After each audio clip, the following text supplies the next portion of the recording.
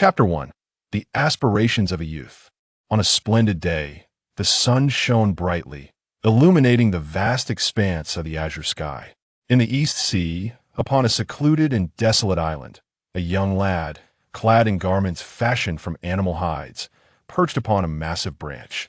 Despite his seemingly slender frame, he possessed remarkable strength. With his chin resting on his hand, he gazed despondently at the wild beasts scurrying below, his heart heavy with melancholy. The boy, known as Fonshine, had spent the majority of his 16 years on this forsaken island, where he had survived for over a decade. From the moment he became aware of his surroundings, he had subsisted on the creatures inhabiting this forest. Snakes, boars, tigers, leopards, elephants, and moray had feasted upon them all. As of today, he had exhausted every consumable resource on the island, having devoured each wild beast numerous times over, leaving him utterly disinterested in further consumption. Yet, the pangs of hunger gnawed at him, for without sustenance, his strength would wane. This forest teemed with ferocious predators, and though he possessed combat prowess, he had no fear of confrontation. However, should his strength diminish, he would find himself in peril, vulnerable to being devoured by these formidable beasts. Frustration overwhelmed him as he pondered his predicament. Why, you foolish boy, having consumed all that the island offers, why not feast upon the skies or the seas? There are plenty of edible treasures above and below. A voice suddenly chimed from within his garments. Upon closer inspection, he discovered it was a sleek black cat. The feline size was comparable to Fanxin's head, and it exuded an uncanny intelligence, its eyes darting about with life. To his astonishment, it spoke with the fluency of a human, its mouth moving in perfect synchrony with its words. Black cat, your words sound delightful, but as a mere human, how am I to soar through the skies? The depths of the ocean are fraught with perilous sea creatures, including the fearsome sea kings. In the water, my combat capabilities would be severely diminished. If I were to fall into the clutches of a sea king, my fate would be sealed, Fonshine replied, stroking the cat's head with a sigh of resignation. His words rang true. He had contemplated such ventures, yet found himself incapable of executing them. Your limitations do not apply to me, you simpleton, the black cat retorted with a mischievous grin, unfazed by Fanxin's dismay. What do you mean?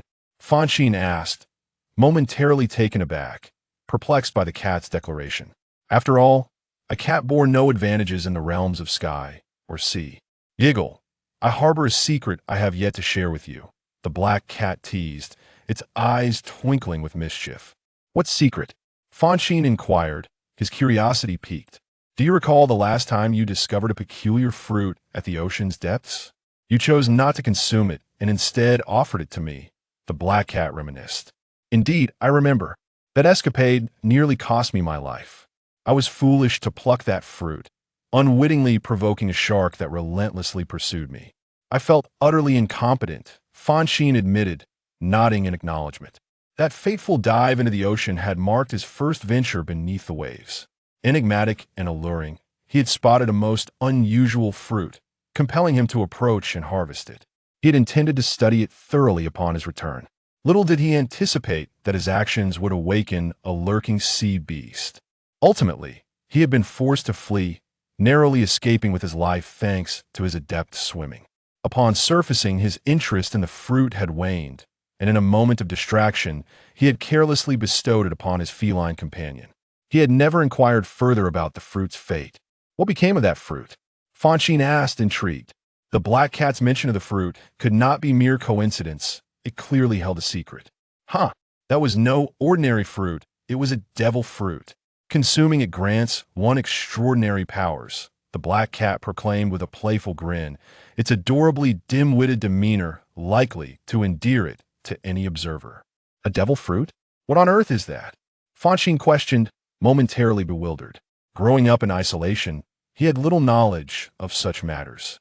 I cannot say for certain, but after I consumed it, a torrent of information flooded my mind, imparted by the fruit itself, the black cat replied, shaking its head. Oh, and what abilities did you acquire? Show me at once, Fonshine urged, eager to witness the cat's newfound prowess. Certainly, The black cat exclaimed, its enthusiasm palpable. It leaped from Fanxin's clothing and landed gracefully on a nearby branch. My ability is mechanization, allowing me to transform between a black cat and a machine, as well as create various mechanical constructs, provided I have the necessary materials. For now, I lack the materials for manufacturing, so allow me to demonstrate my own mechanization. Go ahead, Fonshine exclaimed, his eyes wide with anticipation, eager to behold the cat's capabilities. If they proved formidable, his future endeavors would be far more secure. Steel transformation, the black cat declared, and in an instant, a shimmering light erupted from its eyes, enveloping its form before fading away. You may touch me now, feel for yourself the transformation I have undergone, the black cat said, sidling up to Fonshine with a grin. Ah, is that all? Fonshine remarked, confused as he had seen no visible change, only a fleeting glimmer that swept across the cat's body. Indeed, if you doubt me, feel for yourself. The black cat insisted, nodding affirmatively. Tentatively, Fonshine extended his hand, his skepticism lingering. However, upon contact, he was taken aback to find the black cat's form rigid and unyielding, like iron. Even the softness of its belly and fur felt as solid as steel. Whoa! Fonshine stammered, astonished. The powers of the devil fruit were indeed remarkable, enabling such a swift alteration in the cat's physical composition. Huh, what do you think? Pretty impressive, right? The black cat beamed proudly. Quite impressive indeed. With such abilities, should a tiger attempt to bite you, you would emerge unscathed, Fonshine acknowledged, nodding in agreement, realizing just how formidable the transformation was. Humph! If they dare to bite me, I shall shatter their teeth. Let us see how they fare in the future. The black cat retorted with a haughty flick of its tail. Chapter 2. The Unusual Powers. Quickly, show me your other abilities. Fonshine urged, excitement bubbling within him. If the black cat's initial power was this extraordinary, he could hardly contain his eagerness to discover what other marvels awaited him. If they proved even more astounding, his safety within the forest would be assured. The forest was fraught with danger, and he had sustained injuries almost daily. Thankfully, his own strength and experience, coupled with the keen instincts of his feline companion, had enabled him to navigate these treacherous woods with relative ease. Yet, while he had avoided any life-threatening wounds, minor injuries were a constant reminder of the lurking dangers. To mitigate these threats, he needed to bolster his own capabilities. As his partner, the black cat's growth would inherently benefit him, allowing him to reap the rewards of its development. You are quite the impatient one. Very well, it is only fitting since you provided me with that fruit, the black cat conceded, nodding. It promptly retracted its steel transformation. With renewed vigor, it proclaimed mechanization. Once more, a radiant light enveloped its form. The black cat then rose onto its hind legs, morphing into a hybrid of cat and human, before further transforming into a robotic figure, akin to a diminutive version of Fonshine. I am little Fonshine, tee-hee. The black cat chuckled, its playful demeanor evident. How delightful! Fonshine exclaimed, his face lighting up with joy at the sight. It was as if he were witnessing a shape-shifting marvel. Do you possess any additional abilities? Fonshine eagerly inquired. Indeed, I have many. Just wait and see. The black cat replied, grinning. Next, I shall demonstrate my combat abilities. Pay close attention, it instructed. With a graceful leap, the black cat ascended into the air, reaching a height where Fonshine expected it to plummet back to the ground. However, to his astonishment, the black cat did not fall. Instead, a radiant glow emanated from its hind legs, propelling it higher into the sky. After altering the orientation of its hind legs, its flight direction immediately transformed. Thus, it soared effortlessly through the skies, unhindered in its movements. After 5 minutes of flight, it descended before Fonshine and proclaimed, "This is my flying prowess. I can soar for extended periods and even carry you along, provided there are sufficient resources. As long as my energy holds, I can remain aloft. However, should my energy wane, I would have no choice but to descend, or else I risk plummeting from the heights, ultimately resulting in my disintegration. It's no wonder you claim you can catch the great birds of the sky. It turns out you can fly yourself." Fonshine exclaimed with a smile. Indeed, The black cat nodded in affirmation. Is there more? Fonshine inquired. Certainly. Do you see that towering tree over there? The black cat said, pointing towards a robust tree in the distance. I see it, but what of it? Fonshine asked, puzzled. Hee, with a single strike, I can obliterate it. Do you believe me? The black cat replied, its face brimming with confidence, as if victory were assured. I believe you without a shadow of a doubt, Fonshine said without hesitation. Had he been unaware of the black cat's extraordinary abilities, he would have dismissed its words as mere bragging. However, now he understood with such remarkable powers already displayed, what could possibly follow. Thus, he was unwavering in his belief that the black cat could indeed vanquish that tree with a single blow. Smart of you to recognize. The black cat smirked with pride. Then, without hesitation, it bellowed, transform. Fully automated cannon, activate. In an instant, its form began to shift, and soon its entire body morphed into a cannon, adorned with numerous gun barrels. After a brief pause, the black cat shouted, fire. In mere moments, an onslaught of projectiles erupted from the barrels, hurtling towards the tree and striking it without fail. Under the barrage of such relentless firepower, the tree could not withstand the tremendous force and snapped in two. Seeing the tree topple towards him, Fonshine quickly scooped up the black cat and leapt to the ground, swiftly making his escape. Wow, that's impressive. Fonshine marveled from a distance, astonished. If he possessed such power, who in the forest would dare challenge him? Of course, the black cat replied, grinning with satisfaction. And there's more. Then why not demonstrate it? Fonshine retorted, somewhat exasperated. I already have. You simply didn't notice, the black cat chuckled. Oh, what ability is that? Do tell. Fonshine urged. X-ray vision, I can see right through your body. Your clothing is merely a facade before me. The black cat laughed. Goodness, are you spying on me? Be careful, or I might just retaliate. Fonshine warned, feigning menace. Not the least bit interested in you, the black cat scoffed. I know, you're intrigued by female cats. Fonshine laughed heartily. And so, the cat and the boy engaged in playful banter as they made their way home. Fanxin's abode was a spacious cave, ample enough to accommodate a dozen people. He had stumbled upon it shortly after coming of age, and had since claimed it as his dwelling. The interior was modestly furnished, containing only a few everyday items and a bed for resting, while the remainder consisted of hunting tools. Upon entering the cave, Fonshine seated himself on his bed, placing the black cat beside him. The black cat had reverted to its original form, appearing utterly adorable and endearing. Black cat, could you craft me a suit of armor that enables flight? I wish to catch the birds of the sky, Fonshine proposed. Inspired by the black cat's formidable abilities, he found himself yearning for a similar power. If only he could acquire a devil fruit, alas. Such treasures were rare and elusive, existing only in his aspirations. Not a problem.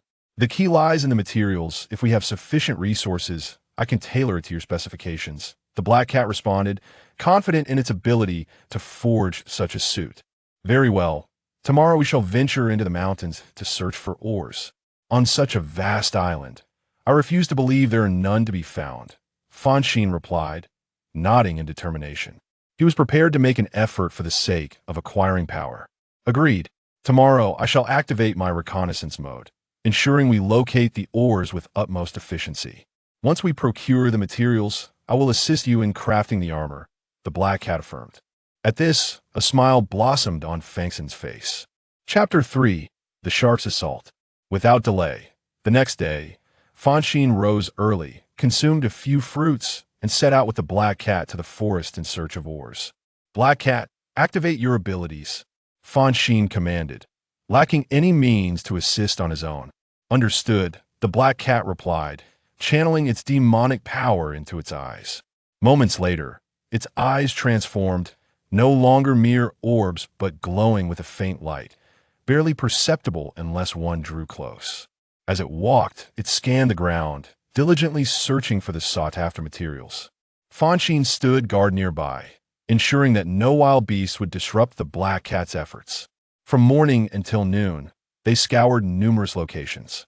Regrettably, they found no trace of the required ores, leaving Fonshine feeling quite disheartened.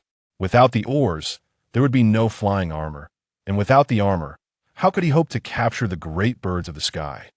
Although he could enlist the assistance of the black cat, he was a person who preferred to rely on his own abilities and was not fond of seeking help from others in his pursuits. Despite not having found anything thus far, they did not lose hope. After enjoying their lunch, they resumed their search, expanding the area they scoured. Yet, they still failed to uncover the precious or they sought. This disheartening pattern persisted for several days. Is there truly nothing? Fonshine inquired, casting a glance at the black cat.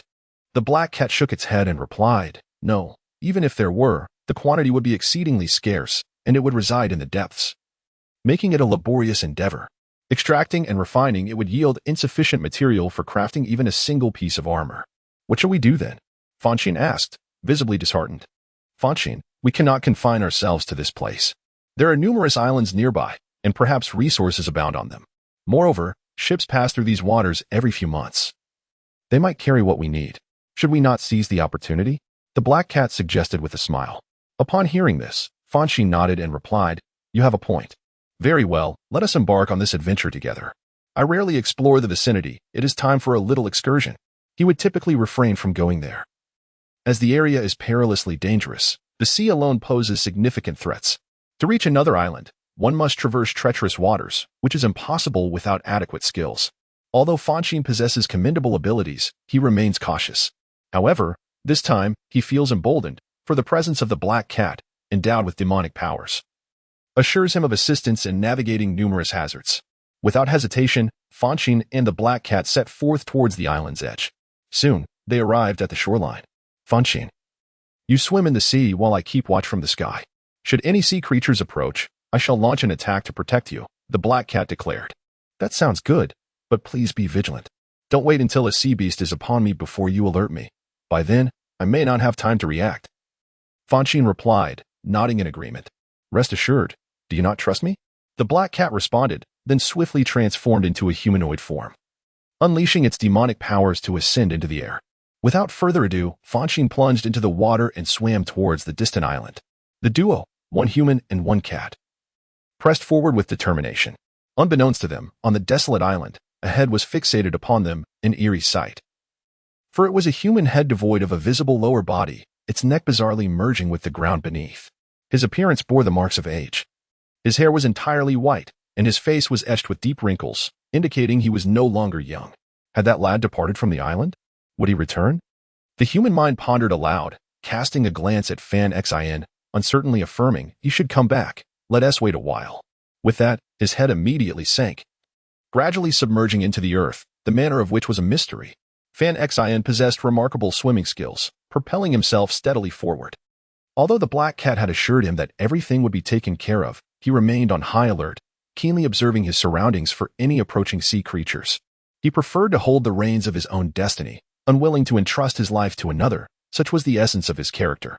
After an hour of swimming, fatigue began to set in, prompting him to pause momentarily in the midst of the sea before resuming his journey.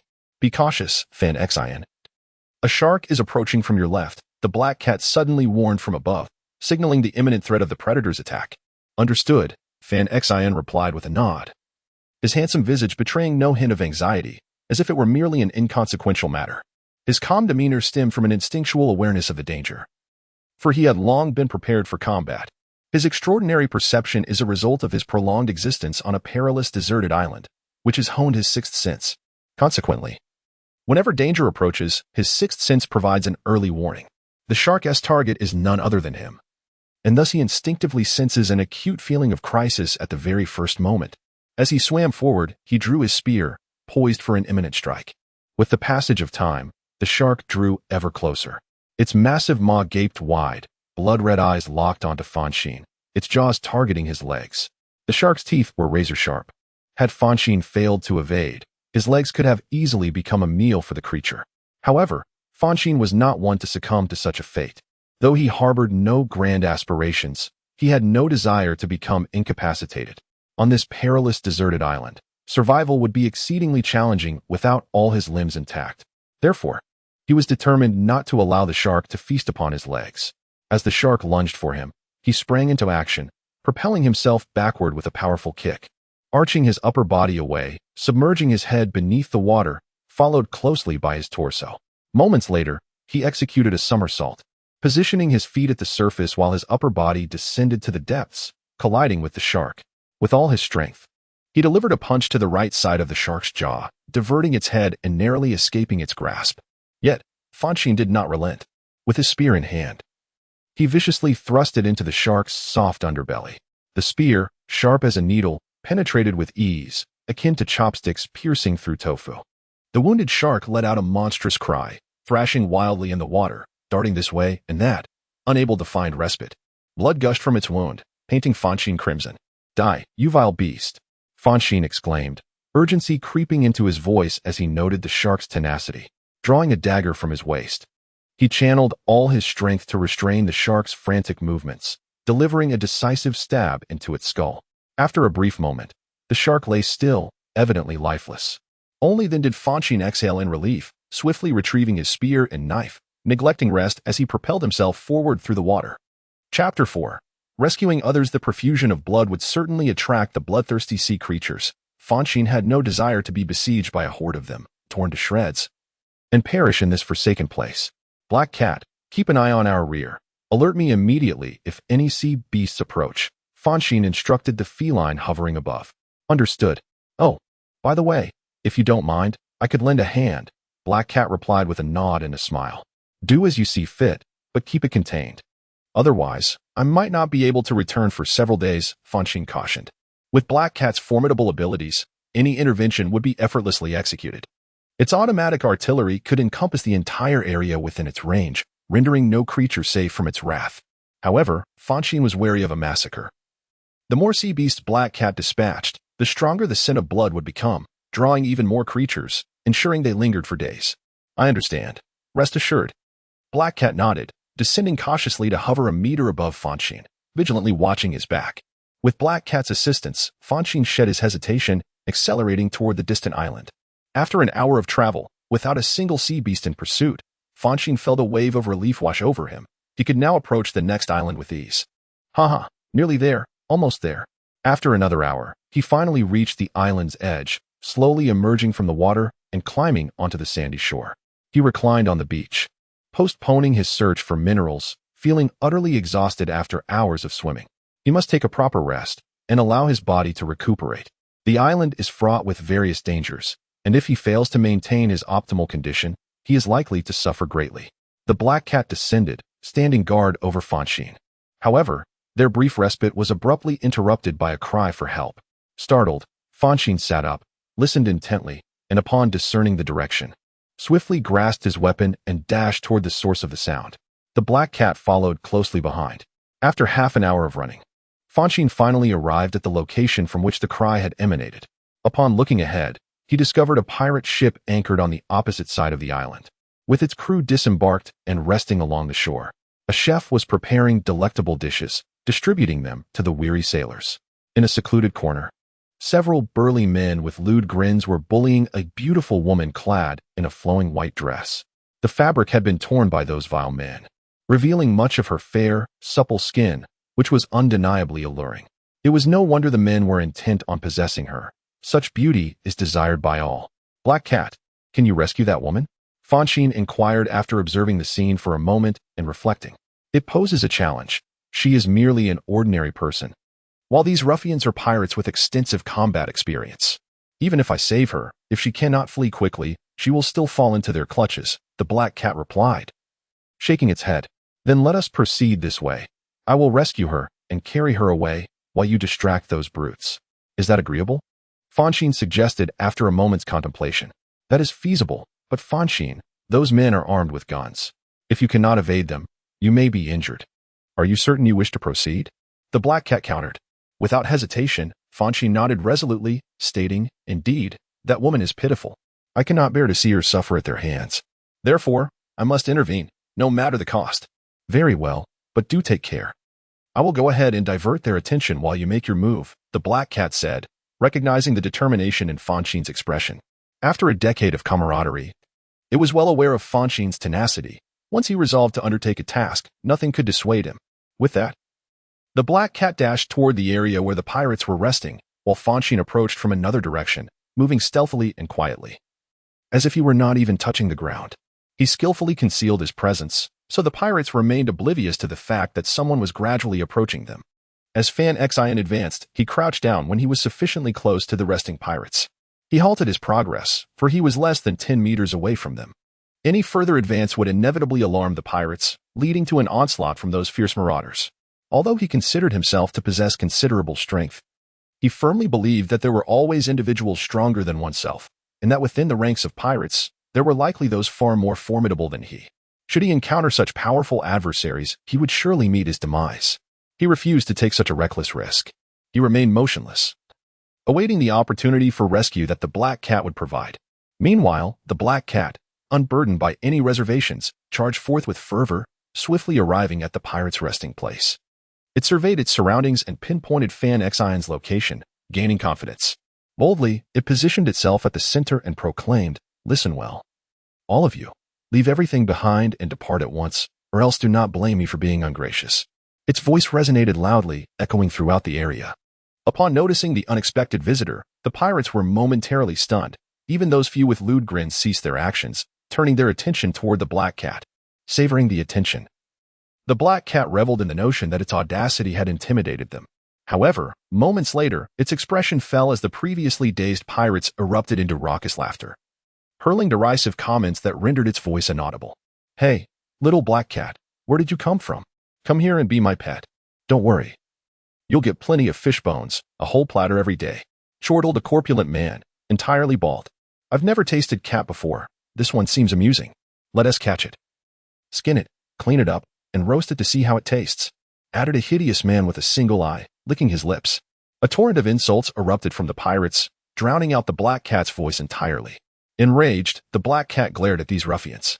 Had it not consumed the devil fruit, it might have endured the situation, as their numbers and strength posed a significant threat. However, having ingested the devil fruit and adapted to its powers, it was resolute in teaching these rogues a lesson for daring to disregard it. It was determined to make them recognize its formidable presence. "How dare you mock me? The mighty Black Cat, you have thoroughly incited my wrath," it declared coldly, surveying the pirates with disdain. "You may as well prepare for death." Yet, the pirates remained unfazed by the Black Cat's threats, their laughter growing even louder. "Humph." With a contemptuous snort, the Black Cat summoned its demonic powers and began to transform. Its body soon enveloped in an aura of formidable energy. Without hesitation, it charged toward the most boisterous of the pirates. The pirates, lost in their revelry, paid little heed to the approaching creature. To them, a mere cat posed no real threat. If it proved troublesome, they would simply dispose of it and feast upon its flesh. However, the next moment, laughter was replaced by shock. As the Black Cat lunged at the corpulent man, it struck with blinding speed, slashing his throat. Blood gushed forth like a geyser, drenching those nearby in crimson. The sight of the gruesome scene sobered the pirates instantly. Seasoned by battles, they recognized their grave miscalculation. This Black Cat was no ordinary feline, but a lethal beast. "Attention, everyone. This Black Cat is formidable. Do not underestimate it," warned a burly man, his chest bare and muscles rippling. "He is a swordsman, a long sword hanging at his waist, so lengthy that its tip still grazes the ground even while he stands. Among the pirates, he must command considerable respect and authority when he speaks." All the pirates nod in agreement, rising to prepare for a confrontation with the Black Cat. So, they intend to instigate a group battle. The Black Cat surveyed the surroundings with disdain, declaring, "If that is your wish, then come forth. I fear you not." "Humph, little Black Cat, I underestimated you earlier. However, this time, we shall not be careless. You have slain one of our crew members, and you shall pay with your life."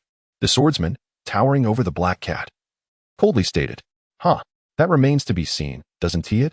The Black Cat retorted with a scoff, refraining from further words and launching a fierce assault. Small in stature yet remarkably agile, it darted among the pirates with ease. The pirates, bewildered, hesitated to strike, for each time they attempted to attack, the Black Cat would cunningly evade, positioning itself beside another pirate, causing them to inadvertently strike their own comrades.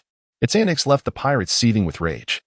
After toying with the pirates for a while, the Black Cat made its way to the pirate ship.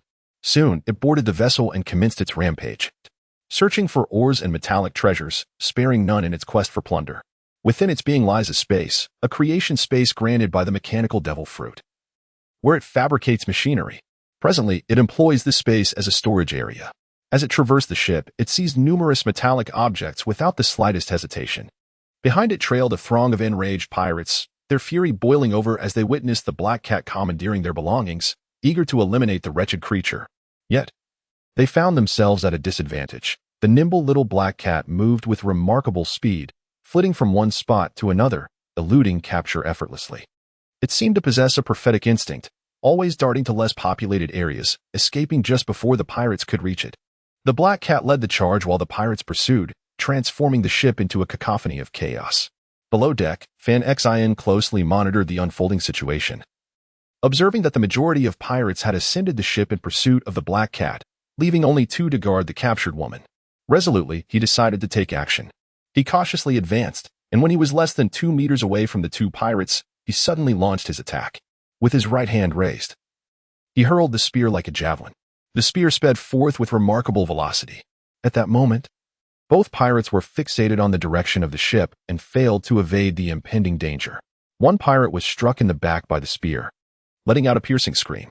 The cry startled the other pirate, who first glanced at his companion, then turned to see the figure of Fanxin. The man's face was already unappealing, marred by several scars that rendered him particularly menacing. Any ordinary person would surely be intimidated upon seeing him. However, Fanxin was no ordinary individual. Having grown up in a perilous forest, he had encountered beasts far more ferocious and grotesque than this pirate. Consequently, he regarded his adversary with calmness, devoid of any fear. The pirate, upon spotting Fanxin, let out an enraged roar before swiftly drawing his pistol, intent on eliminating him. Fanxin, however, was well prepared and promptly threw his dagger at the pirate before immediately dropping to the ground to evade the gunfire. As soon as he concealed himself, the man fired his weapon. However, his aim proved to be rather poor, as multiple shots went astray, failing to hit their mark. In contrast, his throwing knife found its target, piercing the assailant's right chest. The man let out a pained cry, his grip faltering, causing the gun to slip from his hand and clatter to the ground. Seizing the opportunity, Fanxin sprang up and swiftly pounced upon him, pinning him down. He delivered several decisive blows to the assailant's throat, face, nose, and sensitive areas, incapacitating him. Subsequently, he retrieved the short blade embedded in the man's chest and plunged it into him once more, continuing until the resistance ceased. The opponent, displaying remarkable vitality, was not yet lifeless. Nevertheless, Fanxin had no intention of lingering in this conflict. He was here to rescue, not to kill. He sheathed his dagger at his waist, picked up the pistol from the ground, and then dashed to the woman's side. Without regard for her willingness, he hoisted her onto his shoulder and sprinted towards the depths of the forest. As soon as he departed, gunfire erupted behind him. Those were the crew members from the ship, who had just been in pursuit of the Black Cat, startled by the sound of gunfire from outside. They emerged to witness Fonshine in the act of rescuing someone. Consequently, they opened fire. However, Fonshine, with his agile physique, managed to evade their shots. With a series of leaps, he darted into the dense jungle and vanished from sight. Chapter 6. Pillage. The pirates promptly disembarked, initiating the chase after Fonshine. Nevertheless, Fonshine proved to be exceedingly cunning, consistently maneuvering deeper into the thickest parts of the jungle. Although the pirates were formidable, they excelled only in maritime confrontations. Within the dense foliage, they found themselves at a distinct disadvantage. In contrast, Fonshine had grown up in the forest, battling fierce beasts daily, and thus navigated the wilderness with remarkable ease. After a fruitless pursuit, the pirates realized that Fonshine had completely eluded them, leaving them both frustrated and resigned to retreat. Upon returning to the ship, they tended to their injured comrades while resuming their pursuit of the Black Cat. They speculated that the Black Cat must be in cahoots with the boy. Unable to capture Fonshine, they vented their frustration on the feline. However, the Black Cat remained unperturbed. It glanced towards the forest and noticed that Fonshine had departed safely, which allowed it to breathe a sigh of relief. Subsequently, it ceased to concern itself with Fonshine and began to ruthlessly plunder. It meticulously gathered every iron object and useful item from the pirate ship, leaving no trace behind. Once this task was completed, the Black Cat swiftly transformed into its human form and, with a sudden flourish, soared into the sky, departing from the pirate ship in pursuit of the direction Fonshine had taken. On board the pirate ship, the crew was utterly exhausted, panting heavily with flushed faces. "Curse that wretched little Black Cat! If it weren't for the ship, I would have killed it," grumbled a bold pirate with fierce intensity. This vessel belonged to them, and on board, they dared not fire their weapons, for damaging the ship would complicate matters. This was not a repair yard, despite the presence of a shipwright. However, if the ship sustained significant damage, the shipwright would be of little use. Their hands were tied, which allowed the Black Cat to wreak havoc on the ship, plundering at will. They have yet to assess the extent of their losses, though they are convinced it must be substantial. Indeed, it is imperative to eliminate it. A disheveled crew member, resembling a nest of chickens, nodded in agreement. Subsequently, the other crew members began to voice their opinions, each uttering venomous remarks. Enough of this idle chatter. Swiftly investigate what has been lost aboard the ship. Otherwise, when the captain returns, you shall all bear the consequences. Just as the group was venting their frustrations and hurling insults at the little Black Cat, a towering figure strode in, commanding attention with a cold reprimand. This was a man of considerable stature, standing over 3 meters tall, towering above the average person, clad in a form-fitting outfit. He draped a white trench coat over his shoulders, billowing in the wind, exuding an air of formidable authority. He wore a mask that obscured his features. Yet his piercing eyes were undeniably sharp, as he surveyed his surroundings. Every crew member who met his gaze dared not utter a word and promptly began to inspect the items aboard the ship. This man commanded such respect due to his formidable strength. Aside from the captain, he was the most powerful presence on the vessel. Moreover, he held the esteemed title of first mate within the pirate crew. Unless the captain issued a command, his words were the ultimate directive. The crew, numerous in number, acted in unison with remarkable efficiency. In less than 10 minutes, they completed their search. Subsequently, they gathered before the first mate to report their findings. First Mate Dick. All the weapons aboard are gone. They were taken by that little Black Cat. First Mate, the cooking pots, wash basins, and all iron items have been removed. Not a single piece left behind. First Mate, even the captain's private storeroom was looted. Everything inside has vanished completely. Each crew member reported back with grim news, devoid of any good tidings. Upon hearing this, First Mate Dick was infuriated. They were pirates, accustomed to plundering others, never having experienced such theft themselves. This time, they had been thoroughly stripped of their possessions, and their reputation was in tatters. You say the captain's private storeroom was looted? First Mate Dick stepped forward, his large hand seizing the crew member who had made the claim, his voice cold and commanding. Why yes, First Mate Dick, it's true. If you doubt it, you may verify for yourself.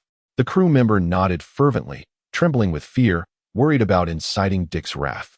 If First Mate Dick decided to take his life, it would be the end for him, and he had no desire to meet such a fate. Damn it, that wretched little Black Cat. I shall not let this go unpunished. First Mate Dick flung the crew member aside and ordered, that little Black Cat must still be on this island. From now on, arm yourselves and pursue it. We must reclaim every item that was taken, especially those from the captain's private storeroom. Not a single item must be missing, otherwise we shall all bear the consequences. Do you understand? Yes, but First Mate, the forest is vast, and we are few in number. How will we search? The crew members nodded, yet they were faced with a dilemma. Though they had hundreds of crew members, scattering them across such a large forest would render them ineffective. Additionally, the woods were home to ferocious beasts, and their search could easily lead to encounters with predators. They might become the next meal for the wild creatures. I understand. But do you wish to face the captain's wrath? Dick retorted. I know some of you have witnessed the captain's fury. When he rages, he shows no mercy. Do you truly wish to risk your lives? He was acutely aware that the little Black Cat had fled into the depths of the forest, and capturing it would prove exceedingly challenging, for the forest was indeed vast. However, he found himself compelled to undertake this endeavor, for the captain was a man of formidable ferocity. The items within the private warehouse were his prized possessions, should they fail to retrieve them. The captain would undoubtedly show them no mercy. He could not guarantee how the captain would react upon discovering the loss of his precious belongings. Should the captain decide to take matters into his own hands, none of them would escape. Their combined strength was no match for the captain. Upon hearing this, the crew fell silent. Those who had previously witnessed the captain's fury wore expressions of dread. All right, go on, search diligently. We must recover all the treasures before the captain returns, lest we incur his wrath, bellowed First Mate Dick.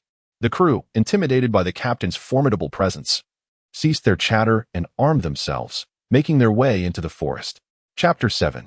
The Great Escape. Once all the crew members had disembarked and ventured into the woods, First Mate Dick approached the bow of the ship and cast a glance toward the forest. After a moment of hesitation, he released a small boat from the cabin. He then boarded the vessel and swiftly departed from the scene. His actions clearly indicated his intention to flee. Indeed, First Mate Dick sought to escape. The ship had lost numerous treasures, especially those favored by the captain, and the likelihood of recovery was slim. Once that young lad disappeared into the forest, locating him would prove exceedingly difficult. Without finding the boy, they would be unable to reclaim the treasures. At that point, the captain would undoubtedly erupt in anger. And no one understood the captain's terrifying nature better than he did, for he had been the first to follow the captain. He followed the captain closely, observing every action of his. Anyone who dared to displease him would face immediate execution, regardless of whether they were allies or outsiders, without exception. Moreover, his methods of killing were exceedingly brutal, characterized by sheer cruelty. He had no desire to fall victim to the captain's brutal whims, so his only recourse was to flee, far, far away. In doing so, the captain would be unable to locate him, ensuring his safety.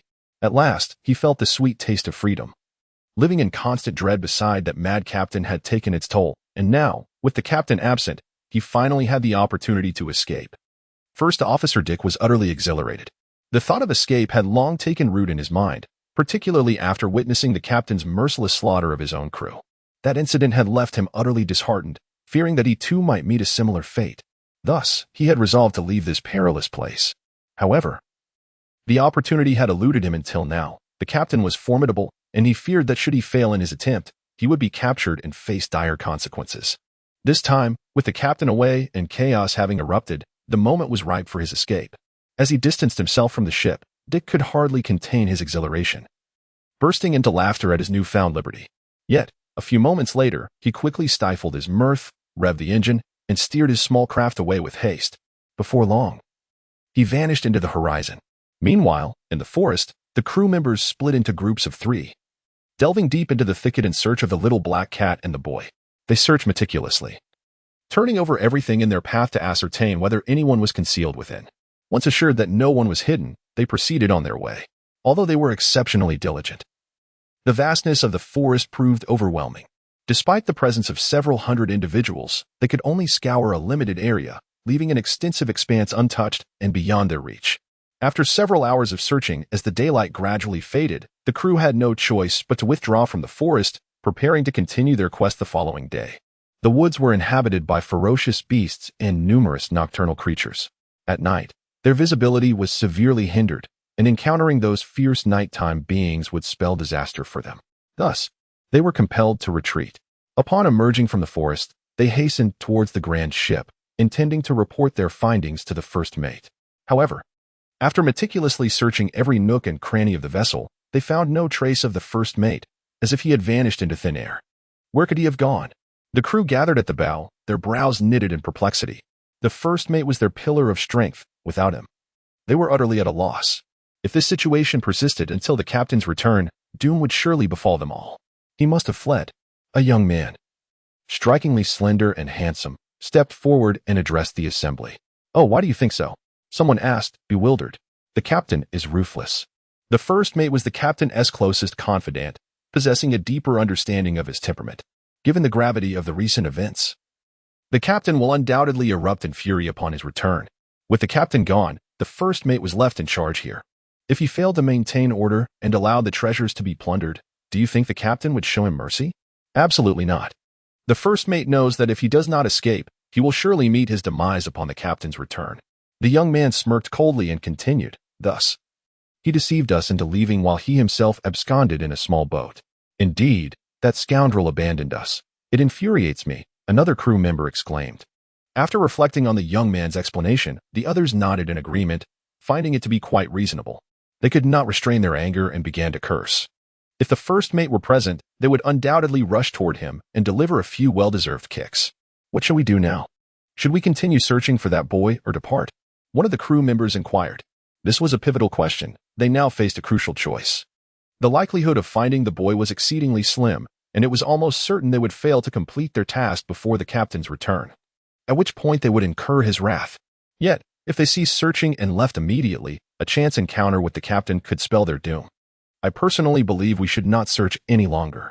With our numbers, it is impossible to locate that boy and a cat amidst such vast wilderness. The previously mentioned handsome young man asserted.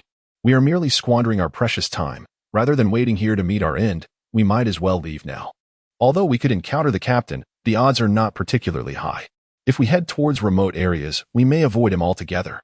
That's a valid point. I have decided to leave, someone responded. Yes, yes, let us not search any longer. We must leave at once. If the captain returns, we shall all perish. The crew engaged in animated discussions, and soon, the calls to depart grew louder. Those who had been too frightened to leave quickly shifted their perspectives. Very well. Let us hasten to set sail. We must depart from this place post-haste. Otherwise, when the captain returns, we will find it impossible to escape. The handsome young man urged. The crew nodded in unison, without hesitation, and promptly took their positions, setting sail towards the horizon. They were once a band of pirates, yet at this moment, they have all fled, betraying their captain. If this were to spread, it would surely provoke laughter among others. Chapter 8. The captain's return an hour after the crew's departure. A small boat appeared on the sea, heading directly towards the island where Fonshine resided. On board the vessel, a tall man sat, indulging in food and drink. His physique was robust, with bulging muscles resembling coiled serpents. His countenance was rugged, adorned with stubble, yet atop his head was a bald crown. A ghastly scar marred his face, stretching from his left forehead to the right side of his jaw, resembling a menacing centipede, instilling fear in those who beheld it. His eyes were shrouded in an ominous darkness, exuding a chilling aura. Come, partake in some food. You must have gone days without sustenance. After devouring a chunk of meat until only a mere bone remained, the man cast it aside before a small creature seated beside him, inviting it to lick the remnants. This creature was a fox, pure white, akin to a clump of snow fallen in winter. It was diminutive, no larger than the man's palm. Adorned with an iron collar intricately etched with bizarre symbols, the meanings of which eluded understanding. The little fox glanced at the bone with disdain, choosing to disregard it. However, its indifference incensed the man, who swiftly struck the fox, sending it hurtling away. Had it not been for the tether attached to its collar, the fox would have plummeted into the ocean. Although it did not fall into the water, it found itself suspended by the collar, gasping for breath. It struggled incessantly.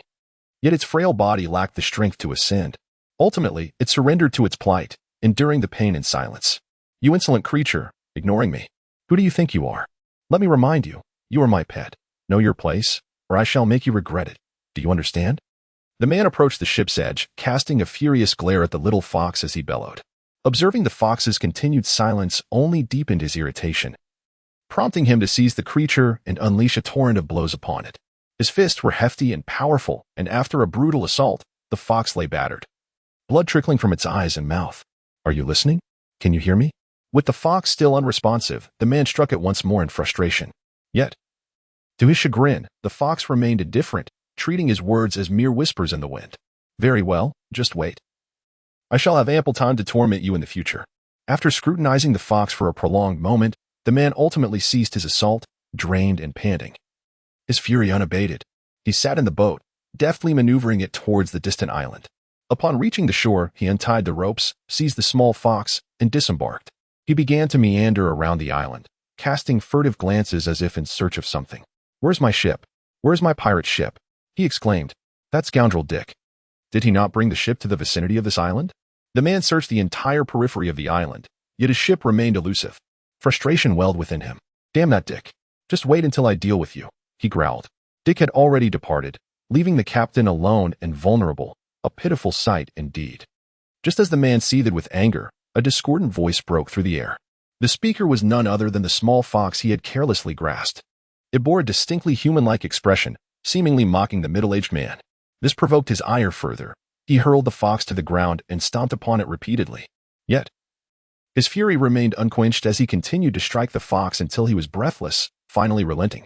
Are you going to speak again? Let me assure you. Dick would never betray me, he retorted coldly. This man was none other than Clark, the captain of the pirate crew that had recently anchored near the island, a ruthless figure who would not tolerate even the slightest mockery. Anyone who dared to ridicule him, even in jest, would find themselves on the receiving end of a brutal beating, left bloodied and broken until they recanted. If they did not acquiesce, he would imprison them, subjecting them to relentless torment, unless he inadvertently killed them. Only then would the suffering cease. However, should they concede, it would spell their demise, for he would eliminate them without hesitation. You deceive only yourself, Clark. Your crew has long grown weary of your tyrannical ways, merely biding their time out of fear of your wrath. The moment an opportunity arises, they will abandon you without remorse, the fox spoke. This time, they have finally found their chance and left you behind. You lie. You are speaking nonsense, Clark shouted, Infuriated by the fox's words, he lunged forward, ready to strike the fox once more. However, this time, the fox nimbly evaded him and darted towards the place where the small boat was moored. In an instant, it raised its paw and obliterated the vessel. With the boat destroyed, the fox faced Clark with poise, declaring, "You are now without a ship. It is impossible for you to leave this island. You shall remain here with me, enduring the twilight of your life. Damn you, fox. You are quite audacious. But do not forget, I hold your fate in my hands. Do you wish to perish? If not, come here obediently, and perhaps I shall spare you," Clark replied coldly. What is a mere body to me? If it is destroyed, I shall simply find another. Though this may diminish my power, it is far preferable to remaining by your side, tormented by your madness, the fox retorted with a chuckle. Rest assured, the pain you have inflicted upon me will be repaid tenfold, so await your reckoning. The fox harbored deep resentment towards Clark, for it had been grievously injured and rendered immobile, allowing Clark to capture it. He had secured it with a peculiar collar, stripping it of its freedom and forcing it to serve his whims. If the fox succeeded in its tasks, Clark would strike it. If it failed, the punishment was the same. Endless suffering became its daily existence, and had it not been for the collar, it would have fled long ago. Over the years, it endured torment while studying the collar's secrets, and after years of relentless effort, it finally unraveled its mysteries. Today, it was prepared to launch a counteroffensive against Clark. Chapter 9. The Fox's Surprise, Part 1. You speak lightly of finding a new body? From what I know, that is no easy feat. Clark scoffed. The soul is exceedingly fragile, without means to strengthen it. Once you lose your physical form, you will find no rest. At this, the fox shot Clark an indignant glare, yet refrained from arguing, for he spoke a truth. The soul was indeed vulnerable. To seek a new vessel, one must possess something to fortify the soul or risk its gradual dissolution over time. Fox, do not resist. Come here. Rest assured, I will not treat you as I did before, Clark implored, slowly advancing towards the fox, intent on capturing it once more. However, the fox had long since developed a distaste for him and would not allow itself to be ensnared again. It leapt away without hesitation and dashed into the depths of the forest. Think you can escape? Such a notion is but a dream, Clark scoffed, muttering something incomprehensible under his breath, likely intelligible only to himself. After a moment of murmuring, he suddenly struck the ground, and a dark chain erupted from his palm. Racing towards the depths of the forest, the chain surged forward with remarkable speed, targeting a small fox darting ahead. Damn it, he had employed that trick. The small fox, noticing the black chain pursuing it, changed its expression and quickened its pace. It harbored a deep-seated fear of that chain, for it was connected to the collar around its neck. Should the black chain ensnare it, it would once again lose its freedom and become Clark's slave, forced to do his bidding. Therefore, it was imperative that the chain did not touch it under any circumstances. The fox's speed skyrocketed as it deftly evaded the dark chain. However, after a brief moment, the chain resumed its relentless pursuit. Frustrated, the small fox swiftly ascended a tree, reaching its highest branch before leaping down again. It incessantly climbed and descended, aiming to elongate the length of the black chain. Thus, Clark would be compelled to expend considerable energy in his attempts to capture it. The chain was tethered to his stamina, and once it was depleted, the fox would be safe. Damn it, to play such tricks on me. Just wait. I will not allow you to succeed. Outside, Clark felt the significant drain on his energy and was immediately displeased, though he was unaware of the happenings within the forest. He sensed that the small fox must have employed some cunning strategy to evade capture. He pondered for a moment before swiftly retracting the black chain. Then, he personally set off towards the forest. He sensed the location of the collar while making his way towards it. He planned to approach the little fox and unleash the black chains once more, rendering any attempt at escape futile. Has it given up? The little fox noticed the disappearance of the black chains and paused momentarily. However, after a brief moment, it resumed its frantic dash, sensing a familiar aura drawing near. Without a second thought, it recognized the source of the menace. Aside from the detestable Clark, it had no friends on this island, having never been here before. It must escape. It must escape. It could not be captured by that scoundrel, or it would lose all hope of ever fleeing again, the little fox mused. This was its first attempt at escape, yet it felt it would be its last. Either it would break free or be ensnared by Clark, destined for eternal captivity. Nevertheless, it had resolved that if capture were inevitable, it would rather choose self-destruction than endure that torment once more. The little fox ran aimlessly, uncertain of its chances of evasion. It only hoped to distance itself as much as possible. After 2 hours of flight, the familiar presence lingered behind, still pursuing it, and despair washed over it. Ah, could there be humans nearby? Suddenly, the little fox detected the presence of humans in a dense thicket. Elation surged within it. If those humans could confront Clark, it might find an escape. Should they vanquish him, it would be utterly free. Without hesitation, it made its way towards the thicket. Upon nearing, it prepared to plunge into the underbrush when it sensed a powerful spiritual aura emanating from the depths of the forest. The essence of the soul was enigmatic, intangible, and unseen, yet undeniably real. Generally, few pay heed to such ethereal matters, for they are exceedingly fragile, dissipating within moments of exposure to light. Thus far, no one had deemed the soul worthy of attention. However, the little fox was different. Being a formidable beast, it possessed profound knowledge of spiritual matters, despite having suffered grievous injuries in a prior battle that diminished its physical prowess. Yet, its mastery of the spiritual realm remained intact. Fortune favors me, how fortunate indeed! Even if my corporeal form is lost, by entering another's body, I can survive in a different guise. The little fox's eyes sparkled with determination as it declared, "Such a powerful soul, my strength should remain unscathed. Let us seek this entity, at long last. I can rid myself of that scoundrel." With a cold snort, it vowed, "Clark, brace yourself. I shall make you acquainted with true suffering." With that, it charged into the thicket without a moment's hesitation. Within the thicket, 2 individuals were present. It was evident that these 2 were none other than Fonshine and the young woman he had rescued. After saving her, Fonshine had fled into the depths of the forest to evade pursuit. Once he sensed that no one was following, he breathed a sigh of relief and decided to rest temporarily. After a time, the girl's emotions stabilized, knowing that Fonshine meant her no harm. She felt a profound sense of security. "Thank you for saving me. Had it not been for you, I might have," she began, but her voice trailed off, aware that Fonshine could surmise the rest. "Let that thought go. You are free now. Once the commotion dies down, you may return home." Fonshine reassured her. "I have no family left. They were all slaughtered by those fiends," the girl replied, tears streaming down her cheeks, her sorrow palpable. Chapter 10, The Little Fox's Surprise, Part 2. Those scoundrels are truly despicable, resorting to such brutality. They deserve nothing less than death, Fonshine exclaimed, his anger surging, his very being radiating a murderous intent, wishing nothing more than to confront those wretches immediately. "What will you do now?" Fonshine inquired with concern, observing the girl. A young woman without means, traversing the world alone, was exceedingly perilous. He feared she might once again fall prey to villainy. "I don't know. I have nowhere to go," she replied, shaking her head. Having never ventured far from home, she had always been with her parents. Now, with their sudden absence, her world felt shrouded in darkness, devoid of any glimmer of hope. Each step seemed to plunge her deeper into an abyss.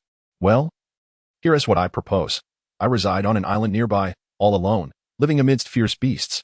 If you don't mind, you may join me there," Fonshine suggested after a moment's contemplation.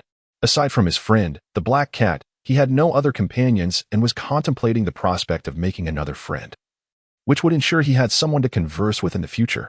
"Of course, if you ever wish to depart, you may leave at any time. I shall construct a vessel for you," Fonshine added. He did not want the other party to misconstrue his intentions as an attempt to imprison her, for that was far from his intention. "Very well, I shall go," the girl nodded, realizing she had nowhere else to turn and could only make do for the time being.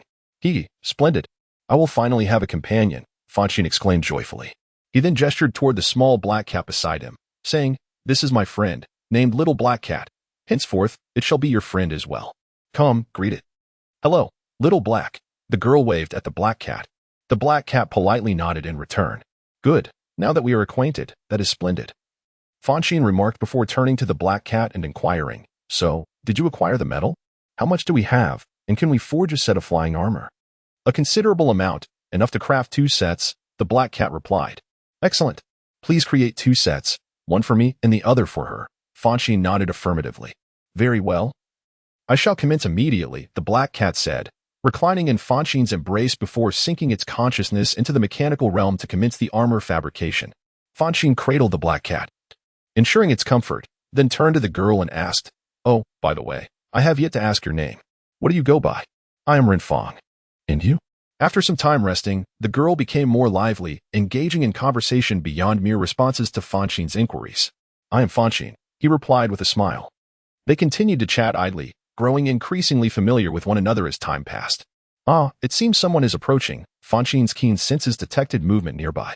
He promptly shook the black cat, saying, "Little black cat, cease for the moment.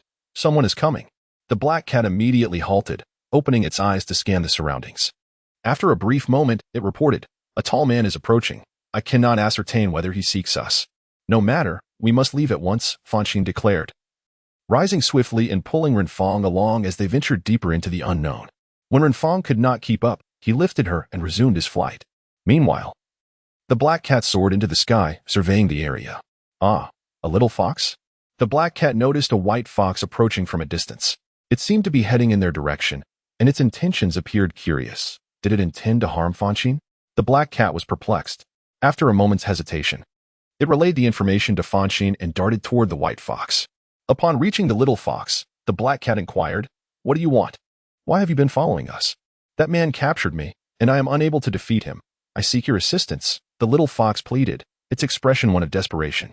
"I apologize, but we are currently fleeing and wish to avoid complications," the black cat firmly declined. They were evading the pursuit of pirates, and revealing their location would spell trouble. "That man is a pirate. The girl you saved was once aboard his ship," the little fox quickly added. It spoke the truth. It had been trailing Clark and was well aware of the individuals aboard the vessel, having seen Renfong taken aboard. "What?" The black cat grew uneasy upon hearing this. After a moment of contemplation, it advised, "You must head that way immediately. We shall separate. This may allow us to elude him." The little fox shook its head, asserting, "It is futile. The collar around my neck has a strange connection to that man. Wherever I go, he can follow me. I cannot shake him off." "Oh, I see now. You lured him here, did you not?" The black cat's irritation was palpable, for they could have enjoyed a peaceful respite here. Yet the little fox had inadvertently brought trouble to their doorstep. "I had no choice. I cannot fight him, so I sought help," the little fox explained, then added, "You must assist me. Otherwise, I shall follow you relentlessly, leaving you with nowhere to hide." Upon hearing this, the black cat felt a surge of frustration.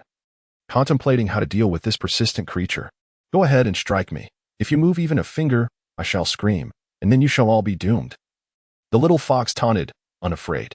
The black cat was exasperated, warning, "Just wait. Once this is over, I shall deal with you." With that, the black cat hurried back to Fonshine to relay the news. The little fox observed the black cat's retreating figure, a sly smile playing at the corners of its mouth. Without hesitation, it followed closely behind. The black cat reached Fonshine and conveyed the situation.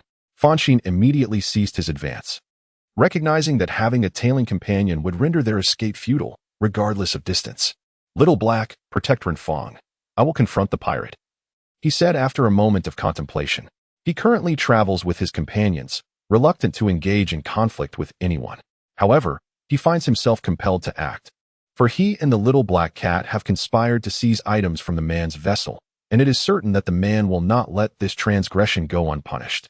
Thus, a confrontation between him and the man is inevitable. Evading the issue serves no purpose, and he harbors no desire to flee. Chapter 11. The Little Fox's Surprise, Part 3. "What? You intend to handle this? Have you lost your mind?" the little black cat exclaimed, momentarily taken aback. Though they possess some strength, it has no desire to confront the man, as he exudes an aura of considerable danger. Moreover, Fonshine's abilities are inferior to its own.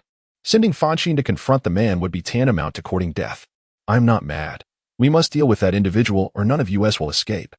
Upon hearing this, Fonshine forced a bitter smile and replied, "If it were possible to avoid the conflict, he would certainly do so, as he is not a belligerent soul. Unfortunately, they can no longer evade the man, who relentlessly pursues them. Once they are exhausted, he will surely catch up. At that point, fleeing will become exceedingly difficult. Thus, he aims to eliminate the man before they reach their limits, thereby granting them a chance at survival. Curse it, all because of that detestable little fox. If it weren't for it, we wouldn't be in this predicament." The little black cat glared with resentment at the little fox trailing closely behind. If it could, it would gladly take action against the fox. Yet, it realizes that the little fox is no ordinary creature. Feeling threatened, it would undoubtedly flee at the first opportunity, making it impossible for the cat to hunt it down. Moreover, should they turn against each other, the pursuing man would quickly close the distance, leading to their mutual destruction. "Enough. There is no use in lamenting our situation further." Fonshine waved his hand, urging the little black cat to cease blaming the little fox. He pondered for a moment and said, "You must immediately take Renfong and escort her to a place of safety. Once you have done so, swiftly craft the armor and send it to me. In the meantime, I shall devise a means to delay our adversary. I will not engage in direct confrontation. Do you understand?" The little black cat informed him that the man posed a significant threat, his strength surpassing even that of the little black cat. If the cat sensed danger, it was evident that he stood little chance against the man. The likelihood of defeating him was almost non-existent. However, having grown up in the forest, he possessed his own advantages. He could leverage the forest resources to maneuver against the man. He was confident that in the short term, the man would be unable to contend with him. Once the little black cat delivered the flying armor, his combat capability would greatly increase. Even if he could not vanquish his opponent, he could escape into the sky with the armor, making it exceedingly difficult for the man to capture him. "Very well. Take care of yourself," said the little black cat, who nodded after a moment of contemplation before promptly leading Renfong away. Fanxin turned to the little fox nearby and said, "You should accompany me. This trouble was brought about by you, and you must contribute your part." "All right. Together we shall defeat that scoundrel," the little fox agreed, nodding. It realized that escape was not an option, as the collar around its neck remained, a tool of control wielded by Clark. As long as it existed, freedom was unattainable. Thus, it must confront Clark. Yet, it felt less anxious now, having acquired an ally. It had observed that although Fanxin's strength was not particularly formidable, he was agile and well-versed in the ways of the forest. Clark would find it challenging to eliminate him, especially with the little fox's assistance. "Then let us proceed," Fanxin affirmed, brandishing his weapon as he advanced toward the man, eager to ascertain just how formidable he truly was. They approached each other, and soon enough, they met. Clark halted, and so did Fanxin, as they locked eyes. Clark glanced around and noticed that the little fox was following a young boy. Smirking, he said, "Hey, little fox, you think that by finding such a small fellow, you could eliminate me, right?" "Humph, Clark, do not overestimate your prowess. Your fame is only due to my assistance. Without me, you are nothing." The little fox retorted with a scoff. "Now that I am not helping you, your strength will diminish significantly," it continued, its face a mask of derision. The fox was not lying. Clark had imprisoned it precisely because of its formidable power, fearing that it was too powerful to control. He bound it with a collar to ensure obedience and quell any rebellion. Previously, it had failed to discover a way to break the collar. Thus it had been forced to comply with his demands. Whenever Clark faced a formidable adversary, it was always the little fox that resolved the crisis. Had Clark confronted them himself, he would have perished long ago. Now, having completely severed ties with Clark, it was no longer inclined to assist him. Clark's combat effectiveness would undoubtedly plummet, and with a slightly stronger opponent, he could easily be vanquished. Upon hearing this, Clark's face contorted with rage. For the little fox spoke the truth. "Humph, as long as I am here, you cannot lay a finger on me. With just this little fellow, you will find it far from easy to take my life." Clark seethed for a moment before suddenly bursting into laughter. "Heh, I fear you shall be disappointed. You face not only this boy, but also—" The little fox chuckled, pointing toward the nearby beasts, "those ferocious creatures. I have tampered with them. They will attack you until your demise." "Ah, you possess such abilities, yet you did not employ them before?" Clark's expression shifted as he inquired. "Of course. I taught my disciple well, but I must retain some advantages for myself," the little fox replied. "Moreover, the foes you have provoked are not particularly strong to me. They are akin to trash, and I need not exert my full strength. It is merely your own inadequacy that has forced me to intervene. You audacious wretch. How dare you speak to me so? You seek death." Clark growled, incensed. Since his debut as a pirate, no one had ever spoken to him in such a manner. The little fox's contempt ignited his fury.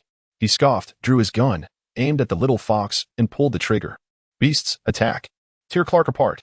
The little fox leaped aside, commanding the surrounding beasts. The creatures charged at Clark as if possessed, their jaws agape, eager to devour him. Chapter 12, The Battle Begins, Part 1. "Humph, you think you can consume me? Not a chance." Clark huffed, drawing his weapon and firing at the oncoming beast without pause. In mere moments, several beasts fell, struck fatally and collapsing to the ground. However, the remaining creatures continued their relentless assault, undeterred by the loss of their companions. At that moment, Clark's weapon ran dry. With no options left, he sought refuge beneath a large tree, reloading his gun from his pouch before continuing to shoot at the beasts. Meanwhile, Fanxin readied his weapon, preparing to pursue Clark. However, the little fox intervened. preventing Fanxin from advancing. Why? Fanxin questioned, bewildered. Clark was preoccupied dealing with the beasts, providing an excellent opportunity for a sneak attack. Humph. What use would it be for you to intervene now? To him, you would merely be another beast. He has plenty of ammunition and will not run out anytime soon. Wait a while longer. When he is out of bullets, that will be your time to strike, the little fox explained. Having spent considerable time by Clark's side, it understood his combat style intimately. Clark favored firearms, wielding them skillfully, always carrying an abundance of ammunition. He feared running out and being pursued by his adversaries. Therefore, he ensured he had ample supplies to ensure his foes met a grisly end. Only when he witnessed their demise could he find solace. Now that the battle had just commenced, Fanxin's intervention would yield no advantage. You intend to exhaust his ammunition with these beasts, do you not? Fanxin inquired, grasping the little fox's strategy. Indeed, once he has depleted his bullets, he will be a cornered beast, and that is when you can strike decisively, the little fox affirmed. Well, if it is so simple, why not just kill him? Why allow yourself to be manipulated? You seem to possess the capability, Fanxin questioned, puzzled. The little fox, aware of Clark's combat methods, could easily orchestrate the beasts to assail him. Once Clark was out of ammunition, he would be defenseless and doomed. Yet, from the earlier exchange, Fanxin discerned that the little fox appeared to be a captive pet of Clark's. A creature so powerful and cunning, yet confined, left him perplexed. Humph. Do you think I want this? I am constrained by circumstance, the little fox replied with a cold huff. Initially, it had not dared to rebel due to ignorance of the collar's secret. Fearful of Clark's wrath, it refrained from acting impulsively. Later, upon learning the truth, it realized it had yet to find a means to strengthen its soul. Should it defy Clark, he would likely obliterate it completely. If the collar were to explode, its physical form would be annihilated, leaving its soul adrift, vulnerable and ephemeral. Without a vessel within a fleeting moment, it would dissipate entirely. Thus, it chose to endure Clark's torment rather than plot his demise. Upon reaching this island, it still had not located a suitable vessel. However, it was now compelled to make a decision. With Clark's crew having fled, he would undoubtedly unleash his fury upon it. Having sustained grave injuries in the past, it had yet to heal completely. If Clark, in his madness, were to continue his torment, it could very well perish. Therefore, it resolved to take a risk on this island. Should Clark seek to destroy it, it would find a beast's body to temporarily harbor its soul, then devise another plan. Initially, it held no hope. However, to its astonishment, it encountered an individual of remarkable soul power on this desolate island. Others may not perceive it, but its own mastery of the soul allowed it to feel the strength of the other party clearly. This was precisely the vessel it required. It was nearly overwhelmed with excitement. With this assurance, what further reservations could it possibly harbor? Thus, it exerted its control over the beasts, compelling them to assail Clark. Even as Clark found himself cornered, contemplating the complete annihilation of this entity, it remained unperturbed, for its soul could be transferred at any moment, devoid of any peril. This was the very source of its fervor for battle. Once Clark fell, it would attain its freedom, liberated from any future confinement. Oh, it seems you harbor a compelling reason, remarked Fonshine, refraining from probing further, respecting the little fox's privacy, as he had no inclination to invade the personal affairs of others. Hey, how do you intend to deal with this fellow? Fonshine inquired. Shall I eliminate him, or will you take matters into your own hands? Defeating Clark was no longer a challenge. Even if he couldn't best him alone, the little fox beside him ensured that together they could vanquish Clark. I shall handle him, the little fox declared with a fierce determination. I will ensure that this scoundrel meets a fate without a grave. Years ago, when Clark had captured it, he had treated it poorly, subjecting it to relentless torment and forcing it into servitude. Despite performing countless tasks for him, Clark had never regarded it as a companion, but merely as a tool. The little fox harbored a deep-seated hatred for Clark, a resentment that had festered over the years. Now, at last, it had a chance for retribution, and it would not hold back. Very well, you may take care of him, Fonshine conceded with a nod, choosing not to contest the little fox's decision. Although he too yearned to slay Clark for having conspired with the little black cat to steal numerous treasures from him, he recognized that there was no room for reconciliation between himself and Clark. If he did not eliminate Clark, Clark would undoubtedly seek his life. Therefore, it was imperative that he act decisively. However, he discerned that the little fox bore a profound grudge against Clark. If he were to slay Clark, the little fox would likely resent him for it. He had no desire to provoke the formidable little fox. Otherwise, he might find himself at a significant disadvantage. After much contemplation, he resolved to relinquish the authority of execution to the little fox. All right, you may proceed now. He should have little ammunition left. The little fox suddenly reminded him after a brief pause. Chapter 13. The battle commences, Part 2. Nodding in agreement, Fonshine hesitated no longer. Drawing his firearm and taking aim at Clark. Bang, bang, bang. Fonshine fired several shots, each one aimed precisely at Clark's vital points. Though Clark's strength was lacking, his instinct for danger was acute. As soon as Fonshine aimed his weapon, Clark began to evade, successfully dodging the majority of the bullets. However, he ultimately sustained a gunshot wound to his shoulder. The bullet, which had originally been aimed at his neck, struck his shoulder instead due to his evasive maneuver. Clark swiftly concealed himself beneath a large tree, refraining from revealing his position or making a sound. Fonshine let out a cold snort, weapon in hand. As he cautiously approached the tree, the surrounding beasts, under the little fox's command, drew closer to the tree as well. If Clark truly had no bullets remaining, he would soon find himself facing the combined assault of over a dozen beasts and Fonshine. What now with no bullets? Beneath the tree, Clark first retrieved a strip of cloth, tightly binding his wounded shoulder to staunch the bleeding. Time was of the essence, and he had no opportunity to tend to it properly. Next, he rummaged through his pockets, only to discover that the once full ammunition pouch was now utterly empty. Panic surged within him, for he was ill-equipped for close combat, even if he were proficient in such a style. Facing a formidable duo of beasts and a human youth was an overwhelming challenge. That little fox, it appears, is intent on my demise. Clark seethed with anger. The little fox had once been his loyal enforcer, compelled to obey his every command. Now, in stark contrast, the little fox was opposing him at every turn, even seeking to end his life, which left him deeply unsettled. Little fox, since you are determined to see me perish, know this, even in death, I will not allow you to find peace. Clark gritted his teeth, speaking with venom. Though you have gained the favor of the god of freedom, your very lifeblood remains in my grasp. Should I destroy that collar, you will be obliterated, reduced to nothingness. Your formidable soul may be powerful, but surviving this ordeal will be exceedingly difficult. Yet, it was not yet time to resort to such extremes. For the moment, he would attempt to negotiate, to see if the little fox might still yield to him. If it refused, he could always seek its end later. Clark pondered to himself. He harbored no desire for death, for he was a timid soul. Yet, when cornered to the brink of despair, he would find himself bereft of options.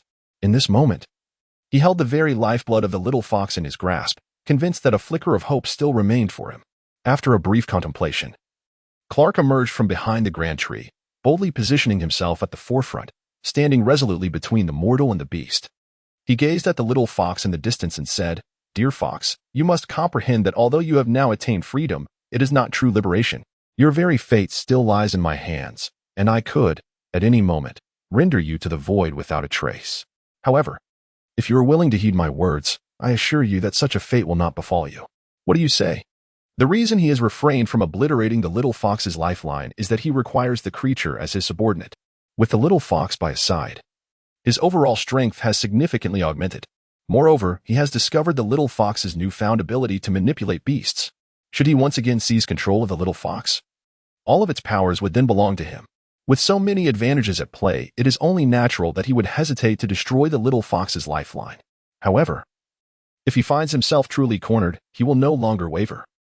Clark, spare me your theatrics. Let me make this clear. I am unafraid. If you possess the capability, then go ahead and destroy my lifeline. Even if you succeed, I assure you, I will not perish. The one who ultimately meets their demise will undoubtedly be you. The little fox remarked with a dismissive snort. It had already identified an individual of formidable spiritual power, now right before its eyes. What does it matter if its physical form is destroyed? It could swiftly enter the body of the mortal, relying on their vessel for a unique rebirth. Thus, it harbored no concern for Clark's threats. They no longer posed any danger to it. Are you truly not afraid? Upon hearing this, Clark furrowed his brow slightly and reiterated his inquiry. Go ahead and make your move. I am eagerly awaiting it, the little fox replied. Its gaze fixed on Clark with anticipation. Clark was instantly filled with confusion. How could the little fox remain so calm? After all, he had dominion over its lifeline and could extinguish it at any moment. Are you certain you are not afraid? Clark still found it difficult to believe and asked once more, adopting a posture as if to cast a spell. Of course, he had no intention of actually reciting any incantation, He merely sought to intimidate the little fox, curious to discern whether it was genuinely fearless or merely feigning bravery. However, in the face of Clark's threats, the little fox sat leisurely atop a large tree, utterly unfazed. "Enough, Clark. Your attempts to frighten me are futile. I no longer fear you," the little fox chuckled, adding, "You should be the one to fear now, for you have run out of bullets. You must defeat these dozen or so ferocious beasts in that formidable youth. You are ill-equipped for close combat. Tread carefully, or you may find yourself torn to shreds. Hiki. You wretch, since you refuse to obey me, I shall utterly destroy you." Clark scoffed, and without further hesitation, he began to chant his incantation. Moments later, he paused. He pointed at the little fox and uttered a single word: explosion. As soon as he finished speaking, the collar around the little fox's neck began to glow, transforming from a silvery hue to a deep crimson. Moments later, the collar erupted with a tremendous explosion. The blast radius was extensive, encompassing a 10-meter circumference centered on the little fox, leaving destruction in its wake. "Hey, little fox, are you all right?" Fanxin's demeanor shifted abruptly. Instead of attacking Clark, he dashed toward the little fox. Despite his unfavorable impression of the creature, which had previously led them into peril, he could not abandon a comrade in arms. "All right? What a joke. It's been utterly disintegrated, departed from this world." Clark cackled menacingly, his expression twisted with malice. "It brought this upon itself for not heeding my warnings. Now it must pay the price." Ignoring Clark's taunts, Fanxin scanned the area and discovered several small fragments of flesh, mere fingertip-sized remnants. The majority of the body was irrevocably lost. Chapter 14. The Battle Commences, Part 3. "You scoundrel." Fanxin turned to glare at Clark with fierce intensity.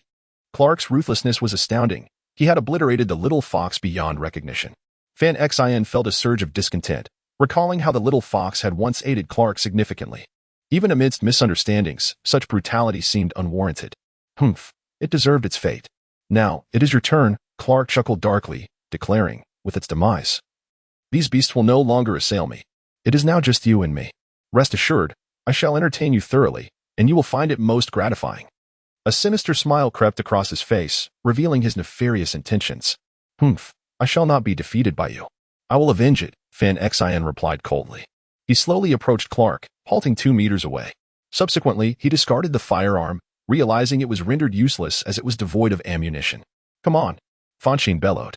Unbeknownst to him, while he focused entirely on Clark, an imperceptible little fox darted into his body, vanishing without a trace. "Then let it be," Clark proclaimed, also casting aside his weapon, having long since exhausted his supply of bullets. He charged towards Fanxin, and as he drew near, he swung his right hand, intending to strike her. Fanxin swiftly sidestepped, evading the blow. Without hesitation, he retaliated, lunging forward to swiftly reach Clark's front. He brandished his fist, aiming a powerful strike at Clark's heart. Although Fanxin's fist was small, it bore immense strength, having once stunned a tiger with a single blow. If Clark were to be hit, he would likely suffer severe injuries, if not worse. Given Clark's towering stature, it was nearly impossible for him to completely evade the attack. Nevertheless, he managed to shift his body slightly, dodging the vital area. Fanxin's punch missed Clark's heart and landed instead on a less critical spot.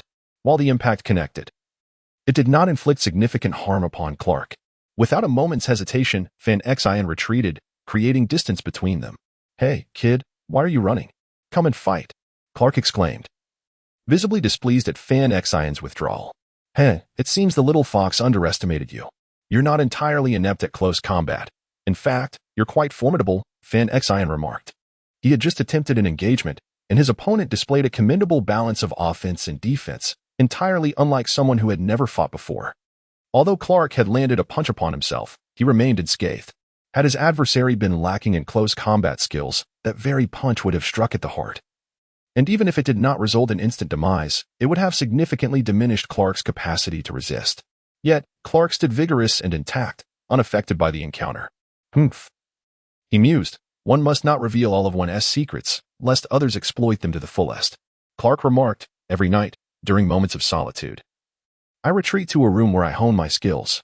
My strength has gradually increased in this manner, unbeknownst to anyone, not even that foolish fox, who harbors the deepest animosity towards me. Therefore, I must keep it in the dark. Humph, young one, underestimate me at your peril. It could lead to your ruin." Clark chuckled. "If you beg for mercy now, I might consider sparing your life." "Pa, what does it matter if you possess skill? If you wish to kill me, It will not be a simple task. This is the jungle, and I have been raised amidst its depths. The jungle is my home, and I can traverse it with unparalleled freedom, unimpeded by any barriers. Fonshine smiled knowingly as she regarded Clark, saying, however, you are at a disadvantage. You are a pirate. And while you may excel upon the seas and the forest, you will find yourself severely hindered. You must guard against me, as well as the wild beasts. Do you truly believe you can manage that? With that, Fonshine swiftly darted into the thickets, vanishing in a mere flicker. He had no desire to engage in a life-or-death struggle with his opponent, for he possessed a far more effective means to vanquish him. Thus, it was only natural that he preferred not to employ the most arduous methods against Clark. Damn it, does this fellow intend to exhaust me to death with this approach? Clark, being astute, quickly discerned Fanxin's intentions and was instantly incensed. Indeed, as the common saying goes, he is quite formidable upon the vast sea. However, when ensnared within the perilous confines of the forest, his capabilities dwindle significantly. Presently, with his vessel destroyed, he finds himself marooned on this island. If fancy frequently ambushes him and wild beasts lend their assistance, his predicament becomes exceedingly dire. I must leave at once, otherwise I shall find myself in grave trouble. After a moment of contemplation, Clark promptly set forth towards the forest's edge, unwilling to linger and become a meal for the beasts. To his dismay, as he sprinted outward, a multitude of ferocious creatures surged after him, their speed far surpassing his own. The intent of these beasts was unmistakably clear. They sought to capture him. What is happening? Why are there so many beasts pursuing me? After running for a brief period, Clark halted abruptly, realizing that the ferocity of these predators outpaced him, having already reached ahead. Continuing forward would be tantamount to delivering himself into their jaws. He stood in place, surveying his surroundings, uncertain of what to do as the beasts had encircled him, gradually advancing closer. If he cannot devise a solution, the consequences would be dire. The beasts cannot possibly move in unison to attack me. They must be under some form of control. Clark muttered to himself, I harbor no enmity towards others, only towards the little fox, and as far as I know, it is only the little fox that possesses the ability to command the beasts. However, I have just slain the little fox, and I can no longer sense its presence. What could be the reason for this? His mind raced as he sought to comprehend everything, for time was of the essence, and a solution must be found. Could it be that the little fox was not truly dead? The recent explosion had utterly obliterated its corporeal form, leaving only its essence behind. If it wished to survive, it must swiftly find a vessel to harbor its spirit. Only then could it have a chance at life. Clark gasped in horror. If it is indeed alive, then everything falls into place. These beasts are under the little fox's command. It has ordered them to attack me. Chapter 15. The Misfortunes of Clark, Part 1. But whose body has it possessed? Clark fell into contemplation. The little fox must first locate a suitable corporeal form to inhabit. Without such a vessel, its fate would be sealed. It seemed that the little fox had indeed found an appropriate host, as it still had the leisure to orchestrate these beasts' assault on him. Ordinary beasts would not suffice. Clark began to analyze, stating, if the beasts could accommodate its spirit, they would have certainly betrayed me by now. Therefore, it cannot be the beasts. Then, it must be. Clark pondered and suddenly chuckled. It must be that youth. Though the reason eludes me, I am convinced it is undoubtedly him. The current situation was exceedingly unfavorable for me. I must eliminate that youth. Only with his demise can all threats be averted. If that youth lives, it is I who shall ultimately perish, Clark murmured. These formidable beasts are under the little fox's influence, and now the little fox has taken residence within that youth. As long as the youth remains alive, the little fox will not perish, and thus, I shall be relentlessly pursued by these ferocious creatures. He possesses no vessel and is unable to escape. He will be relentlessly pursued until his demise. He certainly did not wish to be pursued by ferocious beasts. Such days were filled with torment. Thus, he resolved to return and hunt down that youth. Once the boy was dead, all troubles would vanish. Licking his lips, Clark steeled himself and launched a frenzied assault on the wild creatures, carving a bloody path as he made his way towards the direction in which Fonshine had departed. After Fonshine's departure, she began her search for the little black cat. He called out loudly in the forest, and the little black cat, upon hearing his voice, immediately came to his aid. Soon, he followed the little black cat to a temporary camp. What about that fellow? Has he perished? The little black cat glanced around, noticing the absence of the little fox, and inquired curiously. Yes, Fanxin nodded. He was killed by that Clark. I am unsure what method Clark employed. But the little fox suddenly exploded, leaving only a few fragments of flesh.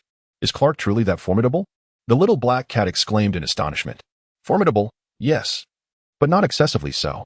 He must have tampered with the little fox in some way. That is why he was able to dispatch it so effortlessly, Fanxin replied. Although he had not witnessed the little fox in action, its ability to command such a multitude of wild beasts clearly indicated its prowess. It required no effort on its part, as these creatures would handle everything for it. He believed that even if Clark exerted himself to the utmost, he would never succeed in eliminating the little fox, for Clark could hardly approach the creature at all. "Oh, I see." Nodding slightly, the black cat nonchalantly remarked, "Forget it. That fellow is rather bothersome. If he perishes, so be it. His demise would certainly lighten our burdens." They had previously remained to confront Clark solely because of the little fox. Clark had performed some manipulations on it, enabling him to follow it wherever it went. With the little fox trailing them, they were inevitably doomed. Thus, they had no choice but to engage Clark in battle. Now that the little fox had perished, Clark was left oblivious to their whereabouts, making it exceedingly difficult for him to locate them within this vast forest. Indeed. Let us proceed to the deepest part of the forest. Upon hearing this, Fanxin ceased to contemplate the little fox, for its demise rendered any further reflection futile. Without hesitation, the three of them ventured deeper into the heart of the forest.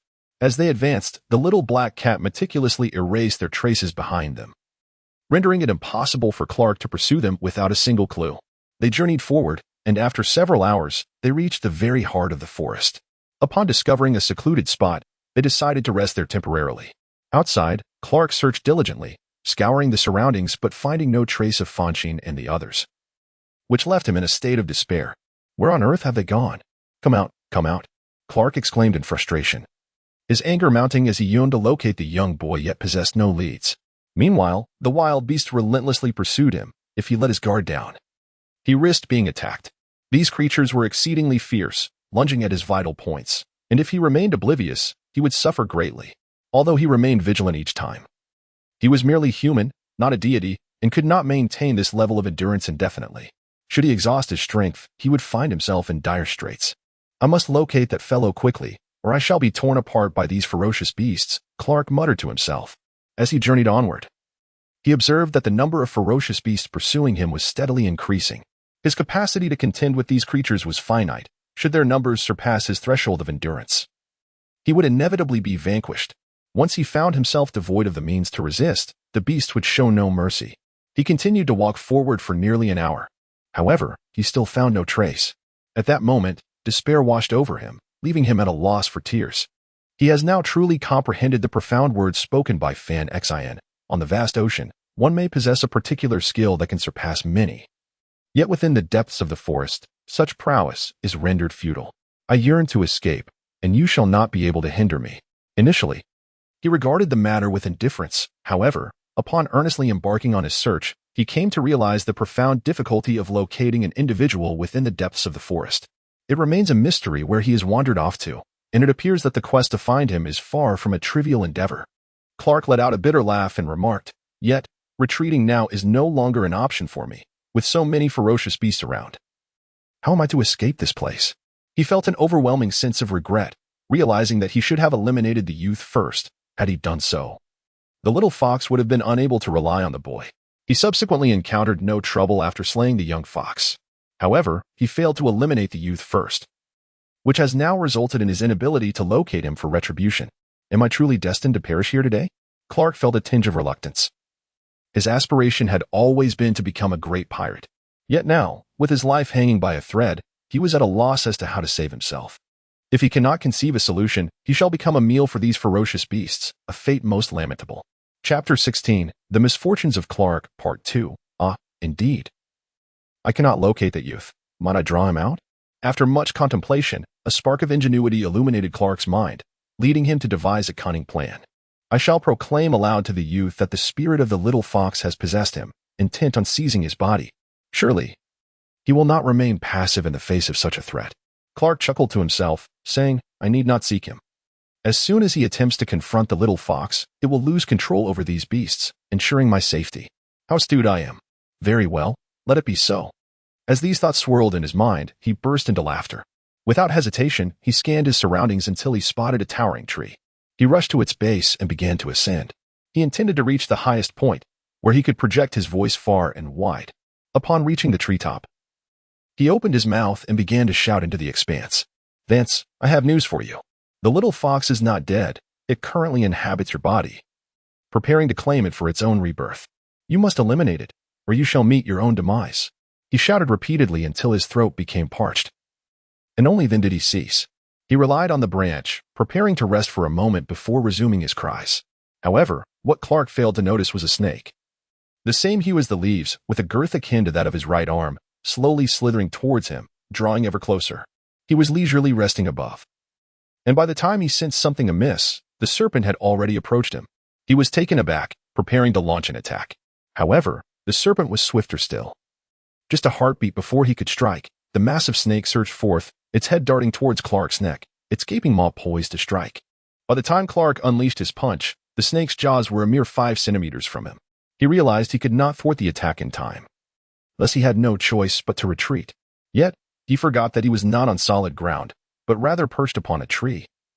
There was nothing to catch his fall behind him, and he stepped into empty space, plummeting downwards. Below, a multitude of wild beasts lay in wait, their eyes gleaming with hunger. The moment he hit the ground, they pounced upon him, overwhelming him with ferocity. Even if a divine being descended from the heavens, Clark would have been powerless against such a relentless assault. Tragically, Clark was hunted down by the beasts, and the inevitable outcome was painfully clear.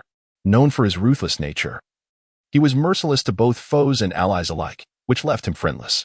Although he cried out in agony, no one came to his aid. This was entirely of his own making. His lack of kindness had led everyone to abandon him when he needed them most. Had he treated his crew with a modicum of respect, perhaps he would not have met such a dismal fate. Nevertheless, despite the unfortunate demise of Clark, his words had reached Fonshine's ears. Fonshine, along with the little black cat and Renfong, paused beneath a large tree. Is what that fellow said true? The little black cat inquired anxiously, gazing at Fonshine. If Clark's claims hold water, then you are in grave danger. I do not know, Fonshine replied, shaking his head. I have never encountered such a bizarre situation. How could I possibly know? Hey, little fox, come out. Stop lurking in the shadows, or I shall make you regret it. The little black cat could no longer contain itself and called out to Fonshine. However, after several attempts, there was no response from within Fonshine. Stop calling. It is futile. Fonshine stated, if it truly resides within me, it will not reveal itself. The moment it does, I shall devise a way to confront it. And that will put it in peril. What then? If that creature's words are true, you are in danger, the little black cat remarked. Whatever. If I am destined to perish this way, so be it, Fonshine chuckled. However, I am not a soft target. If it seeks to kill me, it must pay a heavy price. Little black cat, install a bomb on me. If the little fox attempts to seize my body, you can detonate it. Without my body, the little fox cannot survive. That might not be wise. The little black cat hesitated at this suggestion. After all, it had been friends with Fonshine for over a decade, and it could not bring itself to do such a thing. Fonshine snorted coldly. What is wrong with that? If the little fox occupies my body, I will no longer be myself but merely a fox. What concern should you have then? In that case, even if you do not kill it, it will surely eliminate you. You have a point. Very well, I shall proceed with the installation. But we will assess the situation as it unfolds. Nodding, the little black cat prepared to place a bomb on Fonshine. However, as it drew near, Fonshine's body instinctively recoiled several steps, distancing itself from the little black cat. The little black cat was taken aback and observed carefully, stating coldly, damn little fox. You have finally shown yourself. Why were you hiding before? Fonshine's request for the bomb installation should have meant no retreat on his part. Thus, the little black cat deduced that the entity controlling Fonshine's body was not Fonshine himself, but rather the hidden little fox within, just as the little black cat had suspected. The moment it expressed its frustration, a voice emerged from within Fonshine. Who is hiding? I simply did not wish to converse with you. You are too tedious. What? You dare call me tedious? The little black cat was infuriated, ready to pounce on Fonshine. Yet, the little fox remained remarkably calm and replied, Go ahead, strike me. I am not yet attempting to seize control of Fonshine's body. You will be hitting him, and I shall not be responsible for the consequences. The little black cat was seething with rage, wishing it could drag the little fox out and give it a thorough beating for its infuriating demeanor. You desire my body? Why? Fonshine inquired curiously, devoid of any tension. Given the circumstances, he realized that worrying would be of no use. It would only lead to greater confusion. Because your soul is exceptionally powerful and your body is suitable for my existence. Thus, I intend to possess it. I will not relinquish my claim, young one. You can only blame your misfortune. Chapter 17, The Tragic Fate of Clark, Part 3. So that is the case. Fonshine nodded thoughtfully before continuing. Hey, little fox.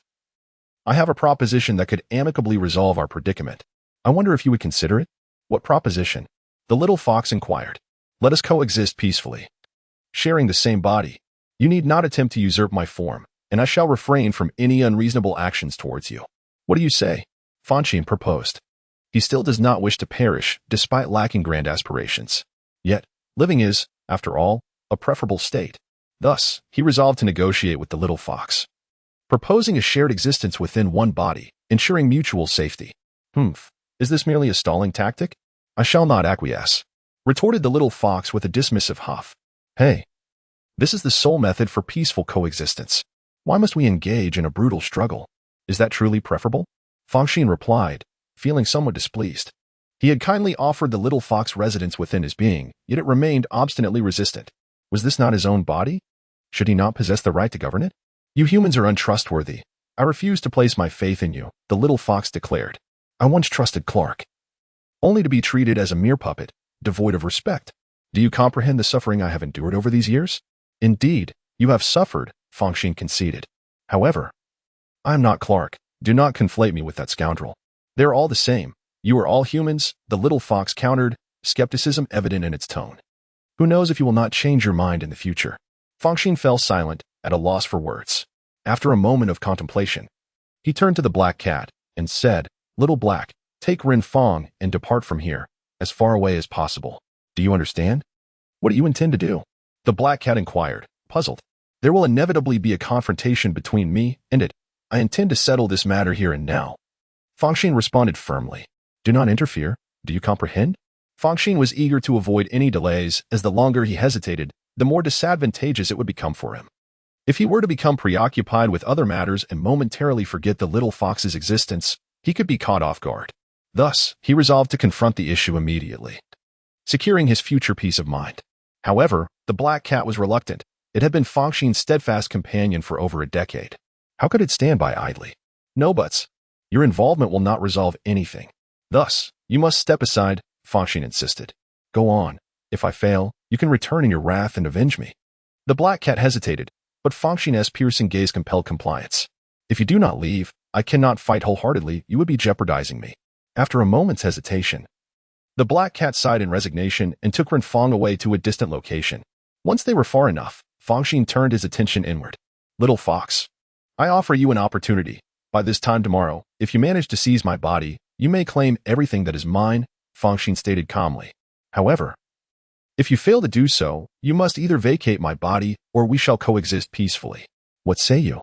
Very well, it shall be as you propose. The little fox replied after a brief moment of contemplation. It accepted because it recognized that a confrontation was unavoidable.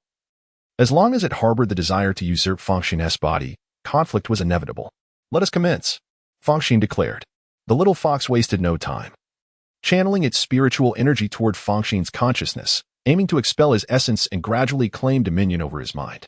The little fox's spiritual power surged forth with an unstoppable force, swiftly displacing a third of Fonkshine's soul. If this trend continued, defeat for Fonshine was all but assured, as his disadvantage became increasingly apparent.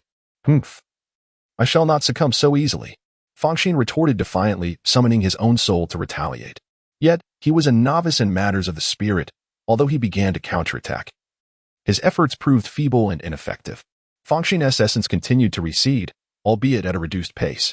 Damn it, Fonshine exclaimed in frustration. If this persisted, he would inevitably be expelled by the little fox. You might as well surrender. You cannot triumph over me, the little fox taunted. Ever since I learned that after the collar's explosion I would be reduced to mere spirit, I have relentlessly trained to fortify my soul, all for this moment.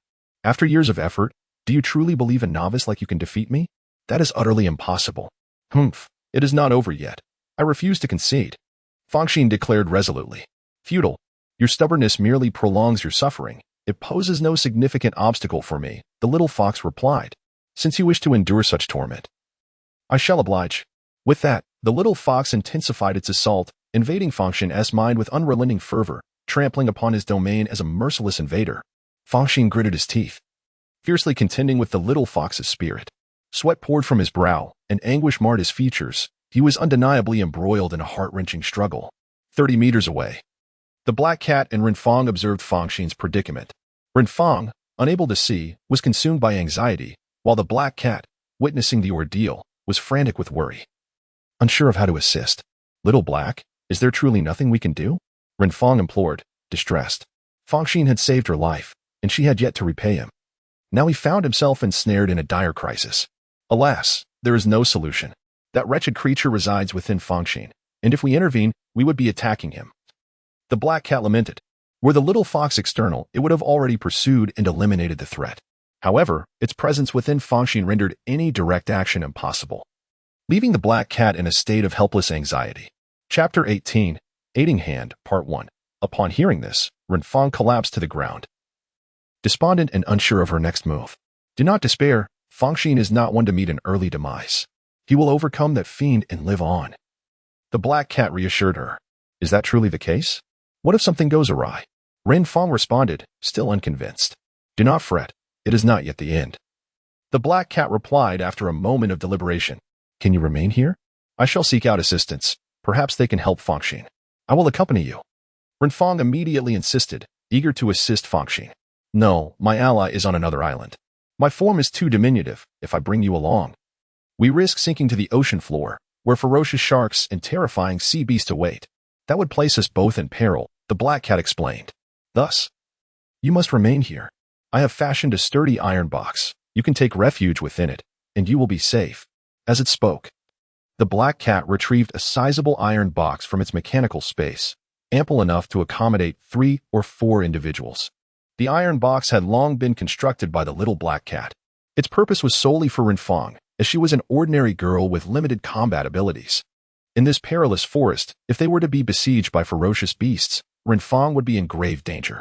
However, if she had the iron box, she could take refuge inside, rendering her safe from harm.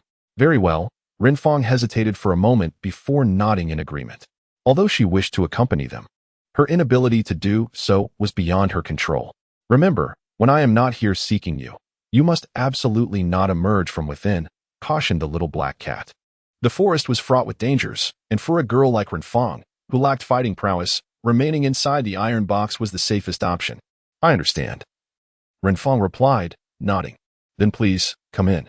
The little black cat opened a door of the iron box, allowing Renfong to lie inside. It then closed the box and discreetly dragged it beneath the thicket to prevent her from being discovered. Approaching the ventilation hole, the little black cat glanced at Renfong before waving its paw and promptly departing. It summoned the powers of darkness, transforming itself for flight. This time, it assumed its flying mode, as its assistance awaited on another island across the sea. Without flight, it would be impossible to reach its destination. After transforming, it soared into the sky but did not leave immediately. It shouted towards the direction where Fanxin was located. Fanxin, I'm going to find help for you. You must hold on and not give up. Do you understand? If you surrender, I will not forgive you. After delivering this urgent message, it flew away, heading straight for the other island. The direction it pursued was none other than the island they had originally inhabited. Accelerating to its utmost speed, it soared for an hour until it reached the skies above the island, where it circled without descending. Nick, come out quickly, I have urgent matters to discuss. The little black cat shouted from above, desperately seeking the assistance of Nick, who resided on the island. However, it was uncertain of his exact location, which was why it called out from the air rather than descending to search directly. After several minutes of shouting without response, the little black cat grew anxious. Fanxin was still engaged in a fierce battle, with life hanging by a thread.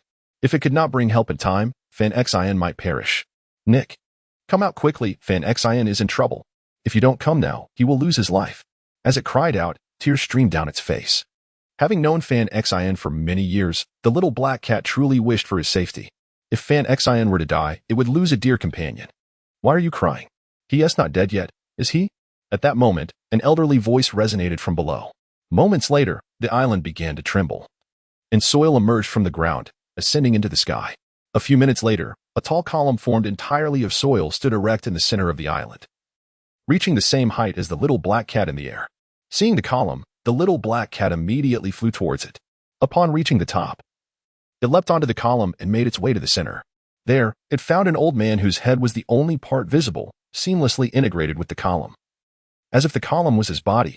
This head had also appeared not long ago, watching them leave the island. At that time, he had expressed concern for Fanxin's return. Although he had been present, both Fanxin and the little black cat had been unaware of his silent observation. The little black cat approached the old man, affectionately rubbing against his face. It was not surprised, for it had encountered this peculiar old man long ago. Initially frightened, it had fled, but over time, it grew accustomed to his presence. "Nick, you finally appeared. Hurry, come with me. Fanxin is in danger. If you do not assist him soon, he may lose his life." After a moment of affection, the little black cat urgently conveyed its message. This old man was indeed the Nick it sought. "Oh, please tell me the situation first," Nick replied, nodding. "It's like this. A little fox has been harmed by a wicked individual, and to survive, it has entered Fanxin's body and refuses to leave. Furthermore, it seeks to usurp Fanxin's body, claiming that his strong soul makes him a suitable vessel. Fanxin is currently at a disadvantage, being relentlessly attacked by the little fox. Nick, I have no way to help him, which is why I came to seek your assistance." Chapter 19. Assistance, Part 2. Oh, I see. Nick blinked a few times, then said, "In that case, do not concern yourself. Go play. I should return to my slumber." "What? I should go play while you sleep?"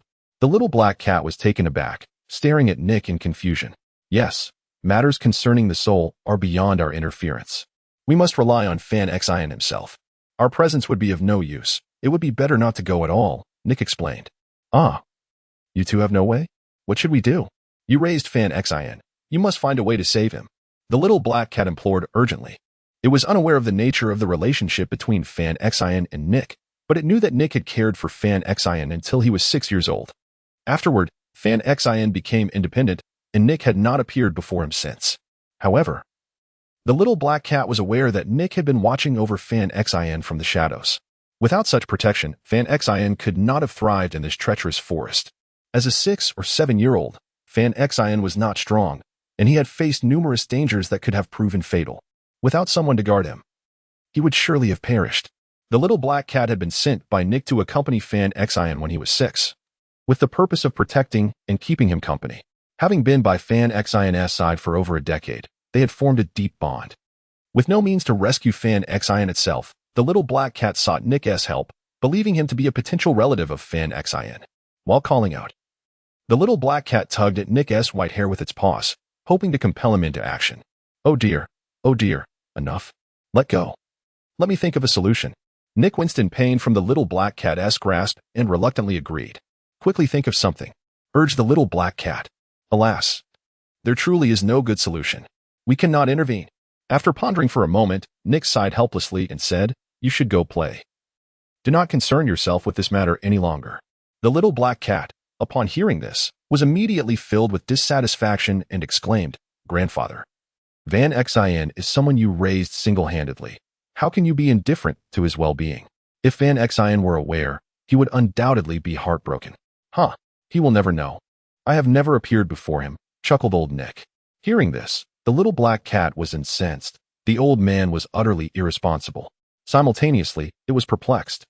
If grandfather did not care about Fanxin's fate, why had he taken such care of him in his youth? Why had he sent the cat to protect Fanxin? Enough of this back and forth. "Rest assured, Fanxin will be fine," old Nick assured. "How can you be so certain?" the little black cat inquired, bewildered. When it had departed, Fanxin had been in excruciating agony, teetering on the brink of death. If no rescue was made, he would be left without a grave. It did not comprehend how old Nick could claim that Fanxin would be unharmed.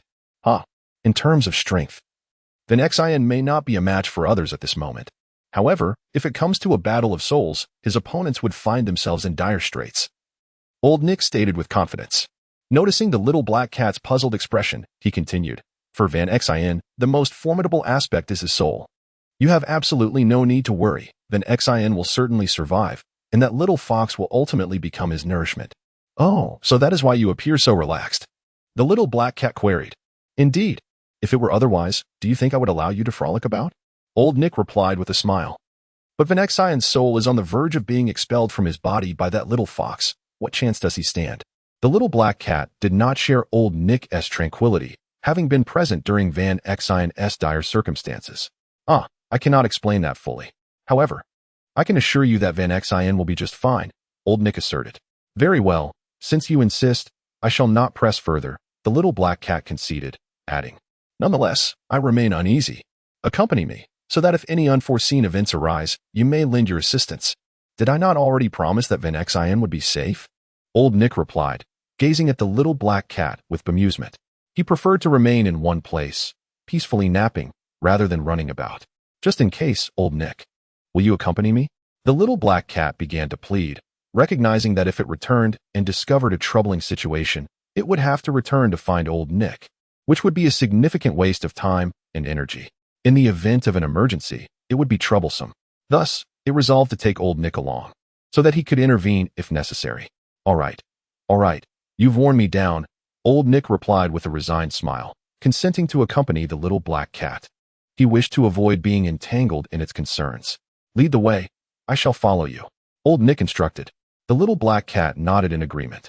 Without hesitation, Old Nick activated his powers, channeling them into the earth. Moments later, the ground began to tremble, and vast amounts of soil surged from the ocean depths, forming mounds that connected to create a path. Old Nick's head traversed this path, heading directly toward the direction indicated by the little black cat. The little black cat followed closely behind him. As Old Nick advanced, the path continued to manifest ahead of them. An hour later, they arrived at the island where Fanxin resided. The little black cat soared into the sky to ascertain Fanxin's location, then guided Old Nick directly to him. Upon reaching Fanxin's location, the little black cat instructed Old Nick to watch over Fanxin while it proceeded to free Renfong from the iron box. It then led Renfong to a spot not far from Fanxin. Renfong, seeing only Old Nick's head beside her, was terrified, nearly fainting. Do not fear. He is merely an eccentric individual, the little black cat quickly reassured, perching on Renfong's shoulder. It had been entrusted by Fanxin to look after her, and with Fanxin in peril, it could not let his wishes go unfulfilled. How can such a person exist? Renfong, feeling somewhat comforted by the little black cat on her shoulder, still found herself unnerved by Old Nick's head. I cannot explain it either. I was startled when I first met him, almost rolling my eyes. But after spending time with him, I found him quite amiable. Rest assured. He has come to assist Fanxin, the little black cat smiled. Oh, I see. That is acceptable. Renfong nodded, still reluctant to approach Old Nick. The little black cat, feeling helpless, accepted her apprehension. It leaped down from Renfong's shoulder to Old Nick's side, asking, Old Nick, what shall we do now? Fanxin appears to be in great distress. At that moment, Fanxin was gritting his teeth, beads of sweat the size of soybeans forming on his forehead. Visible from a distance, the little black cat understood that he was enduring immense inner turmoil. He is inviting trouble upon himself, Old Nick remarked. What do you mean? The little black cat questioned, confused. Fanxin was fighting valiantly. How could Old Nick say he was courting disaster? Was it not a form of trouble to refrain from resisting? Shout out to Fanxin, urging him to relinquish his resistance. That will resolve the matter satisfactorily. Old Nick suggested. Surrendering would be tantamount to seeking death. The little black cat was taken aback, unsure whether Old Nick had come to rescue Fanxin or to ensnare him. Rest assured, I will not harm Fanxin. Call out. I guarantee he will be fine. Old Nick assured. Fanxin hesitated for a moment before asking, You are certain this is safe? Rest easy. I would never harm Fanxin. To me, he is like a grandson. How could a grandfather harm his own grandson? Old Nick replied gravely, his tone devoid of levity, clearly expressing sincerity. The little black cat hesitated briefly, then rushed to Fanxin's side. Leaning close, it whispered in his ear, Fanxin, surrender your resistance. This is the only way to deal with that little fox. Do you understand? If you hear me, please nod. Within his mind, Fanxin heard the little black cat's words but hesitated, uncertain of its intent. If he yielded, the little fox would seize control of his mind, leaving him with no means to turn the tide in his favor. He stood frozen in place, uncertain of what to do. You foolish boy. Even your own companions urge you to surrender? I suggest you concede. It would spare both you and me from enduring further suffering. The little fox seized the opportunity to launch a verbal assault, intent on persuading Fonshine to relent. It wished to avoid prolonged entanglement, for time could bring unforeseen changes. It desired a swift resolution. Not at all. Fonshine replied with a dismissive snort. Is that so? Then listen closely. They are out there shouting and clamoring. Your friends wish for you to give up. What chance do you have left? The little fox taunted. Very well, if that is your desire, then so be it. After a moment's contemplation, Fonshine gritted his teeth and chose to abandon his resistance. He relinquished his resistance because he placed his trust in the little black cat. Their bond had endured for many years, having faced life and death together, a testament to their genuine friendship. He could not fathom that the little black cat would betray him. Although he was uncertain as to why the little black cat urged him to surrender, he believed it must possess some hidden reasoning. Thus, he resolved to take a gamble. The little fox was taken aback, having expected that it would need to exert considerable effort for Fanxin to relinquish his resistance. Yet, it was entirely unexpected that Fanxin would yield so readily. "Are you truly certain you will not resist?" the little fox questioned, still uncertain, as this was quite astonishing. "Indeed, I shall not resist. If you wish to invade my mind, then come forth." Fanxin nodded and continued, "However, little fox, do not become too complacent. I have shared a bond with the little black cat for over a decade. We are partners who can entrust our backs to one another. I firmly believe it will not harm me. Therefore, if it has urged my surrender, it could very well be a strategy to deal with you. I advise you to consider this carefully. It may indeed be a trap. Should you fall into it, you might never be able to rise again. I do not yet harbor much animosity towards you, hence I am willing to share this body. If you agree, we can coexist peacefully. What do you say?" "Humph. I'm afraid I cannot entertain such an arrangement. This body is mine, and I shall not relinquish it." The little fox scoffed. Its aggressive stance stemmed from having suffered torment at the hands of Clark, fostering a deep mistrust of humans. Even Fanxin's earnestness fell on deaf ears. Alas, those who disregard the wisdom of the elderly often find themselves in dire straits. Since you insist on this course, I shall make no further resistance. Come forth, for I have already surrendered, Fanxin stated. The little fox, without hesitation, began to channel its soul energy, gradually encroaching upon Fanxin's mind. Fanxin's soul began to withdraw step by step from the domain of his mind. When Fanxin's soul had completely vacated that space, the little fox had fully claimed it as its own. It was overjoyed, laughing heartily before commencing to manipulate the soul energy, preparing to seize control of Fanxin's entire body. Fanxin could only watch helplessly, rendered powerless without a vessel for his soul. What is going on with the little black cat? I have already retreated, yet there seems to be no reaction. Fanxin cast a bewildered glance around, suddenly struck with astonishment as he felt his soul gradually weakening, likely due to the absence of a corporeal vessel. Surely this is not mere folly. If it is, then I am doomed. Fanxin felt a surge of anxiety. He did not wish to meet his end in such a manner. Meanwhile, the little fox, exhilarated, was skillfully commanding its soul energy, progressively taking control of Fanxin's body. Fanxin sensed his autonomy over his own body dwindling. The little fox was elated.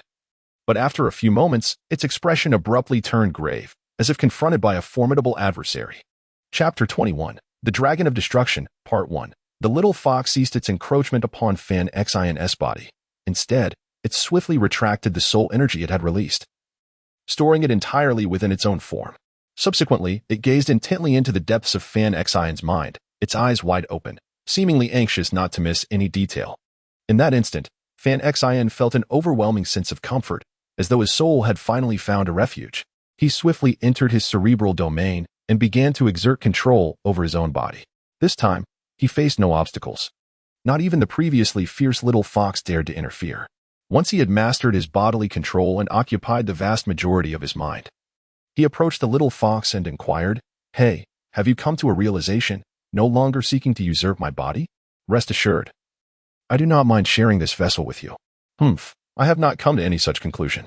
I would rather expel your soul at once and seize your body for myself," the little fox retorted with a huff. "Oh, then why have you relinquished your attempts?" Fanxin asked, feeling perplexed. He sensed no abnormality and was bewildered as to why the little fox had given up. "Humph, Fanxin.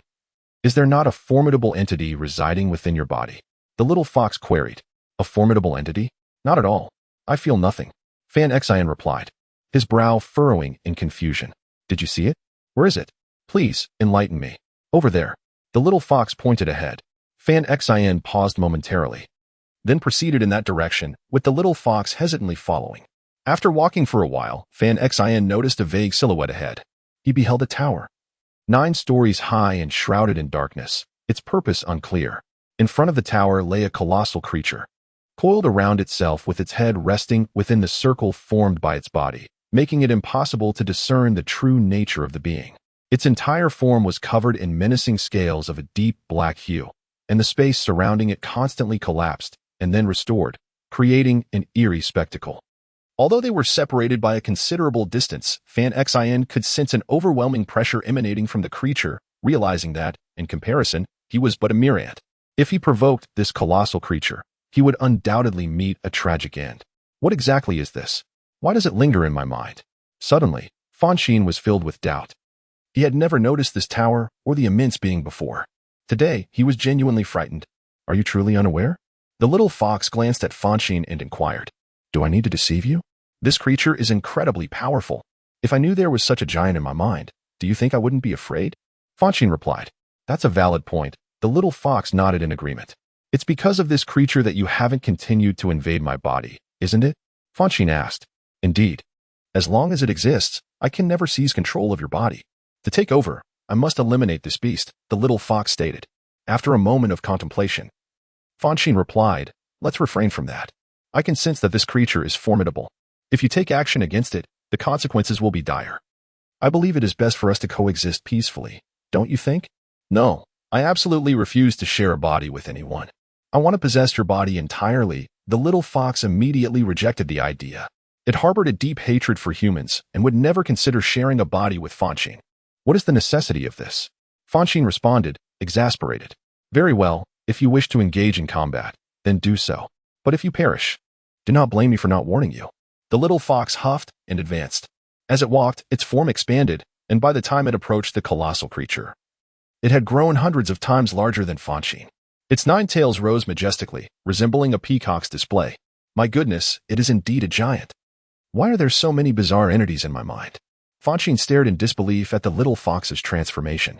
He had assumed it was small, yet he had not anticipated its true size. Shaking his head, he decided not to dwell on it and stepped back, unwilling to become entangled in this conflict. The little fox approached the gargantuan being and shouted, Hey, you giant. Wake up. I have business with you. The little fox was in a foul mood, as it had been on the verge of success. However, an unexpected obstacle had emerged. Consequently, it had to abandon its plan to seize Fonshine's body and confront this creature instead. It called out multiple times, but the creature remained unresponsive, continuing to slumber. The little fox's anger flared, and it gathered its 9 tails to form a circle. Then, simultaneously, it channeled its spiritual energy into the center, coalescing into a sphere of soul power that grew larger over time. When the sphere reached the size of its head, it halted and directed the soul power sphere toward the colossal being with force. The sphere sped forward, ultimately crashing into the giant. Boom! The little fox shouted. And moments later, the sphere exploded. The explosion was immensely destructive, obliterating numerous surrounding objects and shedding many scales from the giant's body. Roar! The explosion of the soul power sphere inflicted pain on the gargantuan creature, awakening it in fury, followed by a deafening roar that echoed like thunder. The little fox instinctively retreated a few steps, sensing the imminent danger. The enormous creature slowly lifted its head, and moments later, a massive dragon head emerged, complete with long whiskers and eyes the size of a human's fist. Its 2 horns were enormous, resembling gigantic tree branches. Clearly, it was a dragon. Indeed. You are a dragon, it stated coldly, fixing its gaze on the little fox. Are you provoking me? Are you prepared for death? The dragon was infuriated. It had been peacefully asleep when the little fox unexpectedly attacked. This was intolerable, and it resolved to teach this audacious creature a lesson. Humph, though you are powerful, it does not guarantee you can kill me, the little fox retorted. I desire this body. Leave, and we shall avoid conflict. If you do not leave, then we must battle. Humph, that is impossible, the dragon replied. If you occupy this place, that child will perish. Therefore, I can never allow you to take control. I can tell you this. You may stay here, and I will not interfere. However, if you push your luck, I will make you regret it. The dragon snorted, declaring, My name is Destruction, signifying the annihilation of all. It is best not to cross my boundaries. Oh, from your words, I take it you are the guardian of this child, correct? The little fox inquired. Sort of, the dragon replied. Humph, it seems we must fight then. The little fox stated resolutely.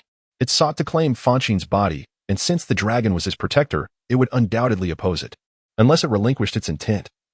There was no way to avoid confrontation. Yet, could it truly give up? Absolutely not. It had finally found a body suitable for itself. If it abandoned this chance, it would face certain demise. You still refuse to listen, do you? If so, then I shall oblige you, the dragon said, slightly displeased. It did not wish to engage the little fox in battle, as their clash could damage Fonshine's mental realm. Regardless of victory or defeat, Fonshine would be the one to suffer. Thus, the dragon allowed the little fox to remain within Fonshine's mind. However, the little fox's desire to monopolize Fonshine's domain had crossed a line, and the dragon, like a creature with a sensitive scale, was enraged. Humph, then let us begin, the little fox declared, launching its attack. It manipulated its 9 tails, drawing circles in the air, leaving onlookers puzzled. However, after a moment, the purpose became clear as the wind began to pick up speed. Gradually, the winds intensified, transforming from a breeze into a tempest, ultimately evolving into a hurricane that relentlessly assaulted the dragon, seemingly attempting to expel it from the mental realm. Nevertheless, the dragon was not an easy opponent. It let out a low snort and opened its massive jaws, unleashing a thunderous roar at the little fox. This was the dragon's sonic attack, known as Dragon's Roar. Those with weak cultivation would be left bleeding from the ears. However, the little fox was no novice. It was powerful enough to withstand some effects, though it did not emerge unscathed. Yet, Fonshine, the master of the mental realm, bore the brunt of the attack. The dragon's roar resounded painfully in his mind, and it was remarkable that he could endure it at all. His soul felt as though it were tumbling within, manifesting signs of extreme discomfort. The dragon glanced at Fonshine and coldly inquired, "I will ask you once more, do you choose to coexist peacefully, or do you wish to monopolize Fonshine's body?" It did not want to continue the battle, as Fonshine was suffering immensely. If they persisted, the dragon feared Fonshine would not be able to withstand the onslaught. This is also the reason why it bowed its head once more. Otherwise, it would never submit to anyone, for dragons are inherently proud creatures. "I am sorry, but I must claim you for myself," said the little fox. "If you destroy this place, you will gain nothing. In the end, you will perish," replied the colossal dragon. "Humph, if I cannot possess it entirely, I would rather see it obliterated." "I refuse to be subjected to anyone," retorted the little fox. It loathed being beneath others. Having endured too much torment from humans, it had no desire to kneel before anyone. So extreme. "It seems you harbor a deep resentment towards humanity. Very well. Since you are so adamant, I shall not hold back," sighed the dragon, no longer hesitating. It coiled its tail around the tower, awakening its power. Moments later, the tower radiated light, illuminating the entire mental domain of Fonshine. As the brilliance flooded the realm, Fonshine, who had been in excruciating pain, suddenly felt a profound relief as if under the effects of a potent analgesic. "Fox spirit, this is the guardian of light. With its protection, the mental domain becomes fortified, capable of withstanding my strike. Yet, though it may be but one blow, it will be my most formidable one. Since you have chosen to be obstinate, do not blame me for my ruthlessness," declared the dragon as it rose.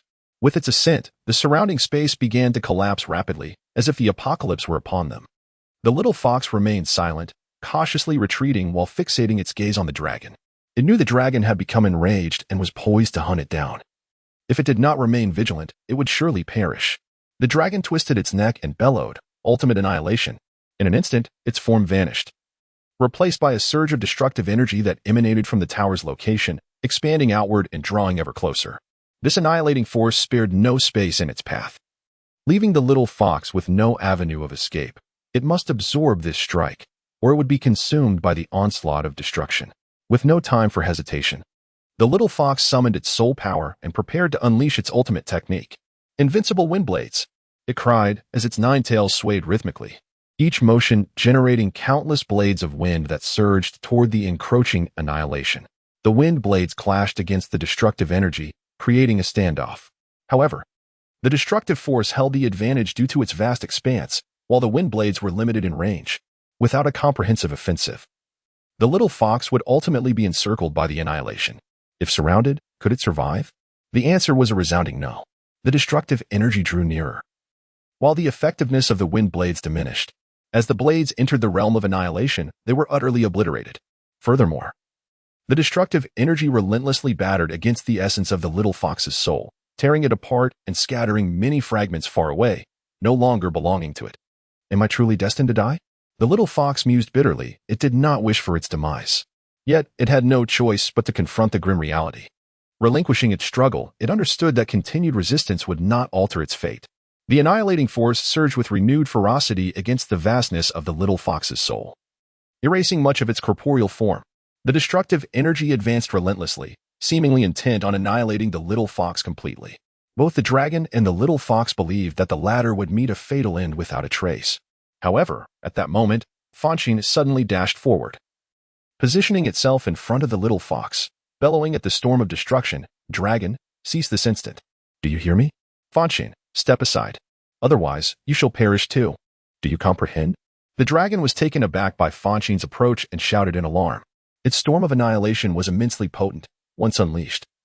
It could obliterate everything in its path. Not even the frailest of souls could withstand its onslaught. If Fonshine did not vacate the area, its demise was inevitable. "Nay, I cannot allow you to harm it. Halt immediately. Do you hear?" Fonshine shook its head defiantly. "Why? This creature intends to kill you and seize control of your body." The storm momentarily paused, halting its advance. However, the dragon did not retract the storm, as it was determined to eliminate the little fox, whom it perceived as a significant threat. If it disregarded this, Fonshine would undoubtedly perish. What perplexed the dragon most was Fonshine's willingness to step forward to protect the very fox that sought its life. It is compelled by circumstances. Thus, allow it to remain for now, and once I have secured a suitable vessel for it, I shall let it depart, Fonshine asserted. Earlier, when the storm had torn through the little fox's essence, a fragment had merged with Fonshine. For reasons unknown, he discovered he could assimilate another soul. Upon merging, he learned much about the little fox's plight. In truth, the little fox was rather pitiable. Initially striving to rescue its companions, it had suffered grave injuries. Its wounds had yet to heal when it was captured by a malevolent being. For many years, it had endured relentless torment at the hands of that individual, leading to a life devoid of solace. He felt a profound sympathy for the other party, recognizing that their extreme behavior was, in fact, a product of coercion. He understood their perspective. If subjected to prolonged torment, he might also veer off the righteous path. Thus, he could not permit the dragon to slay the unfortunate little fox. "No, regardless of the reasons, if it harbored intentions to harm you, I cannot allow it to live. Its existence poses a threat to you." The dragon resolutely refused, asserting, "No, this is my domain of thought. You cannot unleash carnage here. Do you understand?" "Step aside," came the determined reply from Fonshine. "Did you not hear me?" The dragon, unwilling to engage with Fonshine, issued a direct command. "I will not yield," Fonshine retorted stubbornly. "Step aside." The dragon, now irate, glared coldly at Fonshine and commanded again. "I shall not," Fonshine declared, arms outstretched in defense of the little fox. "If you wish to kill it, you must first slay me." The dragon, infuriated, found its duty to protect Fonshine at odds with the current predicament. "Fonshine, your goodwill is duly noted. However, regardless of who one is or what one has done, a price must be paid.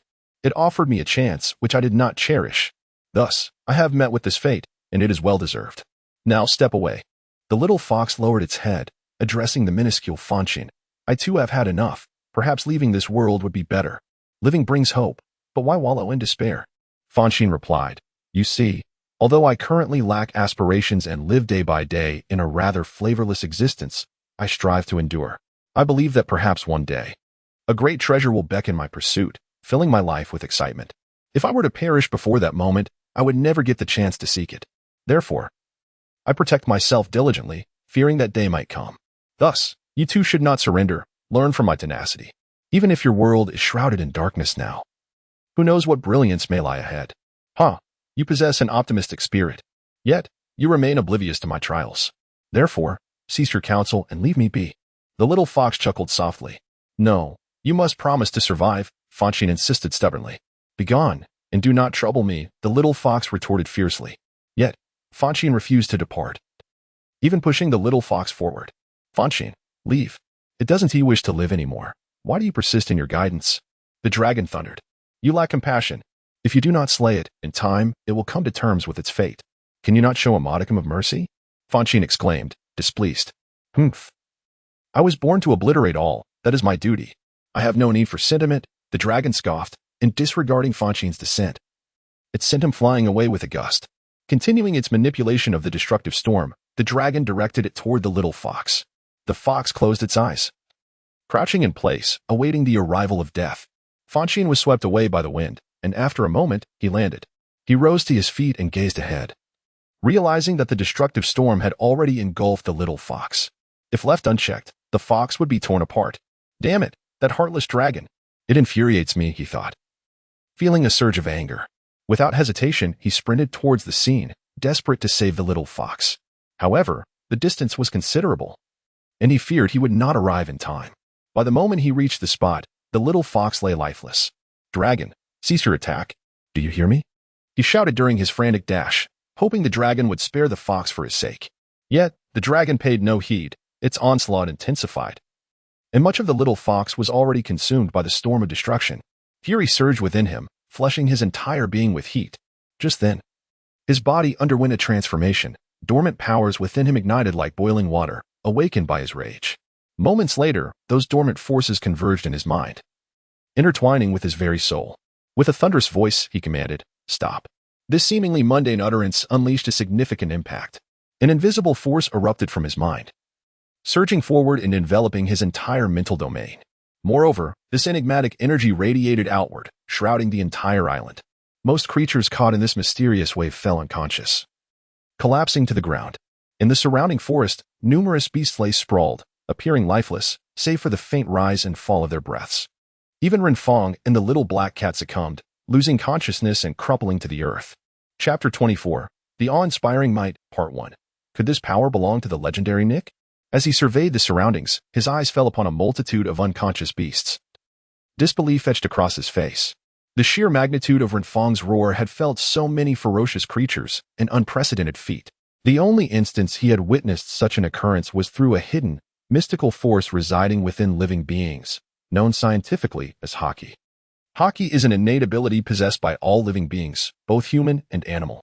Typically, this power lies dormant within until provoked by significant stimuli, making it difficult to harness.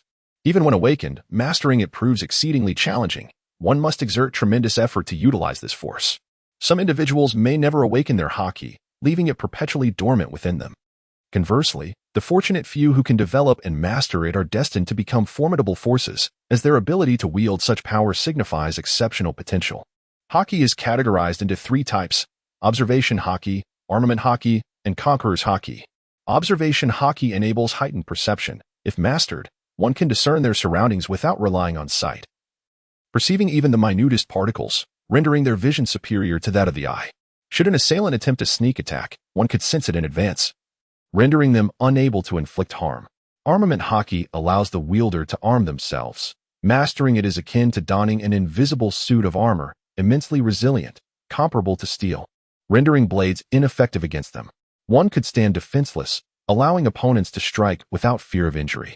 Conqueror's Haki represents the pinnacle of power, relying solely on one's spirit to instill fear. With it, one can launch an attack without lifting a finger. At times, a mere glance can render an adversary powerless. It is the rarest of the three forms of Haki, appearing in only one among hundreds of thousands.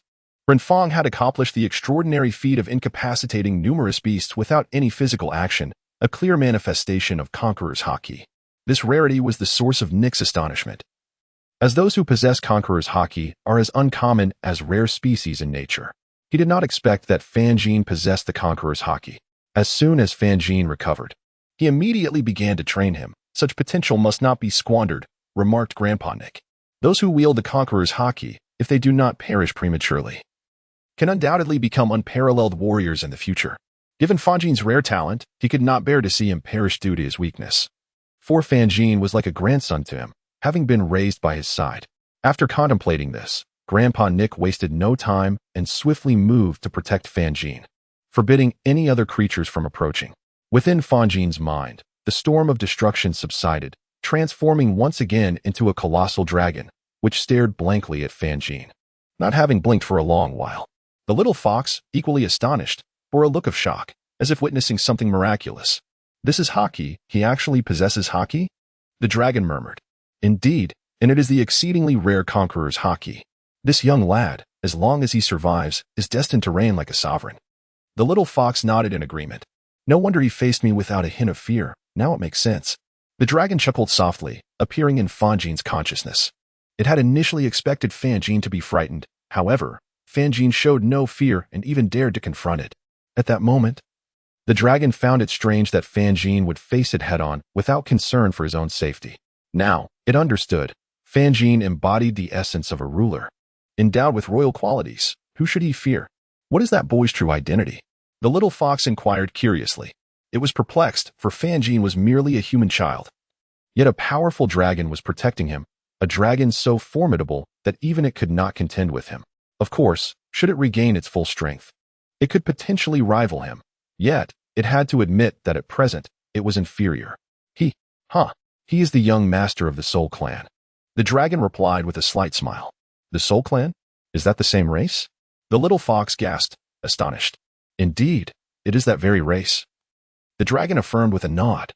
However, as far as I know, the Soul Clan has been eradicated. How could there possibly be survivors? The little fox questioned. Over a decade ago, a powerful force invaded the Soul Clan's territory and slaughtered all its members. This incident caused quite a stir. And I heard about it at the time. His parents risked everything to send him away, placing him on an island. He remains unaware of his heritage as a member of the Soul Clan.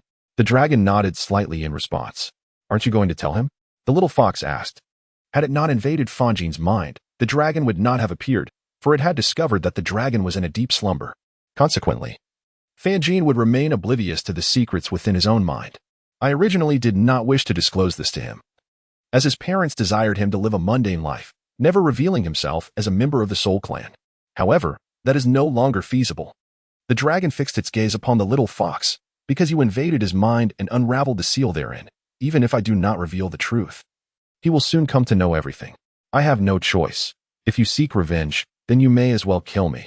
The little fox shrugged helplessly.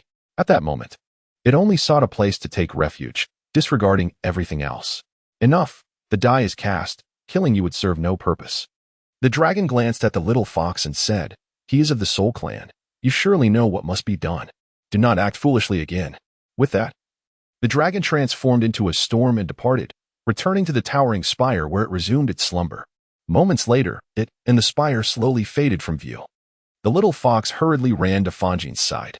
Fanxin immediately halted, examining the little fox, and said, I'm so glad you're all right. That dragon isn't so bad after all. You truly frightened me just now. Chapter 25, Hockey Part 2. Upon hearing this, the little fox nearly burst into laughter. How could that dragon be considered good? It had intended to kill it moments ago, and had it persisted, no one could have stopped it. Why did you save me? The little fox fixed its gaze on Fanxin, puzzled. It could not comprehend the situation. It had previously sought to slay him, making it his enemy. How could he possibly rescue a foe? Did he not fear that it might attempt to harm him again? You are not a bad creature. Why should you die? Fanxin replied with a smile, his expression pure and innocent, as if untouched by the world's harshness. Hey, I was just about to destroy you. Are you not afraid I might try again? The little fox asked. You would not harm me. I have faith in you. Fanxin assured the little fox confidently. Oh, what gives you such certainty? The little fox's curiosity was piqued. It did not understand where Fanxin derived his conviction that it would not strike him again. Because you have not revealed any murderous intent, and I can sense your thoughts, you truly do not wish to kill me. It was merely out of necessity that you acted as you did. Am I right? Fanxin smiled, radiating warmth. He did not lie, indeed. He perceived the thoughts nestled within the little fox's heart. However, he himself was oblivious to the reasons behind it. He found it quite peculiar. The little fox, upon hearing this, was at a loss for words. It waved its paw and said, Return to your body. I will not harm you. For now, I shall reside within your mind until I find a suitable vessel to inhabit. Very well, I shall assist you in finding an appropriate body, came the reply. And with that, he promptly returned to his corporeal form. Upon re-entering his body, he felt an overwhelming sense of reality. Previously, he had felt light as a feather, and the slightest movement would send him drifting away, difficult to control. As he gradually opened his eyes, he prepared to seek out the little black cat and Renfong, intent on returning to his island with them. However, as soon as he opened his eyes, he was met not by the little black cat or Renfong, but by a head without a body. Ah, a ghost! He screamed, rolling away in fright until he was a considerable distance from the head before stopping. Ghost? You brat! Come here and call me Grandpa. Nick, the old man, retorted, exasperated. He was not a ghost, merely appeared somewhat peculiar. Who are you? And why do you only have a head? He remained cautious, eyeing Nick warily, having never encountered him before and concerned for his safety. I am your grandfather, Nick replied. You think you were raised by whom? If it weren't for me, you would have perished long ago. What? You raised me? That's impossible. I've never seen you before, he exclaimed, shaking his head in disbelief. He had no recollection of this old man. You insolent brat, you truly infuriate me, Nick exclaimed. If you don't believe me, wait until the little black cat awakens. It will confirm everything. With that, Nick ceased his conversation, as it was evident that the boy was skeptical, making it difficult for him to impart any wisdom. They exchanged glances in silence, each staring at the other. After half an hour, Renfong and the little black cat awoke, rushing towards him, inspecting him anxiously. All right, I'm fine, he waved his hand dismissively.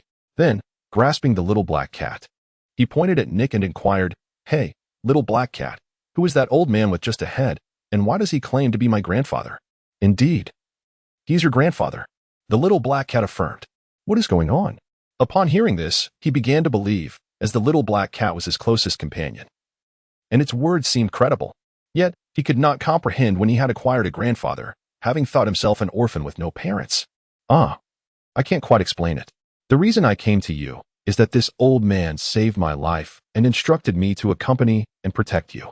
This was 10 years ago when you were only 6 years old, the little black cat explained, scratching its head. For the specifics, you should ask him. However, I can assure you that he raised you until you were 6. Without him, how could a mere infant survive in such a perilous forest? You would have long been devoured by the beasts. That makes sense, he pondered, realizing the truth in the little black cat's words. If he struggled against the wild animals now, how could an infant possibly endure? Then why does he only have a head? He curiously inquired. Well, I don't know either. When I first encountered him, I was quite frightened, thinking I had encountered a ghost. It took some time for me to calm down. The little black cat chuckled. All right then, I'll go and greet him. He nodded, standing up and approaching the old man. Upon reaching Nick, he bowed respectfully and called out, Grandpa. Given that this old man was indeed his grandfather, he could not deny it. Besides, the old man had raised him, and he was not one to forget such kindness.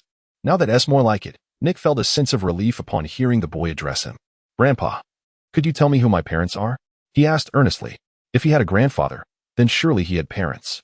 He longed to know their identities and why they had abandoned him in this forest. Had he not been fortunate, he would have perished long ago. Soon enough, you will discover who your parents are. Do not harbor resentment towards them. They had no choice but to leave you in the forest, Nick sighed. But let us not dwell on that now. Come here, all of you, we must return. It has been too long, and I feel quite uncomfortable. To you, he exclaimed in confusion, but Grandpa only has a head. Where is his body?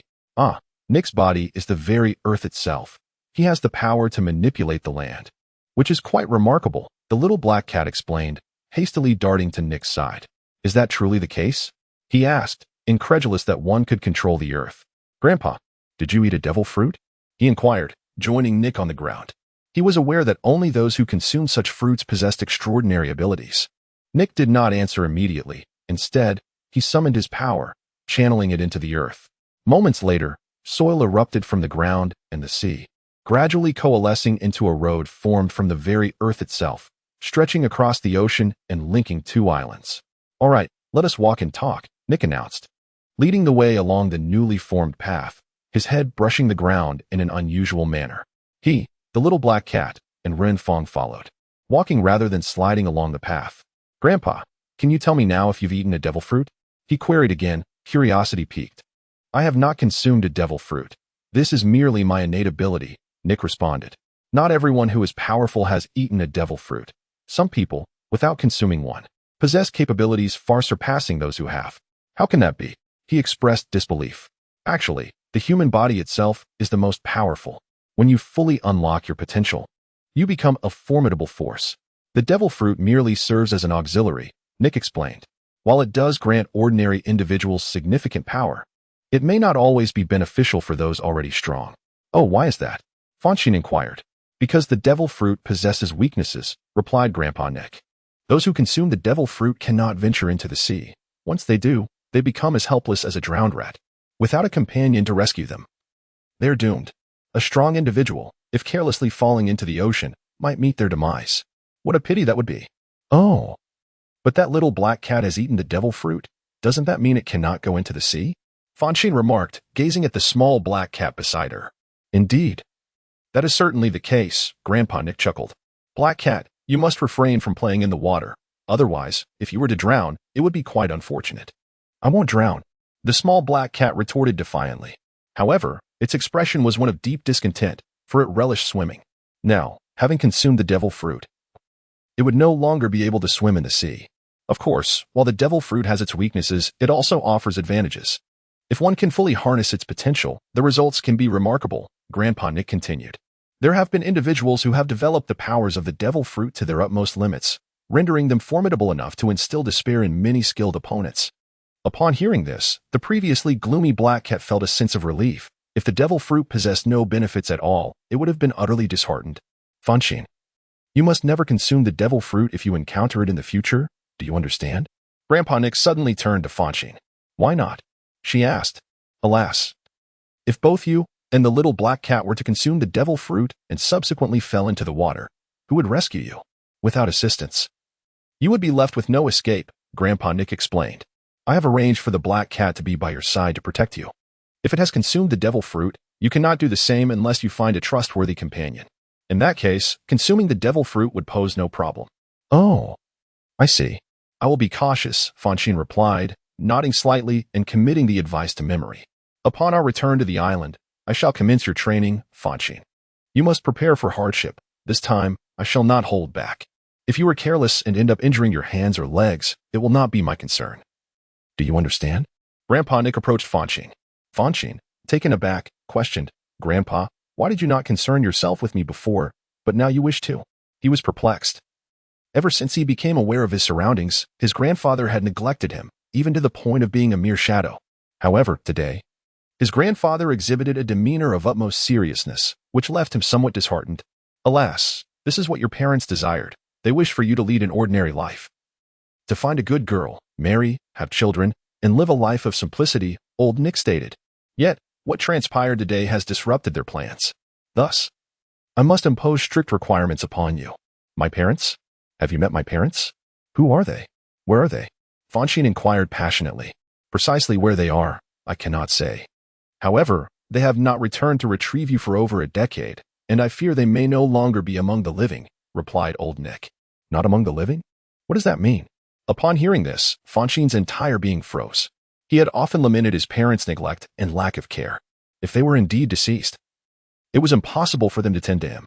His accusations towards them seemed profoundly unjust, filling him with overwhelming guilt. I am uncertain. When your parents brought you here, they were covered in blood and barely clinging to life, and you had just been born. They did not disclose what had transpired, only requesting that I raise you and help you find a good girl to marry and live a life of simplicity. I have adhered to their wishes all these years. But today, I must alter my approach. Why today? Fonshine questioned. Despite the multitude of events that had unfolded, he felt no connection to his lineage. Because today, the soul of a fox has entered your mind, creating chaos within your consciousness. Secrets long sealed within your psyche are beginning to surface. Upon witnessing these revelations, you shall no longer be content with mediocrity. You will embark on perilous endeavors, including the quest to find your parents. Old Nick continued. If you pursue this without sufficient strength, it would be tantamount to courting death. I promised your parents that I would care for you. Should you perish, I would betray their trust. Therefore, I must impose rigorous training upon you to enhance your capabilities. Only then can you safeguard your life. This is the reason. Chapter 27. Renfong's Choice, Part 1. Fonshine, if you refuse this harsh training, I will not permit you to leave this island. I would rather you endure solitude here for eternity than allow you to walk a path towards your demise. Old Nick gazed intently at Fonshine and commanded, Tell me, are you willing to accept this? I am willing. No matter how brutal it may be, I shall embrace it without hesitation, Fonshine stated earnestly, locking eyes with old Nick. His sincerity evident. He did not deceive Grandpa Nick, for he was genuinely prepared to cultivate his abilities. In the past, he was unaware of his lineage and could afford to drift aimlessly, allowing time to pass. However, that was no longer an option, for he had parents. He was not a forsaken orphan. His parents could very well be in peril, and he must grow stronger. Only by becoming powerful could he embark on the quest to find and rescue them. If he remained weak, he would be utterly helpless. His attempts would amount to nothing more than self-destruction. Very well, starting tomorrow, I shall begin your training, Grandpa Nick nodded in satisfaction. Oh, Grandpa Nick.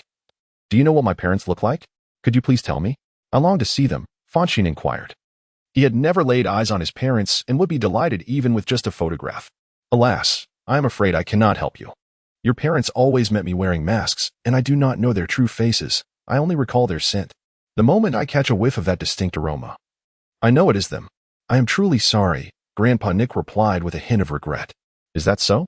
My parents are quite mysterious, Fonshine remarked, a touch of disappointment coloring his voice. Do not despair, young one. You will have the opportunity to meet your parents. Grandpa Nick quickly reassured him upon noticing Fonshine's dejected expression. Oh, how can that be? Fonshine's spirits lifted at the prospect, eager for an explanation. Rest well at home. And you shall find out, Grandpa Nick suggested. Fonshine was momentarily perplexed by this statement and pressed Grandpa Nick for clarification. Yet, Grandpa Nick remained unperturbed, leaving Fonshine with no choice but to relent. Oh, Grandpa Nick, may I participate in the training? Just then, Renfong, feeling somewhat despondent, spoke up.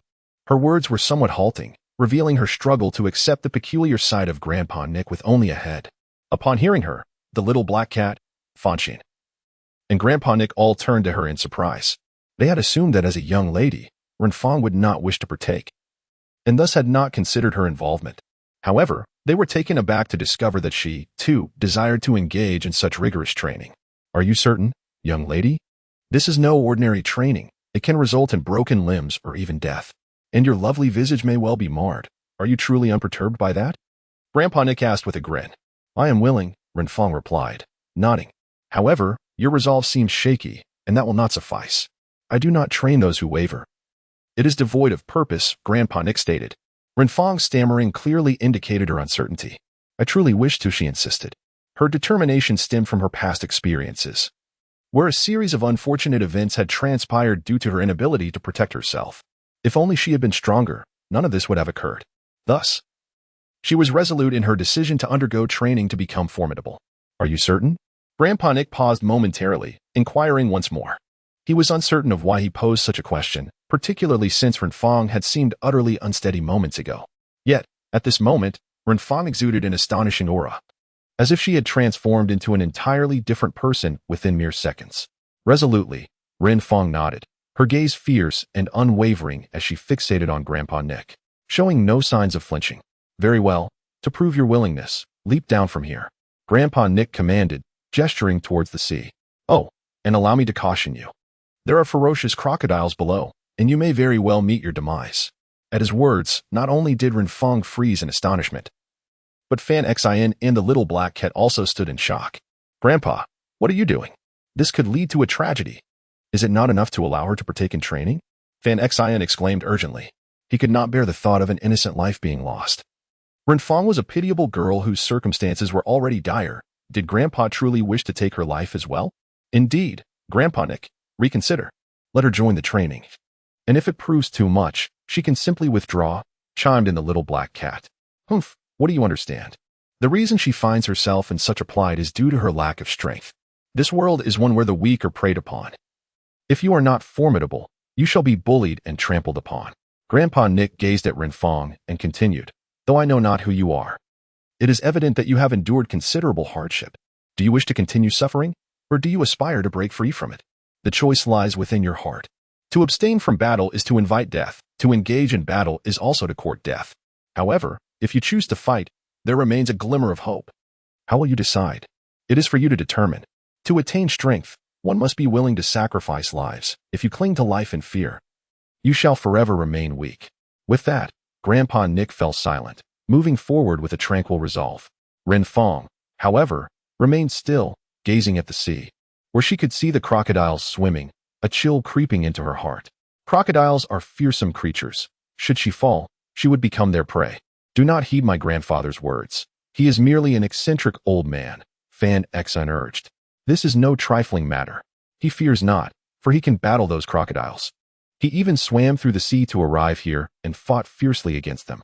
Yet, Renfong was an ordinary girl. Should she plunge into the water, danger awaited her. Renfong, life is singular. Tread carefully, cautioned the little black cat. I understand, but I must heed Grandpa's advice. My heart is still laden with fear, and I must conquer this fear if I am to grow stronger. With that, Renfong nodded and, without further hesitation, leapt directly from the bridge. Her body plummeted swiftly, soon reaching the surface of the water, perilously close to the jaws of the lurking crocodiles. Chapter 28. Renfong's Choice. Part 2. Seeing Renfong leap without hesitation startled Fanxin, prompting him to jump down the path in a desperate attempt to save her. Below, the crocodiles gaped their menacing jaws, fixating on the descending Renfong.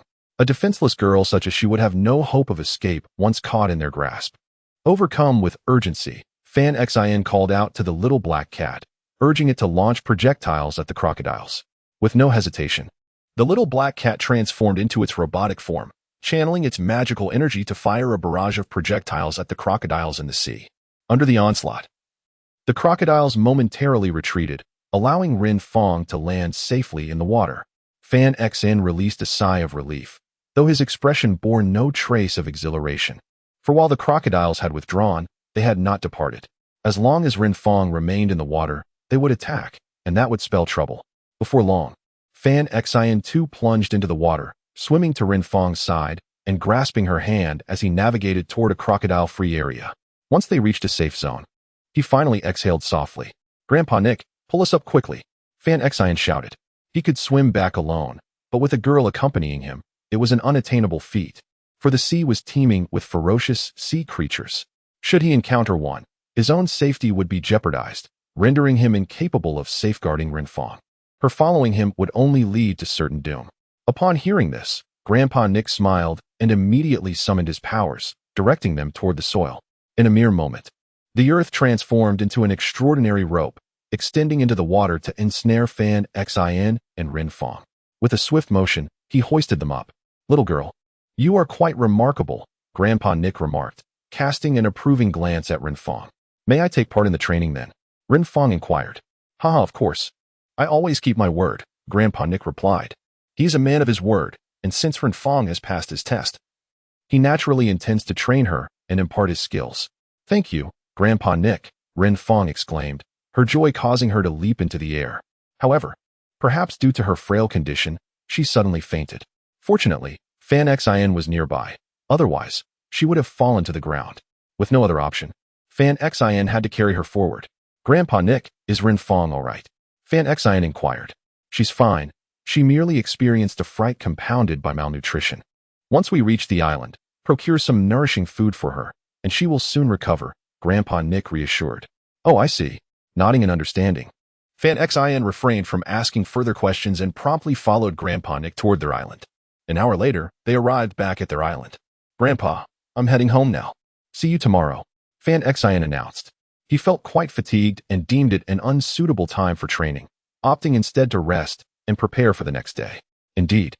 Tomorrow morning at 8 o'clock, you must be punctual. Otherwise, I shall have to spank you," Grandpa Nick warned with a nod before his head vanished underground.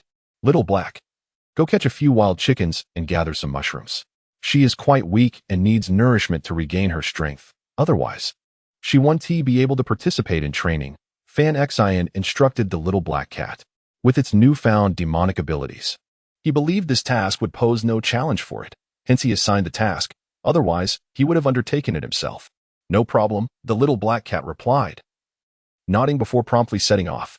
Fanxin immediately carried Renfong home. Upon their return, he was taken aback, for he discovered that his dwelling had undergone a remarkable transformation. Previously, his residence was merely a cave with a stone bed and nothing else. However, it had now been replaced by a house situated where the cave once was, and the cave itself had vanished without a trace. He pushed open the door, discovering that everything inside was complete, nothing lacking. This must certainly be the handiwork of Grandpa Nick. After thoroughly surveying the room, he muttered to himself. Had he not been aware of Grandpa Nick's peculiar abilities, he would never have guessed it was him. However, now that he was cognizant of those powers, it was only natural for him to think of him. At last, "I have a decent house," he chuckled to himself. He gently laid Renfong on the bed in the bedroom, covering her with a short coat made of animal hide. Then he exited the room, allowing her to rest peacefully. Upon stepping outside, he happened upon a little black cat returning from a hunting trip, which had laid out a wild chicken and some mushrooms in the yard for him to prepare. Taking the mushrooms and the wild chicken, he made his way to the seaside, leaving the care of Renfong in the capable paws of the little black cat. Once he had expertly handled the mushrooms and chicken, he promptly returned home to begin simmering a soup. Despite being in a remote area, he remained quite particular about his meals, thus honing his culinary skills over the years. An hour later, a fragrant pot of wild chicken and mushroom stew was ready. Little black, he called out, placing the pot aside. In no time, the little black cat appeared. What's the rush? It inquired, somewhat perplexed. It's time to eat. Go see if Renfong has woken up. If she has, tell her to wash her hands and face immediately and join us for dinner. He instructed. The little black cat nodded and promptly went to fetch her. In a short while, it returned with Renfong, who appeared drowsy, clearly just roused from sleep. Wash your face and hurry to eat something. You must be starving. I made a wild chicken and mushroom stew to help you recover, he urged. Renfong nodded. And after freshening up, she took a seat at the table. He quickly arranged 3 sets of chopsticks, one for himself, one for the little black cat, and one for Renfong. After serving the stew, he encouraged, dig in, don't be shy. We're all family here. Without further ado, he began to eat. Having worked hard all day and feeling quite famished himself, the little black cat and Renfong joined in, clearly hungry as well. They were enjoying their meal when a voice of discontent suddenly interrupted from outside. You rascal, why didn't you call me for dinner? It was none other than Grandpa Nick, who had only a head. With a sudden whoosh, his head emerged from the ground before them. The little black cat and Fanxin, having grown accustomed to Nick's one-headed appearance, were unfazed. However, Renfong, still timid despite having seen him before, was startled and quickly retreated to her room. Grandpa, you should give a warning before appearing like that. Look how you frightened her. Fanxin chided, casting an annoyed glance at Grandpa Nick. As he spoke, he filled a bowl with the fragrant stew and placed it before Nick. While he was somewhat displeased with Nick's sudden appearances, he knew he couldn't neglect his grandfather. Is it really that frightening? Grandpa Nick replied, unconcerned, believing his appearance to be harmless. Do you think so? I can assure you, if you were to venture into the human world, you would certainly frighten them. Perhaps even to death, Fanxin retorted. A human with just a head? Who wouldn't he be terrified? Even he had been quite alarmed at first sight of Grandpa Nick. Grandpa Nick, why not manipulate the soil to create a body for yourself and wear some clothing? That way, Miss Renfong wouldn't be so frightened. The little black cat suggested earnestly. Having spent a decade with Nick, it had long since built up its courage. However, it understood that others might still be fearful. So it proposed this idea to aid Renfong, whom it found quite likable despite her unfortunate circumstances. Very well. I shall procure a set of clothing and transform myself into a more human-like form, Nick agreed after a moment of contemplation. Tomorrow, Renfong would begin her training. And if she was frightened of his appearance, it might hinder her ability to fully engage in her lessons, thus affecting her progress. Agreed, Fanxin nodded, filling Renfong's bowl with the mushroom stew before carrying it to her bedroom. Renfong had been enjoying her meal until Nick's sudden appearance startled her, leaving her reluctant to stay. Unsure if she had eaten enough, Fanxin still felt compelled to bring her a bowl. Are you still not accustomed to Grandpa Nick's appearance? He asked as he placed the stew on the table. Renfong sat curled up on the bed, clutching her knees tightly, visibly shaken. No. I was just thinking of my family. They were all beheaded by those wicked people, she confessed, her lips trembling, revealing her inner turmoil. Alas, that is in the past. You need not dwell on it any longer. Focus on the present. From tomorrow onward, you shall grow into a formidable individual. If anyone wishes to harm you, they must first consider whether they possess the capability to do so, Fanxin reassured her.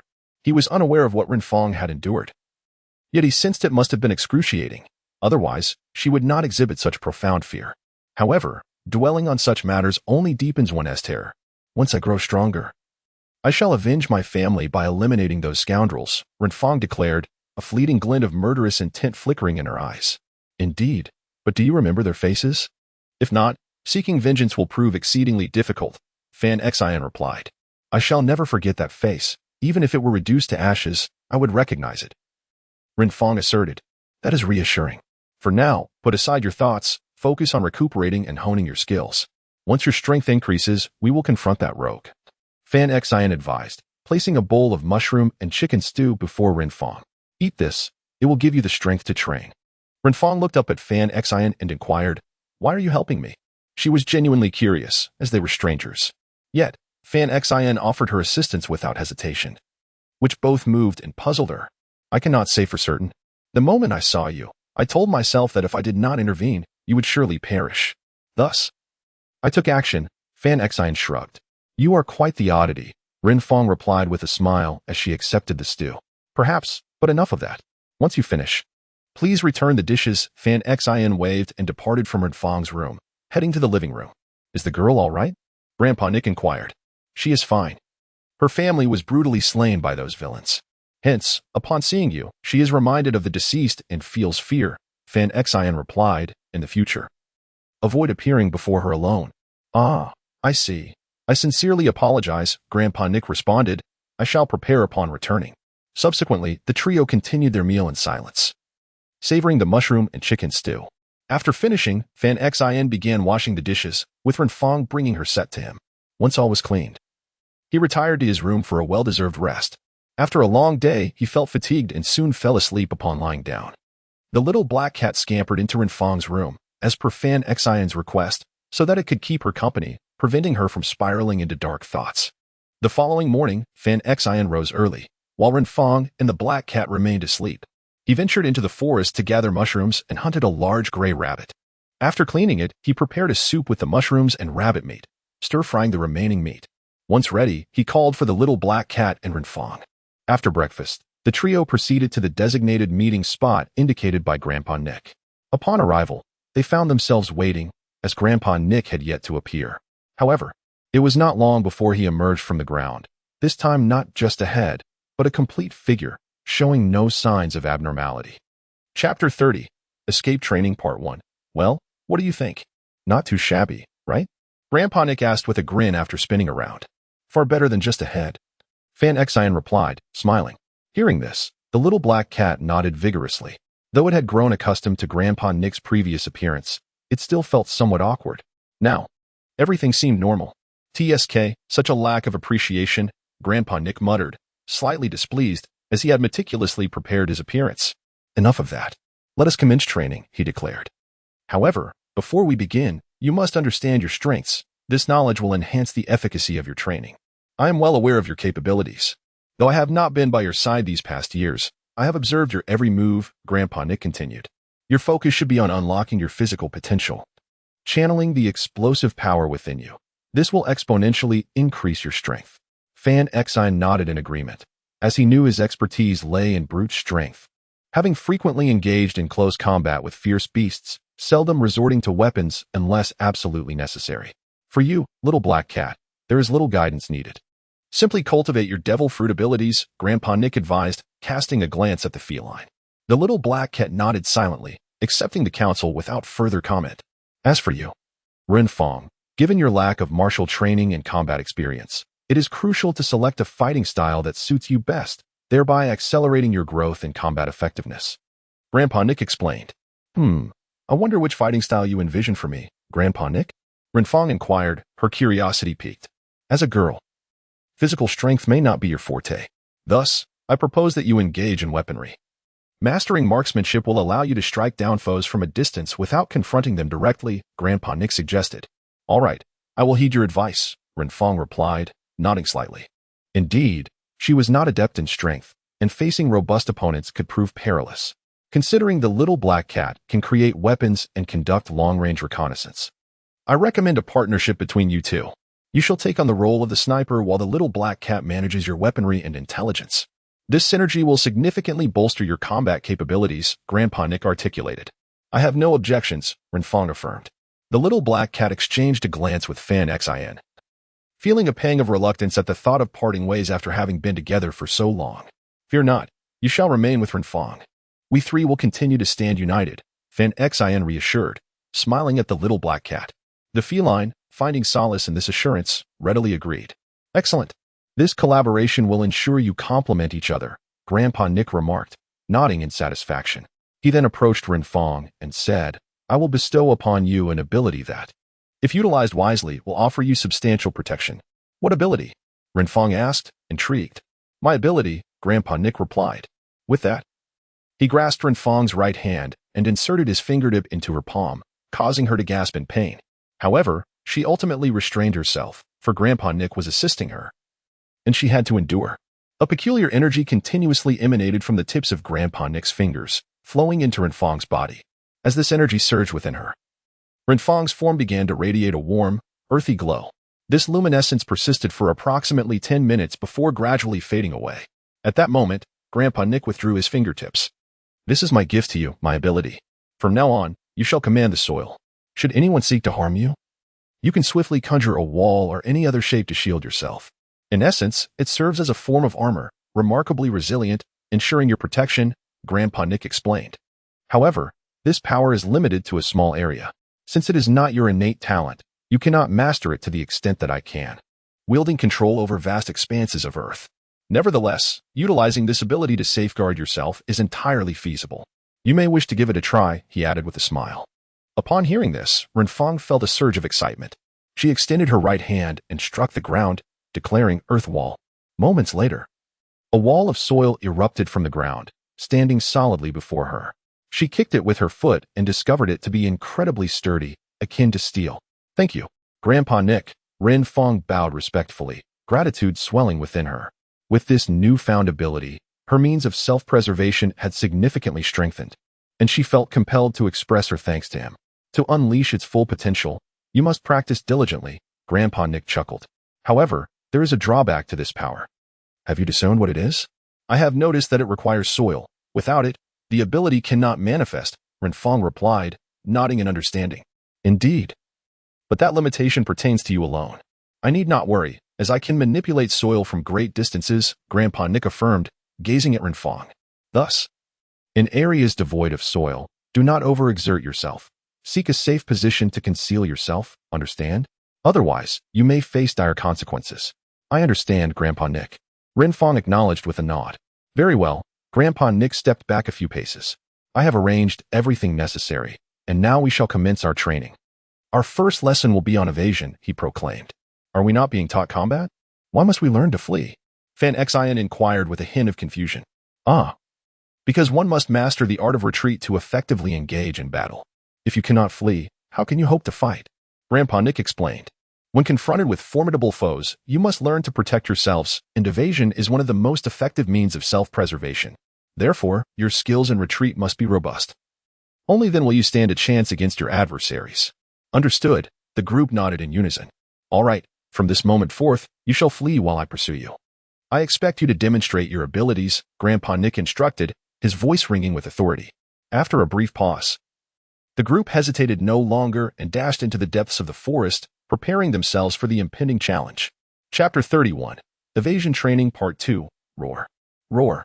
Roar. After waiting for nearly 10 minutes, they were startled by a cacophony of furious growls. The two humans and a cat froze, bewildered by the sudden emergence of so many ferocious beasts. The attack is about to commence. Grandpa Nick suddenly appeared beside them, clarifying. Those beasts are manifestations of clay that I have animated. Although they are made of mud, I have imbued them with life, granting them all the characteristics of true wild animals. Therefore, do not underestimate them. A bite could shatter your bones, and a bite to the neck could prove fatal. We understand, Grandpa Nick. There's no need for further explanation, Fanxin responded. With that, he and Renfong sprinted deeper into the forest, acutely aware of the life-threatening danger that loomed around them. His sense of danger is exceptionally acute. He can detect any threat posed to him. This time, his perception is ominous. Quickly, swiftly, to the thicket, shouted Fanxin. In open terrain, no one can outrun those ferocious beasts, for they are hunters, masters of their craft. They must retreat to the densely wooded areas, where it becomes challenging for the creatures to exploit their advantages. As soon as they departed, a horde of hundreds of tawny giants wolves surged forth from the distance, pursuing Fanxin and Renfong. Their eyes glowed a menacing crimson, and their formidable fangs glistened ominously, instilling a profound terror. The mere thought of being struck by them evoked a chilling sense that one's hands and feet might be irretrievably lost. They barreled through the terrain, obliterating everything that dared to obstruct their path, embodying the very essence of destruction as described in ancient lore. Their speed was astonishing, and it wasn't too long before they were mere moments away from Fanxin's heels. Some of the wolves, impatient and driven by instinct, lunged directly at Fanxin, intent on capturing him. My goodness, are they truly this ferocious? Is Grandpa Nick seeking our demise? Fanxin exclaimed, his eyes wide with disbelief as a massive wolf leaped forth, closing the distance between them in an instant. The sheer force of the wolf was staggering.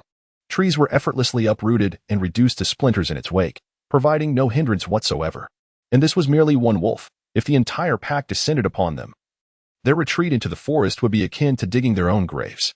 The wolves, unimpeded by the dense woodland, would maintain their speed, while they would be ensnared by the thicket. Such a blunder. Little Black, You must act swiftly to hinder them. I will escort Renfong out of the forest immediately. Fanxin instructed the little black cat. The cat nodded and promptly transformed into a robot, soaring into the air while launching projectiles at the wolves. Its intervention drew the attention of several wolves, and soon dozens were converging on Little Black. However, harming the diminutive creature proved exceedingly difficult. Its agility allowed it to evade their ferocious attempts with ease. More importantly, Little Black could ascend to the skies where the wolves could not reach it. Yet, it chose to remain amidst the chaos, creating a diversion to buy time for Fanxin and Renfong. Hurry, I cannot hold them off for long, Little Black urged. Its small stature could only influence the wolves to a certain extent. Eliminating them would require considerable effort. Moreover, it could only dispatch one at a time. Vanquishing dozens was an impossibility. Understood, Fanxin replied with a nod. With no further ado, he grasped Renfong's hand and urged her forward, sprinting toward the forest's edge. Meanwhile, the pack of wolves pursued them with frenzied determination, though Fanxin refrained from glancing back. The sounds of their relentless chase made it abundantly clear that the wolves were closing in rapidly. Time was of the essence. He and Renfong dashed swiftly towards the edge of the forest. However, just as they were about to escape the woods, Fanxin abruptly halted her steps. Renfong glanced back with confusion and inquired, "Why have you stopped?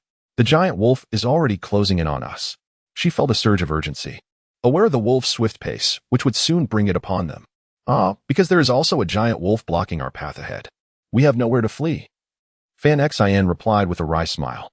Is Grandpa Nick attempting to lead us to our doom? What are we to do now? Renfong exclaimed in distress, unsure of their next course of action. What else can we do? We must fight, Fanxin said with a resigned smile, realizing that they were surrounded by giant wolves, leaving no avenue for escape. Then let us engage in battle. Renfong nodded slightly, contemplating for a moment before agreeing. She understood that there was no alternative left. Fanxin nodded, and then called out loudly, "Xiaohei, come here immediately. We are blocked by the giant wolves and must prepare to fight." The reason he called the little black cat over was that Renfong and the cat formed a duo, and their collaborative efforts in battle would yield greater efficiency. His voice resonated loudly, echoing through the entire forest, and naturally, the little black cat heard it. Without a moment's hesitation, the small feline swiftly evaded the troublesome giant wolves and dashed toward the location of Fonshine. Its speed was remarkable. In no time, it soared above Fonshine's head and then descended vertically, landing gracefully on Renfong's shoulder. Goodness, how many giant wolves has that old man summoned? There are 50 on my side and 60 on yours. This is a clear sign that we are in for a dire challenge, the little black cat exclaimed, surveying the scene with irritation. Indeed, what could be done? This was the training we had willingly accepted, and we could only brace ourselves for what lay ahead. Fonshine chuckled bitterly, having expected Grandpa Nick to be a tad gentler. Yet, it appeared that he was far from tender. His intent was evidently to extract every ounce of potential from them. Well, let us prepare for battle, the little black cat nodded resignedly. All right, we shall divide our tasks. You find a way to hold back those 50 wolves, while I deal with the 60 over here. Understood? Fonshine commanded. No problem, Renfong replied with determination. Understood, the little black cat affirmed, raising its tiny fist. Then let us commence. Fonshine nodded, drawing forth his weapon, a long spear, without further hesitation, charging toward the pack of giant wolves. Upon reaching them, he launched a fierce assault. The wolves, formidable opponents, retaliated with vicious strikes, using their jaws and claws in a relentless attempt to tear him apart. Renfong too plunged into the fray, firing her gun at the giant wolves amidst the chaos. The little black cat did not lag behind, engaging the wolves with fervor. The wolves counterattacked, surrounding Renfong with the intent to shred her to pieces. However, despite her seemingly delicate demeanor, Renfong was not easily intimidated. She swiftly harnessed the power bestowed upon her by Grandpa Nick and conjured a bowl-shaped shield to encompass herself and the little black cat. Yet, they were not merely hiding within. She opened several slits in the shield, extending her gun through one of the openings to shoot at the approaching wolves. Frustratingly, they discovered that the bullets seemed ineffective against the giant wolves. After a prolonged assault, not a single wolf had been felled. This is becoming problematic. My ammunition is running low, the little black cat expressed urgently. Though its bullets were forged from demonic energy, they were not limitless and were tied to its stamina. Once its energy waned, it would be unable to manufacture more ammunition, rendering its weapons mere decorations. My ammunition is nearly depleted too. What shall we do now? Renfong echoed, panic in her voice as this was her first encounter with such tenacious giants. Bullets are useless against them. We must devise another plan, the little black cat stated. Indeed. But what alternative do we have? Renfong pondered aloud. I do not possess that knowledge. Let us attempt various strategies. Surely we can uncover a solution. Though that old man may be unreliable, he would not leave us entirely bereft of options, the little black cat replied with resignation. If it had known the answer, they would not be in this predicament now. That is true. Then let us act. Renfong agreed, swiftly removing the shield while the wolves were distracted. The moment the shield was lifted, she and the little black cat darted out of the pack. Once outside, they remained vigilant, ready to defend themselves against any sudden assaults from the wolves. Fonshine, have you found a way to deal with them? The bullets are ineffective. The little black cat glanced at Fonshine, inquiring. It had no plan of its own. If Fonshine was equally lost, they would face dire straits. What? Bullets have no effect? Fonshine was momentarily taken aback, shouting, Are you certain there is no impact whatsoever? Engaged in combat with the wolves, he relentlessly aimed for their vital points with his spear. Yet, he felt a profound frustration, for the wolves' bodies were as tough as iron, making his spear ineffective. He had initially believed the bullets would yield results, but realizing they had no effect at all left him feeling powerless. Absolutely certain, the little black cat affirmed. Damn it, Grandpa Nick is intent on thoroughly annihilating us. Fonshine retorted, ceasing his assault against the wolves, as his efforts were futile. He continued to grapple with the wolves, but it was merely a waste of energy. He leapt from the midst of the wolf pack and approached Renfong's side. They stood back to back, cautiously observing the formidable wolves. What should we do? Renfong inquired, realizing they were encircled by the giant beasts. If they failed to devise a plan, the consequences would be dire. Chapter 32, The Escape Training, Part 3. Grandpa Nick stated that this is an escape training exercise, which means these giant wolves are beyond our capacity to confront. Even if we exhausted all our strength, it would be of no avail. Ultimately, we would be captured, Fanxin mused after a moment of contemplation. Once we are captured, our mission will fail. Indeed, that makes sense, but if we wish to flee, it seems impossible. Renfong nodded, expressing her frustration. They had attempted to escape previously, but the wolves were not only swift but also faced no obstacles. Escape seemed futile. True, we cannot escape on the ground, but what about the sky? Fanxin looked up and smiled. Ah yes, the giant wolves can only run on the ground and cannot fly. If we could soar into the air, we could evade their clutches, Renfong replied, her face lighting up with hope. Exactly, if we could fly, that would be splendid. Fanxin gazed at Renfong's little black cat and asked, How is your flying armor coming along? Have you succeeded?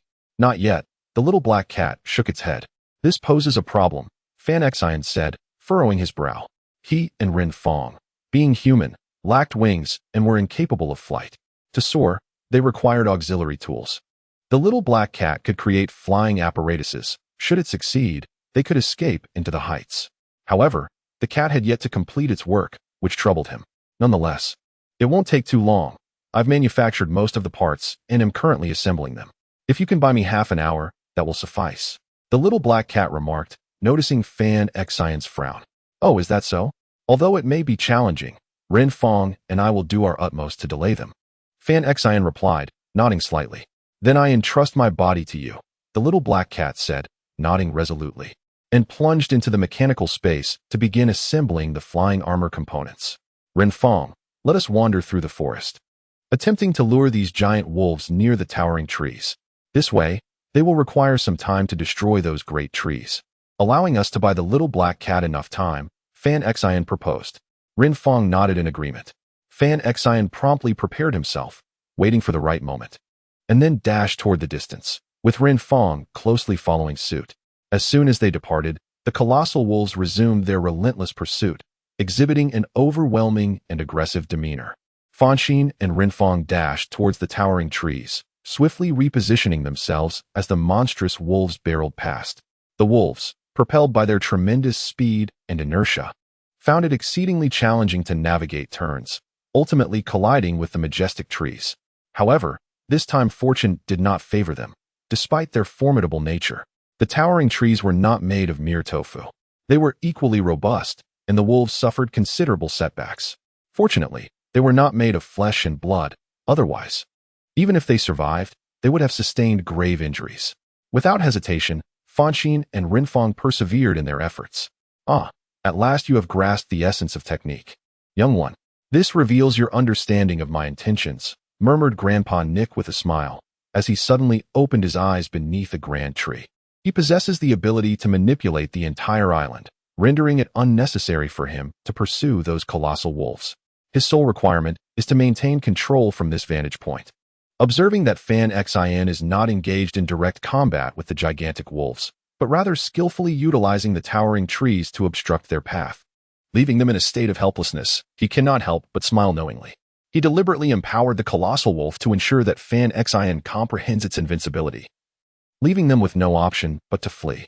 If Fanxin were to slay the colossal wolf, then the training would be rendered utterly futile, for they would be capable of hunting it, thus negating the need for escape. However, do you believe that ascending to the skies would guarantee your safety? Grandpa Nick chuckled, stating, although true wolves do not possess the ability to fly, the colossal wolf in my grasp can indeed take to the skies. Children, I shall instill in you a sense of despair. He listened intently to the conversation between Fanxin and Renfong, thus discerning Fanxin's plan. Yet, he had resolved not to allow Fanxin an easy escape. He intended to corner both of them into a desperate situation, compelling them to fight for survival in their darkest hour. Only through such trials would they learn not to surrender easily when faced with similar predicaments in the future. He prepared to equip the giant wolves with a pair of wings, allowing them to soar through the skies in pursuit of Fanxin and Renfong, driving them into an inescapable corner.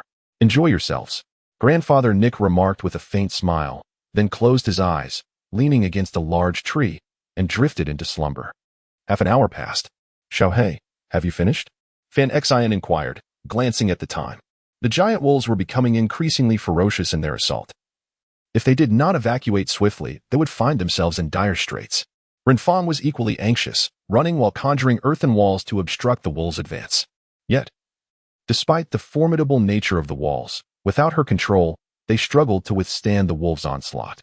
The barriers could only delay the inevitable for a brief moment before the wolves surged through. I've done it, proceed, shouted Xiaohei. Moments later, its consciousness returned to its body, and it leaped onto Fanxin's shoulder, presenting her with a palm-sized circular object. It then hopped onto Renfong's shoulder, bestowing upon her a similar item. Is this the flying armor? Fanxin gazed in astonishment at the small object in her hand. It was merely the size of her palm. How could it possibly cover her entire body, let alone facilitate her escape? Renfong's expression mirrored her bewilderment, rendered speechless. Indeed, it is the flying armor. Although it appears diminutive, it conceals a vast space within, capable of housing numerous components. The armor is contained inside. Simply press the red button, and it will automatically emerge to envelop your bodies, Xiaohei stated with a serene smile. It was visibly proud, for this was its creation. Really? Fanxin pressed the red button with a mix of skepticism.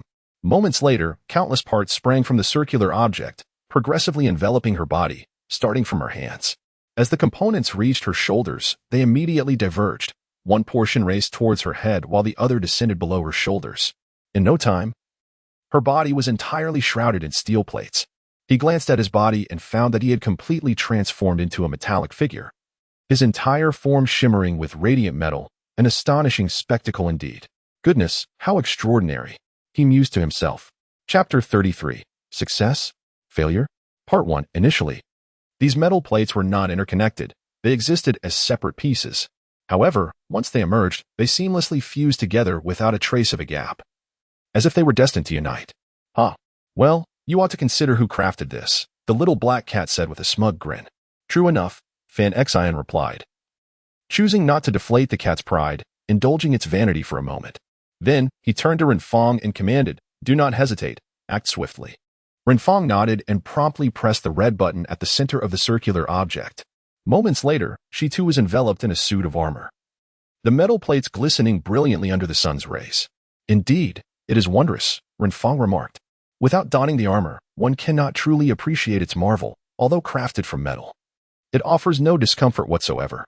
It rests upon the body with a sense of comfort, Fanxin interjected. Enough admiring for now. We must escape at once. Otherwise, we shall be doomed. The giant wolf pursued them with ever-increasing speed. If they did not flee promptly, even the armor would be of no avail. Very well. Let us commence our escape. Renfong agreed, ceasing her contemplations. Fanxin nodded, activated the remote device on his person, and in an instant, His feet and back began to emit light. A surge of force erupted from within, propelling him upward. Renfong, without hesitation, followed suit.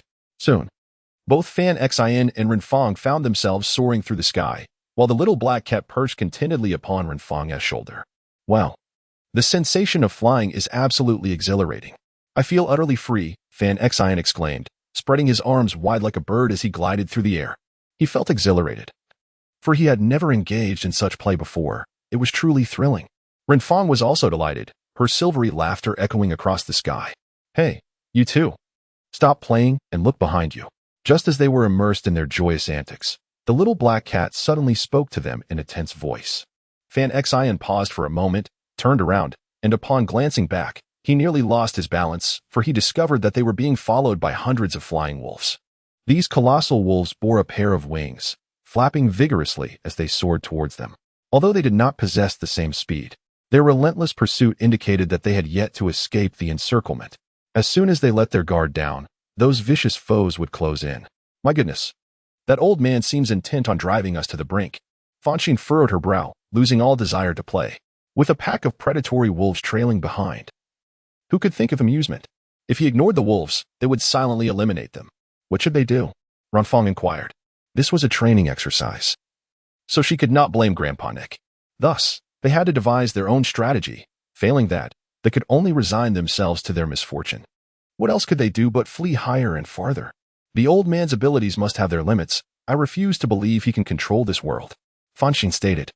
As long as we escape his sphere of influence, we shall prevail. Indeed, let us take action, Renfong replied after a brief contemplation, nodding in agreement. No matter how formidable an individual's prowess, it cannot extend infinitely. There must always be a boundary. She wholeheartedly concurred with Fonshine's assertion. Then let us proceed, Fonshine affirmed, saying, we will fly at an angle, ascending while moving away. This way, we will achieve our objective. Renfong and the little black cat nodded slightly, offering no objections. Thus, the trio commenced their ascent towards loftier and more distant realms. Initially, their endeavor was quite successful, as only the colossal wolves pursued them. And their speed was not particularly swift, trailing slowly behind, perhaps due to their hefty size. However, the mere presence of these beasts brought unease. So, after every stretch of flight, Fonshine would glance back to see if they had shaken off the troublesome giants. To her dismay, the colossal wolves continued their steady pursuit, seemingly unperturbed by the prospect of their escape. Eventually, she lost interest in their presence, allowing them to follow as they pleased, indifferent to their pursuit. Hey, Fonshine, do you see what lies ahead? The little black cat suddenly exclaimed, pointing forward. Before them, a transparent veil of light stood not far away. Difficult to discern with the naked eye, the little black cat, equipped with advanced mechanical vision, could see it distinctly. However, it too needed to approach to gain a clearer view. From a distance, it remained obscured. All right, let us hasten toward it, Fonshine urged, quickly accelerating towards the shimmering barrier. In no time, she reached the edge of the luminous screen. He gently touched it with his hand and discovered it to be a transparent and remarkably hard substance. He struck it with his fist, yet it remained unbroken. What could this be? He pondered aloud, perplexed. I am uncertain as well. It appeared suddenly, replied the little black cat. I believe it to be a barrier, extremely solid and utterly impenetrable. Little Black, your speed is impressive. Please immediately investigate whether similar barriers exist elsewhere, Fanxin instructed after a moment of contemplation. Understood, the little black cat nodded and swiftly darted off to explore other areas. 20 minutes later, it returned, landing on Fanxin's shoulder. What did you discover? Are such barriers present everywhere? Fanxin inquired eagerly. Deep down, he harbored a growing suspicion that these obstructions might be the doing of Grandpa Nick. Why would Grandpa Nick create such barriers? Naturally, it was to prevent them from escaping elsewhere. It seemed that Grandpa Nick was intent on cornering them completely. However, he still hesitated to draw a definitive conclusion, for he remained uncertain if these barriers were ubiquitous. If some areas lacked them, they might not be the work of Grandpa Nick. Yet, if they were indeed present everywhere, he would be able to assert his theory with absolute certainty. Yes, they are everywhere, the little black cat confirmed with a nod. Oh, no wonder those flying wolves appear so unconcerned. They must have known all along that we could not escape. Fanxin lamented, feeling a wave of frustration wash over him.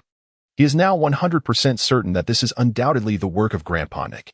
If it weren't for him, those flying wolves would not be trailing behind so leisurely without launching an attack.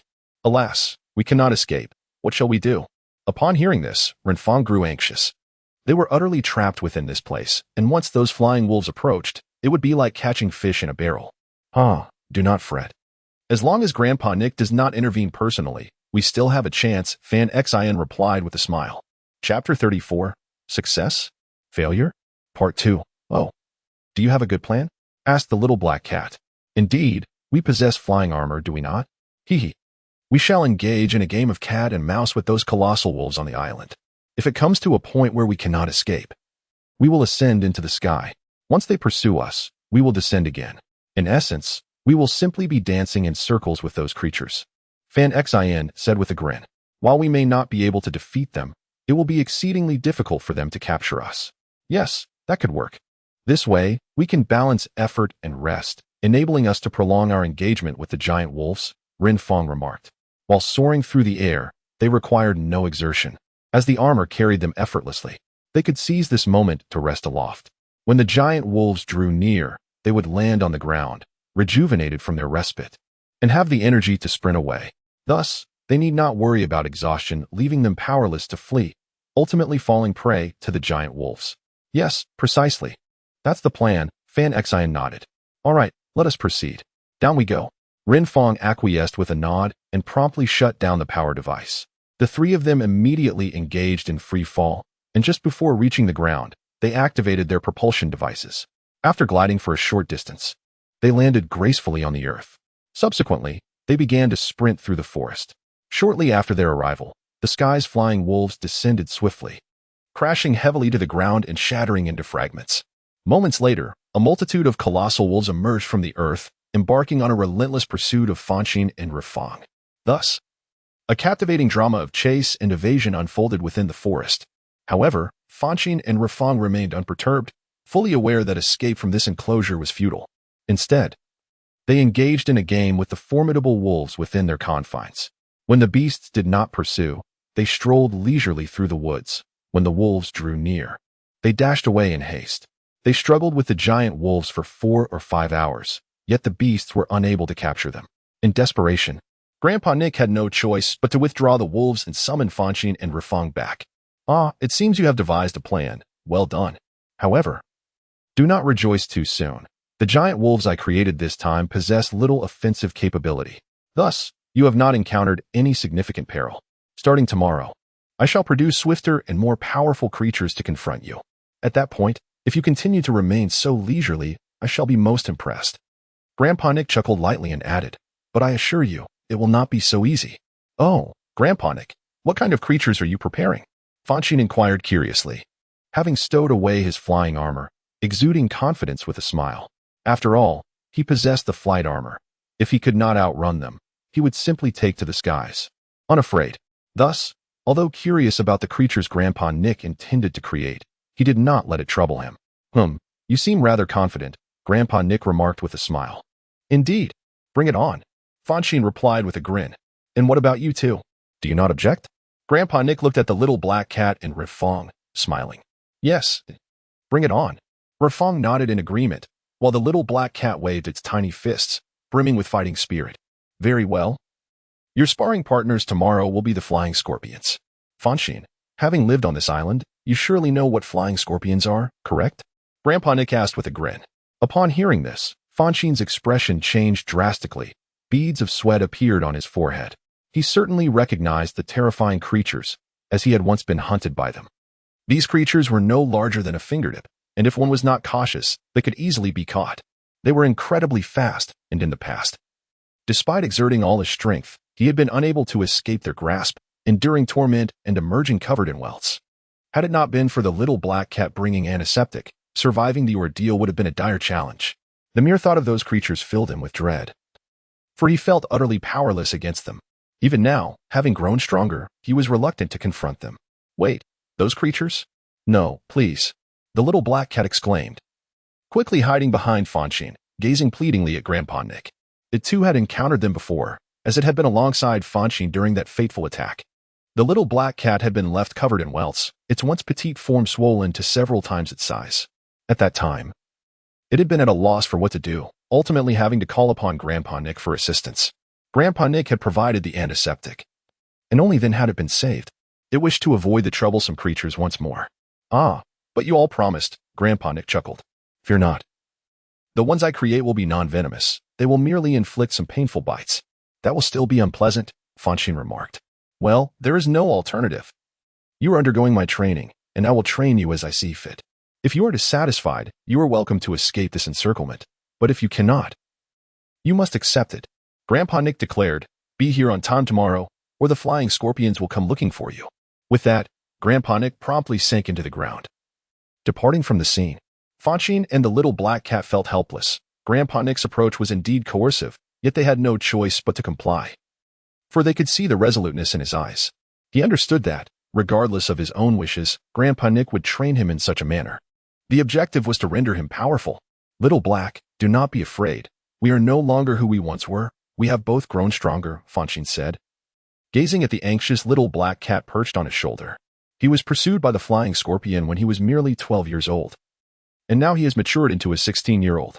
Over the span of 4 years, he has significantly strengthened himself. He firmly believes that he will not face such a devastating defeat again. Indeed, it is true. Now I am a demon wielder, whereas back then, I was just an ordinary black cat. The little black cat pondered for a moment before slightly nodding and responding. It too felt that what Fonshine said made sense, for it now possesses the ability to protect itself. Then it is settled, Fonshine declared, looking at Renfong. You and the little black cat should go in search of food. Once you've procured it, clean it thoroughly and place it in the kitchen for me to handle upon my return. But what will you be doing? Renfong inquired with a hint of confusion. Chapter 35, Success? Failure? Part 3.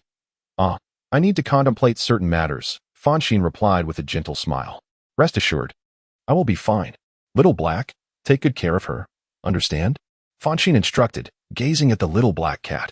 Understood, you need not worry, the little black cat affirmed, nodding and patting its chest confidently. With that, Fonshine promptly departed, heading deep into the forest, and soon vanished from Renfong and the little black cat's sight. What is he going to do? Renfong asked, still puzzled. She noticed Fonshine's demeanor was not quite cheerful, and concern crept into her heart. I do not know, but you can rest assured. Fonshine has grown up here. Nothing will happen to him. Let us go, the little black cat reassured her. Indeed, Fonshine cherishes his life. Especially now that he is aware of his parents' existence, he is even less likely to fall into despair. Thus, the little black cat felt no worry for Fonshine. That is also true. Then let us proceed. Renfong nodded slightly, choosing not to dwell on it any longer. The little black cat has been Fonshine's steadfast companion for many years, and if it believes he will be safe, she need not worry any further. She ventured into the forest with the little black cat, beginning to gather mushrooms and hunt for wild rabbits and pheasants. Upon entering the forest, Fonshine found himself in the heart of it, where he sat in a meditative position, fully concentrating his mind within his cerebral domain. The reason he dismissed the little black cat and Renfong was that he had just discovered the presence of certain fragments of images in his mind that did not belong to him. He wished to be undisturbed by Xiaohei and Renfong, desiring instead to thoroughly investigate what those objects truly were.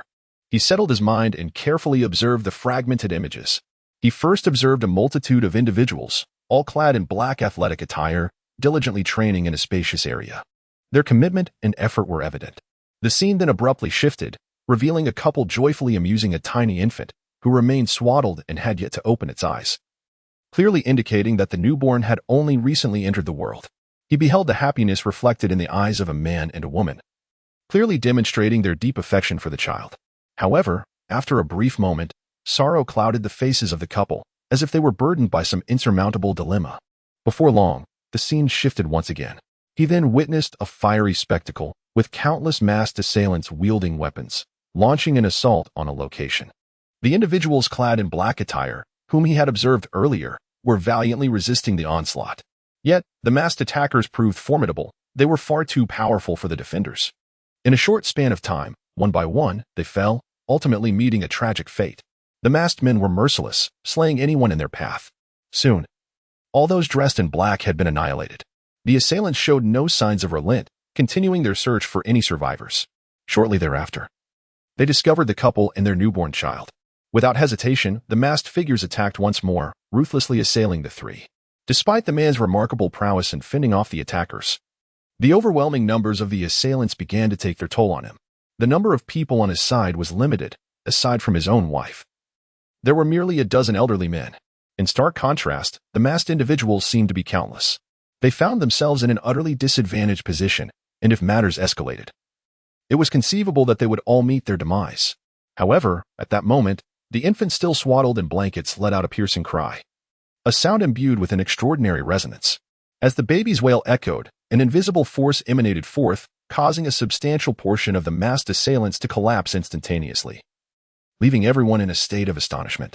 Those who had yet to succumb to unconsciousness turned their gaze towards the swaddled child. While the masked figures were overtaken by an overwhelming dread, beads of cold sweat forming on their brows, as if confronted by an unspeakable horror. Conversely, those clad in black attire bore expressions of sheer shock. Shortly thereafter, it appeared that the individuals in black had reached a decisive resolution. They launched a fervent assault against the masked foes, fighting with reckless abandon. As they engaged in fierce combat, they pressed forward, determined to protect the couple and the infant nestled within the blankets. Their objective was to ensure the departure of the couple and their infant child. In their frenzy, the masked assailants failed to contain them, resulting in a breach. Ultimately, the couple and the child managed to escape, while those clad in black met their demise in battle. The scene shifted abruptly, depicting the couple fleeing with their child, relentlessly pursued by their assailants. With each harrowing chase, they sustained further wounds, yet their determination never wavered. They could not afford to perish, for their child's safety remained unassured. Death would mean certain doom for the little one, as their pursuers would not relent. After an arduous escape, they encountered an elderly man who appeared to have a favorable rapport with them. He not only tended to their injuries, but also assisted in caring for the child. However, their respite was short-lived, as their pursuers soon tracked them down, this time accompanied by a formidable adversary. The couple and the elder found themselves outmatched and were forced to retreat. Their escape was facilitated by the elder, who sacrificed his lower half to impede their pursuers. This elder possessed the ability to manipulate the earth, allowing him to envelop the couple and the child, leading them underground to safety, thus vanishing from peril. The hunters searched tirelessly but to no avail, yet their resolve did not falter. They continued their pursuit across the globe. Meanwhile, the elder guided the couple and their child to a desolate island. The couple resided on the island for a brief period before departing, leaving their child in the care of the elder, who possessed only a head. At this juncture, all images faded away.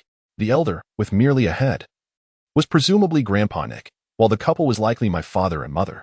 As Fonshine witnessed the entirety of the scenes, tears streamed down her face. He understood that his parents had reluctantly entrusted him, still an infant, to Grandpa Nick, as they were being pursued relentlessly. They had no choice. To take him along would have meant certain death. Yet, Grandpa Nick possessed the ability to manipulate the earth, traversing its depths with ease. When the villains approached, he could swiftly lead him to safety. But what manner of race was the Soul Clan, he pondered, in the scene before him? He noticed that the individuals clad in black attire bore the character for soul emblazoned upon their chests. He understood that this must signify the name of a particular clan. However, he was somewhat perplexed regarding the nature of the Soul Clan. Chapter 36. The Soul Clan, Part 1. My parents also wore garments that featured the character for soul, which implies that I too belong to the Soul Clan, he remarked. Yet, what is it that distinguishes the Soul Clan? Asked Fanxin. He furrowed his brow, pondering deeply, yet despite his prolonged contemplation, he could not comprehend the uniqueness of the Soul Clan, nor could he fathom why those masked figures sought to pursue them. Just as his confusion reached its peak, a voice unexpectedly reached his ears. To his astonishment, it was the little fox, now in high spirits, wearing a joyful smile that starkly contrasted with its previous demeanor, which often involved threats of violence.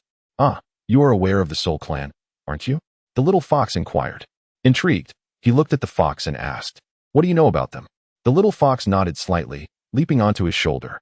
While I do not possess extensive knowledge, I am familiar with certain aspects of the Soul Clan. Very well, please enlighten me. What makes the Soul Clan so exceptional? He urged. The most distinctive feature of the Soul Clan is, naturally, their souls, which is precisely why they are referred to as the Soul Clan. The souls of its members are immensely powerful, typically twice as strong as those of ordinary individuals, the little fox explained. As they age, their soul power intensifies. And if they actively consume the souls of others, their strength can escalate to unfathomable levels. The physical prowess of the Soul Clan is relatively weak. They primarily rely on soul attacks. If those who confront you are inattentive, you could potentially launch a sudden soul attack, bringing them down instantly. Even if you cannot defeat them outright, they would be incapable of retaliating for a brief period, as injuring a soul is no trivial matter. Of course, this is not an absolute rule. If you target someone whose power vastly exceeds your own, they will likely remain unaffected by your soul attack, as their own formidable souls can completely disregard yours. In addition to their powerful souls, the members of the Soul Clan possess another remarkable trait. Even if their physical bodies are destroyed, they continue to exist. Should they find a suitable vessel, they can continue living as humans. Oh, I see. So, it is akin to having a second lease on life, correct? He inquired.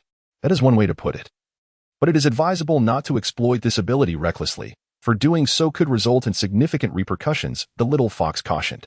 What kind of repercussions? He asked, curiosity piqued. I'm not entirely certain, as I am not a member of the Soul Clan. Perhaps your family left you some clues. You might find answers within your own memories. The little fox replied with a hint of exasperation. Well, thank you for your explanation, he said, nodding in acknowledgement. No need for thanks. I have come to assist you. In a sense to repay a favor, so I hope you will not decline, the little fox stated. Oh, what kind of assistance do you require? He asked, intrigued. You are not yet a true member of the Soul Clan. To become one, you must activate your soul, only then can you train in soul attacks. The little fox elucidated. And how does one accomplish that? He queried, increasingly curious, astonished to learn that he was not considered a true member of the Soul Clan. To activate your soul, you must consume another's soul. Since you currently lack a suitable target, you should consume mine. This will enable you to become a genuine member of the Soul Clan, the little fox proposed. Ah, that is out of the question, absolutely not. He immediately rejected the idea, shaking his head fervently. He exerted every possible effort to rescue the little fox from the clutches of the immense dragon. He had no intention of vanquishing his adversary. Had he sought to devour his opponent, he would not have initiated the rescue. Ah, you may consume my soul. Yet that does not equate to my demise. I am merely offering you half of my essence. This portion of my soul is devoid of my consciousness, allowing you to swallow it without hindrance, while the other half remains intact. I shall not perish. The little fox remarked with a smile, I still have unfinished business. I shall not depart so swiftly. Its relentless attempts to flee were driven by the instinct to preserve its own life. Now that it can live freely, it would never jest with its own existence. Thus, it became clear, and with that revelation, Fonshine finally found solace. He aspired to become a member of the Soul Clan, which necessitated the consumption of others' souls. Since the little fox would not perish from this act, he would naturally not hold back. He could always assist it in the future. Here, this is half of my soul. Take it, he offered. Devour it, and upon consuming my soul, you shall gain access to my abilities, which you must decipher for yourself. The little fox nodded, extending its right paw, revealing a nebulous, immense orb of light. This was half of its soul. Having erased its own consciousness, the soul did not manifest its form. Receiving the luminous orb, he pressed it against his mind's domain. Moments later, the essence began to disperse throughout the realm. After a considerable time, the center of his mind radiated light, which began to spread outward. As the illumination intensified, dark entities continuously emerged from the surface of his mind, only to dissipate into nothingness. These black auras resembled refuse, and the light acted like a vacuum, consuming them. In due course, his entire mental domain was aglow, and the light remained unextinguished, the reason for which eluded him. Nevertheless, he sensed that his soul had grown formidable. He could now traverse the world relying solely on his spirit, independent of his body. Ha ha, I can finally control my own soul, he exclaimed joyfully. Congratulations. Now, I must take my rest. For a while, I shall succumb to slumber and will be unable to guide you in utilizing those abilities. You will have to explore them on your own, the little fox replied with a smile. All right, no problem. You should go, he nodded in agreement. Noticing the little fox's evident fatigue, losing half of its soul had taken a significant toll. Without hesitation, the little fox returned to his mind's domain. Meanwhile, he began to experiment with his newfound ability, soul attacks. However, he soon discovered that while he could separate his soul from his body, it was exceedingly feeble, rendering him incapable of manifesting any power. Chapter 37, The Soul Clan, Part 2. Oh dear, this is utterly useless. What am I to do now? He lamented, feeling despondent. He had anticipated acquiring a new ability and had been elated, yet now found himself unable to wield it. You must continue to consume souls. Only then will your soul's form grow stronger and more formidable. Presently, your soul resembles that of an infant. What can an infant accomplish? As his words faded, a voice echoed in his ears. Upon listening closely, he recognized it immediately. Grandpa Nick, is that you? He turned to see Grandpa Nick, who now appeared as merely a head. Nonetheless, he felt no fear. After all, Grandpa Nick had transformed for the sake of their family. Without him, his parents, and he might have perished long ago. Ah, so you are aware of your soul's form. It seems you have gleaned some insights regarding the Soul Clan. Grandpa Nick acknowledged with a nod. He refrained from taking on a full form, trusting in the boy's courage to face him. I witnessed the images within the mind's domain. Grandpa Nick, thank you for saving my parents and me, he expressed with gratitude. Ah, it was nothing. In my youth, I ventured out to sea and encountered a fierce storm. Were it not for your family, I might have perished long ago. I am merely repaying a debt of gratitude. Grandpa Nick replied with a smile. In his youth, he was proud and self-assured, believing himself capable of conquering any challenge. However, when confronted with the true force of nature's calamities, he came to realize the insignificance of his own existence. In that fateful year, he was struck by a violent storm, rendering him unconscious and casting him into the sea. He thought his demise was inevitable, yet he was miraculously rescued by a venerable elder of the Soul Clan, who brought him to their sanctuary.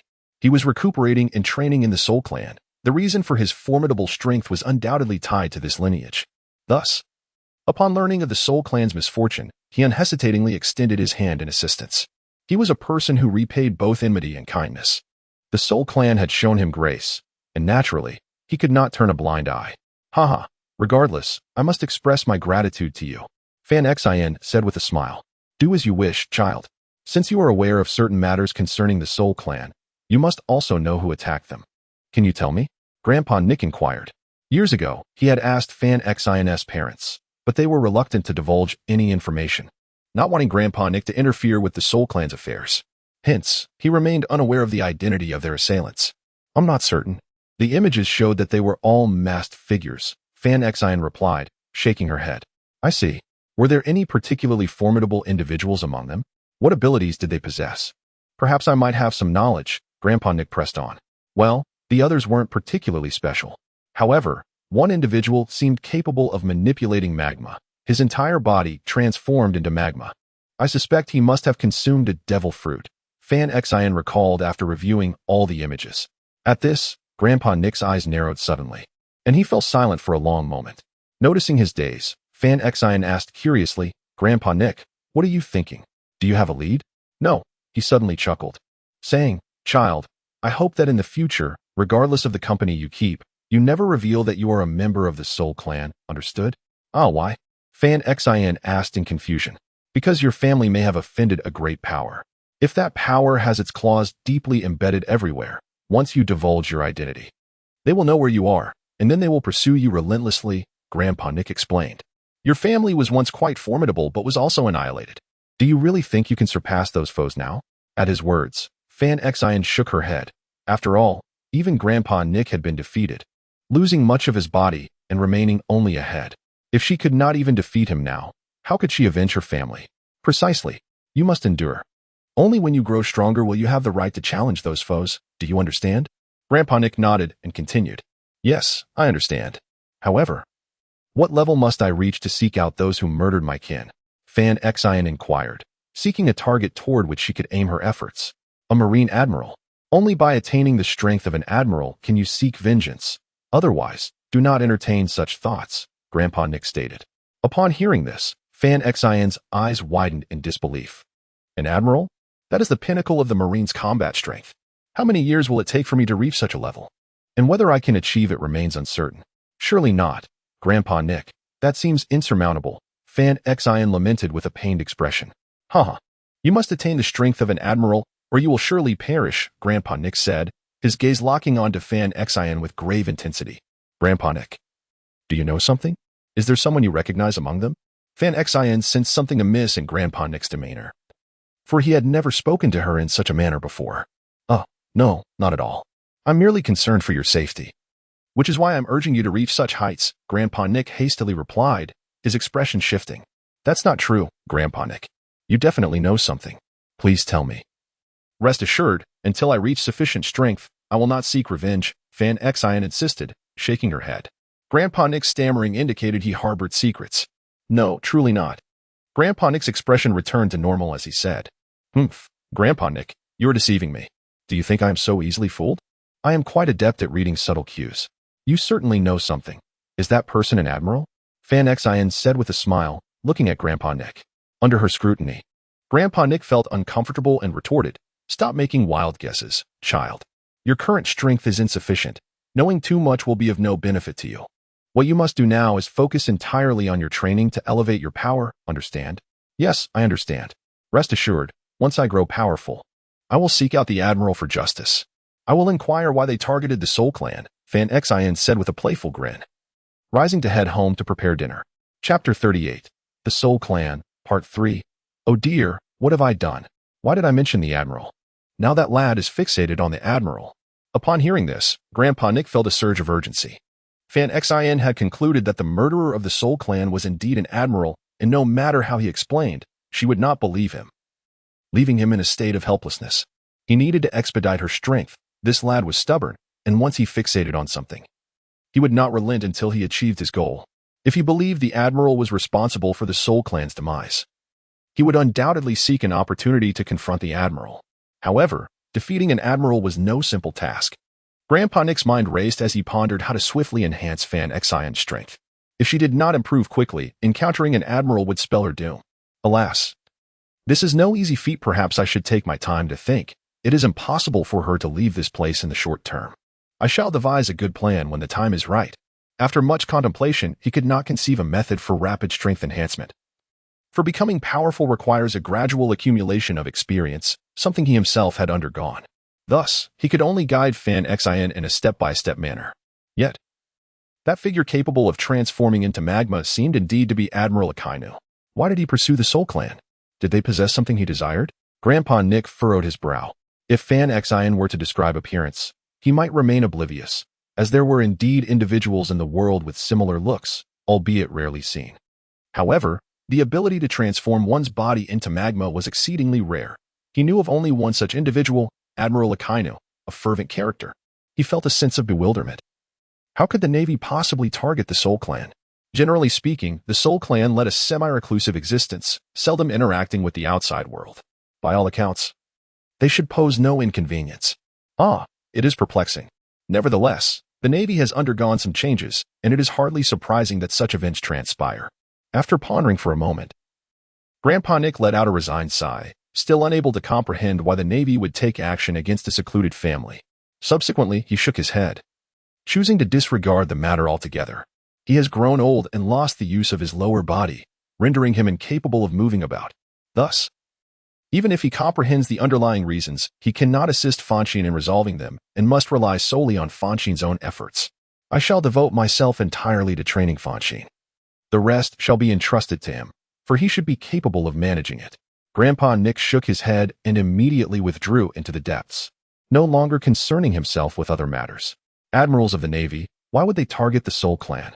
Do they possess something of immense value to them? Fonshine pondered as he walked slowly. From Grandpa Nick's countenance, he could surmise that the involvement of an admiral in the attack on his family was almost certain. Otherwise, he would not have been so hesitant. Yet, he could not fathom why an admiral would take action against his family. Regardless, it is imperative to uncover the truth. The enmity of extermination is a grudge that cannot be borne. No matter who it may be or what their status entails, they must be dealt with, Fonshine declared coldly.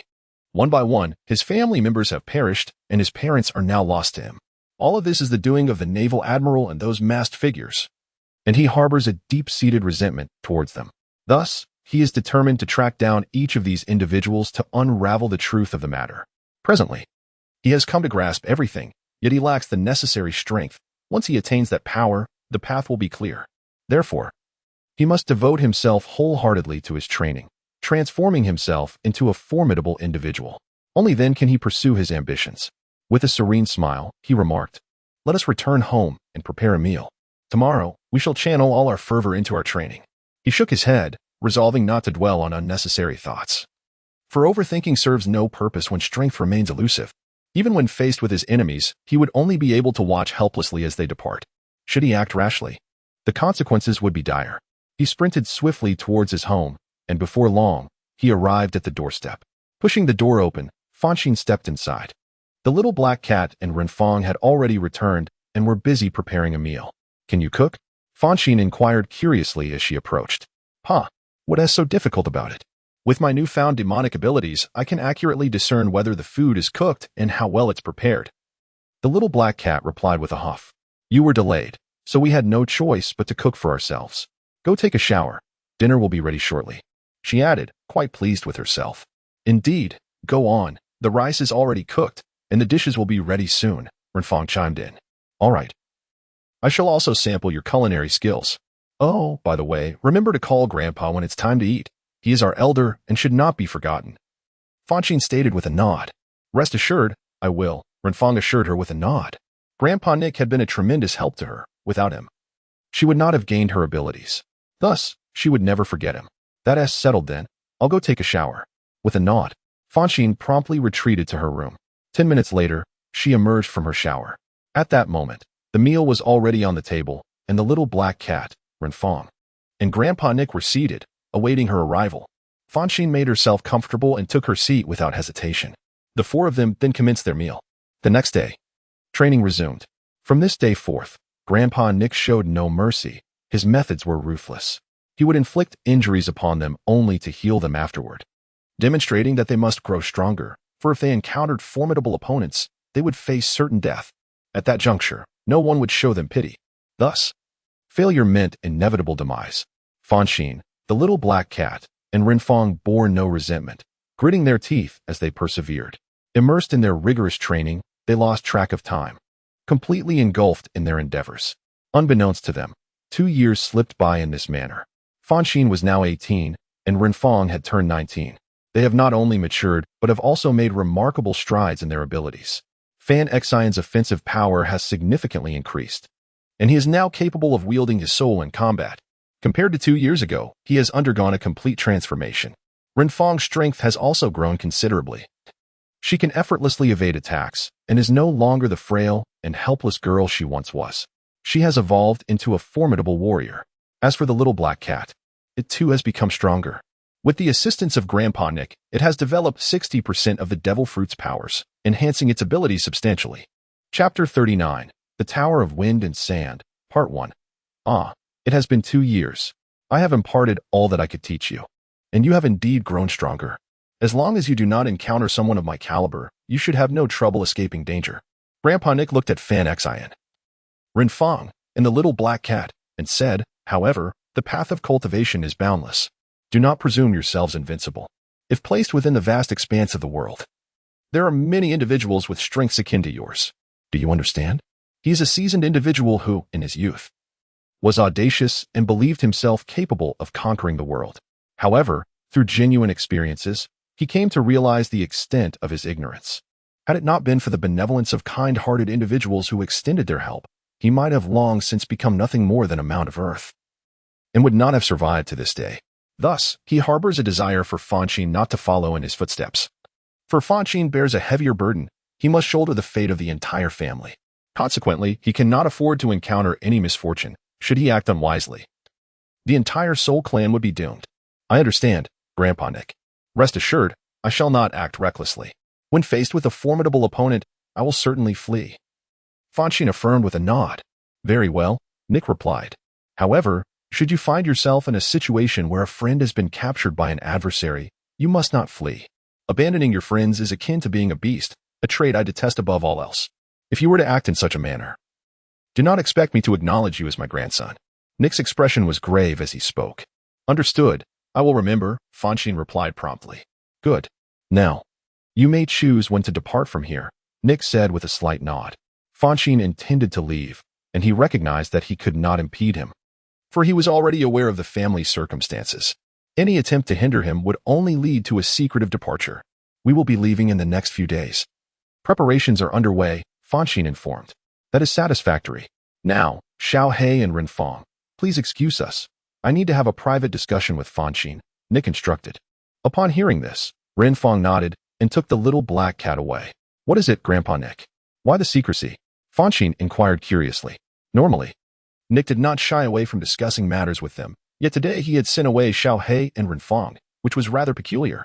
Of course, I have significant matters to discuss with you, Nick replied, retrieving a golden tower from deep within the earth. The tower, adorned with 108 layers, radiated a brilliant golden light, dazzling to behold. "What is this?" Fonshine asked, intrigued. "This is the Sandstorm Tower, a legacy from your father. He stated that if you remained ordinary, it should be buried with him after his demise. However, you are no longer ordinary. You have come to understand everything. I can no longer prevent this, so the Sandstorm Tower rightfully belongs to you now." Nick sighed. Truthfully, he hoped that Fonshine would refrain from searching for his parents. For such an endeavor was fraught with peril, and he feared for Fonshine's life. Yet, he recognized that he could not dissuade him, even if he tried. Fonshine would still venture forth. He did not wish to spend his life as a warden over Fonshine. "What purpose does the Sandstorm Tower serve?" Fonshine inquired. "The Sandstorm Tower is a unique weapon, its creator unknown. It possesses the ability to unleash winds and sands, creating dust storms. Your parents once utilized this tower multiple times to evade their pursuers," Nick explained. "Had it not been for this tower, your parents would have perished long ago, and you would have met a similar fate." "Oh, how do I use it?" Fonshine asked, nodding slightly. "You must prick your fingertip and let a drop of blood fall upon it to acknowledge it is your own. Then, place it within your body. When you wish to use it, simply direct your mental energy towards its layers, and the Sandstorm Tower will generate a dust storm centered around you. The layers correspond to the strength of the storm, with the first layer being the weakest and the 108th layer the most powerful, increasing sequentially in strength." "I see," Fonshine replied, no longer hesitating. He promptly pricked his fingertip and let his blood drip onto the apex of the tower. As the blood touched the tower, it was immediately absorbed, and moments later, the golden tower began to glow, autonomously flying towards him. He could distinctly sense an inexplicable connection between himself and the Windsand Tower. Subsequently, Fanxin absorbed the tower into his being. At the first level, Fanxin focused his mind on the initial layer. After a brief moment, he noticed a mild wind and sand phenomenon manifesting around him, though it posed no threat whatsoever. "Ah, so it is that simple to manipulate," Fanxin remarked with a smile. "Indeed, however, this entity harbors considerable danger. Once activated, it will persist for several hours. And even if you divert your mental energy away from the Windsand Tower, the effect remains," Grandpa Nick cautioned. "Thus, when utilizing it, you must ensure your friends are either close by or at a safe distance. Otherwise, they may become ensnared and unable to escape for hours."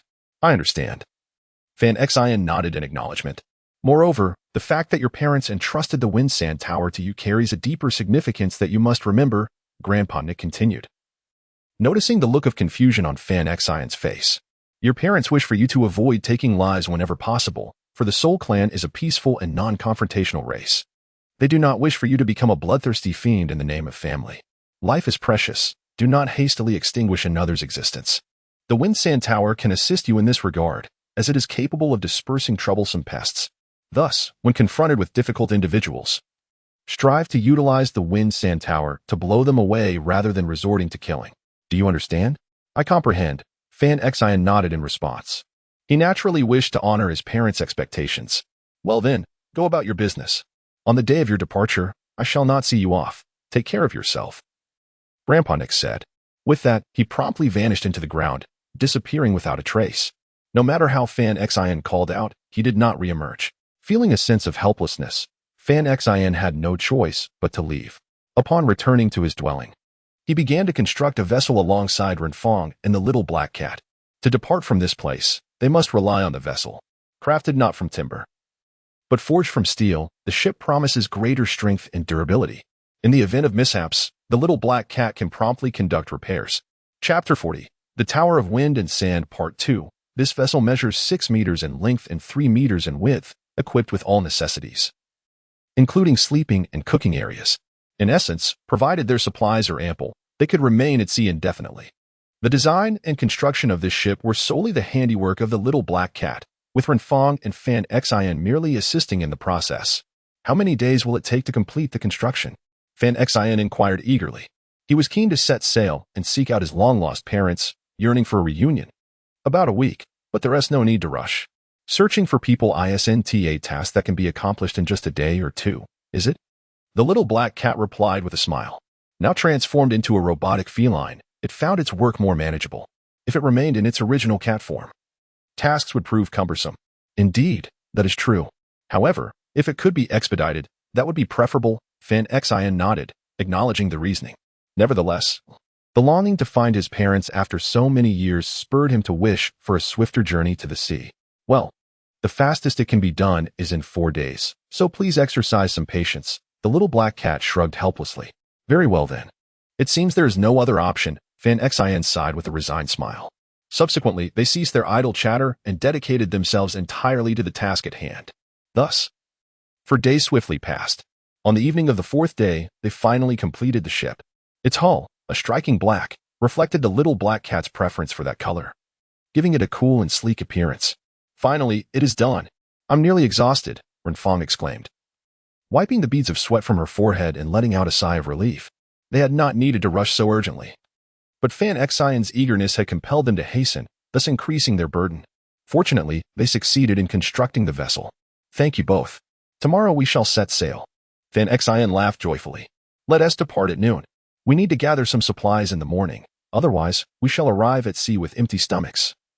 Renfong pondered momentarily before responding.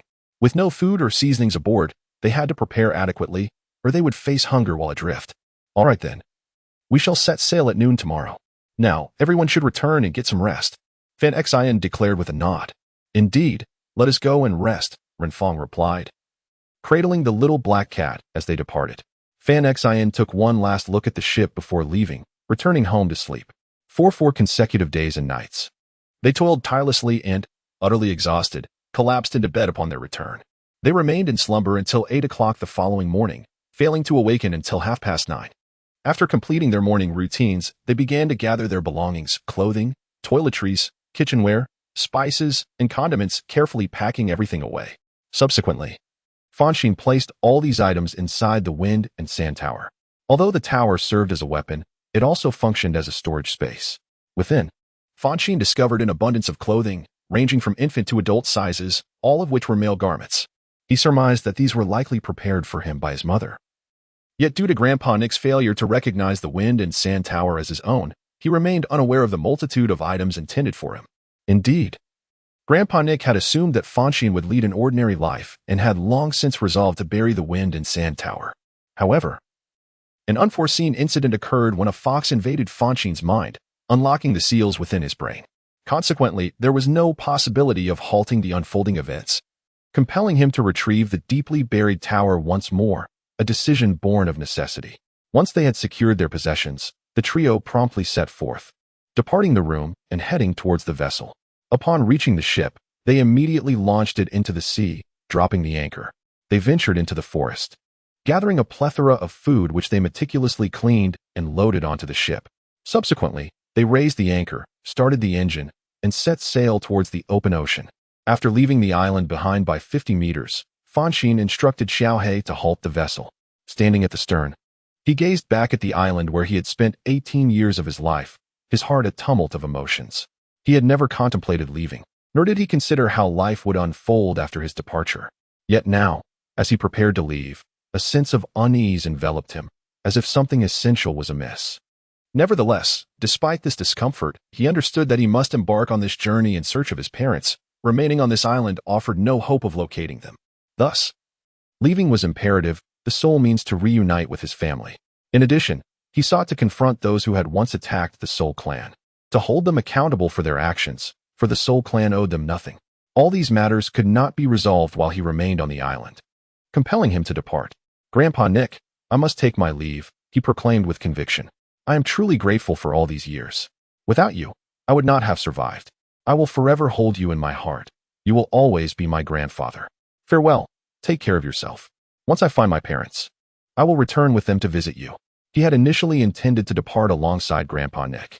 After all, remaining on the island alone would be exceedingly solitary. However, Grandpa Nick had informed him that he could not leave, as his body had become one with the island. Should he venture elsewhere, he would experience discomfort. Fonshine understood that Grandpa Nick had lost his lower half, and had he not suffered such a loss, he undoubtedly would be able to accompany him. The sacrifice of his lower half was entirely for the purpose of safeguarding their family. Thus, he felt an unwavering need to express his heartfelt gratitude to Grandpa Nick. He gazed at the island, longing for Grandpa Nick to come out and bid him farewell. However, he was met with disappointment. As there was no sign of Grandpa Nick's presence whatsoever, he knew that Grandpa Nick must have heard him. He simply did not wish to come out and bid him farewell. The parting was too sorrowful. Thus, Grandpa Nick preferred not to witness his departure from this place. Alas, It was time to go. Grandpa Nick was unlikely to emerge. After waiting for over 10 minutes, with no sign of Grandpa Nick, he reluctantly ordered the ship to set sail. He could not linger here any longer. He had far more pressing matters to attend to. Chapter 41. The Tower of Wind and Sand, Part 3. The vessel gradually receded into the distance, the island appearing increasingly diminutive until it ultimately vanished from sight. Only at this moment did Fanxin retract her gaze, looking ahead. Farewells are invariably heart-wrenching. Fanxin, you must be strong. Renfong approached Fanxin's side, offering her comfort. Upon hearing this, Fanxin slightly nodded and remarked, I understand. Alas, I do not know when we shall meet again, and by that time, I wonder if Grandpa Nick will still be among the living. He embarks on this journey, uncertain of when he shall return, perhaps never to come back again. Thus, his parting with Grandpa Nick may indeed be a final farewell, a thought that unsettles him deeply. Yet, he chuckles. For Grandpa Nick is in good health and possesses remarkable strength. Surely he will be fine. The crux of the matter lies with us, should we perish. We would irrevocably lose the chance to see Grandpa Nick again, Renfong remarked with a smile. Although she could not comprehend how Grandpa Nick manages to survive with just a single head, she was certain of his vitality. After all, he spends his days slumbering deep underground, avoiding conflict with others. Thus, he is bound to live a healthy life. Indeed, we must strive diligently. Though we have grown stronger through 2 years of training, we are not the strongest. When faced with formidable adversaries, we must exercise caution. Fanxin stated. Let us refrain from provoking others, merely gathering information while attempting to evade confrontation. Understood. Qiu Xiong and Xiaohe nodded in agreement. However, should conflict be unavoidable, we will have no choice but to engage. At that time, you must all exhibit your true abilities without reservation. Even when battling a rabbit, a lion must use its full strength. Only in this manner can we hope to survive the fray, Fanxin added. His words conveyed to Renfong and Xiaohe that they would not provoke others. However, if others perceived them as easy targets and dared to act disrespectfully, they should not expect leniency in return. Understanding this, Renfong and Xiaohe nodded in agreement. All right, let us prepare a meal. I am famished, Fanxin expressed. Renfong acknowledged with a nod and proceeded to the kitchen to cook. Meanwhile, Fanxin and Xiaohe stood at the bow of the boat, with Xiaohe steering while Fanxin scanned the surroundings through binoculars. Shortly thereafter, Renfong emerged with the dishes, a rabbit meat soup and rabbit meat stewed with mushrooms. After the three of them relished their meal, they commenced a discussion on how to search for Fanxin's parents. It's not going to be easy. 18 years have passed, and their appearances must have changed, Xiaohe remarked. Indeed, even if I were to see them now, I might not recognize them as my parents. Nevertheless, no matter how faint the hope, I shall not relinquish my search, Fanxin asserted. They are my parents. I must find them, even if it means locating their ashes should they have passed. This is indeed a formidable task, yet since it is your wish, we shall proceed as you desire. Renfong sighed in resignation. Why not sketch a portrait of your parents as you remember them? That would aid our search. Fanxin nodded, retrieving paper and pencil to illustrate the images of her parents as they existed in her memory. This is what my parents look like, she stated. Xiaohe, you should imprint this image in your mind.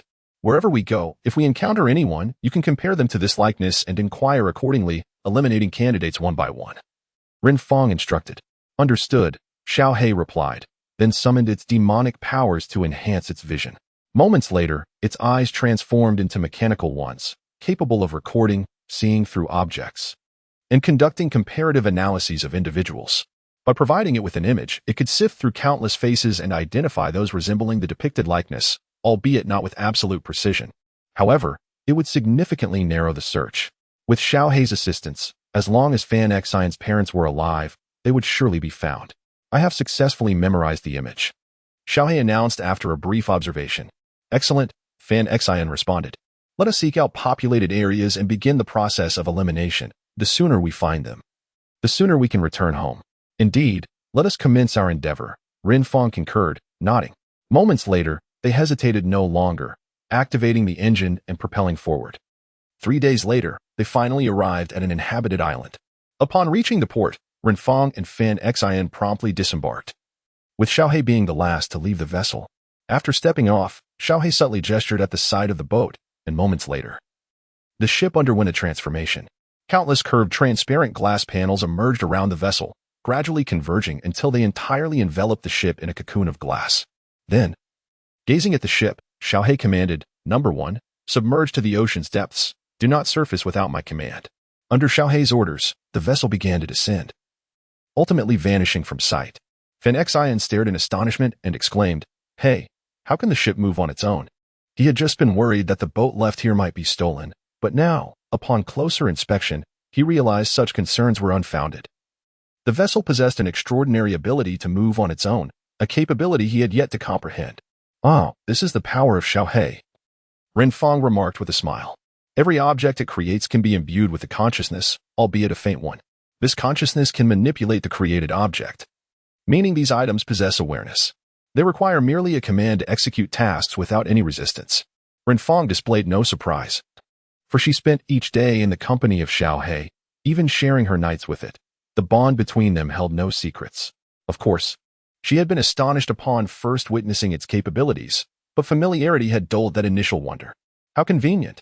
With this, we need not worry about our boat. Fanxin responded with a smile. Haha, then let us depart. Xiaohe chuckled. Fanxin nodded, and without hesitation, they proceeded towards the island. Chapter 42. The Wolf Approaches, Part 1. This island was vast, bustling with numerous markets where people conducted business, creating a lively atmosphere. Along their journey, Fanxin, Renfong, and Xiaohe encountered individuals from various races, including the Longhand tribe, merfolk, and even remarkably tall beings towering above them.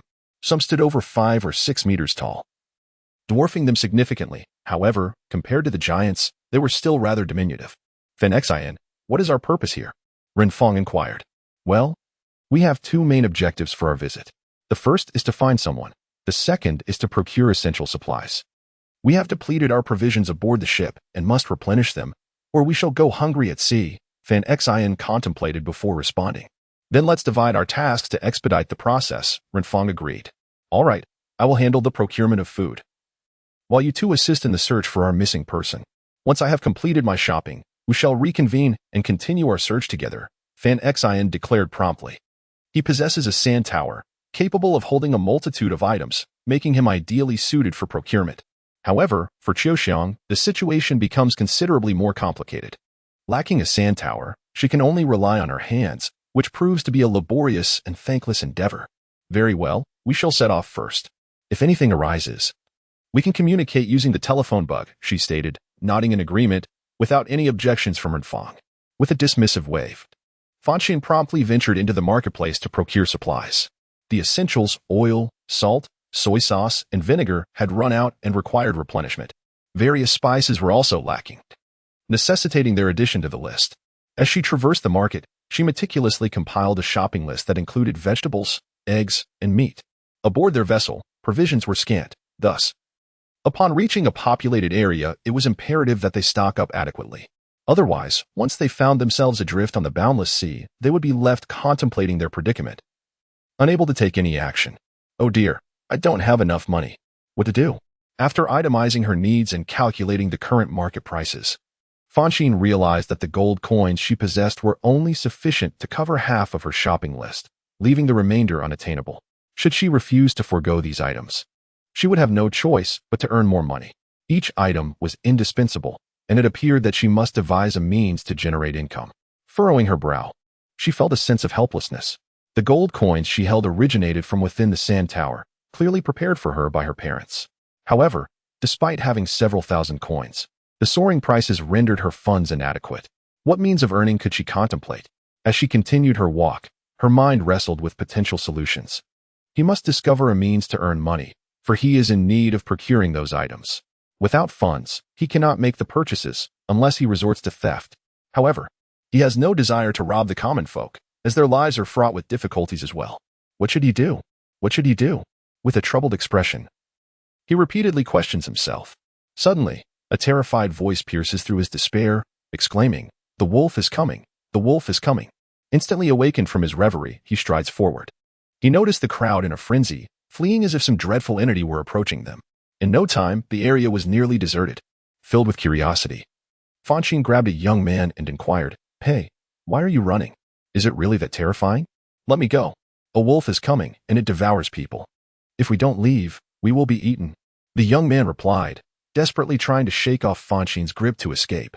Despite his efforts, he could not break free. "Please, let me go. I don't want to die," he pleaded, tears streaming down his face, fear of the wolf haunting him. "Oh, it's just a wolf," Fonshine sighed, feeling a wave of annoyance at the young man's dramatics. Reluctantly, he released the young man, who immediately scrambled away in a panic. "Seriously, what is there to be afraid of?" Fonshine muttered, shaking his head. He glanced around and mused, "There's no one here.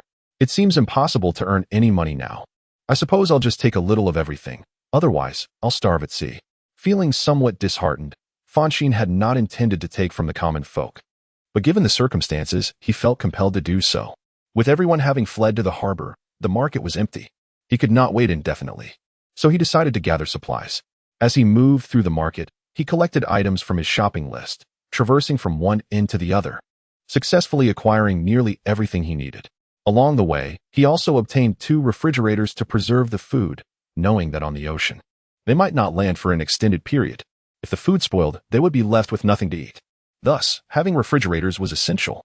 With his acquisitions complete, it was time to reach out to Renfong and check on her progress. Fonshine took out a communication creature, tapping a few buttons and waiting. This creature, resembling a snail, was capable of transmitting messages over distances. It would sleep when not in use and awaken with a cheerful sound upon receiving a call, mimicking the speaker's mouth movements during conversation. "Hello, Fonshine, have you managed everything on your end?" Renfong's voice crackled through after a brief pause. "I've gathered everything here. How about you? Did you encounter any wolves?" "It seems everyone has scattered," Fonshine asked. "Yes, a gigantic wolf appeared, identical to the one crafted by Grandpa Nick," Renfong replied. "Oh, so it's near you. No wonder I didn't see it. How many are there?" Fonshine inquired. "There are 2, one male and one female. They haven't attacked anyone. They are merely searching for food," Renfong explained. "I see. Wait there. If they become aggressive, strike back immediately. Do you understand?" Fonshine instructed firmly. "I understand. Hurry over," Renfong urged. "Okay, I'm on my way." Fonshine nodded and then hung up, placing the communication creature back into the shelter. He approached the direction where Renfong was located without the slightest hesitation. He did not run. Instead, he donned his flight armor. The moment he adorned it, his speed soared to its zenith, and in the blink of an eye, he vanished from the spot, his velocity astonishing. A few minutes later, he located Renfong and descended gracefully. "Renfong, where is the wolf?" he inquired, retracting his flight armor and approaching her. He had not spotted the 2 colossal wolves in the air moments ago, yet he observed a scene of devastation ahead, with fresh traces of destruction evident. Clearly, this place had recently suffered damage. It had been here just a short while ago, but it suddenly diminished in size and vanished without a trace, Renfong remarked. Initially, she had contemplated confronting the 2 giants, but the wolves had not harmed anyone. They were merely foraging for food. Should she choose to attack, it would likely incite their wrath, leading to potential aggression towards the nearby islanders. Thus, she refrained from action. Just then, the wolves appeared to have gorged themselves, transforming and shrinking in size before disappearing completely. She instructed Xiao He to utilize the mechanical eye for a search, but no signs were found. "Have they left? Then let it be," she concluded. Hearing this, Fanxin nodded, choosing to disengage from the matter. His purpose for coming was to witness the 2 wolves, but with their absence, he was disinterested in pursuing them further, preferring to avoid attracting their attention. However, one could not help but wonder why such enormous wolves would inhabit this island. Is it not peculiar that the islanders continue to dwell here despite the presence of these beasts? Are they not afraid? Fanxin inquired curiously. That remains unclear. To gain more insight, we would need to question the island's residents. Renfong shrugged in resignation. Indeed, let us proceed and seek out someone to inquire, Fanxin suggested with a smile. Although they were not on a quest to find the wolves, unraveling the origins of these giants seemed an intriguing venture.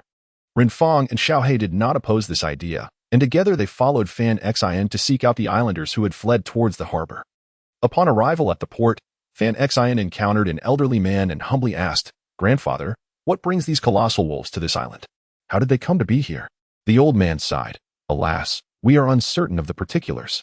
However, there exists an ancient legend suggesting that wolves were once the rightful rulers of this land, only to be hunted down by humans who seized it.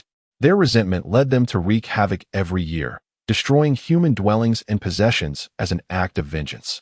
He continued, "Having lived here for decades, I have witnessed countless wolf attacks.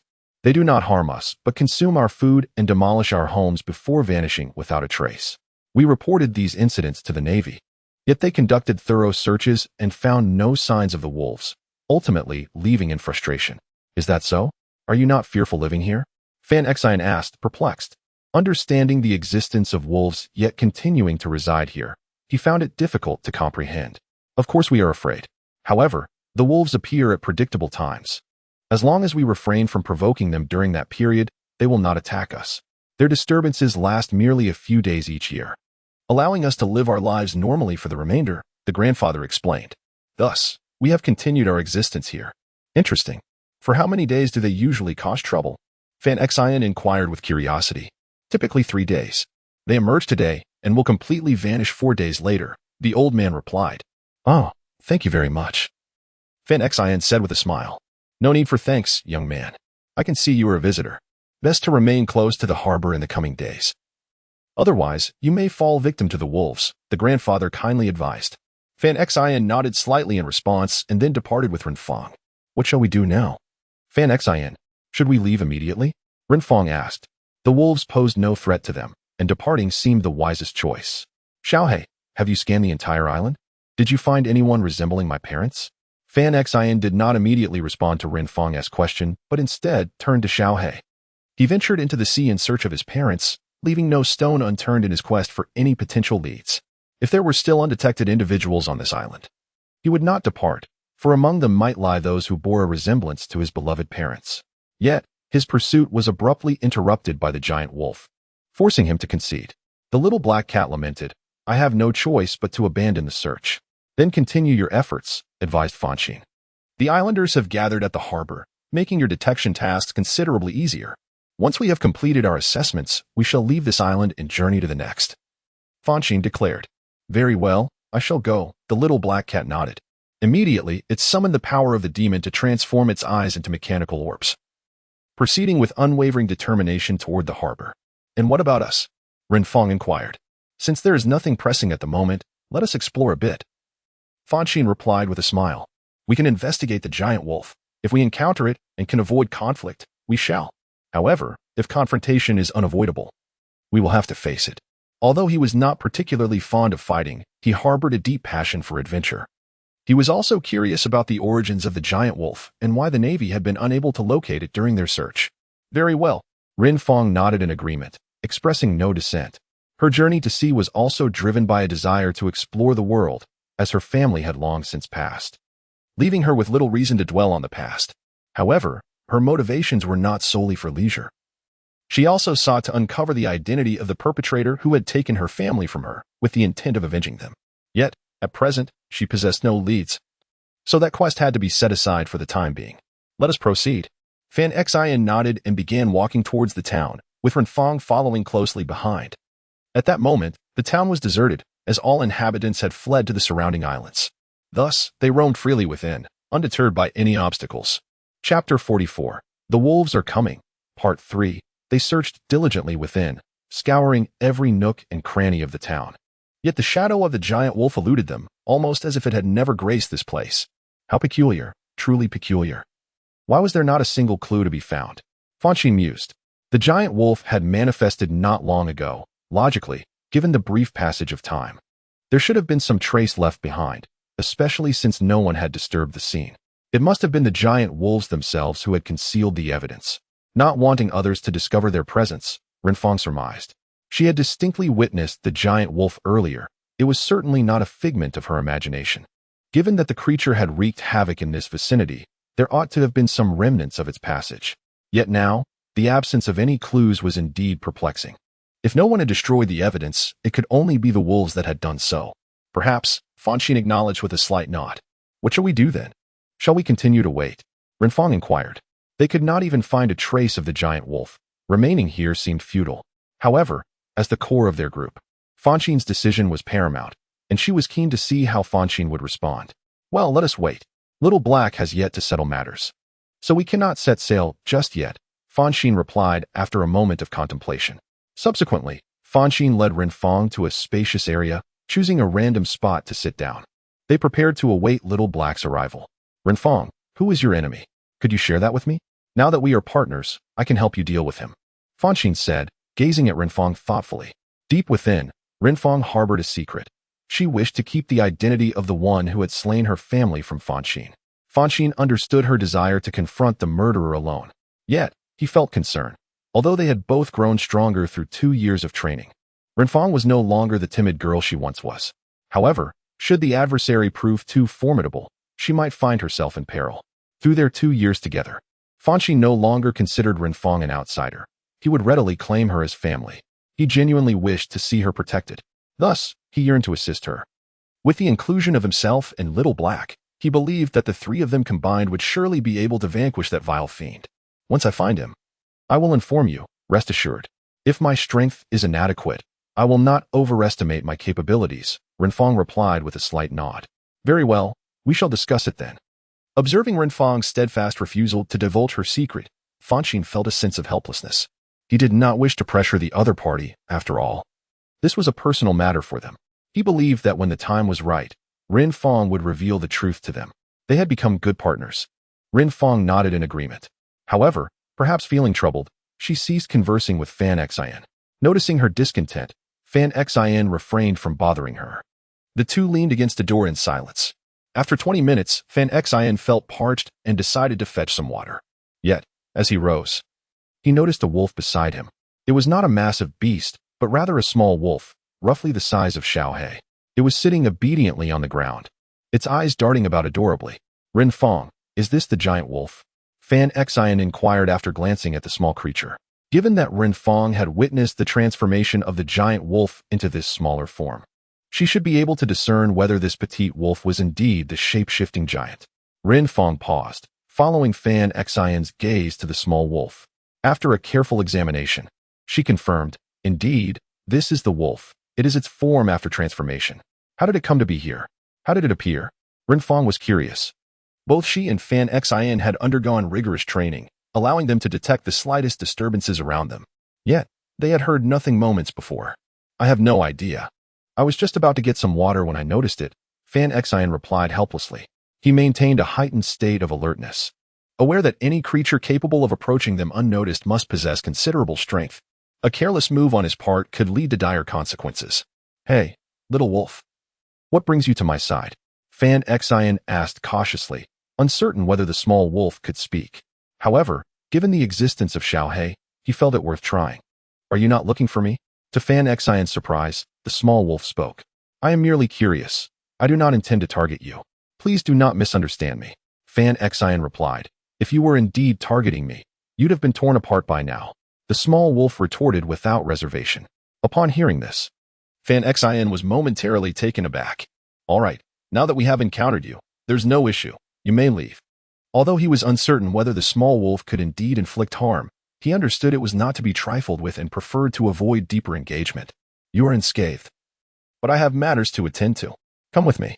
The small wolf insisted without courtesy. Where are we going? Renfong asked, her vigilance piqued. The wolf's sudden appearance was suspicious, and now it wanted them to follow. She feared a trap. You will know once you arrive, the small wolf replied, refusing to disclose its destination. Then we shall not go, Renfong countered sharply. In that case, I shall not be polite, the small wolf declared, stamping its front paw against the ground. Moments later, a terrifying scene unfolded. Everything around Fanxin and Renfong began to morph. Earth, houses, trees, metal, even the air twisted, ultimately transforming into a multitude of wolves. These wolves varied in size and were densely packed, encircling Fanxin and Renfong completely. To escape this place, they would have to vanquish these wolves. Fanxin and Renfong stared wide-eyed, incredulous at this bizarre ability. It could turn everything around them into wolves to fight on its behalf. The consequences of facing such an opponent without sufficient power were unimaginable. What kind of ability is this? Is it a demonic power? Fanxin asked curiously. No, hurry and follow me, or do not blame me for being unkind. The small wolf threatened. What should we do? Renfong looked at Fanxin with concern. With so many wolves, engaging in battle would be arduous. As they dealt with one wave, the small wolf could conjure another, leading to an endless cycle. Let us contact Xiaohe and have it join us. We shall follow this small wolf for now, Fanxin suggested after a brief contemplation. Chapter 45. The Tower of the Evil Wolf. Part 1. Are you certain there are no issues? Renfong asked, apprehensive. This wolf was no ordinary creature. It could summon so many wolves, albeit not real ones. However, they undoubtedly possessed formidable attacking power, as she sensed danger emanating from them. They knew nothing of this wolf, and heading directly to its lair was akin to lambs wandering into a wolf's den, an exceedingly perilous move. Fear not. We are not to be trifled with. If they truly think they can bully us, they will pay a heavy price, Fanxin replied with a smile, waving his hand dismissively. He spoke these words while gazing at the little wolf, conveying a message. If you intend to challenge us, you must first assess your own strength. Should your power be insufficient, it would be wiser to remain subdued. Upon hearing Fanxin's threatening words, the little wolf felt a surge of displeasure but refrained from retorting. Very well, I shall inform them at once. Seeing Fanxin's determination, Renfong chose not to argue further. She took out her communicator and dialed a number to summon Xiaohe immediately. After the call, she tucked away the communicator. Before long, Xiaohe flew in from the port, landing on Renfong's shoulder. Upon noticing the gathering of wolves, Xiaohe was momentarily taken aback. What is going on here? He inquired in confusion. Do not question for now, just follow along, Fanxin admonished Xiaohe, then shifted his gaze to the little wolf, saying, All right, lead the way. The little wolf nodded and dispersed the pack it had conjured. Subsequently, it guided Fanxin, Renfong, and Xiaohe towards the highest peak of the island. After nearly 2 hours of travel, they arrived at the foot of the mountain. The little wolf then struck the ground with its right forepaw, causing the earth to crack open, revealing a vast pit before them. The chasm was deep, seemingly bottomless. Just jump down after me, the little wolf instructed, casting a glance at Fanxin and the others. With that, it leaped into the abyss, quickly vanishing from sight. Fanxin grasped Renfong's hand, and together they jumped into the pit. Initially, Fanxin had worried about plummeting and injuring himself. However, upon entering the depths, he discovered a buoyant force acting upon him, slowing his descent. Buoyancy? This is excellent. I was quite anxious just now. Renfong, noticing the buoyancy below, breathed a sigh of relief. She had been prepared to use her flight armor, as the depth was unknown, and leaping blindly could easily lead to disaster. All right. Focus your mind and be aware of your surroundings. We have no idea what that little wolf intends to do with us, Fanxin remarked. Indeed. It's rather peculiar for it to seek us out, Renfong responded. Prepare yourselves. There may be a confrontation ahead, Fanxin cautioned, although uncertain of what might transpire. He understood that there was no smoke without fire. The little wolf's approach was not without purpose. Understood, Renfong nodded in agreement. Xiaohe, utilize your mechanical eye to survey what lies below and ascertain what awaits us, Fanxin instructed Xiaohe. His eyes could discern nothing. All that surrounded him was an abyss of darkness. He could only rely on his instincts to ascertain whether it was safe.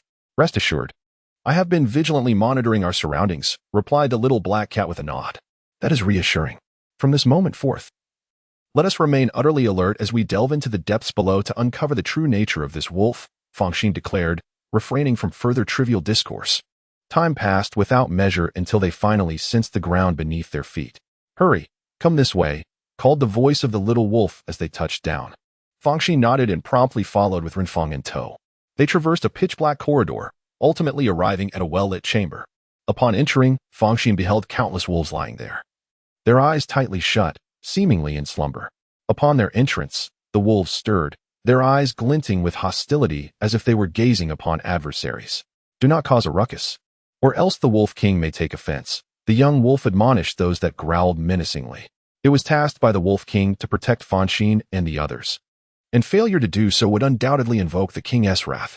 The hostile pack, upon realizing that Fonshine was of particular interest to the Wolf King, hesitated in their aggression, fearful of his authority. They resumed their positions on the ground, surrendering to slumber once more. Let us proceed, the young wolf urged Fonshine, leading them onward.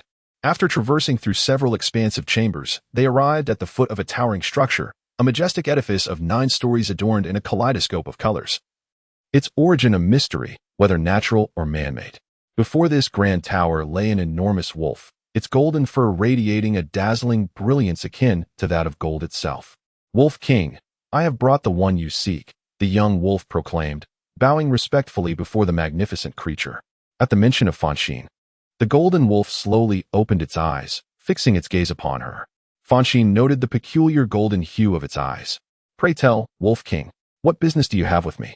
We appear to share no ties, she inquired with curiosity. Ah, you do not fear me? The golden wolf chuckled. Why should I? I have not provoked you. Moreover, I am aware that you have summoned me for a purpose.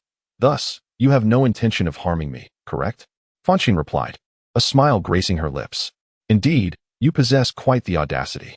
However, I must inform you that should you fail to assist me, your demise here is assured. Do you comprehend? The golden wolf declared coldly. Oh, so you intend to take action against me, do you? Fonshine's brow furrowed slightly. Precisely. This place is unknown to anyone. Even if the Navy were to investigate, they would uncover nothing of our existence. We prefer to remain concealed, for should our presence be discovered, it could jeopardize our survival. Of course, if you fulfill our request, your knowledge of us will not be a liability, the golden wolf continued. However, should you fail, we shall not permit your departure, as you pose a risk of exposing our secrets. Chapter 46, The Tower of the Malevolent Wolf, Part 2. What benefit shall we gain from fulfilling your request? Fonshine inquired with a smile. He is certainly not a mere do-gooder. If someone is genuinely in distress, he would have no qualms about extending his assistance. However, when others adopt a condescending demeanor and treat him with disdain, it irks him profoundly. After all, he is neither their servant nor their slave. He was coerced into this situation, so it would be impossible to let him leave empty-handed. Thus, he prepared to collect some interest, as it was only fair to himself. Do you dare to seek benefits from me? The golden giant wolf glared fiercely at Fanxin. Of course, I did not come to assist you voluntarily. You forced me into this. If you request my aid, you must offer something in return. I cannot toil for nothing, can I? Fanxin replied, nodding affirmatively. Are you seeking death? The golden giant wolf retorted coldly. Humph, if you wish to kill us, that may not be as simple as you think, Fanxin countered defiantly. As soon as the words left his lips, he immediately focused his mind on the 12th level of the sandstorm tower. Moments later, a fierce sandstorm materialized around him, capable of lifting stones the size of a head. Fanxin wielded the sandstorm to thoroughly shield himself, Renfong, and Xiaohei, isolating the little wolf and the golden giant wolf outside. Wolf King, you must understand that there is no such thing as a free lunch in this world. I have no connection to you. If you seek my assistance, I can help you. However, bear in mind that I am aiding you, not your subordinates. If you expect me to comply like your subordinates, that is utterly impossible, Fanxin declared. I am not someone to be trifled with, should you provoke my wrath. We will cause chaos in this place. Indeed, let us stir this place up, Xiaohei nodded, instantly transforming into a combat form, ready for battle. Renfong mirrored this, brandishing her twin pistols, prepared to strike. Wolf King, do you wish for assistance or a fight? Fanxin challenged. Alas, cease this hostility. I apologize for my earlier actions. Let us discuss matters amicably. After observing Fanxin's readiness for battle for a considerable time, the golden giant wolf sighed in resignation. It realized that if a conflict ensued, even a victory would lead to the destruction of this place. Once ruined, it would be impossible for them to conceal themselves from future visitors. After much contemplation, it decided against engaging Fanxin in combat. That is more like it. Fanxin replied, nodding slightly, then withdrawing his focus from the sandstorm tower. Subsequently, he instructed Renfong and Xiaohei to sheath their weapons to avoid inciting the Wolf King's ire. Now, tell us, what exactly do you require from us? Fanxin inquired, puzzled. Ah, it concerns this tower, the Golden Wolf King said helplessly. What is so special about this towering structure? Fanxin scrutinized the immense edifice. Yet after a long while, he discerned no particular purpose for it. This tower is called the Tower of the Evil Wolves, housing countless ferocious and formidable wolves. Few can rival them, the Golden Wolf King explained. Should they ever emerge, innumerable lives would be devoured. Ah, you are wolves. You must have come from within, correct? Fanxin asked. The Golden Wolf King immediately shook its head, stating, No, we are not the evil wolves from within. We were imprisoned there, originally numbering in the thousands. However, since our entrapment, our numbers have plummeted, and now only those outside remain, as you likely observed upon your arrival. Indeed, I saw only a few dozen. Fanxin nodded, recalling how those wolves had attempted to attack them, leaving a deep impression. These are the ones that escaped. While those who did not were devoured by the emotionless evil wolves, the Golden Wolf King lamented, its eyes glistening with tears, clearly pained by the loss of so many kin. How may I assist you? Fanxin pondered for a moment before asking, Speak, and if I can help, I shall do so without expecting any reward. He smiled, feeling a twinge of sympathy for the Wolf King's loss. thus deciding to extend his aid without charge. Thank you. The Golden Wolf King replied, although we have escaped, we remain in peril. The evil wolves seek to break free and pursue us. Luckily, we managed to close the door, narrowly avoiding disaster. However, this is merely a temporary reprieve. Once they breach this door, we will be doomed. It gestured towards the door of the immense tower behind it. You do not mean to suggest that I guard the door, do you? Fanxin exclaimed, momentarily taken aback. The Golden Wolf King nodded vigorously, affirming, indeed. We ask you to guard the door. With your strength, you should be capable of holding it, allowing us to depart safely to another location. Absolutely not. I cannot afford the time, Fanxin insisted, shaking his head vehemently. He still sought his parents and had no time to linger here. Then you claim to help me? The Golden Wolf King glared. But I have no time to stay here. Fanxin expressed his frustration. I must find my parents. They are paramount to me. And I cannot tarry for long. That is unacceptable. You have already agreed, and you must fulfill your promise, the Golden Wolf King commanded sternly. It was already deeply afraid of this place and yearned to escape. Yet, if it left, the door would inevitably be breached, and the evil wolves would pursue them. Faced with this dilemma, Fanxin appeared troubled and uncertain. Do you not have any viable solutions? He asked Renfong and Xiaohei. None. Unless this immense tower can be relocated. Otherwise, we must remain here, Renfong replied, shaking her head. Relocate? Fanxin echoed, momentarily stunned. Yes. If it could be taken away, you could place it within your sandstorm tower. Inside, it is filled with sandstorms. Even the most ferocious wolves would be left disoriented. However, the tower is simply too vast. Your sandstorm tower may not accommodate it, Renfong pointed out. That may not be the case. My sandstorm tower is quite expansive. Fanxin mused, a spark of inspiration igniting within him. Could your sandstorm tower possibly exceed the dimensions of this colossal tower? Renfong inquired with curiosity. She had never seen the sandstorm tower and was only aware of it through Fanxin's descriptions, thus having no understanding of its actual size. Indeed, the sandstorm tower is immensely large. Were it not capable of shrinking, my body would not even fit inside, Fanxin replied with a smile. He has already recognized the wind and sand tower, and his spirit is intricately intertwined with it. Consequently, he is able to perceive the vastness of the wind and sand tower. He has sensed that it is indeed immense, capable of encompassing the entire giant tower. That resolves the issue. We can simply place the giant tower within the wind and sand tower. With the wind and sand tower to suppress it, those wicked wolves should pose little threat, Renfong remarked with a calm demeanor. However, this presents a certain degree of difficulty. For the Tower of Wicked Wolves is far too large for me to move, Fanxin lamented. Although the wind and sand tower can contain the Tower of Wicked Wolves. Attempting to relocate it is an arduous task. His strength has not yet reached such a level. We shall have to inquire with them to see if there is a way to move the Tower of Wicked Wolves, Renfong suggested, gesturing towards the golden giant wolf. Fanxin nodded in agreement, recognizing that this was the only course of action left. He turned around and approached the golden giant wolf, asking, Wolf King, do you have any means to move this Tower of Evil Wolves? If you can relocate it, I may be able to assist you. The golden giant wolf immediately responded. You have a solution? What is it? Please elaborate. I possess a treasure capable of containing this Tower of Evil Wolves. If I can place the tower within my treasure, I can transport it away from this island. At that point, you shall be safe and free from its torment. However, I face a dilemma. The Tower of Evil Wolves is too large for me to move. Fanxin inquired, do you have a plan?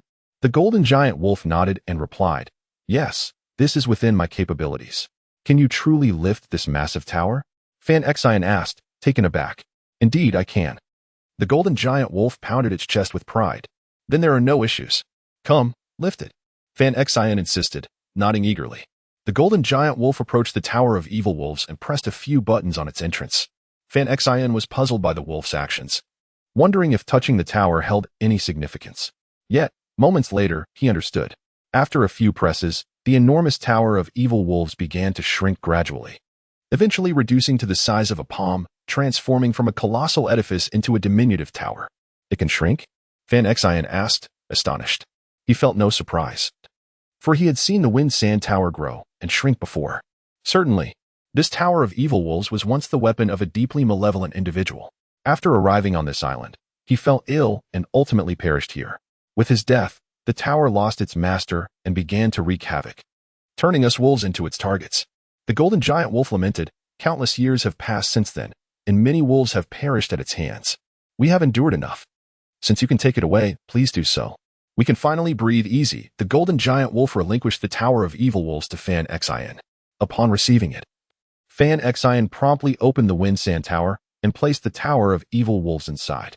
Seeing the source of their torment being taken away, the golden giant wolf sighed in relief, knowing they would no longer face attacks from the evil wolves. Well, the problem is resolved. We should take our leave. You won't impede our departure, will you? Fanxin stated. Go, quickly. Once outside, you must leave this island. Do you understand?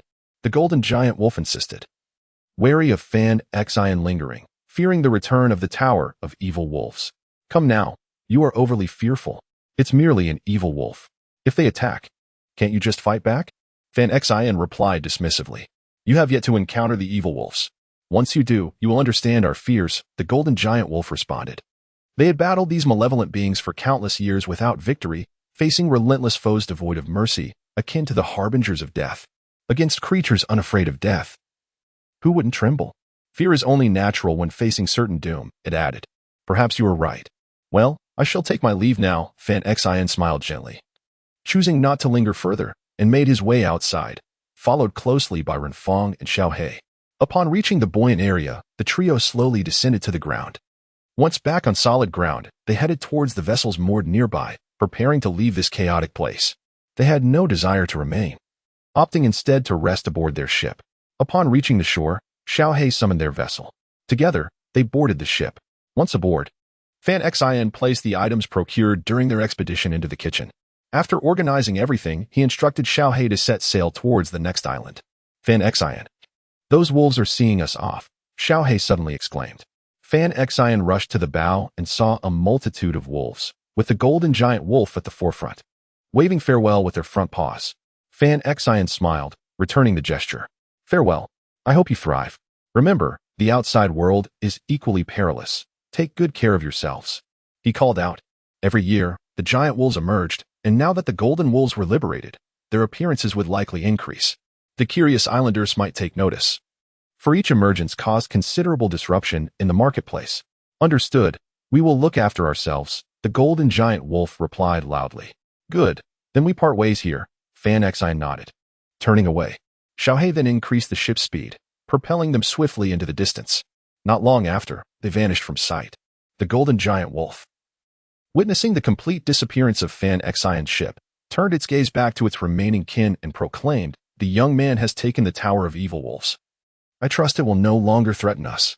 From this moment on, we must focus on developing our kin and strengthening our pack. Otherwise, we risk being bullied by others. Do you understand? Understood, the wolves chorused in unison. Excellent. This island was originally ours, but humans have claimed it. Yet, our strength is insufficient to reclaim what is rightfully ours, so we must bide our time. For now, we will reside in the forest until our pack grows stronger, at which point we shall consider migration, the golden giant wolf stated. However, Wolf King, humans have inhabited this place for countless years. It may not be easy to persuade them to leave. What then? A silver-gray giant wolf queried thoughtfully. Though this land is rightfully ours, humans have formed bonds with it over the years. Attempting to reclaim it would undoubtedly lead to conflict. Many of our kin have fallen already, and we do not wish to witness further loss, it lamented, feeling conflicted. That is a matter for another day. Ideally, if humans are willing to coexist peacefully, that would be best. If they seek to drive us away, we shall have no choice but to resist, the golden giant wolf mused after a moment of contemplation. It refrained from adopting the most extreme measures, aware that humans also possessed formidable individuals. Provoking them could lead to dire consequences. Ultimately, it is they who will suffer the consequences. Thus, after much contemplation, they resolved to coexist peacefully with humanity, ensuring that no one would infringe upon the other's interests. Naturally, should humanity choose to selfishly seize the entire island, they would show no willingness to compromise, for they are the indigenous beings of this land, unwilling to relinquish their homeland so easily. The silver-gray giant wolf, upon hearing this, found it reasonable and did not dissent. However, regardless of the circumstances, we must fortify our strength. Only by possessing formidable power can we engage in negotiations with humanity. Without strength, humanity will disregard you and may even eliminate you, declared the golden giant wolf. This is only natural. our ancestors wielded great power, which allowed the wolf clan to become the sovereigns of this island. Commanding respect from all other beings, including humans, remarked the silver-gray giant wolf. Very well, you should return to the secret chamber with your kin. Once there, summon Lang Wei and inform him that I wish to discuss something with him, instructed the golden giant wolf.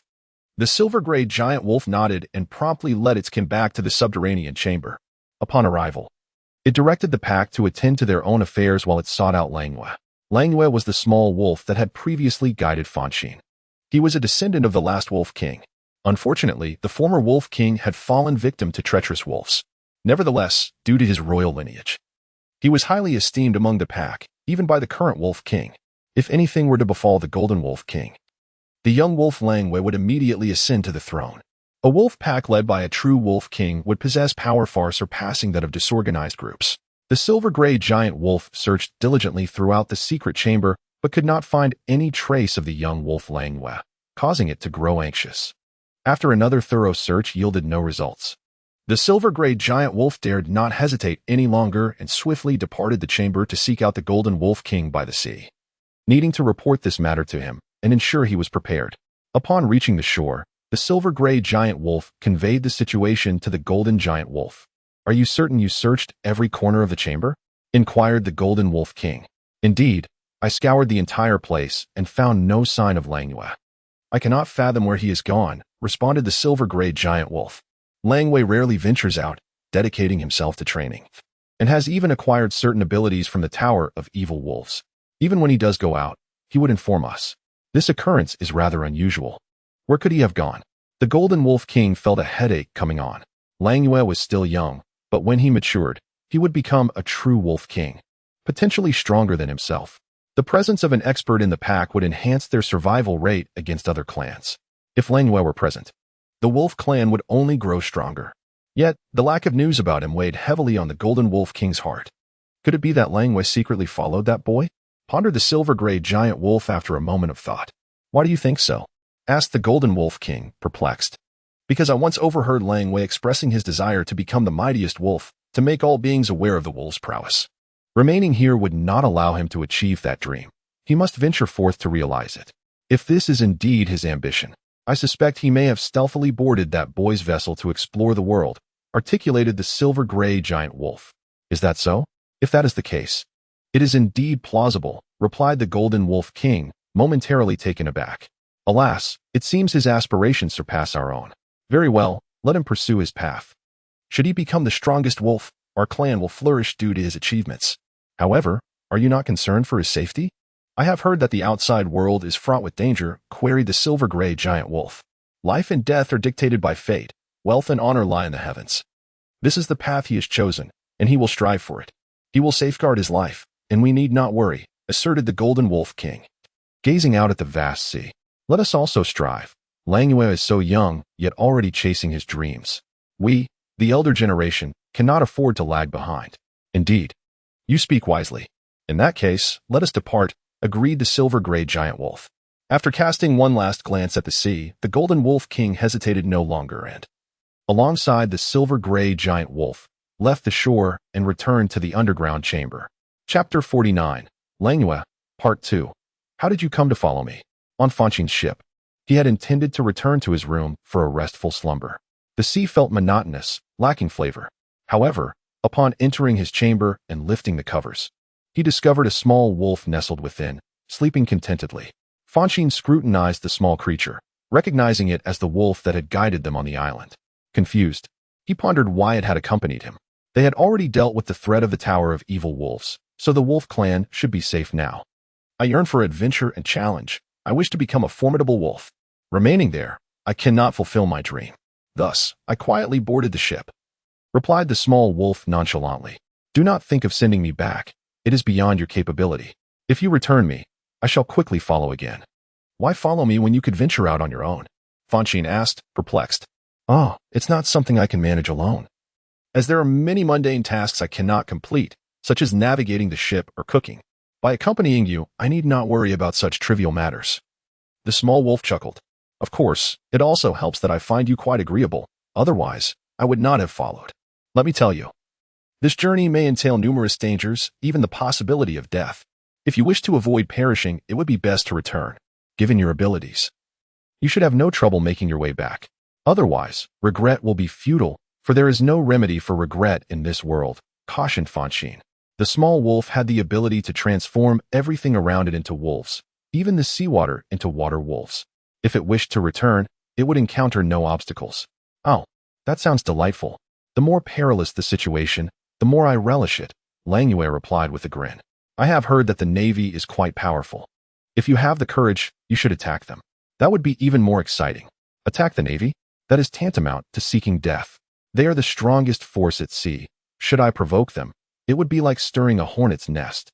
I have other matters to attend to and do not wish to court disaster, Fonshine quickly retorted, shaking his head. He had no intention of attacking the Navy. Should he do so, he would become an internationally wanted criminal, relentlessly pursued wherever he went. He certainly did not wish to become a pariah, reviled by all. Hence, there was no need for concern regarding my safety. I do not shy away from perilous places. The more dangerous the situation, the more compelled I feel to engage. In doing so, I can fight with all my might, unleashing my full potential, Little Wolf remarked with a smile. Humph, a madman for battle. Do as you please. Then Xian replied, You may accompany me, but there is one condition you must adhere to, or I shall cast you off the ship. Do you understand? What condition? Little Wolf inquired with curiosity. I generally do not provoke others unless they are utterly despicable, abusing the weak, acting with arrogance, and treating lives as mere trifles. In such instances, I may take the initiative. Otherwise, I refrain from striking without cause. Thus, you must abide by the rules and refrain from causing me trouble. Do you comprehend? Until I have acted, do not make any moves yourself. Should your actions disrupt my peace, I shall not hold back, Van Xian said, her expression grave. His voyage this time was not aimed at engaging in conflicts with others. Rather, it was a quest to reunite with his parents, whom he had not seen for many years. Thus, he would strive to avoid unnecessary confrontations whenever possible. However, if circumstances rendered avoidance impossible, he would not hesitate to confront any formidable forces with unwavering resolve. Can you manage that? If not, it would be wise to turn back now. It is not too late, Fonshine said, gazing at the little wolf, Langyue. Rest assured, I am not a battle fanatic. I will not resort to violence indiscriminately, Langyue replied. I simply lack the stamina for such conflicts. That is reassuring, Fonshine nodded, then refrained from further conversation. He approached the bedside, sat down, and lay beside the little wolf, succumbing to slumber without a care for Langyue's feelings. This audacious creature, who was still a relative stranger to him, dared to sleep so openly by his side. Did he not fear a surprise attack? Langyue gazed at Fonshine with a hint of exasperation. Although they had spent some time together, their rapport was far from amicable. Yet, Fonshine seemed unperturbed, sleeping soundly beside him without a shred of caution, a mindset Langyue found incomprehensible. After contemplating for a moment without arriving at a conclusion, Langyue chose to disregard it and shifted his position to rest as well. The room fell into a tranquil silence. At the bow of the ship, Renfong and Xiaohe sat leisurely, enjoying snacks and beverages. The vessel moved at a leisurely pace, as it was not relying on its propulsion system but rather harnessing the wind with sails to navigate forward. This method was adopted due to the energy demands of the propulsion system, which relied on solar and electrical energy. While acquiring electrical energy presented challenges, solar energy was effortlessly obtainable. Sunlight would gradually be absorbed by the ship, converting it into the kinetic energy required by the propulsion system. Xiaohe had designed the ship with foresight. In the absence of power, the sails would suffice, and when energy was abundant, the propulsion system would take precedence. Xiaohe, do you have any dreams? Renfong inquired after sipping her cola. The little black cat immediately put down her fork and turned to face Renfong. Of course. Though I am a cat, I am no longer ordinary. Being extraordinary entails undertaking extraordinary endeavors. I harbor a grand dream. Oh, what is it? Can you share it with me? Renfong asked, her curiosity piqued. A cat's dream was a rather peculiar notion, and she was eager to learn more. Certainly, I aspire to construct a formidable warship and become its captain. I wish for everyone to know the illustrious name of Captain Black Cat. The little black cat declared proudly, her head held high. Why do you wish to build a warship? It seems rather unnecessary. We seldom engage in battles, Renfong replied, momentarily taken aback. Fonshine's expedition was motivated by a desire to find his parents, and generally, he would not resort to violence. Her own journey aimed to confront the villain responsible for the destruction of her family. When faced with that individual, she would take action. But such confrontations would be limited in scale and would not escalate into grand conflicts. A warship would indeed be excessive. Perhaps, but it is my dream. Even if it remains unused, I shall create it as a work of art. The little black cat chuckled. That is a valid point. Since it is your dream, you should pursue it. However, once it is completed, do try to keep it under wraps, understood? It could lead to significant trouble, Renfong cautioned, nodding in agreement. Warships were typically the domain of navies and strategic assets. If they possessed an additional warship, the Navy would undoubtedly mobilize forces to investigate, which would spell trouble for them. They must either surrender or resist. After their surrender, they found themselves confined within the prison walls, burdened by numerous unfinished matters. Fanxin had yet to locate her parents. Nor had she avenged her enemies, and it was unlikely she would resign herself to a life behind bars. Thus, they were compelled to resist, with their capabilities. They could undoubtedly escape, provided there were no formidable adversaries in their path. However, should they manage to flee, they would be branded as criminals. Relentlessly pursued by the Navy across the globe, bearing the weight of such a notorious label was far from advantageous. Henceforth, the prospect of a peaceful slumber would elude them. For the Navy's presence was pervasive, with garrisons established in nearly every human settlement. In the future, whenever they wished to venture into town for purchases, they must tread with utmost caution. Otherwise, the Navy will come to apprehend them, and that would be a veritable nightmare. Ah, I understand. Rest assured.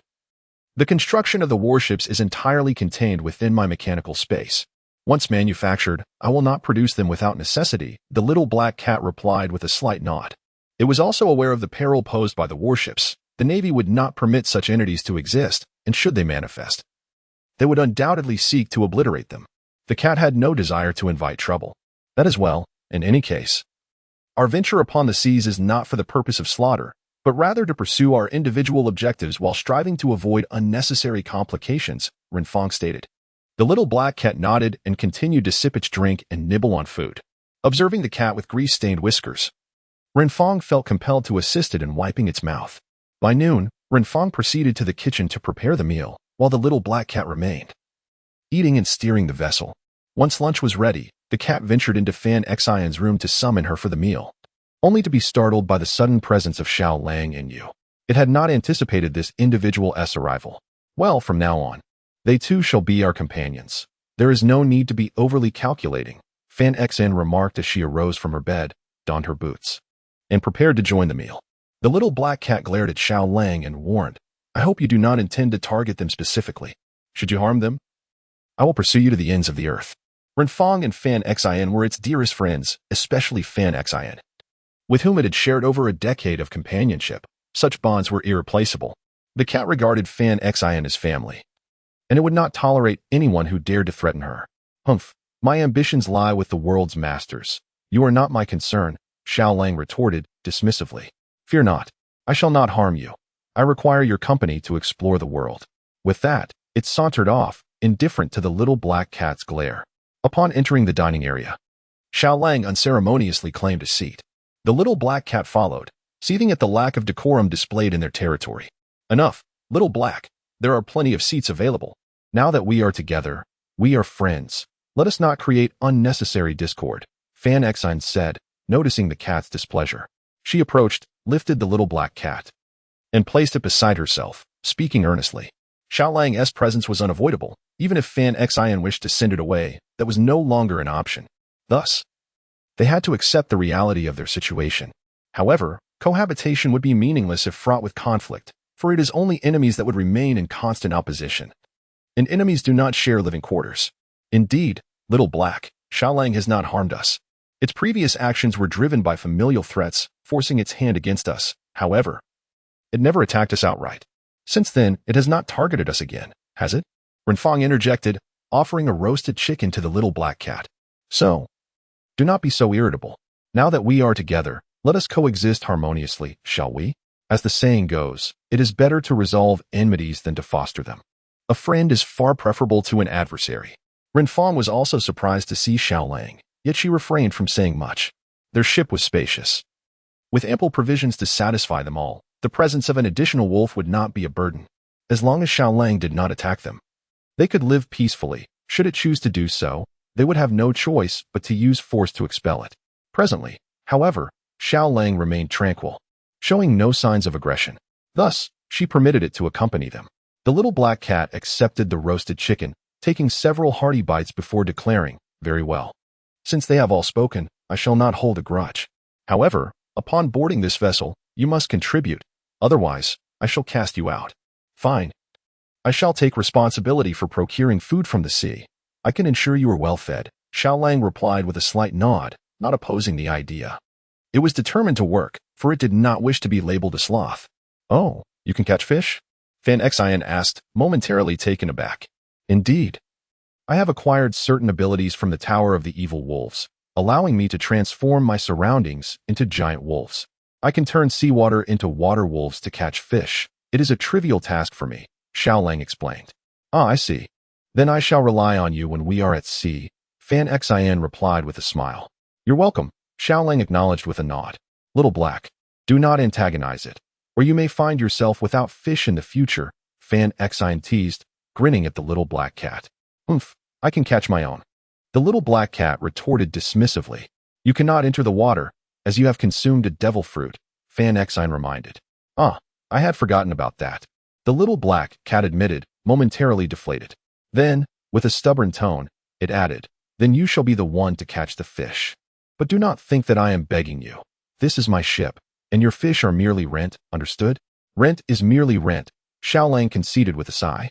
Renfong and Fanxin exchanged glances, both resigned, fully aware that the little black cat was simply preserving its pride. They chose not to argue further and began to eat earnestly. An hour later, they finished their lunch, and everyone dispersed. Renfong proceeded to wash the dishes in the kitchen, while the little black cat retreated to its small room for a nap. In truth, it was not sleeping, but rather transferring its mental energy to the mechanical space, as it needed to manufacture items. This was its grave vulnerability. In such a state, it was exceedingly weak and could easily be slain by an ordinary person. Thus, it typically refrained from creating anything in perilous locations. With Xiao Lang, Fanxin, and Renfong on board, it felt secure enough to focus entirely on its tasks. Meanwhile, Xiao Lang and Fanxin took to the helm of the ship. "Hey, Lang Yu, I have something I wish to inquire about. Would you mind sharing?" Fanxin asked, looking at her. "What is it?" "Speak freely," Lang Yu replied, nodding. "You have been to the Tower of the Evil Wolves, correct? What is it like within?" Fanxin questioned. "Ah, you do not intend to set your sights on the tower, do you? I advise against it. It is a realm of slaughter, and surviving within its confines is exceedingly difficult," Lang Yu warned immediately. The wolf clan was once thriving, numbering in the millions. However, since entering the Tower of the Evil Wolves, their population has drastically dwindled. They realized that remaining inside would lead only to their demise, potentially wiping out their entire clan. Thus, they began to break free, yet this process was fraught with difficulties, as the evil wolves were unwilling to let them escape. They fought within, battling the malevolent wolves day after day, year after year, as if there were no end in sight.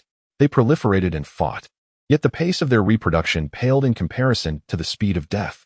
The maturation of a wolf is not an affair of mere days or months. Thus, the wolf clan did not thrive. Rather, it gradually dwindled. Decades ago, its father ascended to the throne of the Wolf King. He understood that without uncovering the secret of the Tower of Evil Wolves, they would be unable to escape, ultimately facing certain demise, with no one left to survive. Consequently, he, accompanied by several elders of the clan, launched a surprise attack on a malevolent wolf, slaying it and bringing back its lifeless form. Subsequently, he employed a secret technique to seal the essence of the malevolent wolf within his child. He sought to discern the changes this would invoke. This was a gamble. Yet he wagered wisely, for upon sealing the malevolent wolf within his offspring, who was named Lang Wei, she acquired the capabilities of the Tower of Evil Wolves, enabling her to wield this newfound power at will. With this revelation, the wolf clan prepared to mount another assault on the malevolent wolves, aspiring for all clan members to attain this strength. Alas, the malevolent wolves seemed to have unearthed their secret. They began to move in packs, no longer solitary. Their attempts were met with failure, and they suffered considerable losses. The Wolf King, Lang Yue's father, found himself besieged by a multitude of malevolent wolves and ultimately met a tragic end. The clan once again convened to elect a new Wolf King, and the golden giant wolf ascended to the throne. Upon taking office, he resolved to cease attacks on the malevolent wolves, recognizing the slim chance of success, especially as their numbers had dwindled to mere dozens. continuing the conflict with spell doom for the clan. Thus, they initiated an escape. Lang Yue utilized her abilities to provide cover for the retreat of her kin. It was through her acquisition of this power that the clan ultimately extricated themselves from the Tower of Evil Wolves. Had she not gained this capability, they would have remained trapped indefinitely, and the last few wolves would have been slaughtered by the malevolent ones. Having witnessed the terror of the malevolent wolves firsthand, she wished for Fonshine to avoid venturing inside, for it was akin to descending into hell. Entering could very well lead to a perilous fate. Is it truly that terrifying? Fonshine inquired, her expression grave. Indeed, it is a veritable hell within. Therefore, it is best you refrain from entering, Lang Yue advised, unless you are prepared to face certain death. Otherwise, you would merely be courting disaster. Is that so? Then I shall refrain from going for now and reconsider later. After hearing of the Tower of Evil Wolves' dreadful nature, Fonshine pondered deeply and ultimately abandoned her intention to explore its depths. He still has more pressing matters to attend to. If he were to perish within, it would indeed be troublesome. Although his strength has significantly increased, he does not believe he can triumph over the malevolent wolves imbued with the aura of slaughter. Phew. That's good. Wait until you become stronger before venturing in. In that case, you might be able to subdue the Tower of the Evil Wolves and make it serve you, said Little Wolf Lang Yue. The capabilities of the Tower of the Evil Wolves are quite impressive. Should you find yourself confronted by a multitude, you could summon countless evil wolves to fend them off, alleviating any concerns about being bullied. Indeed, that makes sense. Let us defer this discussion for another time, Fanxin nodded, choosing not to elaborate further on the matter of the Tower of the Evil Wolves. He navigated the vessel with utmost seriousness, steering it forward. Just as they were basking in a moment of leisure, a colossal ship suddenly emerged in the distance, its size multiple times that of theirs. Its bow adorned with a fearsome lion's head, gaping menacingly. Renfong, Xiaohe, and Lang Yu readied themselves for battle, recognizing it as a pirate ship. Fanxin lifted his gaze toward the imposing vessel and noticed a gigantic skull flag fluttering above, a clear emblem of piracy. Pirates are despicable beings, notorious for their rampant plundering, leaving countless lives shattered in their wake. Chapter 51. The Iron Fist Pirate Crew, Part 1. Although Fanxin harbored no desire to engage in conflict, he could not guarantee that these pirates would spare him. Thus, regardless of the circumstances, preparations for battle were imperative. Otherwise, they would find themselves in disarray. Upon hearing Fanxin's call, Renfong emerged from her quarters. She had just finished washing the dishes and was about to retire for the night when Fanxin's urgent summons drew her out. The little black cat also withdrew its psychic energy from the mechanical realm, returning to its corporeal form. Prepare yourselves for battle. If we can avoid confrontation, that would be ideal. However, should it prove unavoidable, we shall have no choice, Fanxin instructed. They are currently at a distance from the pirate ship, having previously approached each other. To avoid a collision, Fonshine adjusted their course.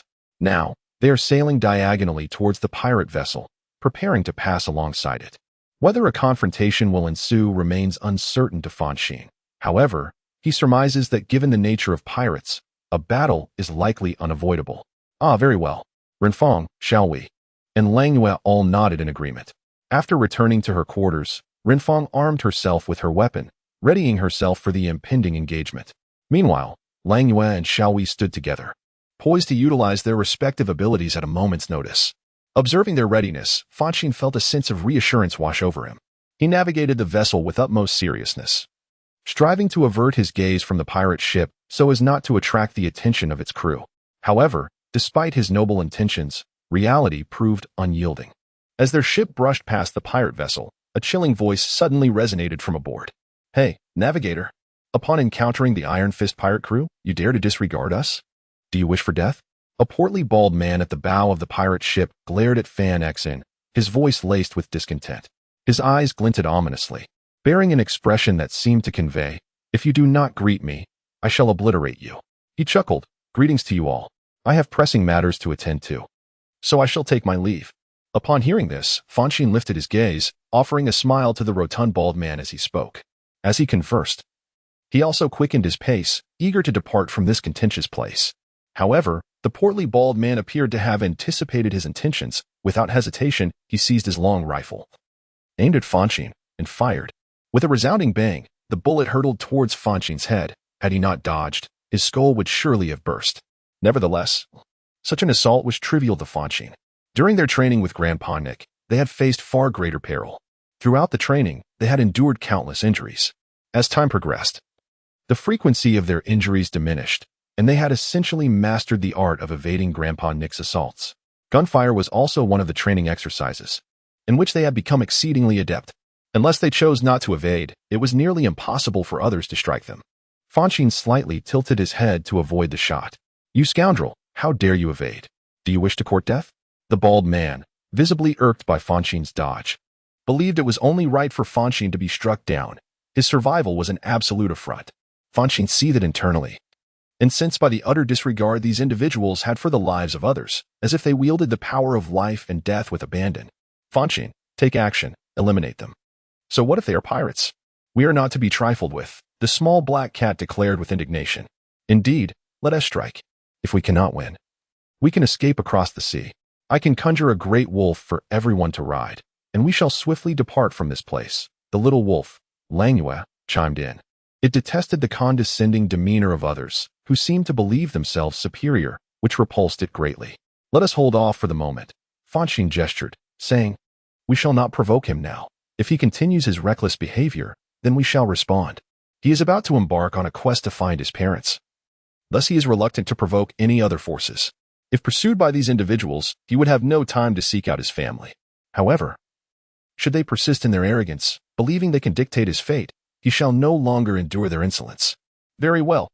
The little black cat nodded slightly, understanding Fonkshine's concerns and refraining from pressing him further. "If a battle ensues, let the ship navigate beneath the waves while we make our escape from the skies," Fonshine instructed the black cat. Although the black cat had the ability to stow the vessel within its mechanical space, it required considerable time. This was why, when they previously went to the island to procure supplies, the black cat did not store the ship away. In the event of an imminent conflict, they could not afford such delays. Thus, they would have to allow the ship to traverse the depths, knowing it would remain undetected. "Ah, understood," the little black cat replied. After making all necessary preparations, Fonshine no longer hesitated and resumed steering the ship, disregarding the portly bald man. This action infuriated the man, who felt utterly overlooked. With a bellow, he launched another attack against Fonshine and his companions. This time, he wielded a cannon instead of a gun, intent on sending Fonshine and his vessel to the depths of the ocean. The man and his companions did not merely stand by, they joined the fray. Gunfire erupted, bullets swarmed, relentlessly targeting Fonshine, effectively blocking every possible escape route. "Aha, you insolent brat, dare to defy my orders? You shall perish." The bald man laughed maniacally. Fonkshine's expression turned icy as he regarded the man. The repeated assaults had escalated to a life-threatening level, which he could no longer tolerate. "Fonshine, you cannot endure this any longer. Do you wish to be slain?" The little black cat admonished. "Certainly, I can no longer stand idly by. These wretches are utterly despicable. So quick to take lives. They have likely ended many lives along this journey, and they must be dealt with." "I permit you to act," Fonshine replied, nodding slightly. "Understood," the little black cat said with a smirk. "Everyone, leave the ship. I must submerge it, lest it be destroyed." "Ah, understood," Fonshine affirmed, rallying the group into action. Equipping their flight armor, they ascended into the sky. With the protection of the armor, they felt secure. Bullets merely left marks on the resilient steel, incapable of penetrating to harm them within. Little Wolf Langua swiftly summoned numerous air wolves to consume the bullets and cannonballs. Subsequently, it merged into one of the air wolves and soared upwards. Once the group had vacated the ship, the little black cat activated the protective shields on either side of the vessel. Once the shields closed, it commanded the ship to sink into the ocean, then ascended into the sky. Before long, they had all congregated at a high altitude. "Fonshine, how shall we proceed? Shall we destroy the entire ship?" Renfong inquired. "Yes, destroy it entirely, but if possible, avoid taking lives. I have no penchant for slaughter. However, you must ensure your safety first. If you cannot guarantee your safety, then do not concern yourselves with mercy. Eliminate them without hesitation," Fonshine instructed. These individuals regarded human life as expendable, having likely killed countless innocents. Fonshine harbored a deep disdain for them. Even if he chose not to kill, he would ensure the pirate crew was obliterated to prevent further harm to others. "Understood. Then let us proceed," Renfong responded, nodding. With Fonkshine's consent, Renfong and the little black cat moved towards the pirate ship. Langua, create a legion of water wolves to attack the ship's hull and bring it to ruin. Without their vessel, they shall become easy prey, Fonshine directed the little wolf. Ah, understood. I shall take care of it, Little Wolf Langway affirmed, promptly conjuring water wolves upon reaching the sea's surface. Go. Attack that ship and destroy it. Little Wolf Langway commanded. The water wolves howled and charged towards the pirate vessel, their sharp teeth tearing into the hull. A large breach appeared, and water began to flood in. If this continued, the ship would soon fill with water, leaving the pirates with no means of escape, making it easier for them to confront their foes. Chapter 52. The Iron Fist Pirate Crew, Part 2. Seeing Langyue and Renfong in position, Fonshine no longer hesitated. He began a swift descent, landing on the pirate ship. Due to his rapid descent, he crashed through the deck, his feet becoming ensnared within the planks for a moment before he freed himself. Once extricated, Fonshine surveyed the pirates aboard, grinning widely. Greetings, everyone. I am Fonshine. I have come with the intent to dismantle the ship, for you just attacked us and nearly took my life, which displeases me greatly. I am not fond of bloodshed. Therefore, if you refrain from resistance, I shall spare your lives. However, should you choose to retaliate, do not blame me if you meet your demise. Do you understand? You have some skill, but do you truly believe that such abilities can dismantle our ship and eliminate us? We are members of the Iron Fist Pirate Crew. Renowned in the East Sea, the portly bald man scoffed disdainfully. The Iron Fist Pirate Crew? My apologies, but I have not heard of you, Fonshine replied, shaking his head. Indeed, he had not heard of them, for he seldom paid attention to those pirate crews. After all, he was not a pirate. His purpose at sea was solely to search for his parents. The affairs of pirates were of no concern to him. How dare you disregard our Iron Fist Pirate Crew? Do you court death? The stout, bald man bellowed with indignation, his bulk quivering with fury. The other pirates shared his displeasure, for Fonshine's words were exceedingly piercing. A blatant slap to the face of the Iron Fist crew. You brat, kneel and apologize immediately, or we shall dispose of you without hesitation. Indeed, surrender at once, or we will show you the extent of our prowess. The pirates jeered, as if their reputation was unknown to the world. With weapons drawn and poised for combat, they prepared to confront Fonshine. Since you seek a fight, do not blame me, Fonshine replied coldly, a smirk gracing his lips. Before he seized his words and launched into the fray, he brandished an iron rod and charged towards the band of pirates. Upon reaching them, he swung the heavy bar, striking at the pirates with unrelenting ferocity. The sound of the iron colliding with their bodies echoed, a cacophony of cracking bones resonating in the air, unmistakably indicating that their bones were shattering. Indeed, he had pulverized their bones without a hint of mercy, for the ferocity etched upon their faces warned him of their potential ruthlessness should he falter in strength. These scoundrels were devoid of sympathy, their minds consumed by thoughts of slaughter, leaving no semblance of normalcy among them. His speed was remarkable. Although the pirates attempted to retaliate, their sluggishness rendered their efforts futile. Before they could even pull the trigger, he had already vanished to another location. After dispatching several pirates with shattered bones, he continued his onslaught elsewhere, targeting more of the marauders. Frustrated, the pirates hesitated to fire their weapons, for each attempt resulted in either a miss or striking their own comrades. Reluctantly, they resorted to using knives and clubs, making it somewhat more challenging for him to evade their attacks. Yet, this brought him amusement, as he prepared for close combat. Pleasantly surprised that they approached him instead, sparing him considerable effort. Had they wielded firearms, he would have had to exert much more energy to subdue them. After more than 10 minutes, he had triumphed over all the pirates on the deck. They lay sprawled, clutching their wounds, wailing in agony. With a dismissive snort, he approached the portly, bald pirate, squatting before him with a smile. So this is the Iron Fist Pirate Crew? Hardly impressive.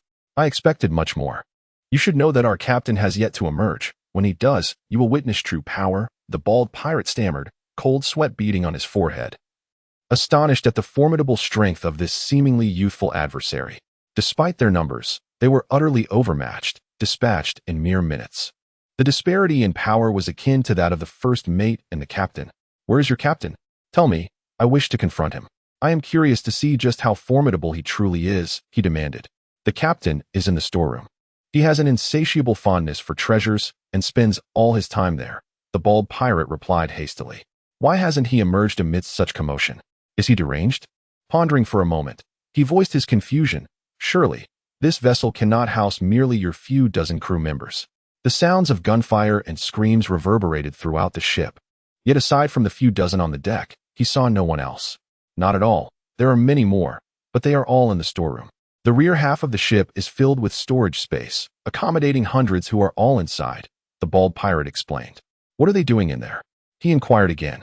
We're not entirely sure. Unless necessary, we are prohibited from entering the rear of the ship. Thus, we remain at the front and out of boredom. We chose to engage you. However, we never anticipated your prowess to be so formidable, the bald pirate lamented, tears and snot streaming down his face, appearing utterly distraught. Concerned that the pirate's tears might soil his armor, he quickly released him. It struck him as peculiar that the captain remained hidden while their ship was under attack. Let us see what the captain is up to, he decided after a moment's reflection, disregarding the pirates and making his way towards the rear of the ship. The bald pirate watched as he departed, a sinister thought brewing within. Go ahead, provoke our captain. Soon enough, you will learn the consequences of challenging our pirate crew. The captain of his ship possesses an eccentricity, a fondness for treasures, which he conceals at the stern of the vessel, inaccessible to others. Although some individuals reside within, they are devoid of freedom, unable to step beyond that confined space. Thus, the captain permits these individuals to dwell in his treasury. Otherwise, he would have long since eliminated them. They must obtain the captain's permission to proceed to the rear of the ship. Otherwise, if they venture there without consent, they shall face repercussions. He had witnessed firsthand the fate of those reckless intruders, each meeting a grim end, tormented to the point of wishing for death. The vessel was under attack, and the reason the captain did not emerge was that the rear of the ship was soundproof. They could not hear the chaos from within. They had to press the emergency button for the captain to be alerted. However, they were now utterly defeated, immobilized, with no time to spare. More importantly, he longed for the captain to intervene and teach Fanxin a lesson, as this scoundrel had nearly taken his life.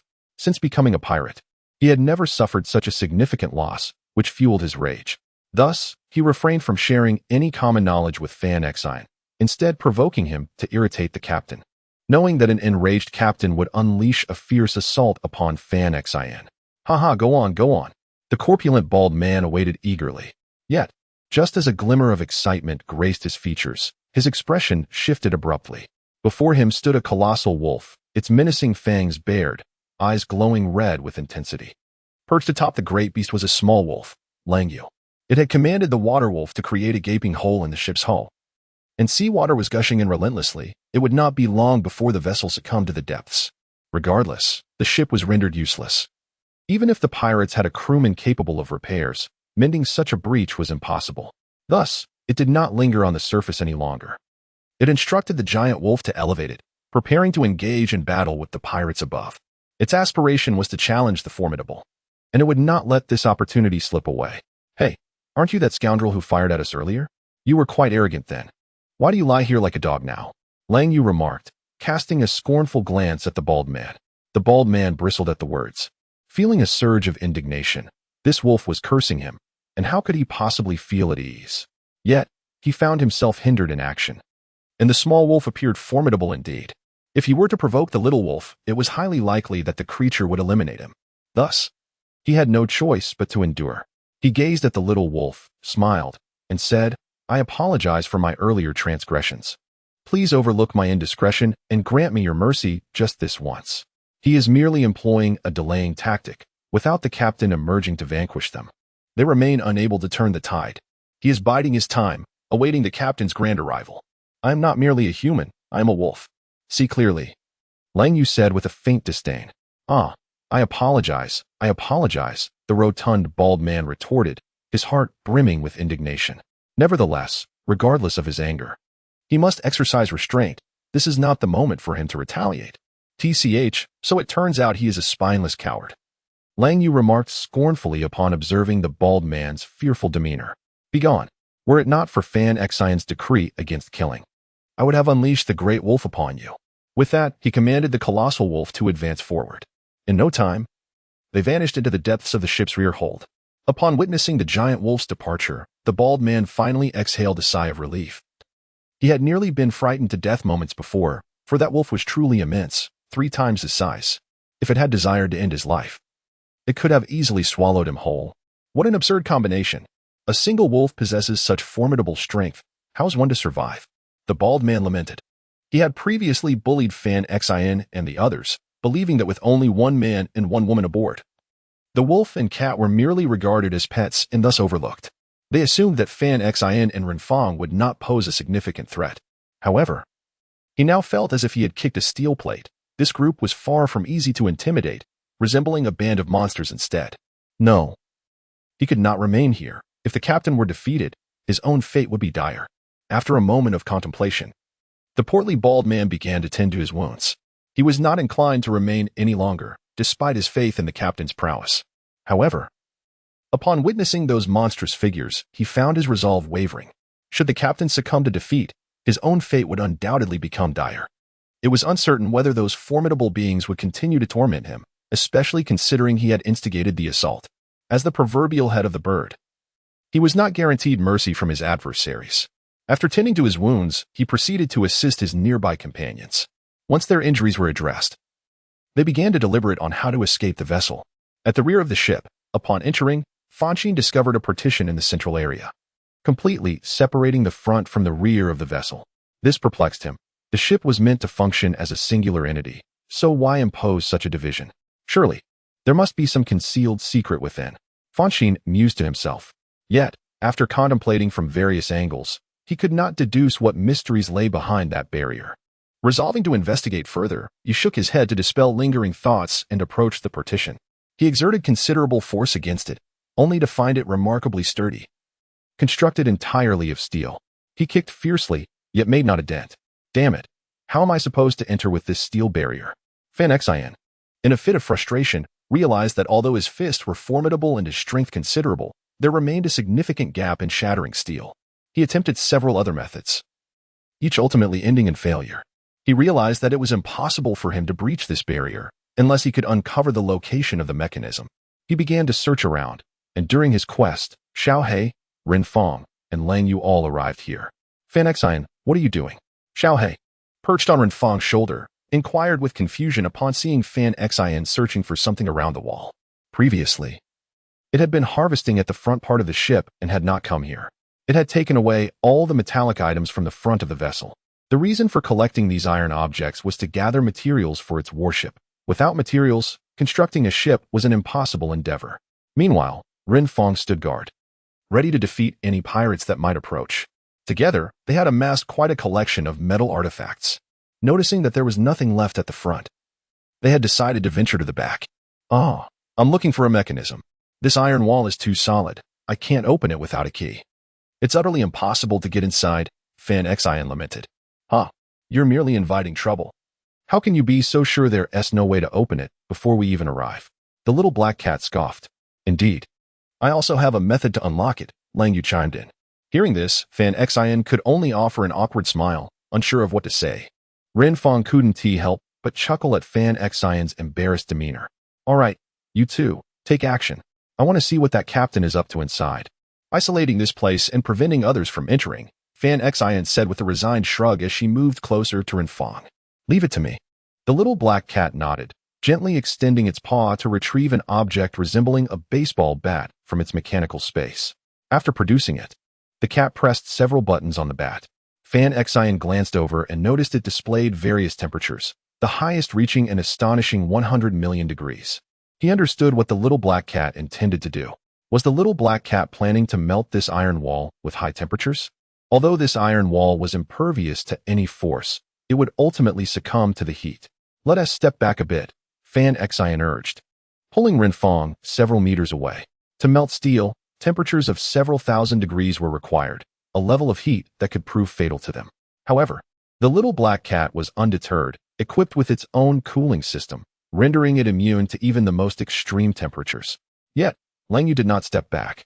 Glancing at the little black cat, he inquired, how long will it take? If it's not feasible, I shall take over.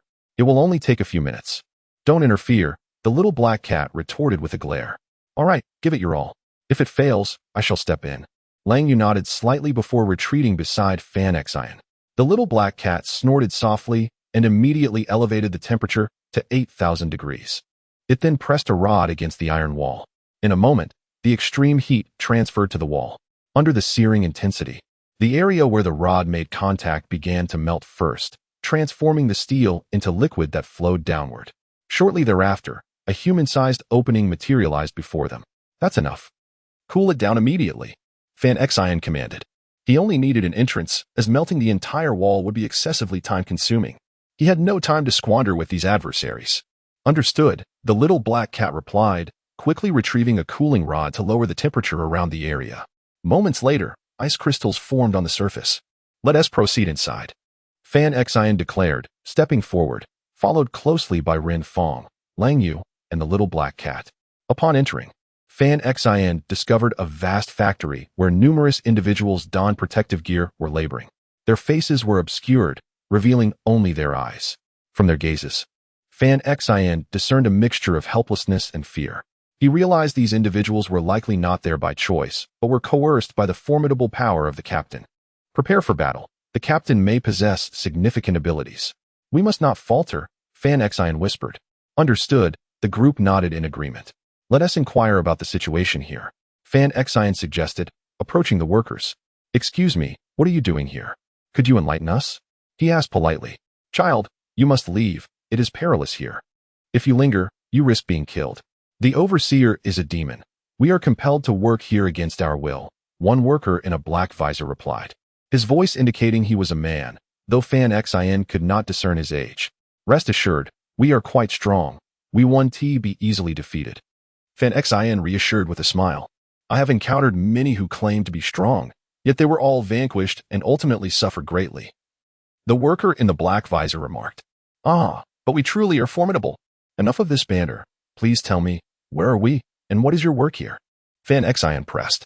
We are uncertain of the specifics. The overseer commands us to merge various metals with an unknown liquid in precise proportions and deliver it to his office. Afterward, we are dismissed, leaving us in ignorance of the purpose of our labor, the black visor worker lamented. Is that so? It appears you are as uninformed as we are. Very well, we shall take our leave. Thank you. With that, Fanxin waved his hand and led Renfong, the little black cat, and Langyu onward.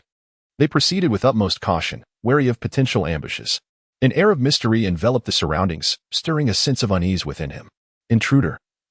You have trespassed upon my domain without my consent. Do you comprehend the consequences of your actions? Just as Fanxin and his companions searched the area, a resounding voice echoed throughout the factory, capturing the attention of all present. They halted immediately, recognizing that the proclamation was directed at them. I know not what fate awaits. Yet your men have assailed me. As the captain, you must come forth and offer me an apology, one that satisfies my demands. Lest I be compelled to unleash my wrath upon you, Fanxin retorted boldly. Having already offended this pirate crew, he felt no need for restraint. Humph. You are quite audacious, young man. However, audacity comes at a price. Prepare yourself, for I shall shatter your bones one by one with my iron fists. The voice's owner declared menacingly. Then come forth. Do not hide in the shadows, for such behavior earns my disdain, Fanxin shot back defiantly. You are a fool who knows not the peril you invite, the voice's owner scoffed, falling silent as he presumably readied himself for confrontation. Meanwhile, Fanxin began to strategize. Renfong, Xiaohei, you must keep your distance. When the time comes, strike from afar. Do not engage in close combat, Fanxin instructed. Renfong and Xiaohei excelled in ranged attacks, and although they were formidable in melee, their adversary boasted of iron fists, suggesting a proficiency in close quarters that could jeopardize their safety. Understood, Renfong and Xiaohei nodded in agreement. Langyu. Transform these steel beams into a colossal wolf to shield me, Fanxin continued, turning to Langyu. But what of these people? Once the wolf emerges, they will find themselves with no escape, risking innocent lives, Langyu replied thoughtfully. Send them all away. They seem reluctant, so consider it a favor. Fanxin pondered before responding. Very well, Langyu nodded. With that, Fanxin ceased further discourse and gradually advanced forward. After a few paces, he sensed an imminent threat from above. Looking up, he beheld dozens of steel nails plummeting towards them. Had they not noticed, the nails would have impaled them. Dodge! Fanxin commanded sharply, swiftly evading the descending projectiles. Renfong and the others also retreated a step to evade the danger. Impressive reflexes. Yet, how will you escape this? The voice's owner chuckled ominously, simultaneously unleashing a barrage of nails that densely populated the ceiling. Should those nails fall, they would undoubtedly transform their bodies into pincushions. However, Fanxin's concern was not for himself, but for the staff bearing black passports. They might possess the agility to evade such attacks, yet the workers could lack their skills. If they failed to escape, their fate would be grim. Scoundrel, with so many people here, can you truly act without consequence? Fanxin shouted with indignation. Humph. They are merely worthless beings. Their demise is inconsequential. I can easily procure more. Life is abundant, and I am unburdened by the loss, the voice's owner retorted coldly, his demeanor suggesting that the lives of so many held no value in his eyes. He fancied himself a harbinger of death, one who could extinguish life at will, without regard for others' feelings. Fanxin, incensed, felt his nose crinkle in anger. This individual was devoid of humanity, a true cold-blooded creature. You shall reap what you sow, he warned fiercely. I dismiss such notions. Countless lives have fallen at my hands, and I have yet to witness any retribution, the voice's owner scoffed. You seem to care deeply for their fates. How about this? If you disable your own hands and feet, I shall release them. What say you? How dare you? Your audacity knows no bounds. Fanxin's expression darkened in response. This man was indeed a villain, using innocent lives as leverage. Yet, he could not acquiesce. That fiend was nothing less than a cold-blooded monster. He has rendered himself and Renfong incapable of saving these innocent lives, putting both himself and others in jeopardy. He had only just set sail, and the matters at hand were far from resolved. How could he possibly meet his demise here? What was even more despicable was the insidious nature of this individual, making it all the more imperative that he refuse. Will you consent or not? If you choose to decline, they will perish, and at that moment, any hope of rescuing them will vanish, the voice's owner remarked with a sinister smile. I shall not acquiesce, yet I will still endeavor to save them. Furthermore, I must inform you of my resolve, this time. Under no circumstances will I allow you to live. Should you continue to exist, countless souls will endure your humiliation and torment. You are nothing short of a monster. Fanxin declared coldly. Chapter 54. The Shifting Iron Fist, Part 1. This individual's blood ran icy, reaching a point of irredeemable coldness. The murderous intent within Fanxin surged. Without eliminating this foe, their escape would be impossible, and the staff could not descend. How naive. Do you truly believe you can succeed? The voice's owner scoffed dismissively. I will undoubtedly succeed, Fanxin retorted fiercely. Lang Yu, commence your actions and ensure their departure. Do not let them become entangled in this. I understand. The little wolf, Lang Yu, nodded in response. Without hesitation, it unleashed its abilities. It first conjured a legion of air wolves, directing them to act and consume the staff and steel nails alike. With the protection of these airwolves, the others would remain unharmed. Lang Yu then activated its powers once more, transforming all surrounding objects into giant wolves. Even the iron walls were transmuted. Moments later, the rear section of the vessel was riddled with countless enormous openings. Upon witnessing this, the airwolves surged forth, ascending into the sky. Let them flee as far as possible. This place is far too perilous for them, Fanxin instructed. Lang Yu nodded and swiftly set the giant wolves on a course for the distance. Once they could no longer see the shadows of the wolves, Fanxin finally felt a sense of relief wash over her. You wretched creature, come forth. Now that they are gone, what can you use to threaten me? Fanxin scanned the surroundings with an indifferent gaze and spoke, his brow slightly furrowed, for he had lost sight of the opponent, which left him in a state of deep vexation, unsure of where they were concealed. Possessing some skill, able to conjure monstrous wolves to obstruct my steel nails. Yet, even if you manage to rescue them, it is of no consequence. Their lives will not endure for long, merely prolonging their existence for a fleeting moment. The voice's owner remarked nonchalantly. What do you mean? Fanxin inquired, puzzled. All the metals here are heavy metals, inherently toxic. Prolonged exposure will saturate their bodies with venom, gradually eroding their vitality. They have labored here for years, their bodies have long since become frail. Thus, what use is it to take them away? I do not care, for I am due to replace a batch soon, and those wretches will be discarded. The voice's owner chuckled. You wretch, your blood runs cold as ice, infuriating me, Fanxin retorted icily. I am a pirate. Do you expect me to show mercy?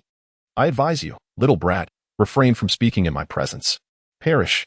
The voice's owner, growing impatient, launched an attack on Xiao Fan. Fanxin remained vigilant, uncertain from where the assault would originate. Bang! Moments later, the vessel trembled, and the gaping holes began to mend, swiftly transforming into an enclosed space. Darkness enveloped them, rendering visibility impossible. Be cautious. The adversary may strike at any moment, Fanxin warned. We are aware, Lang Wen nodded, subsequently summoning dozens of colossal wolves to encircle them, preemptively guarding against the lurking foe's ambush. Courting doom, This is not my fault, the voice's owner screeched, initiating an attack. The onslaught did not come laterally, but descended from above and rose from below simultaneously. Countless iron fists surged forth, an uncountable multitude, poised to bombard Fanxin and his companions. Surrounded by the gigantic wolves, escape was rendered impossible. This was precisely why the voice's owner proclaimed Fanxin was courting death. They had blocked any chance of lateral retreat. Now, they faced but one path, to confront the iron fists. Should they fail to withstand the onslaught, they risked being reduced to mere pulp. How infuriating! Langway exclaimed, visibly displeased. Do not rush. This is indeed a quandary. However, we are currently inside the body of a colossal wolf, and it will take time for those iron fists to breach. Fanxin stated. Is there any solution? The little black cat inquired. This adversary was particularly troublesome. They had yet to lay eyes on the foe. Yet attacks were already being unleashed upon them. If they could not withstand the assault, they risked annihilation. Ah, a plan has emerged, but to triumph over him. We must escape this wretched place and venture outside. Remaining here confines us to passive defense, leaving no room for retaliation, Fanxin affirmed. Escape? Will that enable us to confront him? The little black cat queried. That individual can manipulate the iron. Within this space, he is omnipotent.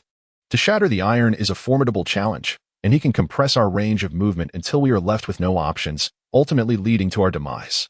Furthermore, this area has become a sealed space with limited oxygen. Should the oxygen deplete, we shall succumb to asphyxiation. At that point, we would be at his mercy. Thus, we must devise a way to flee. Once outside, we shall have ample strategies to confront him. Indeed, Fanxin is correct. We must escape. Here, we are merely targets. Renfong concurred. How do we flee? That fiend's fists are incessantly attacking. We have no time to spare. The little black cat lamented. Langway, this battle rests upon your shoulders. Continue to summon colossal wolves to confront the enemy. Is that agreeable? Fanxin contemplated briefly before addressing Langway. This was a predicament. He had no knowledge of the foe's whereabouts. While the enemy could control every piece of iron, even if he were to exhaust himself here, victory against the iron would remain elusive. Langway, however, was different. Although incapable of defeating the iron, it could conjure colossal wolves to shield against the fists and even transform those fists into its own wolves. Here, Langway was the adversary's nemesis. Only with Longyue's intervention could the enemy's onslaught be thwarted. Rest assured, I shall do my utmost to withstand the assault. Langway affirmed with a nod. Thank you. Little Black, your task is to bore a hole using that high-temperature rod. Melt through this place. If you can dissolve it entirely, that would be ideal. That individual is undoubtedly human. Although I know not how he can manipulate the iron, humans cannot endure such extreme temperatures. Under such heat, even if he does not perish, he will be constrained. Fanxin instructed the little black cat. Understood. The little black cat nodded slightly, then immediately set to work. Fanxin and Renfong closely followed, acting as guardians to shield the little black cat from the hidden iron manipulator's attacks. Once the little black cat produced the high-temperature rod, it pressed it against the iron wall. Without hesitation, it escalated the temperature to 100 million degrees, and moments later, the iron began to liquefy, creating an opening the size of a fist. As time progressed, the hole expanded, eventually surpassing the size of the little black cat's body. Little Black, you go first. Act outside. Fanxin instructed as the hole grew sufficiently large. With someone outside, the headquarters occupants would remain safe. Thus, the little black cat could wreak havoc outside. Understood. The little black cat nodded, taking the high-temperature rod and charging outside. Once outside, the little black cat ignited flames everywhere, creating openings here and there, infuriating the hidden iron manipulator beyond measure. He originally intended to seal the hull, suffocating Fonshine and the others within. However, with openings everywhere, executing this plan had become impossible. Damn it, this infuriates me. The voice's owner seethed, wishing fervently to seize the little black cat and strangle it on the spot. It seems my suspicions were correct. You indeed wish to suffocate us this way. But now, you cannot do so. Fonshine laughed upon hearing the anger in the voice. So what? You cannot escape from here. That little cat may create a hole, but I can seal it up in no time, leaving you trapped. The voice's owner replied with malice, just wait. I will gradually reduce the space until you understand the consequences of crossing me. Humph, you think you can crush us with steel, do you? Fonshine replied with a calm smile. You will not succeed, for we have yet to make a move. What can you do? Do you believe you can break steel? That is impossible. No one can shatter my steel. Indeed, I cannot break your steel. However, that is only when it is stationary. If you begin to move, the situation changes. Fonshine chuckled, saying, when you manipulate that steel, it will soften, correct? If the steel softens, I can slice it with a sharp weapon. It will not hinder me at all. You actually figured it out? The voice's owner asked in surprise. Such a simple matter. How could I not see through it? You underestimate me, Fonshine retorted. Moreover, I can use this to locate your true self. To control steel, you must first soften it. The steel closest to you should be the softest, while the farther it is, the harder it becomes. Am I right? Humph, you are indeed clever. If you were one of my crew, I would be pleased, but unfortunately, you are not. Thus, I must eliminate you. The voice's owner spoke coldly. Huh. Serving under you would be revolting, Fonshine scoffed. Then die. The voice's owner commanded sharply. Humph. You think you can kill me? Not a chance, Fonshine retorted. He and Renfong began their assault, moving towards the softened steel in search of the one manipulating it. Langua, find a way to escape and attack from outside. Hurry. Fonshine instructed as they ran. Langua, being petite, only slightly larger than the little black cat, could create a sizable hole to escape. Fonshine wanted it outside to assist him. For capturing the steel manipulator inside was difficult, as the opponent could easily evade. If Langwei got out, it could conjure numerous giant wolves to tear the ship apart. Concurrently, the multitude of wolves would force the hidden manipulator into the open, leaving him with no escape and allowing for an easy capture. I understand, Langwei nodded. Then concentrated on attacking a specific point to hollow it out. The manipulator, not wanting Langwei to escape, began to attack furiously. Humph, your opponent is me, Fonshine declared coldly, drawing a sharp sword from the sandstorm tower and commencing his assault on the fists. Those fists were still in a softened state, only hardening as they approached their target. Thus, Fonshine could easily sever them now. Indeed, Fonshine leaped into action, skillfully swinging his sword to dismantle the iron fists. Renfong was not idle either. She drew her twin guns and began firing at the fists. Although this would not kill the hidden manipulator, it could disrupt their movements. With Fonshine and Renfong's assistance, the little wolf Langua successfully exited the hall. Outside, Langua found the little black cat and said, Do you have any high-temperature rods? Give me some. I want to join in. Damn it, I feel quite displeased after being toyed with by that guy. Langwei thought it could easily resolve the situation. However, the opponent was cunning, appearing here and there, making it difficult to keep up with the speed. If not for Fonshine and Renfong's help, Langwei would still be trapped inside, pursued by that individual. High temperature, can you handle it? The little black cat inquired, possessing a few high-temperature rods. But their heat was too intense for anyone but it to endure. Oh, don't worry, I can use seawater to cool down. Trust me, Langwei assured, nodding. True. You can create water wolves. All right, I'll give you some, the little black cat conceded. It then retrieved a dozen high-temperature rods from its mechanical space and tossed them to Langwei. Langwei immediately conjured steel giant wolves to wield the high-temperature rods and began their assault, particularly targeting the softened areas. Each steel giant wolf was accompanied by dozens of massive water wolves, prepared to lower the temperature. As the steel giants began to melt, the water wolves would leap in, merging with the steel giants to cool them down, thus rendering the giants impervious to the extreme heat. Meanwhile, the little black cat was not idle. It deployed several robots to also wield high-temperature rods and attack the softened areas. Their actions infuriated the hidden steel manipulator, preventing him from fighting at full capacity. Damn it. Damn it, I will kill you. The voice's owner shouted in displeasure. Huh, let us see if you can kill us first, the little black cat scoffed. It then intensified its attacks, growing increasingly relentless. The hidden manipulator seethed with rage but found himself powerless, as the little black cat and Langwei were outside, beyond his control. Chapter 55. The Flowing Iron Fist, 2. Huh, are you very angry? It seems our strategy is working quite effectively, Fonshine laughed. The more the opponent fumed, the more it indicated that the little black cat and Langwei had struck a nerve. Humph, their escape is inconsequential, as long as you two perish. That is all that matters, the voice's owner coldly asserted. Now prepare to die? The voice's owner seemed truly enraged, beginning to act by softening the entire hull. Moments later, he slowly reduced the space within, intending to crush Fonshine and Renfong inside. As the space shrank under the opponent's fury, Fonshine and Renfong found their mobility increasingly restricted. Die, the voice's owner shouted. Humph, I will not die, Fonshine retorted, rushing to Renfong's side, grasping her hand, and activating the sandstorm tower. Subsequently, the two of them sought refuge within the sandstorm tower. Prior to their entry, Fanxin struck the adjacent wall repeatedly, severing the softened steel with deft blows. With a final forceful kick against the opposing wall, he propelled the sandstorm tower through the breach he had created. Gradually, the tower advanced toward the opening, while their bodies began to shrink, ultimately being drawn into the tower's depths.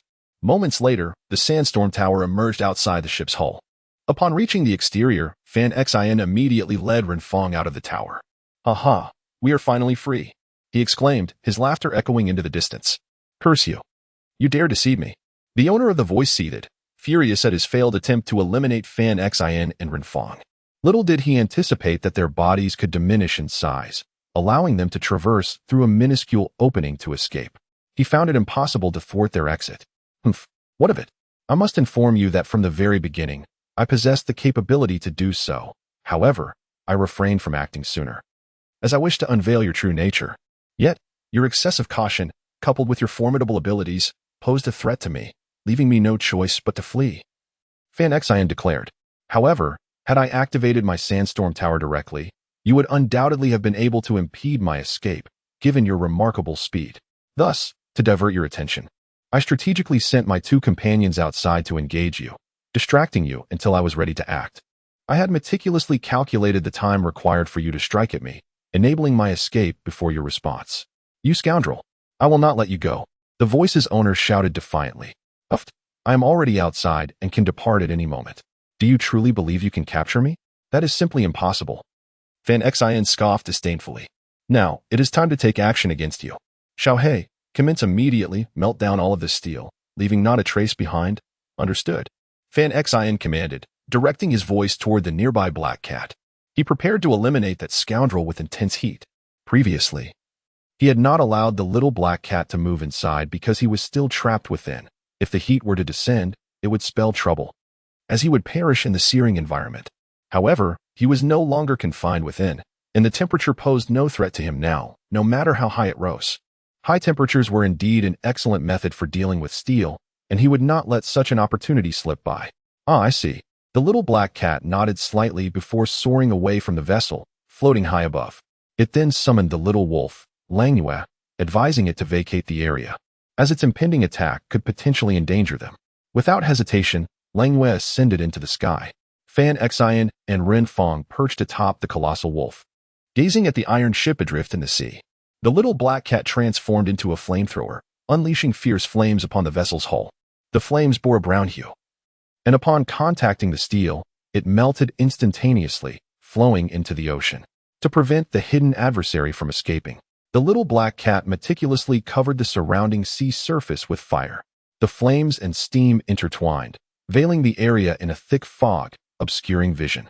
Yet, the little black cat remained undeterred, fervently stoking the flames that engulfed the region. After approximately 10 minutes of relentless burning, its strength waned, and it had no choice but to pause.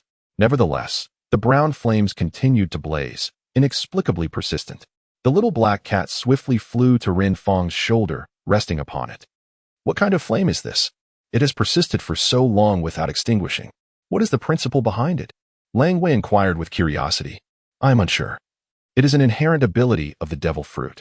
Under its scorching embrace, different types of steel fuse perfectly together. This steel is the most robust and durable. Whenever I require such material, I employ these flames. However, I have never unleashed such a grand technique before, as it consumes an extraordinary amount of resources. A pile of steel can yield only a fist-sized piece of this special steel," the little black cat explained. "I typically reserve this special steel for critical components, alas. Its yield is far too meager. Ah, I hope there is a sufficient quantity of steel within this heap, or else my efforts will be in vain." The little black cat expressed with hope. "No wonder you resorted to such a grand display. It was for your desire for that steel," Langyue chuckled. "Humph. I am also striving to assist everyone. Without me, could you possibly handle that fiend? It traverses the steel, appearing here, then there, making it impossible to grasp." The little black cat retorted, a hint of dissatisfaction in its tone. "All right, enough bickering. Let us observe once the flames have subsided," Fanxin interjected. The two were naturally at odds, and without her intervention, their quarrel could have persisted indefinitely. With Fanxin's interruption, they lost the inclination to continue their dispute. They gazed below, patiently awaiting the eventual extinguishment of the brown flames. After nearly 20 minutes, the brown flames finally subsided. They descended simultaneously, commencing an examination of what remained. Chapter 56, The Flowing Iron Fist, Part 3. There's a disturbance. That fellow may yet be alive. Everyone, exercise caution to guard against deception, Fonshine remarked, taking the lead upon hearing a sound. Is that even possible? My brown flames are truly formidable. They can incinerate anything, even steel. I doubt a living person could survive such a blaze, the little black cat retorted skeptically. It had made numerous attempts, discovering that the brown flames could consume everything: soil, wood, steel, and more. Each trial yielded the same outcome: total annihilation, with nothing left in existence. Only the resilient steel could withstand for a moment, ultimately leaving behind a trace of composite steel, while everything else was reduced to ashes. Better safe than sorry. If that individual is indeed a cockroach that cannot be burnt to death, we could find ourselves in grave peril, Fonshine chuckled. He held a deep respect for the little black cat's brown flames.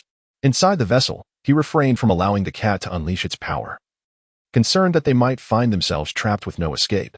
However, while he was convinced, he did not harbor absolute certainty, for the world is replete with the extraordinary. Should something arise that could counter the brown flames, he would not be overly astonished.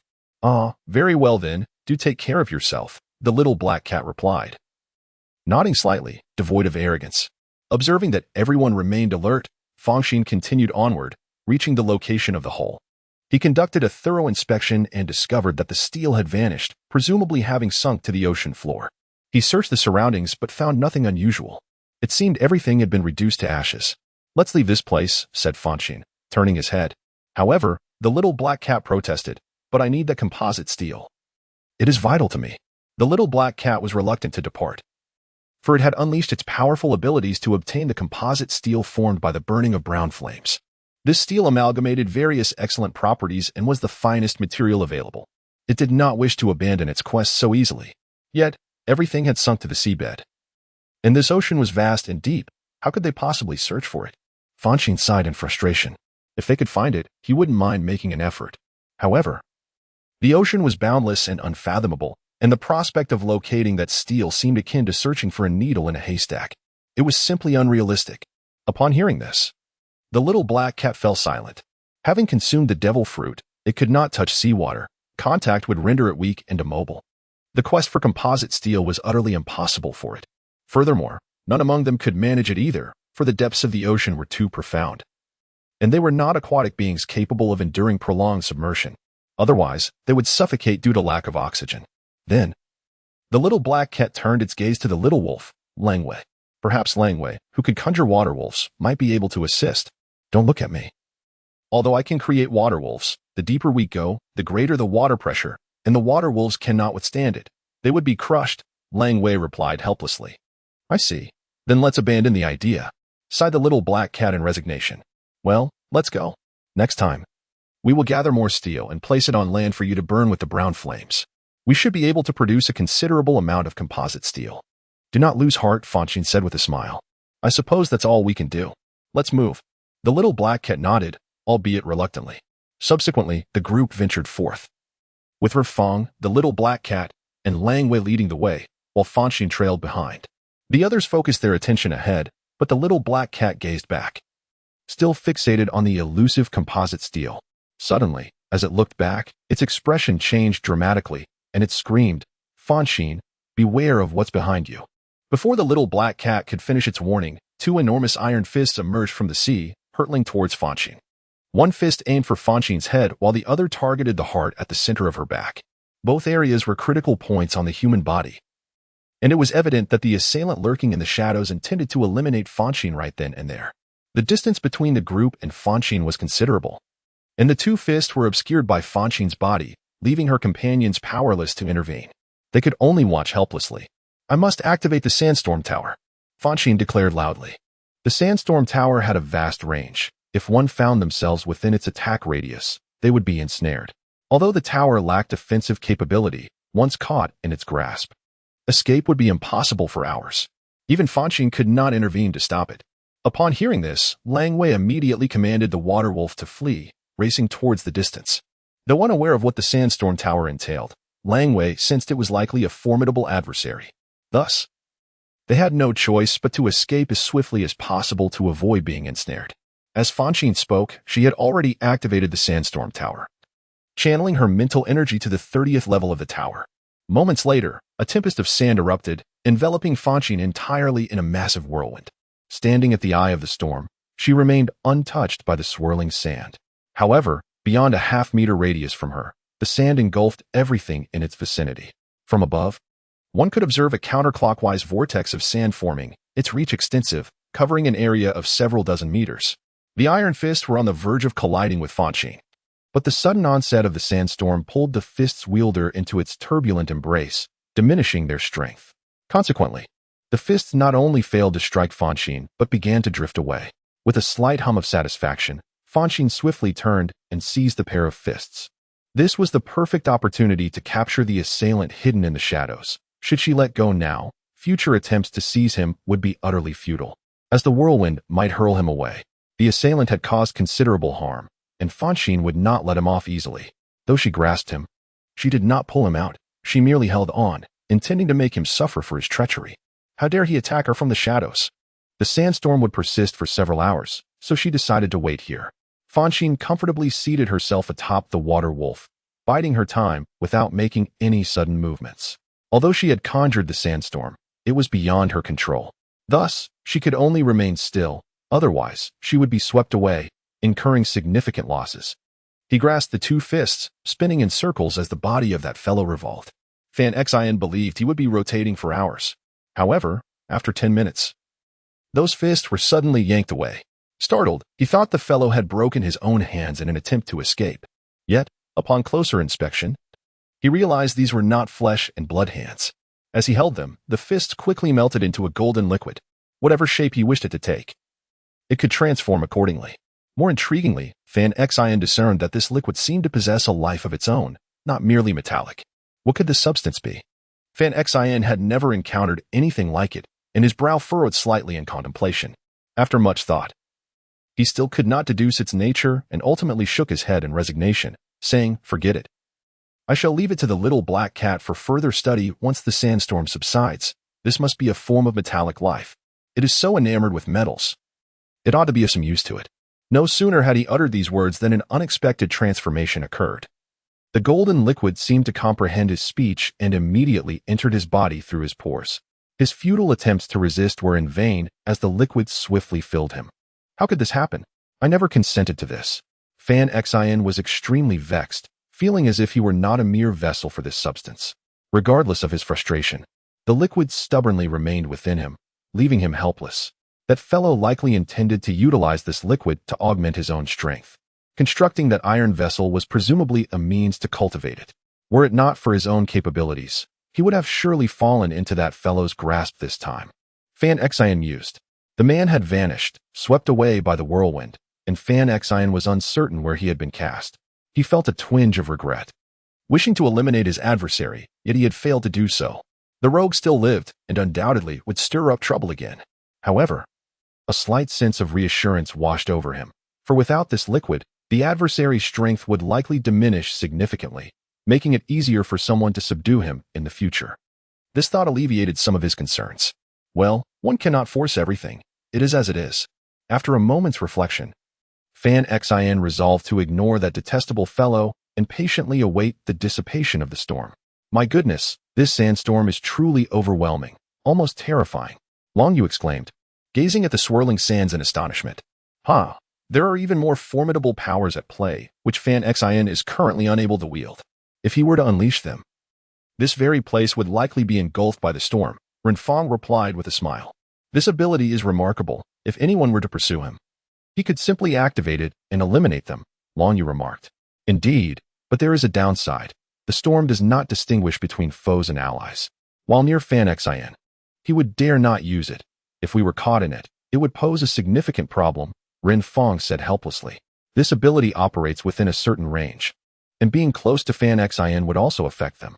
Thus, it should not be employed lightly, except in dire circumstances. Chapter 57, Arrangement, Part 1a. Now it makes sense why he previously instructed us to leave. Long Yu nodded in understanding. Very well, let us wait here. The storm will not subside anytime soon. Until it does, Fanxin cannot afford to emerge, Renfong stated.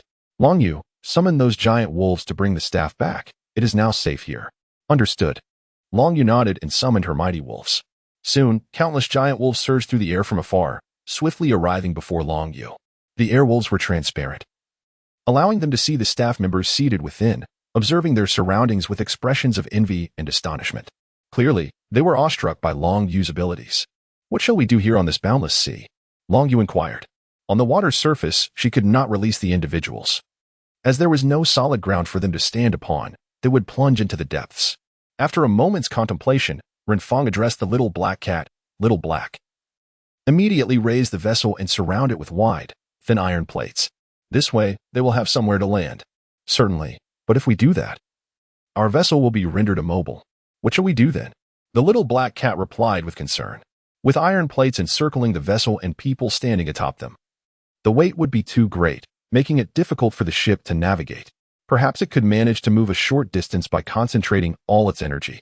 But once that energy was depleted, it would require considerable time to recharge.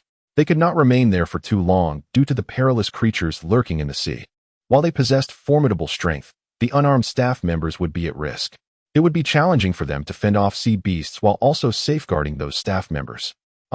We must let them out soon. The air inside cannot sustain them for much longer. Remaining inside will lead to suffocation, Renfong remarked, her brow furrowing slightly. She recognized this as a troublesome predicament. However, destroying the vessel meant the staff would have no means of escape. They could not simply abandon these individuals in the sea. That would be utterly unacceptable. Do not worry about that. I created an aperture in the air wolves, allowing the air within to circulate with the outside. They can survive inside for quite some time without any issues. Long Yu suddenly interjected. If they were to suffocate, they would have perished long ago. Oh, I see. That puts my mind at ease. Renfong nodded in relief. Let us raise the vessel, but forego the iron plates. Let them remain inside the airwolves. Since they will not suffocate, they should be fine there. Their vessel was not particularly large. Accommodating a dozen individuals was feasible. However, the staff numbered over 100. Nearly 200. Their vessel could not possibly contain them all. This was the reason she had suggested the iron plates. Nevertheless, with the airwolves providing a secure refuge, there was no need for any further measures. Understood.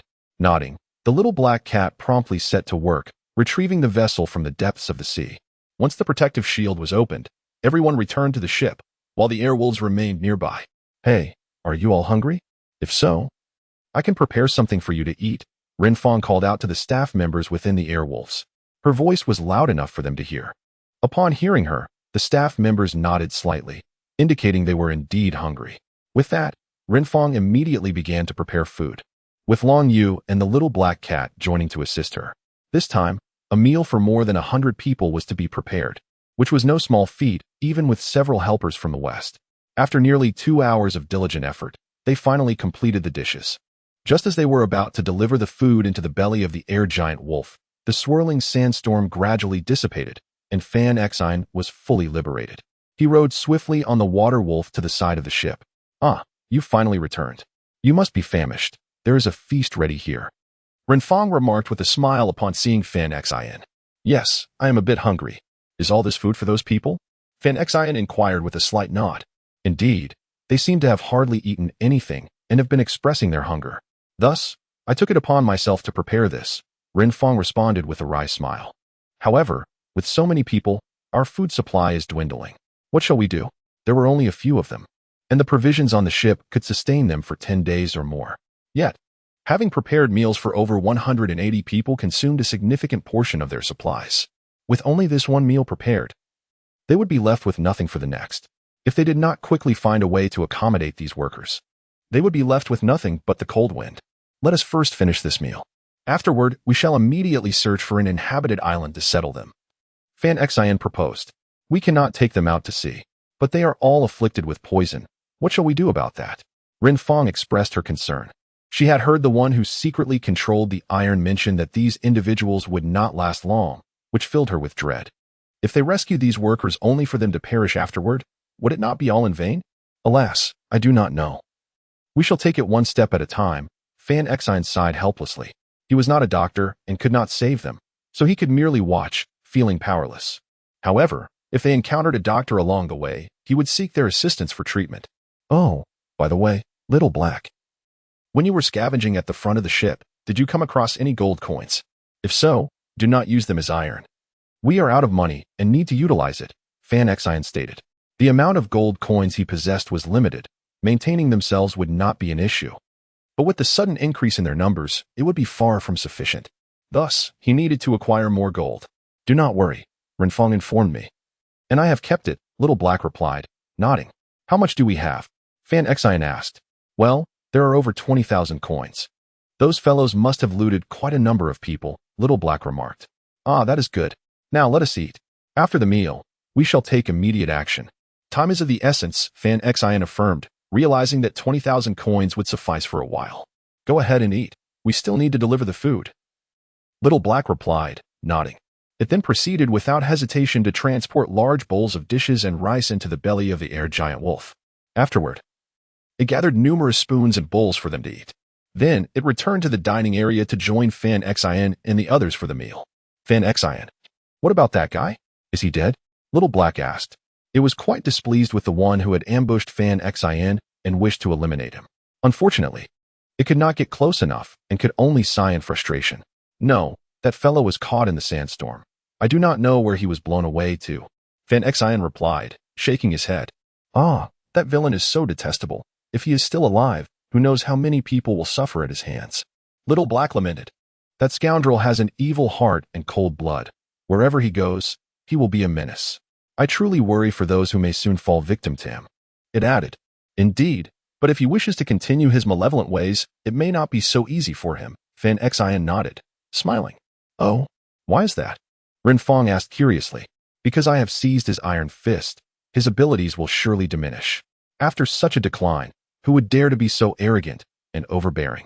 Unless he seeks his own demise, Fanxin explained. He was confident that the fellow's strength was not formidable. Otherwise, he would not hide in the shadows manipulating everything. If he were truly powerful, he could easily confront Fanxin in a one-on-one battle. He hesitated to emerge, indicating that his opponent's strength was insufficient. The only reason he could establish a pirate crew must be due to that golden liquid.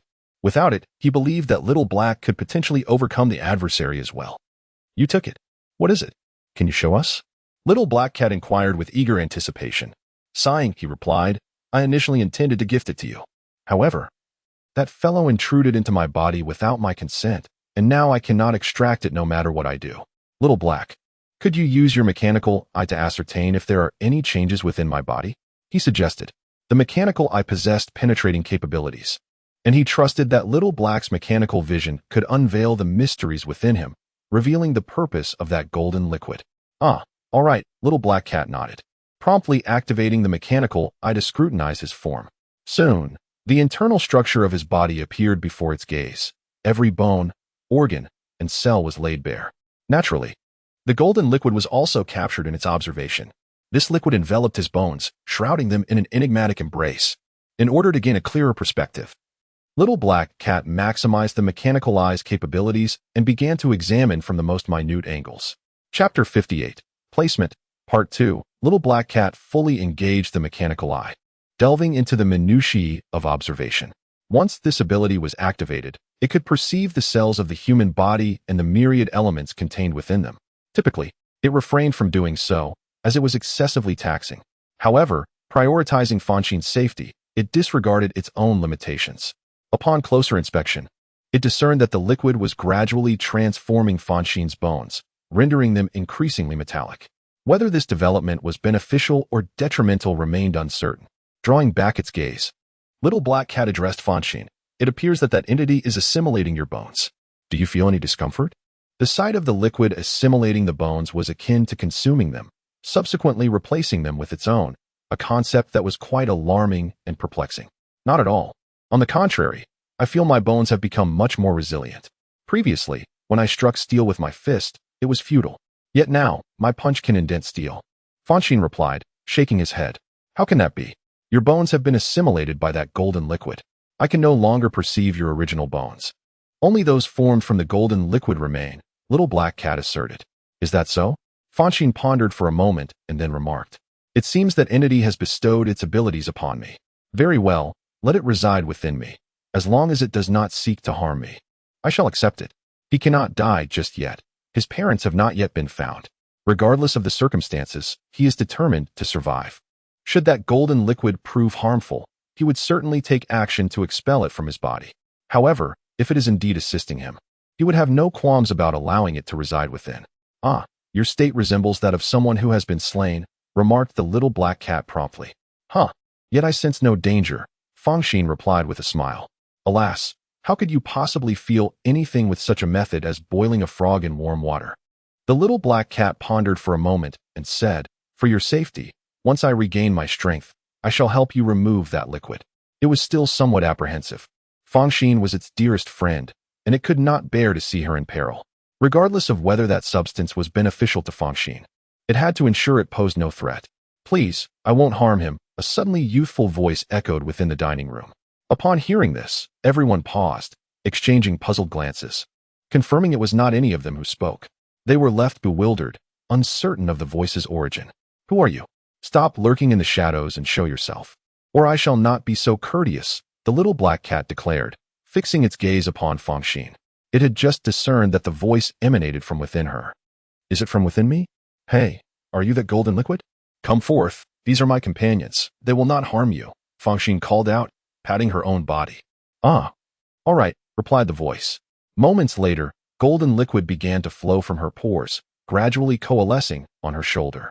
Ultimately, it took the form of a small creature, a puppy, with a body no larger than its head, adorably plump and charming. As time passed, the creature's body solidified into a golden little dog, resembling a pet robot crafted by the little black cat. It beamed at everyone, exuding an endearing clumsiness. When it moved, the necessary parts softened, allowing it to maneuver freely, while the rest remained rigid. Fonshine gently stroked its small head and inquired, Why did you enter my body without my permission? Do you not know that is quite impolite? Ah, I had no choice. That fellow was too frightening. I felt safer within you, and I sensed no malice in your heart. Thus, I sought refuge inside you. The golden puppy chuckled. Rest assured, I have not been idle. I have strengthened your bones, which will enhance your strength. Ah, I am aware. I can feel it. Fonshine responded. What do you plan to do next? Will you leave us, or will you continue to accompany us? This little creature possessed formidable abilities, and Fonshine hoped it would stay with them. However, he did not wish to impose. Therefore, he sought the golden puppy's opinion. If it wished to follow, he would be delighted. If it desired to depart, he would not hinder it. I have no place to go. I shall follow you.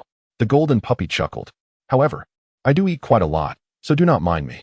Fear not. We have plenty of food here. Come along. This is just the beginning. Renfong said with a gentle smile. Gaining another friend brought her joy. Is that true? Then thank you. The golden puppy replied, beaming with happiness, before leaping onto the table to begin feasting. I eat, I eat, I eat. The golden puppy devoured its food ferociously, tipping dishes into its mouth. Though its mouth appeared small, it could expand at will, allowing it to consume an entire platter with ease. Soon, the once abundant dishes began to dwindle. Everyone was taken aback, and Fonshine quickly sprang into action, taking away 2 platters. The creature's speed and appetite were astonishing, nearly obliterating the meal spread before them. If he did not intervene, they would surely go hungry. Goodness, this is akin to a bandit. The little black cat exclaimed in disbelief, feeling exasperated. While it too had a hearty appetite, it paled in comparison to the golden puppy. The little wolf, Langway, was similarly astonished, stating, This is nothing short of gluttony. What will we do if luck is not on our side? We might end up starving. Alas, I have already made a promise. I cannot simply back out. Fonshine sighed, realizing he had inadvertently taken on a glutton. This would certainly keep them busy in the future. However, despite his frustration, he could not retract his commitment. He was not one to go back on his word. It seemed they would need to earn money, for without funds, how could they procure food? Renfong rubbed her temples and asked, Fonshine, what sort of job should we seek? Well, we must think carefully. We need a job that does not consume too much time, yet offers substantial earnings. That way, we can achieve a perfect balance, Fonshine mused. Indeed, that is true. Renfong nodded in agreement. All right, let us finish our meal first. After dinner, we must arrange for the staff. Only once they are settled can we devise a plan to earn money. Until they are in order, we can do nothing, Fonshine stated with resignation. He felt an intense headache. Barely having set sail, he was already entangled in a myriad of troubles, leaving him profoundly disheartened. Indeed, Renfong nodded in agreement. Fanxin promptly divided the 2 plates of food he had brought among Renfong, the little black cat, and Langyu, taking a small portion for himself. They mixed their rice and consumed a modest amount to satiate their hunger. Meanwhile, the golden puppy had completed its feast, contentedly lying on a chair, patting its round belly. Upon seeing its demeanor, Fanxin and the others could not help but roll their eyes. After finishing their meal, they collectively tidied up the utensils, washed them clean, and placed them in the cupboard. "Little Jean, that shall be your name moving forward. Do you understand?" Fanxin said, cradling the golden puppy as he stepped out of the dining area towards the bow of the ship. He pointed at the workers residing within the body of the air giant wolf and inquired, "Are you aware of the poison coursing through their veins? Is there any remedy?" The golden puppy, once a subordinate of the pirate captain, seemed to have a solution for the poison that afflicted these workers, who were likely preparing sustenance for it. "Oh, it is heavy metals that have infiltrated their bodies, causing toxicity." Little Jean waved his paw dismissively. "But rest assured, they are not in any mortal danger. However, that fellow claimed they would perish soon. What could this mean?" Fanxin was momentarily taken aback, puzzled by the statement. He simply lacks understanding of the situation. That villain only seeks to grow stronger, indifferent to my fate. Had he not treated me to a meal, I would never have accompanied him. However, once he discovered my abilities, he imprisoned me and relentlessly sought metals. Be it light or heavy, any metal would suffice. He concocted a solution and injected it into my body. You cannot fathom the discomfort it caused me. Naturally, these individuals must be suffering similarly. I understand, Little Jean continued. If that scoundrel had kept me imprisoned, I would surely have met my end. Thus, I took action against him long ago. I sacrificed a portion of my body, assimilating it into his form. Consequently, everything injected into me was transferred to that part of my body. Since then, I have encountered no further misfortune. On the contrary, he suffers daily from the heavy metals within him. Being human, he cannot endure it. His demise is inevitable. Have you also manipulated them, haven't you? Fanxin inquired. Indeed. To prevent these individuals from perishing, I allocated a portion of my body, dividing it into hundreds of segments, which I then introduced into them, Little Jean explained. These humans typically wear shields that block most heavy metals, while the minimal exposure has been absorbed by my body. Thus, they are unharmed. However, having been imprisoned for so long, some have suffered from malnutrition, which is to be expected. I see. You nearly frightened me. Fanxin breathed a sigh of relief, having feared he had rescued a group of the deceased. If that were the case, I would have been deeply distressed. Simply escort them to a place inhabited by humans, and they will find a way to survive, Little Jean chuckled. That is a relief, Fanxin nodded, feeling considerably lighter. I shall reclaim my body now. I must take my leave for a moment. Little Jean freed himself from Fanxin's grasp and darted into the air giant wolf. He instructed everyone to remove their shields and utilized his abilities to summon his body from within them. Once the golden liquid emerged, Little Jean immediately urged it to return to his form. Rest assured, your bodies will be fine. Consume nutritious food, and you shall gradually recover, Little Jean declared before promptly returning to the ship. The workers, upon learning they were safe, wept tears of joy, embracing one another in a heartfelt display. Their sobs echoing in the air for some time. They were filled with joy, having initially believed their demise was inevitable. To their astonishment, not only were they rescued, but they were also informed that they had not been poisoned. What an exhilarating revelation it was. They felt as though they had returned from the depths of hell to the bliss of paradise. Seeing them unharmed brought me immense happiness. Fonshine observed the staff, who were overwhelmed with emotion, laughing joyfully as they spoke. Indeed, Xiaojin nodded in agreement. Let us act swiftly and transport them to the mainland, Fonshine declared. Finally, everyone ceased their hesitation and promptly gathered their belongings. Subsequently, they activated the engines and set sail towards the horizon. Meanwhile, the Airwolf soared above, moving with remarkable speed. After 3 hours of swift travel, they spotted an island. However, it appeared uninhabited, as the entire landmass was shrouded in dense foliage. After a moment of contemplation, Fonshine steered the boat toward the island. The ship was running low on provisions, and their duration of travel remained uncertain. He resolved to procure some game in the forest, thereby extending their sustenance for a few more days. If they failed to replenish their supplies now, they would surely face hunger. Upon reaching the vicinity of the island, Fonshine secured the vessel and disembarked, followed closely by Renfong and the others. Langyu, let them come out for a brief respite. They have been confined for so long, Fonshine remarked to Langyu. The little wolf, Langwei, nodded and subsequently dispelled its power. The immense air wolf vanished instantly, causing the crew to tumble to the ground. All right, everyone. We are out of food on board, and we must replenish our supplies. The forest is perilous, so you should remain here by the shore. Is that understood? Fonshine addressed the more than 100 crew members, who all nodded in acknowledgement. Without hesitation, Fonshine ventured into the forest to hunt, accompanied by Renfong, Xiaohong, Langyue, and Xiaojin. Meanwhile, 10 miles away from the island, a colossal warship glided smoothly across the sea, an unmistakable vessel of the Navy. Its sail adorned with a grand seagull as a testament to its identity. At the helm stood a naval lieutenant colonel, clad in a white cloak and wearing sunglasses, scanning the horizon through his binoculars. Moments later, he spotted an island, precisely the one where Fonshine and his companions had made landfall.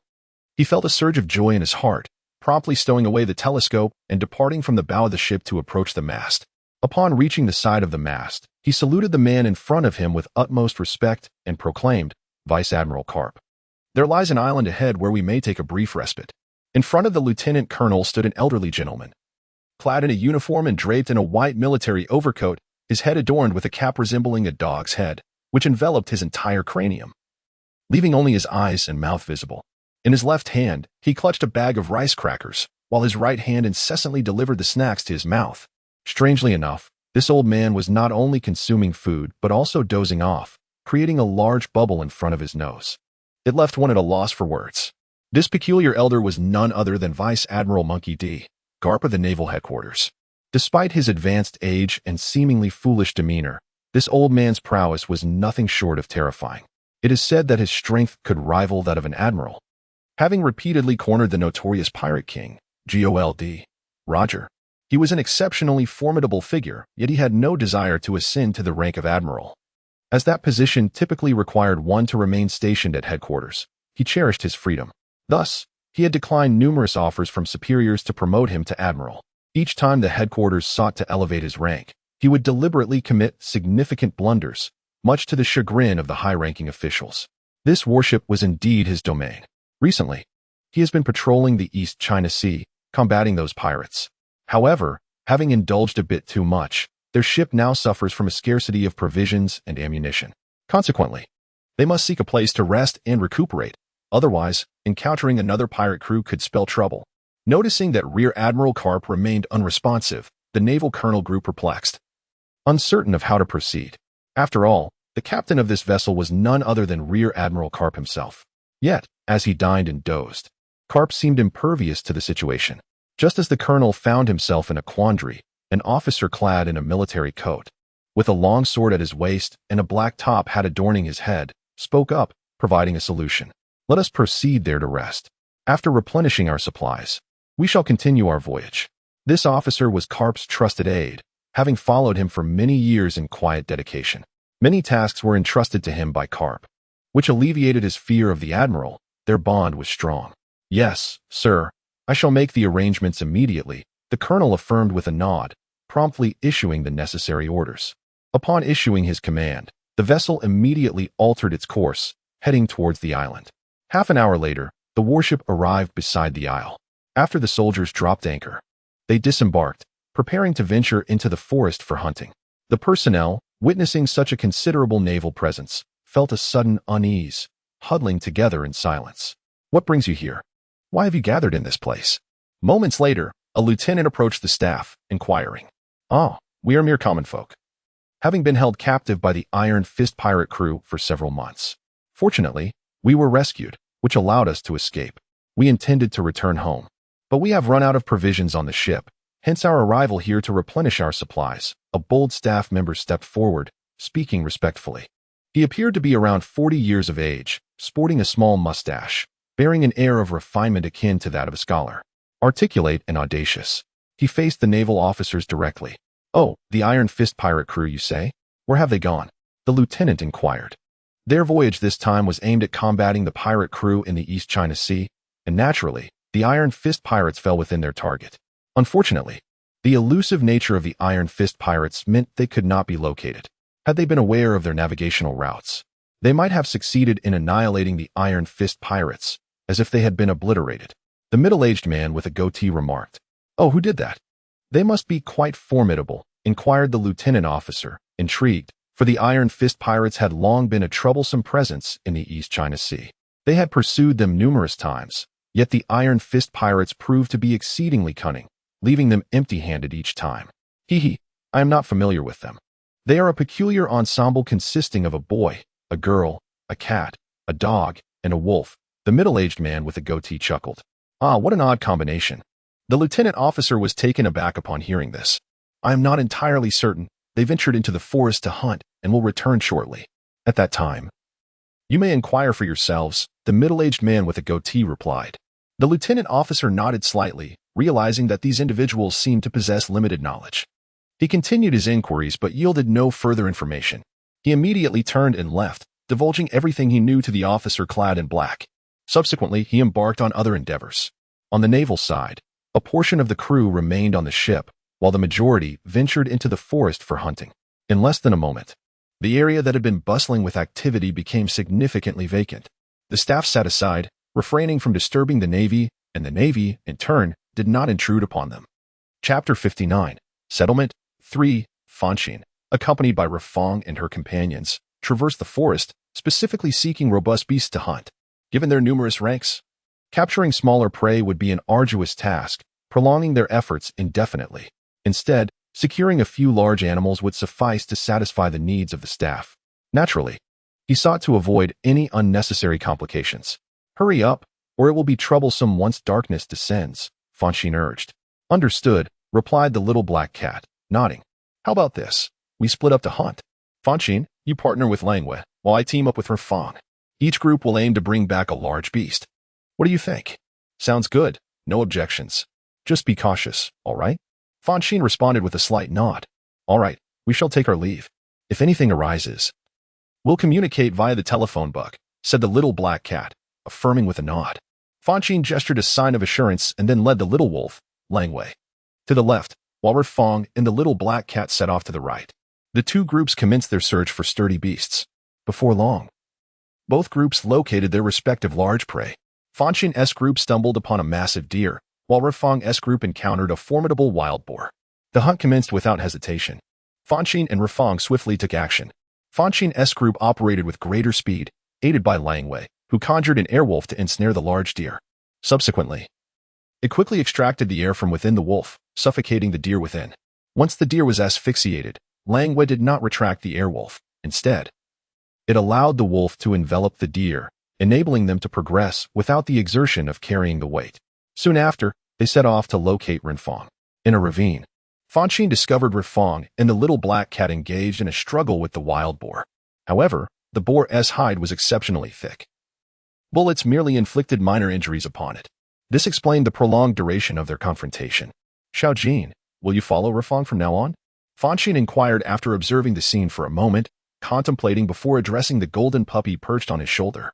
The reason he allowed Xiaojin to accompany Renfong was that Renfong's strength was still insufficient to deliver a fatal blow to her opponent. Had her punches been more formidable, she could have boldly charged at the wild boar and subdued it without hesitation. However, Xiaojin possessed the unique ability to enhance the strength of others, despite lacking personal prowess. With Xiaojin by her side to bolster her capabilities, Renfong could indeed become stronger. This was not a matter of concern. Yet what about you? Xiaojin cast a glance at Fanxin and inquired. He chuckled. I am sufficiently powerful, and I possess means for self-preservation, so you need not worry. Even if I were to find myself outmatched, I could swiftly escape. However, if Renfong lacks the necessary strength, her life could be in jeopardy. Fanxin gazed at Xiaojin, her expression grave as she spoke. Renfong is my friend. I do not wish for her to come to harm. Do you understand? He is undeniably more powerful than Renfong in terms of reflexes, strength, and attack. Thus, he can engage in close combat with his opponents. Renfong, being a girl, naturally possesses less physical strength, and even with diligent training, she cannot match that of a boy. This is precisely why Grandpa Nick insists on training her to use a firearm. With a gun, Renfong can avoid close encounters with her adversaries, ensuring her safety.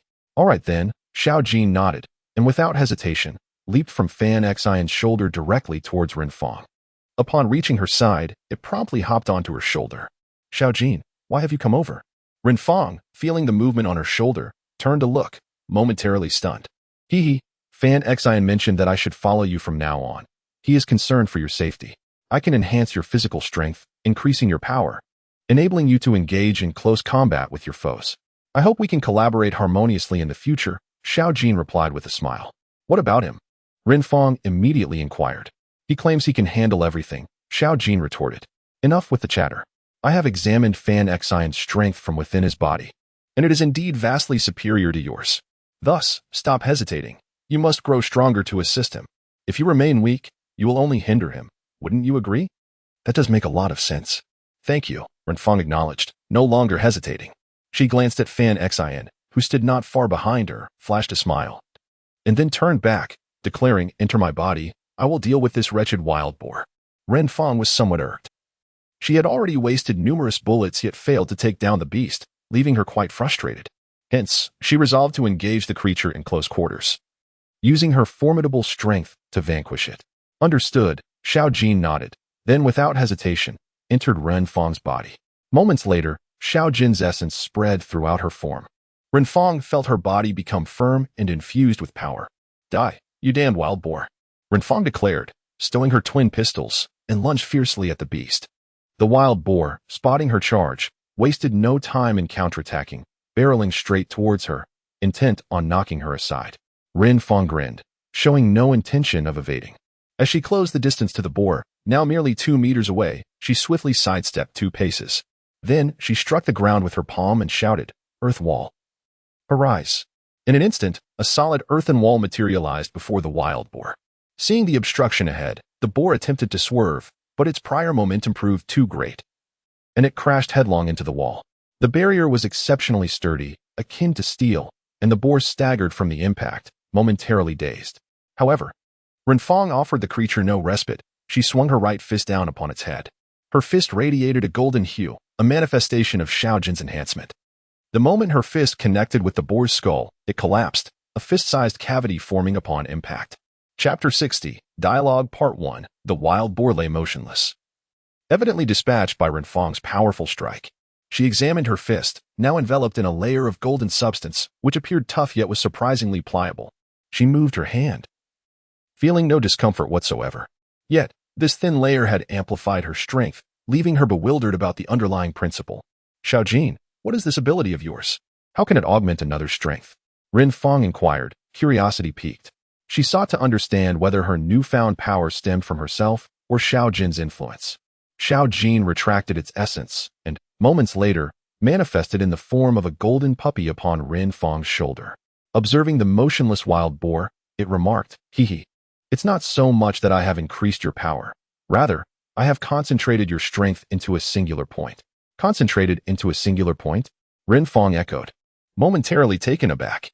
Yes, when your fist struck the boar, I transferred all the strength from the rest of your body into that fist. Hence, your power surged. If I hadn't assisted you, the force you could muster would merely be that of your fist alone, which would naturally be lesser. Therefore, rather than saying I have amplified your strength, it is more accurate to say I have maximized your potential, allowing you to conserve energy during combat. Xiao Jin explained with a chuckle. That is my ability. However, if you wish for even greater destructive force, you must practice diligently. With me. A girl need not rely solely on firearms. Combat with one's fists is equally feasible. When others strike at you, I can manifest as a shield, diminishing most of the impact. Conversely, when you attack, I can augment your strength, fortifying your defenses. I understand now. Thank you. I shall train diligently every day. Renfong affirmed with a smile. She was elated, realizing that this power had always been within her. She simply had not utilized it effectively in battle, wasting her potential. Xiao Jin had merely assisted her in harnessing this latent strength, highlighting her inherent prowess. Indeed, I must strive harder. Thus, my attacking force shall only grow stronger. Renfong resolved, clenching her small fist with determination. She decided that alongside her firearms training, she would also dedicate time to enhancing her physical strength. For with greater strength came more formidable punches. Renfong, what are you pondering? Let us move. At that moment, Fanxin called out, slightly perplexed by her momentary daze. I see now, Renfong replied, snapping back to reality. She summoned a giant airwolf to collect the wild boar. After dealing with everything, they gradually made their way towards the forest's edge. Along the way, They foraged for edible items such as mushrooms and fruits, not letting anything pass them by. With their increasing numbers, gathering more was essential. Otherwise, someone would go hungry. Before long, they encountered the naval personnel. Both Fanxin and Renfong were taken aback. It was peculiar to find the Navy in such a remote area. However, despite their confusion, they chose not to dwell on it. They had no affiliation with the Navy and had committed no wrongdoing, so there was no need for apprehension. Casting a glance around, Fanxin led the group through the naval ranks without uttering a word. They paid no heed to the Navy, yet the Navy was intently observing them. Particularly upon sighting the two colossal airwolves, their eyes widened in astonishment, captivated by the sudden appearance of these magnificent creatures. It was only after Fonshine and his companions had ventured far away that the Navy turned their gaze and resumed their journey into the forest to hunt. Fonshine, accompanied by his group and their provisions, returned to the seaside, rejoining the workers there. "Young man, you've returned," exclaimed a middle-aged man with a small mustache as he rose to greet Fonshine. "Yes, I have returned. Are you hungry?" "I shall process the game and prepare a meal shortly," Fonshine replied with a nod. "Ah, we are not yet famished. I wish to discuss a matter with you. Could you spare a few minutes?" the mustachioed man inquired. Upon hearing this, Fonshine nodded slightly, indicating his willingness to listen. He then sat upon a large stone and asked, "What is it that you wish to discuss?" "Well, we have just deliberated and decided to take the Navy's ship back home, as they are quite familiar with these waters. They should know the way to our hometown, enabling us to return sooner. If we were to journey back on our own, it could take a considerable time, possibly even years. Many of us have been away from home for at least 3 or 4 months, and some even longer. We yearn to return. It is as though we wish we had wings to fly home. We do not wish to wait any longer," the mustachioed man explained, leaving his thoughts implied rather than spoken. Fonshine nodded in understanding, glancing at the weary figures of the workers beside him, their gaunt bodies and eager expressions revealing the weight of their longing for home. "Very well, I shall assist you. Have you spoken to the Navy yet?" Fonshine asked. "Not yet. We have been waiting for your return," the man replied, and the others nodded in agreement. "In that case, I shall speak on your behalf." "Please wait here for a moment," Fonshine said, rising and making his way toward the Navy. Upon noticing Fonshine's approach, the Navy grew alert, sensing something unusual about him. If he intended to stir trouble and they were unprepared, it could spell disaster. "Do not be alarmed. I come to discuss a matter. Who is the highest-ranking officer here? Could they step forward?" Fonshine waved his hand, attempting to ease their tension. "What do you wish to discuss?" inquired a short Navy lieutenant, who wore a naval cap and sported a bushy beard, giving him a somewhat disheveled appearance. These individuals were once held captive by pirates and have recently been rescued. However, I am unaware of their exact location, and my vessel is far too small to transport them a great distance. Thus, I seek your assistance in returning them home. Surely, this is within your duties as the Navy, protectors of the seas and helpers of the populace." Fonshine gestured toward the 100 or so workers behind him. "Very well. Please wait a moment while I summon our rear admiral," the lieutenant replied, nodding before hastily boarding the ship to seek out Admiral Karp, who favored this area of the vessel. At that moment, Admiral Karp had awoken but continued to munch on snacks, seemingly insatiable. "Admiral Karp, there is a young man below who wishes to discuss a matter with you," the lieutenant reported respectfully after saluting. "Discuss what?" Karp inquired, raising his head to regard the lieutenant. "There are over 100 civilians below, previously abducted by the Iron Fist pirates. They have been rescued by this young man, who does not know their exact location and thus requests our assistance in returning them home," the lieutenant explained. "Confirm their identities and allow them to board. If they are indeed civilians, it is our duty to assist them in returning home," Karp replied with a slight nod. "Understood. I shall take care of it immediately." The lieutenant nodded and quickly descended the ship, accompanied by several colleagues to begin the registration process for the workers. "Admiral, we must pursue the pirates. If we take them with us, we cannot continue the chase. Shall we not halt at a nearby station for a few days and arrange for a dedicated vessel to escort them home?" asked an officer in a black uniform beside Karp. "Their expedition this time aims to combat the pirates of the East China Sea. Their objective remains unfulfilled, and thus, they cannot return just yet. However, they have now taken in so many civilians and must ensure their safe passage home. Therefore, a dual arrangement must be made." "Very well. Let us proceed accordingly," remarked Admiral Karp with a nod. "I shall ascertain the location of the nearest outpost," he added, as the officer in black politely acknowledged him before hastily retreating to the rear cabin to consult the map. Below the warship, the admiral confirmed, "We have pledged to return them all home. so let us have them come forward one by one for registration. The rather disreputable lieutenant returned and addressed Fonshine, stating, "Please provide us with your names and hometown addresses, so we can make appropriate arrangements." "Ah, thank you," Fonshine replied, nodding in appreciation before turning to gesture for the staff to come over for registration.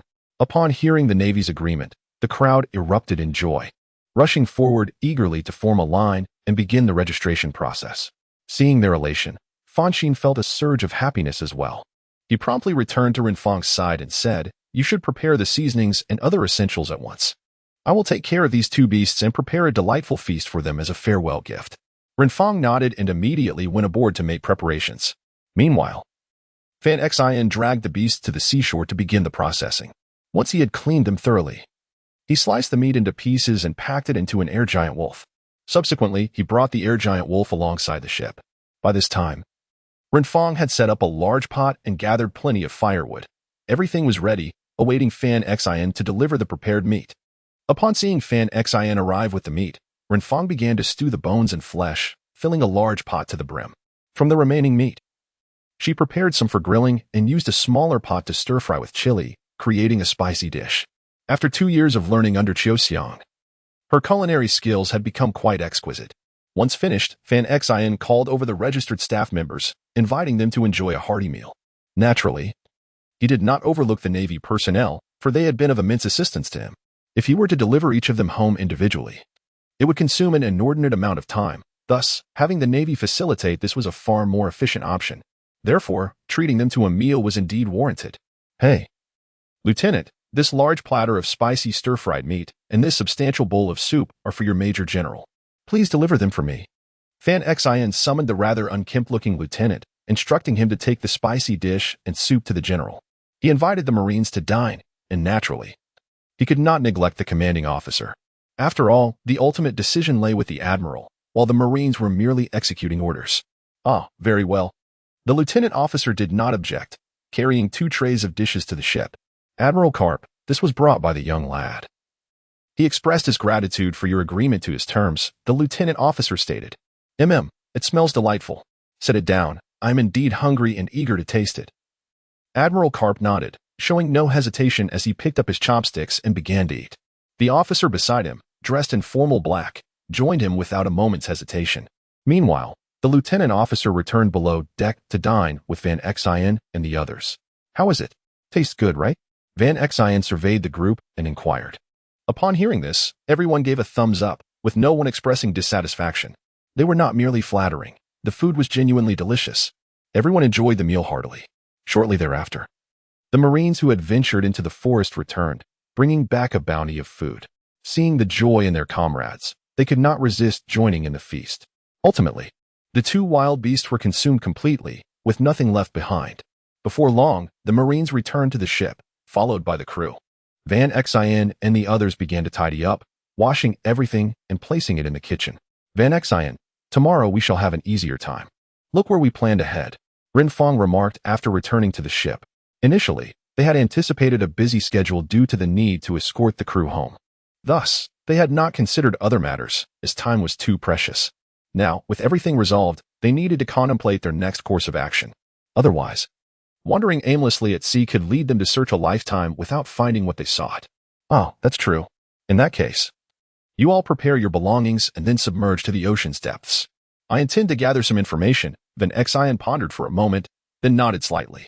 "Gather information? From whom?" Renfong asked curiously. Fanxin glanced at the nearby warship and replied, "I have heard there is an admiral aboard. And I have confirmed that it is Admiral Karp, a hero of the Navy who has cornered the Pirate King on multiple occasions. He has served in the Navy for decades and should possess considerable knowledge. I intend to inquire with him." "That is indeed a plan. However, why must we submerge? Do you intend to confront the Navy?" Renfong hesitated and asked. Fanxin instructed them to depart first. This was unusual, as it typically signified that she was preparing for action. I have no intention of confronting the Navy. However, Grandpa Nick advised me to avoid mentioning my parents to others and not to seek out those who have targeted my clan. But if I do not inquire, how can I trace the matter myself? Therefore, I must ask. Yet, once I do, the information is bound to leak. If the Navy was responsible for the troubles my family faced over a decade ago, then speaking of it could expose me.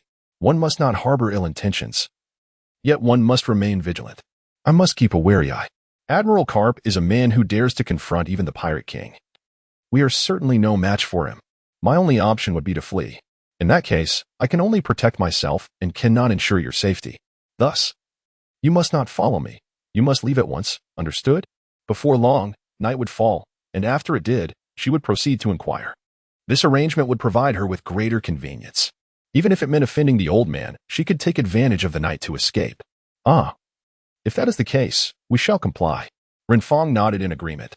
All right, Little Black, recharge my flight armor for any unforeseen circumstances. Then Xin instructed the silent little black cat nearby. The little black cat nodded, accepting the flight armor from Van Xin and ventured into the ship's cabin. Half an hour later, the little black cat emerged, presenting the flight armor to Van Xin. It is fully charged, and I have also included backup energy, allowing you to fly continuously for 5 days and nights. Good, that is excellent. Now, prepare yourselves quickly and then submerge. I will come immediately after consulting with the Admiral. Van Xin affirmed. Renfong and the others nodded and returned to the cabin, while Van Xin exited the ship and stood by the shore. The little black cat then activated the protective shield, and once it was fully engaged, they started the vessel, gradually venturing into the sea. Moments later, the ship completely vanished from sight. Chapter 61. Dialogue Part 2. After waiting for over 10 minutes, Van Xin finally approached the warship. Upon reaching its side, she called out, "Excuse me, could that Marine officer allow me to come aboard? What is your business?" The Marine's demeanor was quite amiable, likely influenced by the delicious meal he had just enjoyed, making him reluctant to dismiss her. "Ah, I have some inquiries I wish to make with your Admiral. Would you kindly let me come up? It's rather difficult speaking from down here." Van Xin replied. She displayed utmost politeness, as this was Admiral Karp's ship, and she dared not act recklessly. Should she do so, Admiral Karp would certainly take action against her.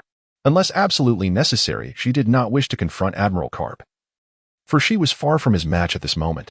"Please hold on a moment. I will seek permission." The Marine nodded and proceeded to report to Admiral Karp. After hearing the Marine's report, Admiral Karp felt a twinge of curiosity. He was unsure what Van Xin wished to inquire about. However, recalling the delicious spicy stir-fried meat and savory soup he had just enjoyed, he nodded slightly and consented. The Marine, receiving the order, promptly called for Van Xin. Without hesitation, Van Xin leaped aboard the warship. Following the Marine, she made her way to the mast, where she encountered the legendary Admiral Karp. "Admiral Karp, greetings. I am Van Xin," she stated respectfully, nodding slightly. "Ah, young one, what brings you to me? Speak freely. Considering the delicious stir-fried meat and soup, I shall do my utmost to answer." Admiral Karp chuckled, resuming his snack of rice crackers as he spoke, seemingly enamored by their taste. "Regardless of whether the Admiral knows, I must first express my gratitude." Van Xin nodded, feeling at ease, and asked, "Admiral Karp, are you aware of a person who can instantly transform their body into magma? Who is he? If you know, I would appreciate your sharing this information." "A person who can transform into magma?" Admiral Karp's eyes narrowed slightly as he scrutinized Van Xin, questioning, "Why do you seek this individual? What is your connection to him?" "Hee, judging by your reaction, it seems you are familiar with this individual, so please do share." Van Xin replied with a smile. She had been intently observing Admiral Karp, and upon hearing her words, he narrowed his eyes slightly, revealing no hint of uncertainty. This is sufficient to indicate that Vice Admiral Karp has encountered that individual. Furthermore, Karp's inquiry regarding his relationship with that person further clarifies that they are indeed acquainted. Could it be that the Navy was responsible for the Soul Clan's demise over a decade ago?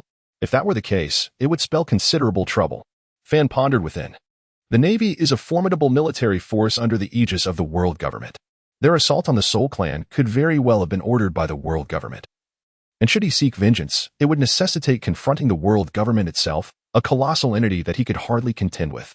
Shaking his head, Fan forcibly dispelled the distracting thoughts from his mind and quietly observed Vice Admiral Karp, eager to hear his response.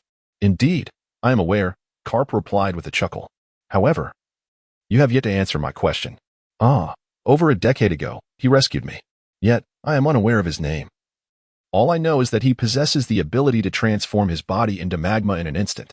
Had he not intervened to save me back then, I would likely have perished. Thus, I intend to express my gratitude to him in person," Fan remarked, a smile gracing his face as he looked at Vice Admiral Karp. His gaze was sincere, devoid of any indication of deceit. so much so that even Admiral Karp could not discern the truth in Fanxin's words. "Oh, I see. Then come with me. I will be returning to headquarters soon, and at that time, you will have the opportunity to meet him," Admiral Karp remarked, nodding slightly. "Returning to headquarters? Is he affiliated with the Navy?" Fanxin's heart tightened as she inquired. If he truly belonged to the Navy, the implications for her future troubles would be significant. She would have to confront that individual, and the Navy would undoubtedly intervene. Should she engage with the Navy, they would classify her as a criminal and issue a warrant for her arrest. At that point, her freedom to live as she wished would be irrevocably lost. Wherever he goes, the Navy will follow, and his desire for a tranquil life is rendered impossible, regardless of whether he is a criminal. The annihilation of my soul clan is unequivocally wrong, and I shall ensure that those complicit in this affair face the consequences. Fanxin let out a soft snort, harboring a tinge of trepidation towards the Navy. However, should they indeed target his family, he would show no mercy. Ah, yes. The one who can transform into magma is none other than the Navy's admiral, Akainu. He typically remains stationed at headquarters, rarely venturing out. One must go to the Navy headquarters to encounter him. How about it? Will you accompany me? Inquired Vice Admiral Karp. Navy Admiral? Are you certain there is no mistake? Fanxin gasped in shock. He had initially presumed this individual to be a mere minor figure, never anticipating that he was, in fact, such a formidable personage. Absolutely no mistake. In this world, he is the sole individual capable of transforming into magma, having consumed the Logia-type magma fruit. No one else possesses such power. Vice Admiral Karp affirmed with a nod. Fanxin was rendered speechless, as he had not expected to encounter such a formidable adversary. An admiral of the Navy represents the pinnacle of their combat prowess. Each one is immensely powerful, with few rivals. They seldom mobilize, but when they do, it signifies that a significant crisis is at hand. Feeling intimidated, are you? It is only natural, given the extent of his authority and strength, Vice Admiral Karp chuckled. However, rest assured, if you wish to express your gratitude, I will gladly escort you. There's no need. I shall seek him out myself, Fanxin replied, shaking his head. The Admiral's might was too overwhelming. He was not yet prepared to confront such a being. He now understood why Old Man Nick had steadfastly refused to reveal the identity of the one who could transform into magma, concerned for his safety, given the adversary's formidable power. Though he was filled with anger, he could only endure it for now, for if he were to perish, everything would come to an end. Just a moment ago, you seemed so eager. Why the sudden change? Vice Admiral Karp inquired, perplexed. There is no choice. The other party holds too high a status. I am preparing to present him with a grand gift. It would be inappropriate to approach him empty-handed, wouldn't you agree? Fonshine replied with a smile. Actually, there is no need for gifts. Simply going would suffice. Although Akainu is an admiral, he should still show me some respect, Karp chuckled. If Fonshine were willing to go, he would certainly lend assistance, as he found Fonshine quite agreeable. Still, I think not, Fonshine replied, shaking his head. He tightly gripped his flight armor and then turned to Vice Admiral Karp, asking, Vice Admiral Karp, I have another question I wish to pose, and I hope you can answer it. Go ahead and ask. Karp nodded, albeit with a hint of confusion, but he still agreed. Why has the Navy taken action against the Soul Clan, and what is your objective? Fonshine inquired after a moment of contemplation. He found himself in a predicament. The Navy had taken action against the Soul Clan, yet he remained unaware of the underlying reasons, driven by a desire for vengeance. He realized the necessity of uncovering the truth before resorting to indiscriminate violence, for such an approach would yield no meaningful results. After much contemplation, he decided to take a risk and inquire about the matter. Acknowledging that his inquiry could reveal to the Navy that members of the Soul Clan were still alive, he understood that they would likely turn their attention towards him. Nevertheless, he resolved to act with greater discretion moving forward, thus making it more challenging for the Navy to track them down, ensuring a measure of safety for himself and his companions. Soul Clan? Do you have ties to them? Are you one of them? Upon hearing these words, Vice Admiral Karp's expression shifted slightly. The jovial demeanor he had previously displayed was replaced by a serious countenance. He even set aside his cherished rice crackers, suggesting he possessed some knowledge regarding the Soul Clan. You need not ask me that. Simply inform me why the Navy has taken action against the Soul Clan and what their objectives are, Fonshine stated coldly, fixing his gaze on Vice Admiral Karp. While aware of Karp's formidable strength, he did not fear confrontation, as he possessed the means to escape should the need arise. Capturing him would not be an easy task for Karp. You seem furious. I deduce you are indeed a member of the Soul Clan. However, you should not reveal your identity. That would be tantamount to courting death. Do you understand? Karp pondered for a moment before speaking gravely. Are you suggesting I should live in hiding, abandoning my family's vengeance? I cannot do that. If I were unaware of the situation, I could pretend it didn't matter. But now that I know, I cannot turn a blind eye. Fonshine retorted with a cold laugh. Very well, do as you wish. However, I cannot claim to have full knowledge regarding the Navy's actions against the Soul Clan. It is indeed a complex situation, and I advise you to refrain from acting rashly. Otherwise, your life may be in jeopardy, Karp warned earnestly. Thank you for your counsel. Since you are also uninformed, I shall refrain from further inquiries. Fonshine regarded Karp with a keen eye. You may inform the Navy of my identity and issue a bounty for my capture. However, I assure you, I will not be apprehended. We shall grow stronger step by step, and once I reach your level of power, I will confront Akainu directly.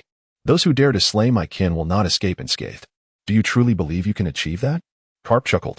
With determination, it is entirely possible, Fonshine replied confidently. Activating his flight armor and soaring into the distance. Surrounding him, the Marines brandished their weapons, prepared to capture Fonshine. However, Karp intervened, stating, enough.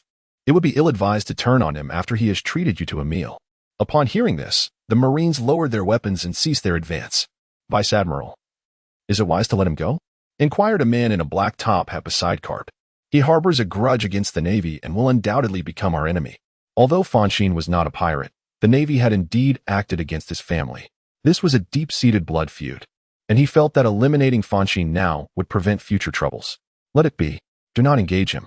Moreover, all who have heard this matter must choose to forget it. Understand? Anyone who dares to speak of it will face my wrath, Karp declared, casting a sweeping glance over the gathered crowd. They nodded in agreement, and with Karp's orders, they dared not disobey. Soon, they dispersed to their respective duties. The officer in the black top had turned to Karp, perplexed. Vice Admiral, why this course of action? You seem to be protecting that individual named Fonshine, who will inevitably target the Navy. Some matters are confidential. I have caught wind of a scheme to exploit the abilities of the Soul Clan members to create a monstrous entity to attack all opposing factions. I do not condone such tactics. They rely on intimidation rather than benevolence to govern. This kind of oppression cannot last. The stronger the pressure, the greater the backlash. The current situation is already dire, and should those individuals succeed, peace upon the seas would be shattered. Hence, I wish for this boy to remain free. Perhaps he can act as a counterbalance to those deranged individuals. You are correct. There are indeed extremists within the Navy. Their methods would lead to countless casualties. The officer in the top hat agreed, nodding solemnly. What shall we do about this boy? If he turns against the Navy, should we not retaliate? Of course, we cannot allow that. This time, we let him go because he did not attack me. Next time, that may not be the case. Regardless, his identity must remain concealed. Even if he is captured, it must not be revealed, at least for now. Do you understand? Karp gestured dismissively. I understand, replied the officer, nodding. He then proceeded to warn the Marines who had overheard the conversation to remember Karp's words and to forget what had transpired. Although they had not witnessed the events or understood the significance of the Soul Clan, any mention of it would undoubtedly stir commotion. Thus, preemptive measures were necessary. Karp set aside his rice crackers and walked to the ship's bow, gazing at the vast sky while murmuring to himself, Young one, I shall conceal your existence for a time. I hope you grow swiftly. Otherwise, it may not only be vengeance that eludes you, but survival itself. After contemplating the sky for a moment, Karp shook his head, dispelling his thoughts, and returned to his chair beneath the mast, resuming his snack. He wore a silly grin, as though nothing had occurred moments before. Meanwhile, Fonshine flew through the sky for some time, and upon realizing no pursuers were in sight, he paused in disbelief. No one sent to chase me? What is going on with that old man? His brow furrowed in confusion. After all, he would soon become a formidable adversary to the Navy. Eliminating him sooner would surely benefit the Navy. Yet, Karp had not dispatched anyone to pursue him, which left Fonshine puzzled. Did Karp truly underestimate the trouble he would cause the Navy in the future? Or perhaps he thought Fonshine too young and insignificant to warrant his attention. Humph, that arrogant old fool. Just wait. Now that I know who was responsible for the slaughter of my family, I will strive for retribution, Fonshine scoffed. I will prove to you that I am no mere child. I am formidable. After a brief moment of ire directed at Karp, Fonshine decided to set aside thoughts of the Vice Admiral. He retrieved a din mushi and dialed Renfong's number. Moments later, the The call connected. Hello, is that you? Fonshine? How are you? Where are you? The call was answered by Renfong, who was seated beside a table in the restaurant, polishing her firearm. Nearby, both Lang Yu and the little black cat remained awake, their faces etched with concern for Fanxin's safety. Despite the encroaching darkness, they lingered at the table in anxious anticipation, yearning for confirmation of Fanxin's well-being before they could find solace in sleep. I am in the sky now, having departed from the warship. Rest assured, I am completely safe, Fanxin reassured them with a nod. Oh, that is a relief. Please provide us with your coordinates so we can immediately set sail to retrieve you, Renfong replied, exhaling a sigh of relief. With Fanxin's safety assured, their worries began to dissipate.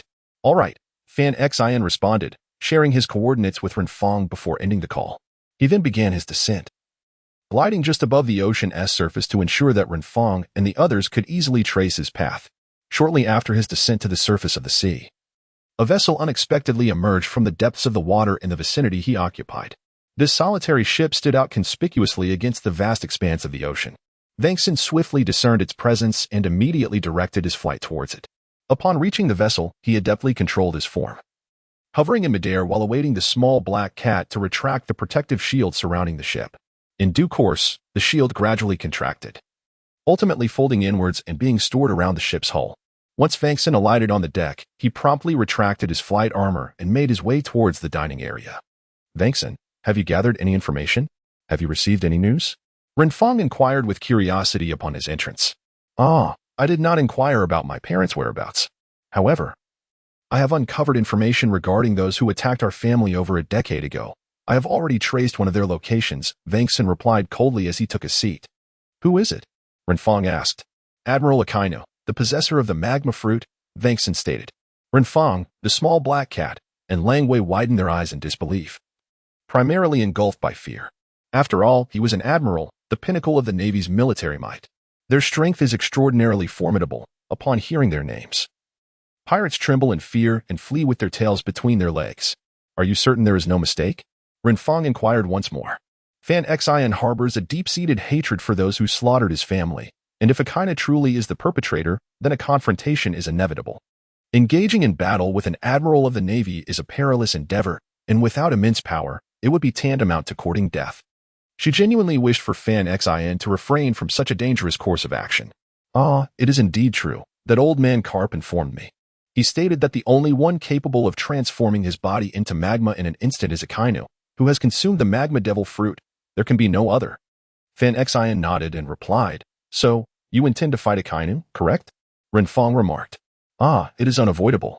Unless I choose to hide in a small corner for the rest of my life and forget my family's blood feud. Otherwise, I will ultimately have to confront him. Fanxin affirmed, adding, do not be anxious. I will not engage him just yet. My current strength is insufficient even to defeat old Carp. Carp's power rivals that of an admiral, and if I cannot best Carp, I am even less a match for Akainu. To confront him now would be suicidal. I will bide my time until my strength is sufficient to rival his before seeking him out. For now, I must conceal myself and work diligently to enhance my power. That reassures me. What shall we do moving forward? Renfong breathed a sigh of relief upon hearing this. She had been greatly concerned that Fanxin might seek out Akainu immediately, which would undoubtedly lead to his demise. Carp has already discovered that I am of the Soul Clan, and he may very well expose my identity. Should he do so, the Navy will undoubtedly take action, potentially dispatching formidable experts to pursue us. Therefore, for the sake of safety, I have resolved to postpone our voyage. We must focus on strengthening our powers. Only then can we confront the Navy that may come after us. Fanxin contemplated for a moment and stated, What about finding people? Renfong nodded slightly at this. They had already become adversaries of the Navy, which would surely send warships to pursue them. If their strength were insufficient, they would be in grave danger. Thus, enhancing their power was of utmost urgency. However, they had set sail in search of Fanxin's parents. If they hid away to train, they would be unable to continue their search. Let us put that on hold for now. We have waited for over a decade. Can we not wait a little longer? Fanxin suggested. That is true, Renfong agreed. But where shall we hide? If our hiding place is not sufficiently concealed, and the Navy discovers us, it could lead to trouble. Indeed, Fanxin nodded. The more perilous the location, the safer it becomes for us. Therefore, we must seek out treacherous places. If the Navy dares not venture there, we shall be secure. But where is there a place that even the Navy fears to tread? Renfong asked. Ah, that is indeed a significant conundrum. Fanxin paused, realizing they had only recently set sail and were not well acquainted with the sea. Finding such a location would not be an easy task. Kiki, perhaps I can assist with that. A voice chimed in just as they were frowning in despair. Emerging from Renfong, it transformed into a golden puppy and smiled, saying, "The doldrums? What is the doldrums?" Upon hearing this, Fanxin was momentarily taken aback. Unable to grasp the concept, he had never encountered the term before. Haha, I too was initially unaware. However, I have traveled to many places alongside that scoundrel, acquiring knowledge of various locations. The only truly breathtaking place is the doldrums, the golden puppy explained.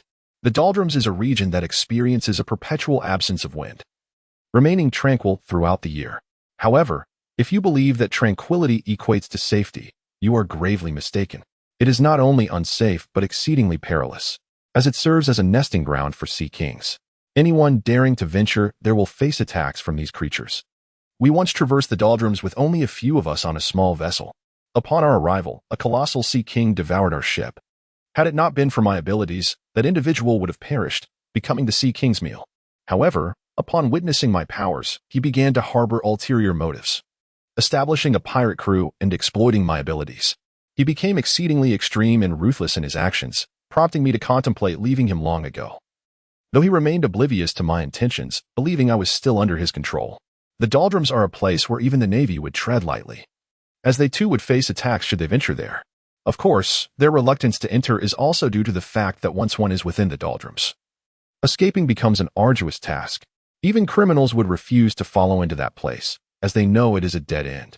Thus, if you were to travel to an island within the doldrums, it would be absolutely safe. The Navy would not dare pursue you there. Oh, that sounds like an excellent choice, Fanxin nodded thoughtfully. Indeed, you all possess flying armor, making entry into that realm a simple task.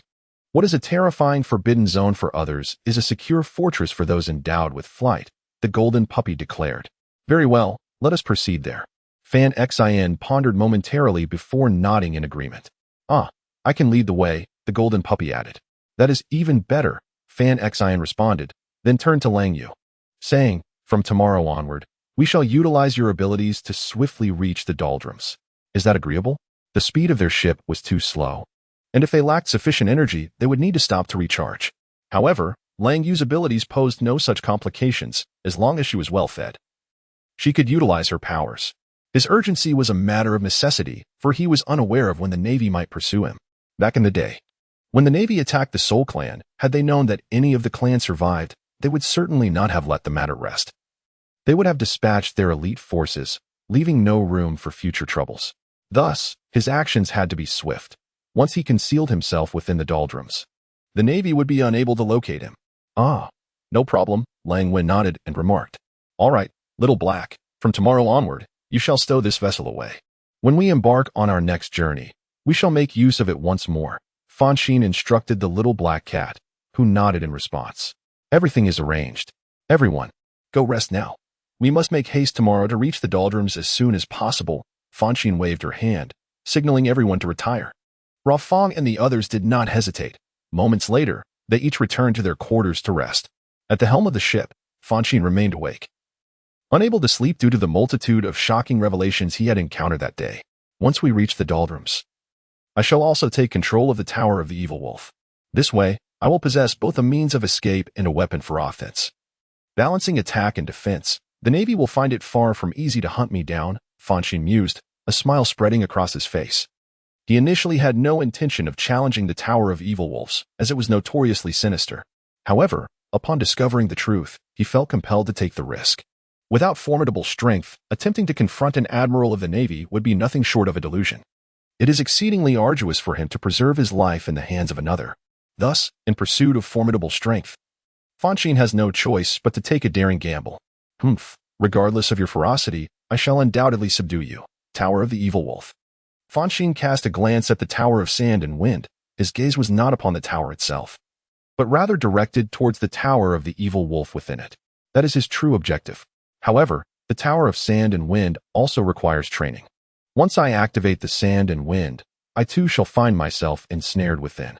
If I can extricate myself from this predicament, then there will be no need for me to linger there. This time, I must seize control of both towers. For this may very well be the power that enables me to triumph over the navy, Fonshine declared with unwavering resolve.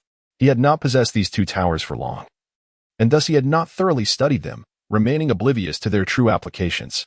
Had he comprehended their usage, he would not be so troubled. Moreover, his understanding of the little fox's abilities was equally superficial. This time, he resolved to delve into both matters comprehensively, when he could wield these powers with ease. It would mark the moment he resumed his voyage. Fanxin confidently declared, at that time, it will also herald the misfortunes of the navy. Humph, a kainu? Just you wait. One day, I shall have you groveling before me. After contemplating for a considerable duration, Fanxin began to feel fatigued. Consequently, he deactivated the mechanism and leaned against the ship's bow, sitting in a half-dreaming state. The night passed in silence. On the following day, Fanxin rose early, as did Renfong and the others. They all collaborated to prepare breakfast, and after their meal, they began to pack their belongings. Lang Yu conjured a colossal air wolf and 2 gigantic water wolves, which stood ready. Fanxin instructed Renfong to take refuge within the air wolf. Subsequently, he directed Xiao He to stow the ship. Once the vessel was secured, he tossed the little black cat into the air wolf. He and Lang Yu then mounted the gigantic water wolves, setting off in the direction indicated by Xiao Jin. From that day forth, a remarkable sight graced the ocean. The 3 colossal wolves raced forward at breakneck speed, as if in pursuit of something. They traversed the sea and roamed the mountains, never pausing to admire the breathtaking scenery around them, as though it held no allure whatsoever. After 20 consecutive days of travel, Xiao Jin finally called for a halt. The reason for this pause was that they had arrived at the windless zone of their destination. Is this the place? Fanxin inquired. Yes, indeed. You can utilize the flight armor to ascend and survey the area from above, Xiao Jin replied, nodding in acknowledgement. Fanxin donned the flight armor and soared into the sky.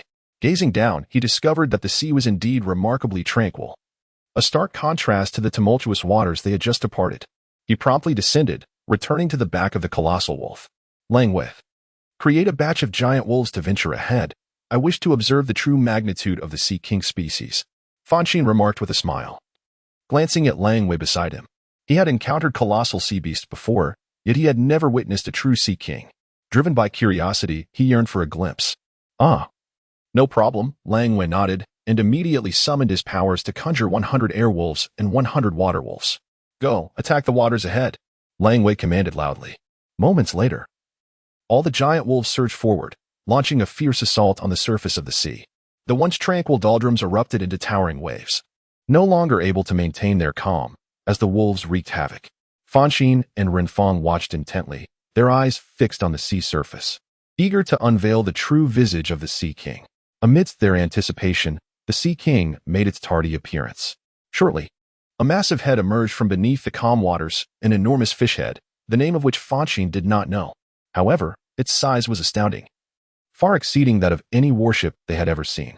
If the warship was already considerable, this fish head was even larger, hinting at the immense power of the Sea King.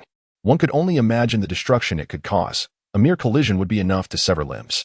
After a brief moment, the surface of the sea revealed not just the fish head, but also giant toads, sea monkeys, enormous turtles, and a plethora of other creatures, countless in variety. Haha, what do you think? The Sea King is quite large, isn't it? Xiao Jin chuckled. Unfazed by the presence of the Sea King, Xiao Jin felt confident. For it could be both resilient and soft. Even if consumed, the Sea King would find it no easy task to digest him. Previously, he had been devoured by the Sea King only to emerge unscathed shortly after, having caused mischief within its belly until it could no longer bear it and expelled him. Thus, seeing the Sea King, he felt no fear, as he had devised a means to contend with it. However, the same could not be said for ordinary individuals. If they ventured into this realm, they would find only a path to demise, as the Sea King would consume them entirely. Indeed, it is quite large. But I wonder if it is delectable. If so, we might hunt one, Fonshine mused with a smile. I wouldn't know, I've never tasted it. However, perhaps when you grow stronger, you could give it a try, Xiao Jin replied. Ah, we shall see about that later. For now, let us first find a place to reside. Fonshine nodded, no longer hesitating, donning his flight armor and embracing Lang Yue as they soared into the calm waters. The air wolves ascended into the sky, trailing closely behind Fonshine, while the water wolves transformed into a pool of water, merging with the ocean. After a considerable flight, Fonshine finally discovered a sizable island and descended upon it. Renfong and the others emerged from the belly of the airwolves. For the time being, this shall be our base, Fonshine declared. Renfong, use your abilities to construct a dwelling. That way, we shall have a place to rest. Renfong nodded and went off with the little black cat to seek a suitable spot for their home. Meanwhile, Fonshine strolled along the beach with the little wolf, Langyue. Fonshine, did you deliberately come here intending to harness the Tower of Evil Wolves? Langyue pondered for a moment before addressing Fonshine. While the Navy posed significant challenges, they could navigate their operations discreetly to avoid major issues. Yet, Fonshine's choice to venture to such a remote location baffled Langyue at first. Though it now seemed he was beginning to comprehend. Fonshine likely aimed to master the Tower of Evil Wolves, leveraging its powers in preparation for future confrontations with the Navy. Without formidable strength, he could not hope to defeat the likes of a Kainu. The Tower of Evil Wolves was indeed powerful, if Fonshine could control it. He would possess the means to contend with the Navy. Even if he did not emerge victorious, his life would not be forfeit. However, controlling the Tower of Evil Wolves was no simple task, for the wolves within were ferocious. Should they escape the tower, the ensuing chaos would be unfathomable. In this secluded place, with only their group present, Fonshine had little to fear. Chapter 63, Researching Powers, Part 1, Even if Trouble Arose.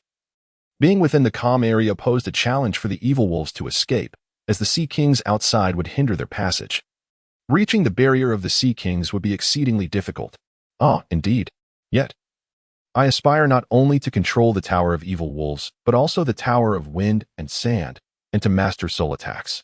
This time, I intend to thoroughly explore all my capabilities. Thus, when I depart from here and set sail anew, I shall not fear the Navy, Fonshine asserted. Just be cautious. The Tower of Evil Wolves is truly perilous, the little wolf, Langyue, advised gravely. Ha ha, but a Kainu is even more dangerous, Fonshine replied with a smile. His words carried a deeper meaning. He implied that if he could not master the lifeless wolf tower, how could he possibly contend with the formidable Admiral Akainu, who was at the pinnacle of his power? He must gain control over the wolf tower to earn the right to confront Akainu. Indeed, the threat posed by Akainu was no less significant than that of the wolf tower. With that in mind, I shall refrain from speaking further. Rest assured, I will train alongside you, and should you find yourself in peril, I shall come to your aid, Langyue assured. Ah, that brings me comfort, Fonshine replied with a nod. Subsequently, they wandered about, surveying the circumstances of the island, thus enabling them to make necessary arrangements. Once their inspection was complete, they set out to find Renfong. Beneath a colossal tree, they discovered Renfong, who had already constructed a house. It boasted 7 rooms, a kitchen, a bathroom, a bedroom, and all other essential amenities. Lacking nothing, the little black cat had already taken out the boat, busily arranging kitchenware and other items. Renfong, little black, come over here. We need to hold a meeting, Fonshine called out to Renfong and the little black cat, who immediately set aside their tasks upon hearing Fonshine's summons. What is it? Renfong inquired curiously as she approached. Ah, I came here with a purpose that I had not disclosed to you. Now, I wish to explain it. So please do not be upset, Fonshine said, somewhat awkwardly. He merely mentioned the need for a period of cultivation. Yet he did not disclose to everyone the specifics of his training. However, he must now articulate it, for commencing tomorrow, he shall embark on his training journey. It is imperative that he informs others of the challenges he is about to face. Ah, is it not the Tower of the Evil Wolf? Renfong chuckled. If that is the case, there is no need for further explanation. Indeed, I too wish to witness what this evil wolf looks like. I yearn to see whether my cannon is more formidable than its fangs, the little black cat chimed in with a smile. So you are aware? Fanxin was taken aback. He had not uttered a word regarding this. He then cast a glance at little wolf Langyue and inquired, Hey, Langyue, you didn't spill the beans, did you? I did not say a word, little wolf Langyue replied with a helpless shake of his head. Indeed. Langyue was not lying. He had kept silent, as he had only recently contemplated this matter and had no opportunity to discuss it with Renfong and the others. Then how did you come to know? Fanxin questioned, his mood darkening. Ah, that night, I understood. To confront the Red Dog, you will undoubtedly strive to enhance your strength, seizing every opportunity to augment your power. The Tower of the Evil Wolf is precisely the avenue to significantly bolster your strength, and you will surely seek to master it, Renfong elucidated. Hee, I thought I was clever, yet it seems there are those even more astute than I. Very well. Since you are in the know, that simplifies matters. Tomorrow, we may find ourselves in a fierce battle. Regardless, everyone must exert themselves diligently and cautiously, lest we fall prey to the evil wolf. Do you understand? Fanxin offered a wry smile. Ah, understood. You need not worry about that. Renfong nodded. I too feel my strength is insufficient. Now that I have merged with little financial, I wish to seek opportunities to enhance my prowess. And this is indeed a fitting occasion. I shall fight with all my might. Upon realizing the formidable nature of Fanxin's forthcoming adversary, Renfong resolved to intensify her training, sparing no effort, for if her strength were lacking, it would hinder Fanxin. In such a scenario, not only would Fanxin struggle to focus on battling the red dog, but he could also be in grave danger. Conversely, if her strength were robust enough to ensure her safety, Fanxin would not need to concern himself with her, allowing him to fully devote himself to the confrontation with the red dog. Fanxin was indeed powerful, and with this training, she believed that even the red dog would find it impossible to eliminate him. Well, that is good. Now, you may return to your tasks. Lang Yu and I will go hunting, Fanxin said with a nod, subsequently leading Lang Yu into the forest to procure dinner for the evening. The forest teemed with a variety of wildlife. Fanxin managed to hunt a few rabbits and several wild chickens. Given the small number of them, there was no necessity to hunt larger beasts, as they would be unable to consume all of it, leading to waste. After preparing the catch by the seaside, he returned home, presenting the wild chickens and rabbits to Renfong for her culinary endeavors. Renfong promptly took the game into the kitchen to prepare a meal, while Fanxin, the little black cat, and Lang Yu sat in the living room, engaging in conversation and merriment. Little Black, I heard you intend to construct a warship. Is that correct? Fanxin suddenly recalled and inquired. The little black cat nodded slightly. Indeed, at present, it is merely a model, as I lack sufficient materials. Should I acquire the necessary materials, I could commence construction. Ah, once we venture out, we shall seize the materials needed, and then you can begin building the warship. It would be splendid if it could be completed swiftly, Fanxin responded with a slight nod. Ah, why do you say that? The little black cat regarded Fanxin with curiosity, puzzled by her sudden enthusiasm. Hiki, I am preparing to engage in battle with the Navy, and I must possess formidable weaponry. A warship would significantly enhance our strength. I require your vessel, Fanxin declared. He intends to confront Akainu, but it is utterly implausible that his focus is solely on him. As an admiral of the Navy, Akainu commands a legion of Marines who will undoubtedly strive to thwart his ambitions, employing every conceivable means to do so. He certainly does not have the luxury of time to waste on those Marines. However, if he fails to defeat them, he will not be able to approach Akainu. The warship can aid him in dealing with the Marines. By launching an assault on them, the Marines will be unable to divert their attention to pursue him. Should they continue their pursuit, they would inevitably be struck by the warship and meet their demise. To preserve their lives, they would undoubtedly prioritize confronting the warship, allowing him the opportunity to slip past them and confront Akainu. Chapter 64. Researching Abilities, Part 2. Oh, that sounds feasible. Once we exit, we shall gather materials to construct the warship. This way, it will be readily available whenever needed, Fonshine remarked. Indeed, but are you truly certain? If the warship is built, it will lead to an unrelenting conflict with the Navy. You must be mentally prepared, the little black cat replied with a slight nod. It had no objections.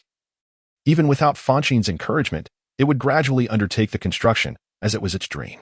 With Fonshine's assistance, the pace of construction would undoubtedly accelerate.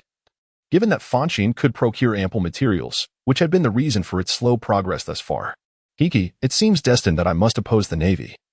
Is there really a need for mental preparation? Build it, and ensure the warship's power is fully manifested, Fonshine said with a wry smile. Had Akainu refrained from acting against the Soul Clan, he might have hesitated to openly defy the Navy. However, now that he comprehended the truth of the past, he realized that even if he did not strike first, the Navy would inevitably act against him. His path was one of opposition. Thus he need not dwell on his thoughts excessively. That is true. Very well then, the little black cat conceded. You all shall train tomorrow, while I will search for mineral veins on the island. If I am fortunate enough to find them, I shall commence construction here.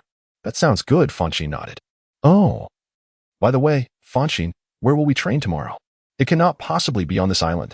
That would be unacceptable. The Tower of the Evil Wolves is perilous. If this island is teeming with evil wolves, we will not be able to sleep soundly at night, the little wolf Langwei suddenly inquired. Having battled the evil wolves before, It was acutely aware of their terrifying nature.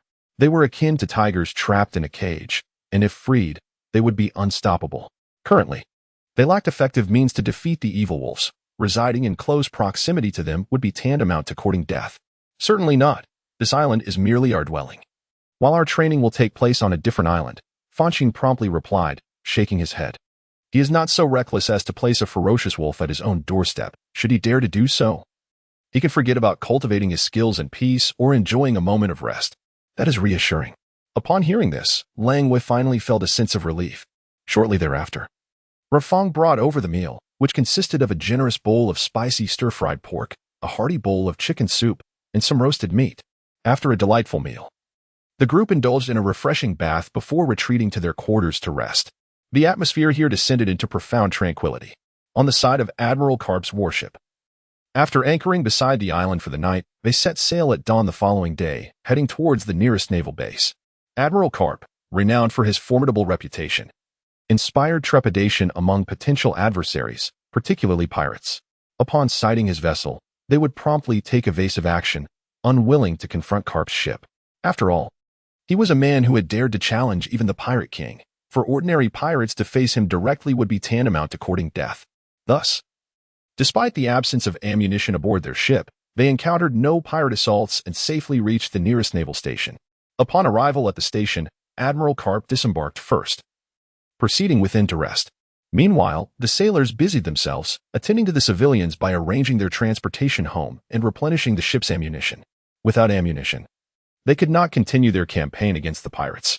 Amidst the sailors' flurry of activity, a soldier donned in sunglasses, with a scar beside his left eye, quietly departed the warship, making his way to a secluded area outside the station. He glanced around, but found no one passing by. Immediately, he crouched in the grass and took out a phone book, dialing a number. Shortly after, a booming voice resonated from the other end of the line. "What is it?" inquired the voice. "I am the mouse, and I have information to report," replied the soldier, donning sunglasses. "Ah, you are the mouse hidden on the Karp ship, aren't you?" the voice on the other end asked. "Indeed, I am that mouse, sir. I have something significant to report." The soldier nodded slightly. "What is it? Speak quickly." "I hope it is news favorable to us," came the impatient demand from the other end. "Yes." The soldier pondered for a moment before continuing. "Sir, I overheard a piece of news last night. A youth named Fonshine intends to hunt down Admiral Akainu." "Huh? What news is that?" "There are countless people who wish to kill Admiral Akainu. Nearly every pirate desires his demise," the voice on the other end scoffed dismissively. "Admiral Akainu adheres to an unwavering sense of justice, and he spares no one who insults the Navy. If he encounters a pirate ship, he will undoubtedly halt and launch a fierce attack, for he perceives pirates as a challenge to the Navy's righteousness. Such behavior is unforgivable. Since joining the Navy, Admiral Akainu has undoubtedly eliminated countless pirates, and those who see him flee in terror. Pirates would wish for Akainu's death. If he were to perish, no one would continue to target them. Indeed, this is not particularly groundbreaking news. However, that youth claims to belong to the Soul Clan," the soldier with sunglasses stated. He sought to inquire with Vice Admiral Karp about Admiral Akainu's identity, questioning why the Navy would take action against the Soul Clan. His face was filled with rage. "And I can confirm that this youth is indeed a remnant of the Soul Clan." "The Soul Clan? Are you certain you are not mistaken?" The voice on the other end exhibited a noticeable shift, now intrigued by the revelation. "There is no doubt." Vice Admiral Karp directly revealed the youth's identity, and he did not deny it. As he departed, he declared he would grow stronger and then hunt down Admiral Akainu, the soldier explained. From what you say, that youth could very well be a member of the Soul Clan. The couple that escaped years ago had a child still in swaddling clothes. Now, over a decade has passed, and that child should have grown. The individual on the other end nodded slightly, no longer skeptical. "You have done well. I shall commend you for this. Remember this achievement," the voice declared. "Yes, sir," the soldier replied. "However, if we proceed, please maintain a low profile. Vice Admiral Karp has issued a gag order forbidding us to disclose this information. If he discovers this, I shall be in dire straits." What do you mean?" Vice Admiral Karp not only spared that youth, but also issued a gag order? The individual on the other end sounded surprised. "Yes, it seems he is protecting that youth. Though I cannot discern his motives," the soldier remarked. "Protecting him? Very well, I understand now. Let us end this conversation. You must act with caution and avoid arousing Karp's suspicions. Do you comprehend?" the voice instructed. Yes, the soldier nodded. He then severed the connection, placing the phone bug into his jacket pocket before departing and returning to the warship to continue his duties. The reason this soldier reported to the individual on the other end was that he was not merely a regular sailor. He had joined the Navy with ulterior motives.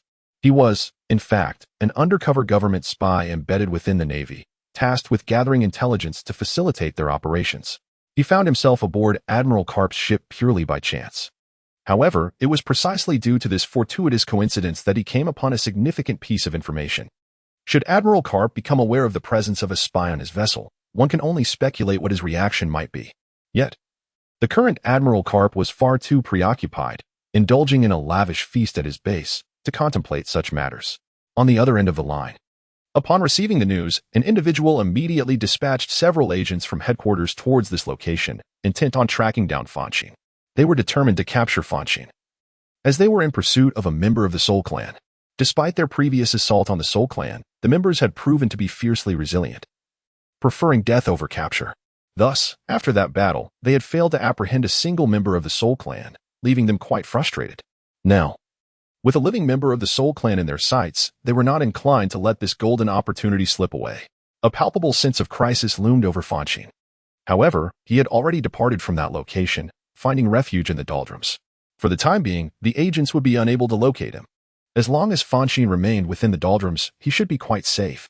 While the agents scoured for Fonshine, he had already donned his flight armor, preparing to journey with Renfong, Langyu, and Xiaojin to a more secluded island. They were poised to commence their training. Upon arriving at the designated island, Fanxin immediately retrieved the tower of the evil wolf, placing it in the very center of the island. As soon as it was set down, the tower rapidly transformed, growing larger and taller, completely dominating the central area. He then fixed his gaze upon Renfong, Langyu, and Xiaojin, and inquired, "Are you all prepared? I am about to open this door. The evil wolf is about to emerge." "Ah, we are ready. Please proceed." Renfong and the others nodded in agreement.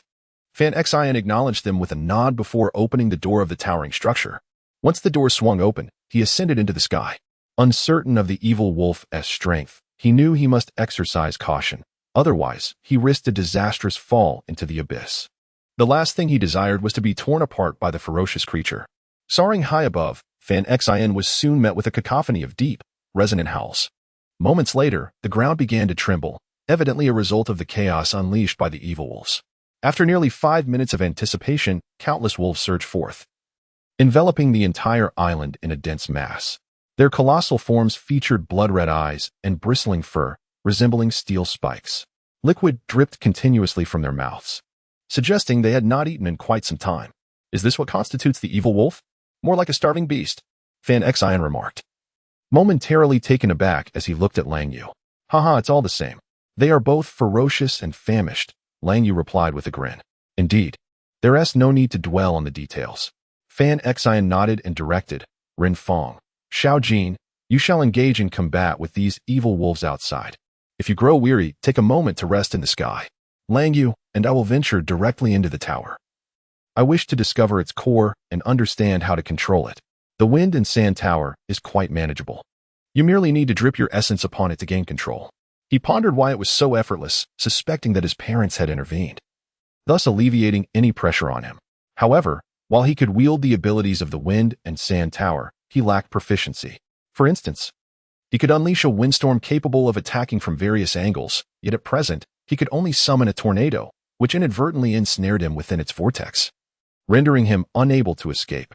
He glanced at the capabilities of the sandstorm tower, realizing that he could master its utilization. However, it was gifted to him by Grandpa Nick on the very day he set out to sea, leaving him with no time to cultivate his skills. During this period, he merely roamed the ocean's surface. In order to harness the power of the sandstorm tower effectively, he needed to invest a considerable amount of time in contemplation. With dedication, he was certain he could master it, as he had already gained control over the tower, allowing him to practice whenever he wished. Furthermore, in battles against others, he could deploy it, which also served as a form of training. Nevertheless, the Wolf Tower posed a greater challenge, as his blood offerings had proven ineffective. To gain mastery over the Wolf Tower, he must venture inside to locate its control core. He must have undergone such a process. For if he had failed to control the Tower of the Evil Wolf and opened its gates, he too would have become one of the targets of the wolves' attacks. Ah, I understand now. You must take care of yourself, Renfong remarked with a nod. Rest assured, Xiaojin, you must protect Renfong at all costs. Do you understand? If she sustains serious injuries, I will hold you accountable, Fanxin said, casting a glance at the little Jean perched on Renfong's shoulder. Xiaojin nodded in affirmation, declaring, no problem. Upon hearing Xiaojin's assurance, Fanxin no longer hesitated. He embraced Lang Yu and charged towards the entrance of the Tower of the Evil Wolf. As they neared the entrance, Lang Yu took action, harnessing his abilities to summon hundreds of colossal wolves, air wolves, earth wolves, and steel wolves. The moment they appeared, they surged forth to confront the menacing wolves below. Soon, the giant wolves clashed with the monstrous evil wolves in fierce combat. Seizing an opportunity, Fanxin slipped through the tower's entrance and ventured inside the Tower of the Evil Wolf. Chapter 65, Researching Abilities, Part 3, Upon entering the Tower of the Evil Wolf. Fanxin sought a vacant space and landed gracefully. He promptly removed the flying armor and stored it within the sandstorm tower. Subsequently, he began to survey the interior of the wolf tower. As his gaze swept across the landscape, he beheld a myriad of hills and forests, and not far off, rivers and lakes came into view. Hey, is this truly a world? How could this be possible? Fonshine exclaimed, looking at Lang Yu in bewilderment. He had initially thought this place was filled with ferocious wolves, yet now he found himself astonished. It resembled an entirely different realm, replete with everything one might need for existence. If you genuinely believe that, you will suffer a most tragic fate, Lang Wei replied. In the past, our ancestors fell prey to such illusions, which led them astray into this realm. Consequently, our wolf clan endured its darkest era, trapped within, forced to engage in a relentless battle against fierce wolves, unable to escape until death claimed them. Oh, are these all mere illusions? Fonshine inquired. Indeed, they are illusions, Lang Wei affirmed. Utilize the powers of the sandstorm tower to sweep through the area ahead. Only then will you grasp the truth of my words. Ah, understood. Fonshine nodded slightly at his words. He gestured for Lang Yu to come into his embrace. What are you doing? Lang Yu asked, perplexed. I wish to explore a few abilities. Currently, I can only crudely harness the powers of the sandstorm tower, which is far from sufficient. I need to master its capabilities completely. Thus, I must experiment with new techniques, Fonshine explained. I am concerned that we might be swept away by the sandstorm, leading us to become separated, which could pose a danger. Therefore, I intend to bind us together. That way, even if we are carried off by the storm, we will remain united. I see, that makes sense. Little wolf Lang Yu conceded, finding the reasoning sound. He offered no resistance and allowed Fonshine to embrace him. Once Lang Yu was nestled in his arms, Fonshine hesitated no longer. He immediately directed his mental energy toward the 50th level of the sandstorm tower. Moments later, a fierce sandstorm erupted, obscuring everything around them from view. In the midst of the swirling sands, they remained unperturbed by the tempest. Yet, merely a meter away, everything was engulfed by the storm. And those malevolent wolves attempting to approach them were no exception. What techniques do you wish to explore? Inquired the curious young wolf, Lang Wei. At this moment, I wish to attempt running while carrying the sandstorm, replied Fonshine. Ah, is that truly feasible? Lang Wei asked. It should be possible. The sandstorm revolves around the sandstorm tower. If I run while bearing the tower, the storm should follow in my wake.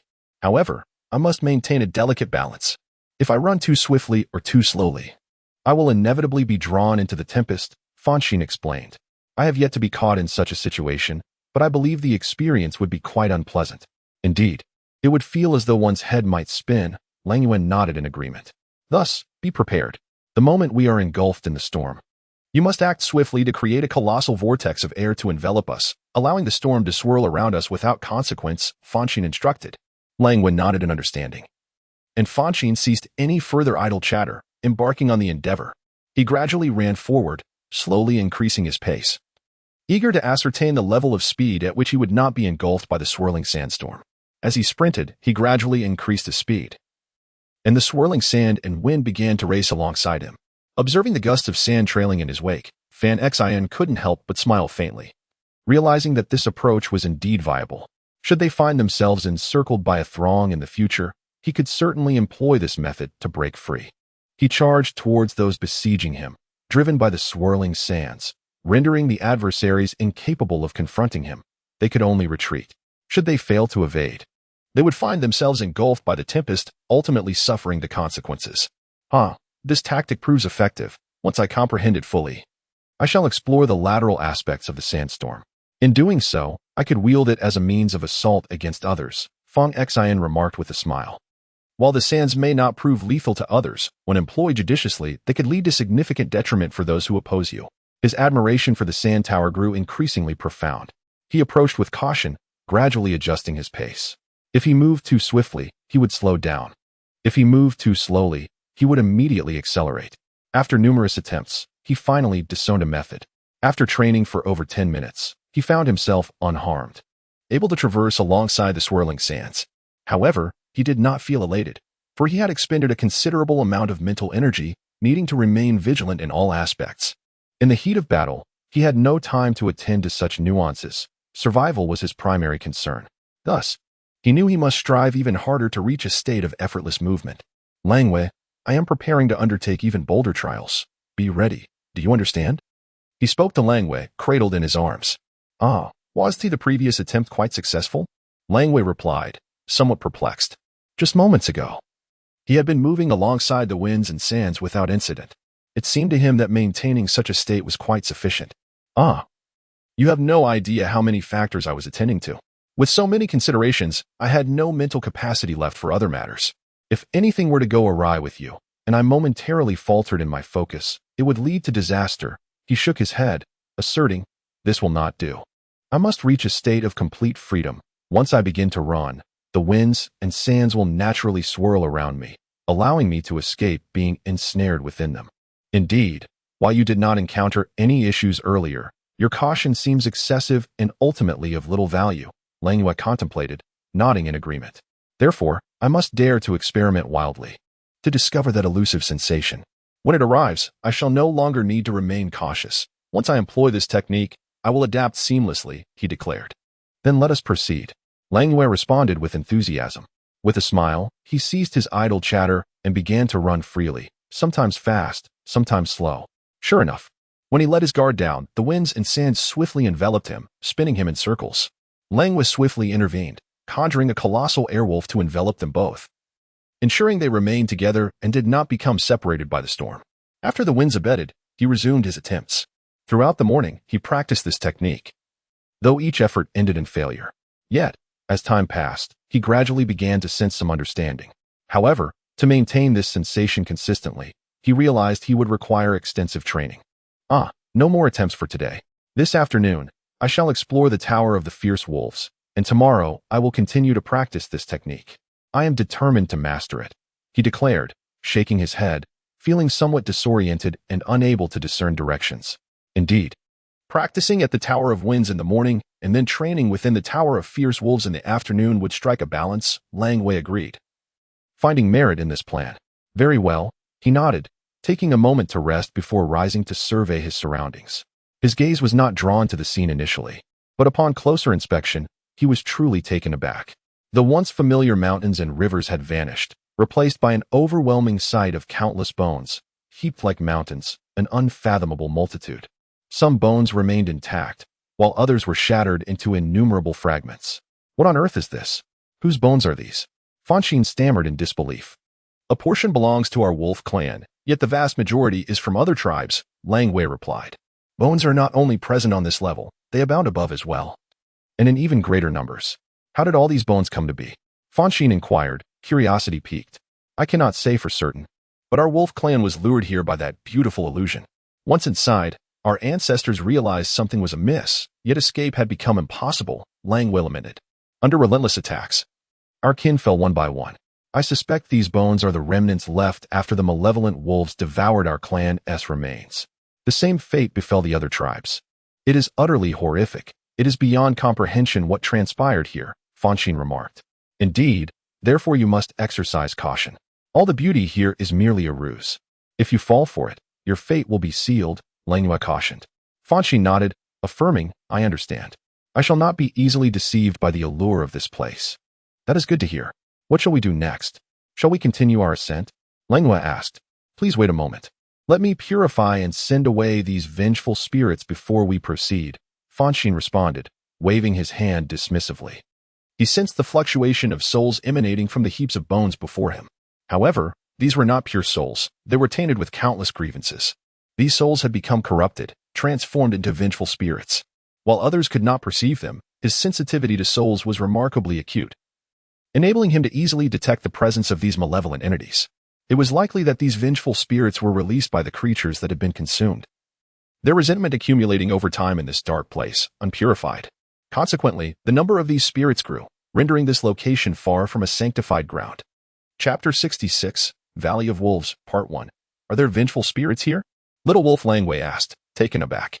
Indeed, I belong to the Soul Clan, and I possess a profound sensitivity to souls. Thus, I can distinctly sense the presence of vengeful spirits belonging to wild boars, wolves, and snakes in overwhelming numbers, Fonshine replied. Oh, I merely felt an eerie ambience. I did not perceive anything else. Could that chilling sensation be attributed to the vengeful spirits? Langway inquired. Yes, there is a significant correlation. Please hold on for a moment while I fend off those malevolent wolves, Fonshine replied. Langway nodded slightly, refraining from further inquiries. He immediately harnessed his power to conjure several massive wolves, encircling Fonshine to prevent the aggressive wolves from attacking. Fonshine promptly seated himself and extended his mental energy into his mind realm, summoning forth a manifestation of his soul. Moments later, a translucent shadow appeared beside him, sitting cross-legged on the ground. This shadow was visible only to Fonshine, remaining invisible to Langway. If Fonshine were to command this soul manifestation to attack Langway, the latter would not know how to retaliate. However, Fonshine refrained from such an action, for his soul manifestation was not yet powerful, barely reaching half of his own strength. To send it to attack another would be a reckless endeavor. Even a random strike from another could inadvertently harm him. Once the soul manifestation settled, he began to activate his unique spiritual abilities. After forming a seal, he drew forth a beam of light from his palm, projecting it to envelop the bone mound ahead. As the light enveloped the mound, countless shadows emerged from within, taking the forms of snakes, wolves, elephants, and more. Wow, there are indeed restless souls. Why can I see them now? Langway exclaimed, scanning the surroundings and discovering innumerable shadows. He realized that these must be the souls Fonshine had mentioned. He was puzzled, as he had previously been unable to see even a single shadow. Ah, that is due to the purifying light I cast. This radiance can cleanse the vengeful spirits, allowing their previously invisible forms to manifest. However, they can only remain visible for a fleeting moment before vanishing completely, Fonshine explained with a smile. Oh, where do they go after they disappear? Langway asked curiously. Fonshine paused momentarily before responding. I am unsure. Perhaps they return to another realm of the deceased. I cannot specify how it is. Sigh, how profound. I cannot comprehend it at all, Langway said, furrowing his brow. I, too, lack understanding. But we shall comprehend it after we pass on, Fonshine remarked with a hint of resignation. Life and death are ethereal concepts, elusive and difficult to grasp. To truly understand, one must experience it firsthand. However, his journey had only just begun, and thus he had not yet encountered such experiences. Enough of this. Focus on safeguarding the surroundings and prevent the malevolent wolves from approaching, Langway urged. He was preoccupied with purifying the vengeful spirits and had no time to protect himself. Thus, the responsibility fell upon Langway. If he were to waver, the consequences could be dire. Understood. You can rest assured, Langway affirmed with a nod. With Longue's assurance. Fonshine ceased further conversation, closed his eyes, and immersed himself entirely in the process of soul purification. In that moment, as he closed his eyes, his soul manifestation detected a faint yet distinct voice resonating within, filled with admiration and surprise. The voices belonged to the very souls Fonshine was purifying. Indeed. Let us seek his assistance, exclaimed an elephant. Absolutely, we must eliminate that wicked entity lurking in the tower, orchestrating everything from the shadows. It is utterly despicable. Though we have passed, we cannot allow his schemes to succeed. Otherwise, countless beings, both similar and distinct, may fall victim to him, their souls devoured, a snake concurred. What are we waiting for? Let us go. A mighty vulture proclaimed. Agreed, let us proceed. Under the vulture's rallying cry, countless vengeful shadows surged towards Fonshine, soon merging with his soul manifestation. In a brief moment, Fonshine's soul manifestation underwent a significant transformation, becoming more robust and substantial. Fonshine, sensing these changes, was taken aback. He had intended to purify the souls, but unexpectedly they had rushed into his own soul manifestation. What is happening? How can they communicate? Fonshine pondered, bewildered. Although he had seen animals speak before, he was accompanied by 3 companions, Langway, the little black cat, and Shaojin. However, he had never witnessed such a remarkable phenomenon where all animals could converse. To his astonishment, he sensed that not only serpents but also elephants, wolves, and others were capable of speech. It was truly unexpected.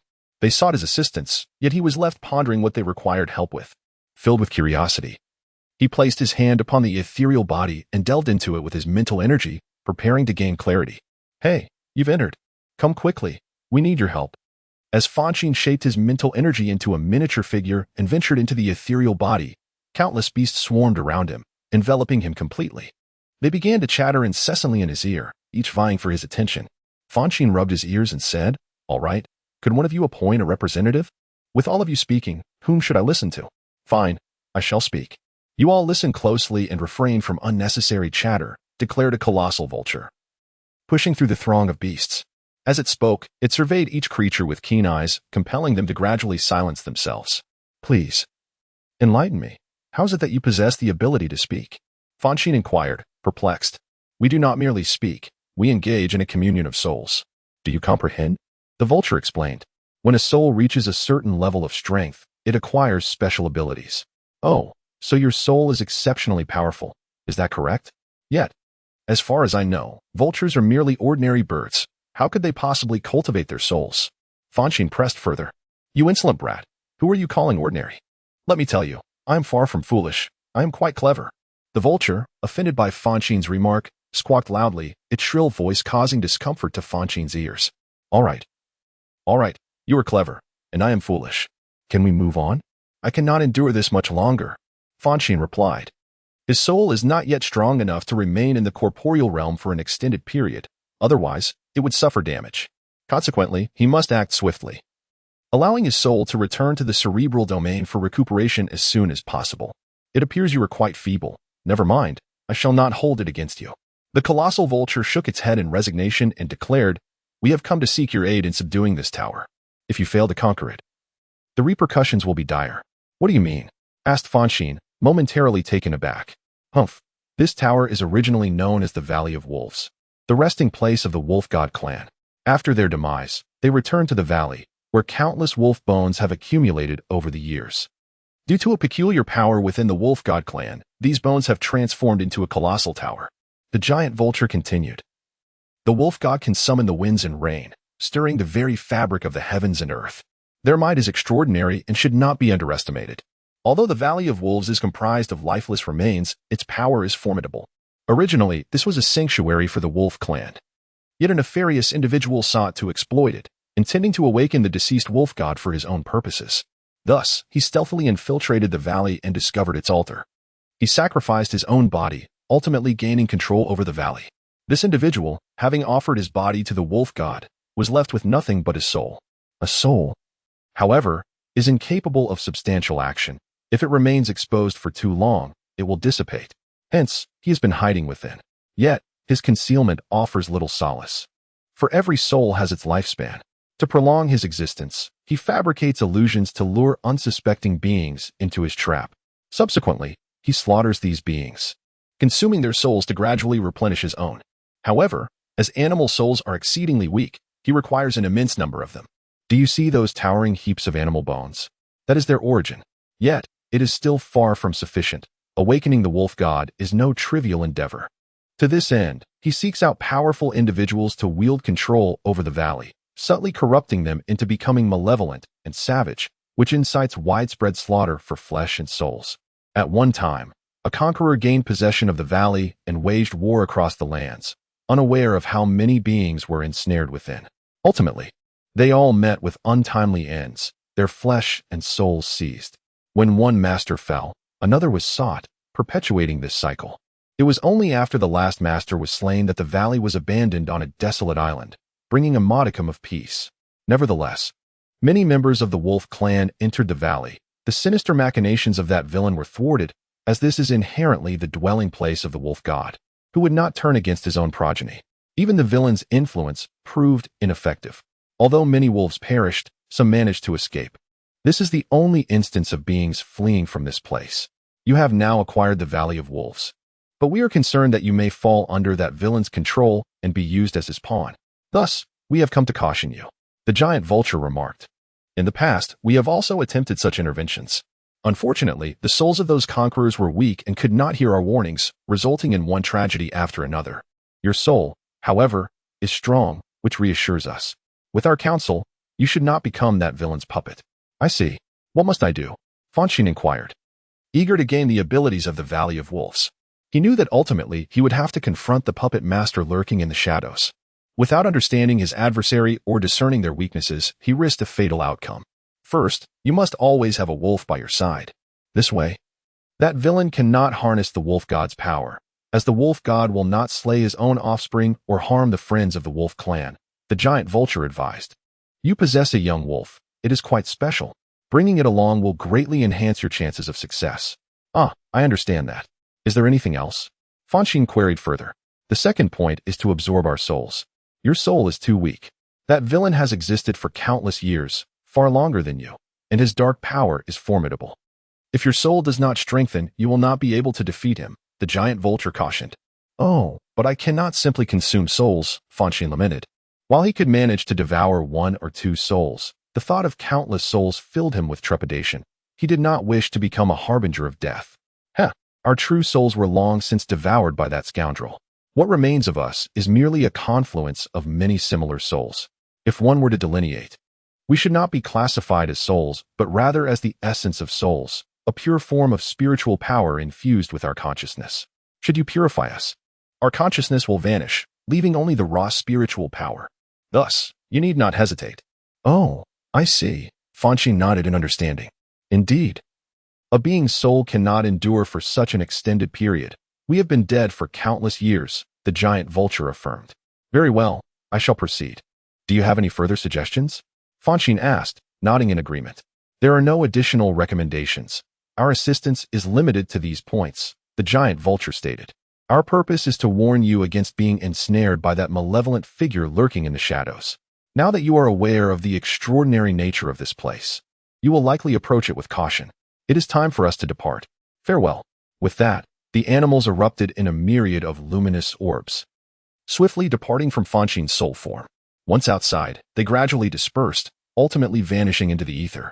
Meanwhile, within Fonshine's soul, countless unconscious orbs began to disperse, transforming into twinkling stars that merged with his essence, unifying with his soul form.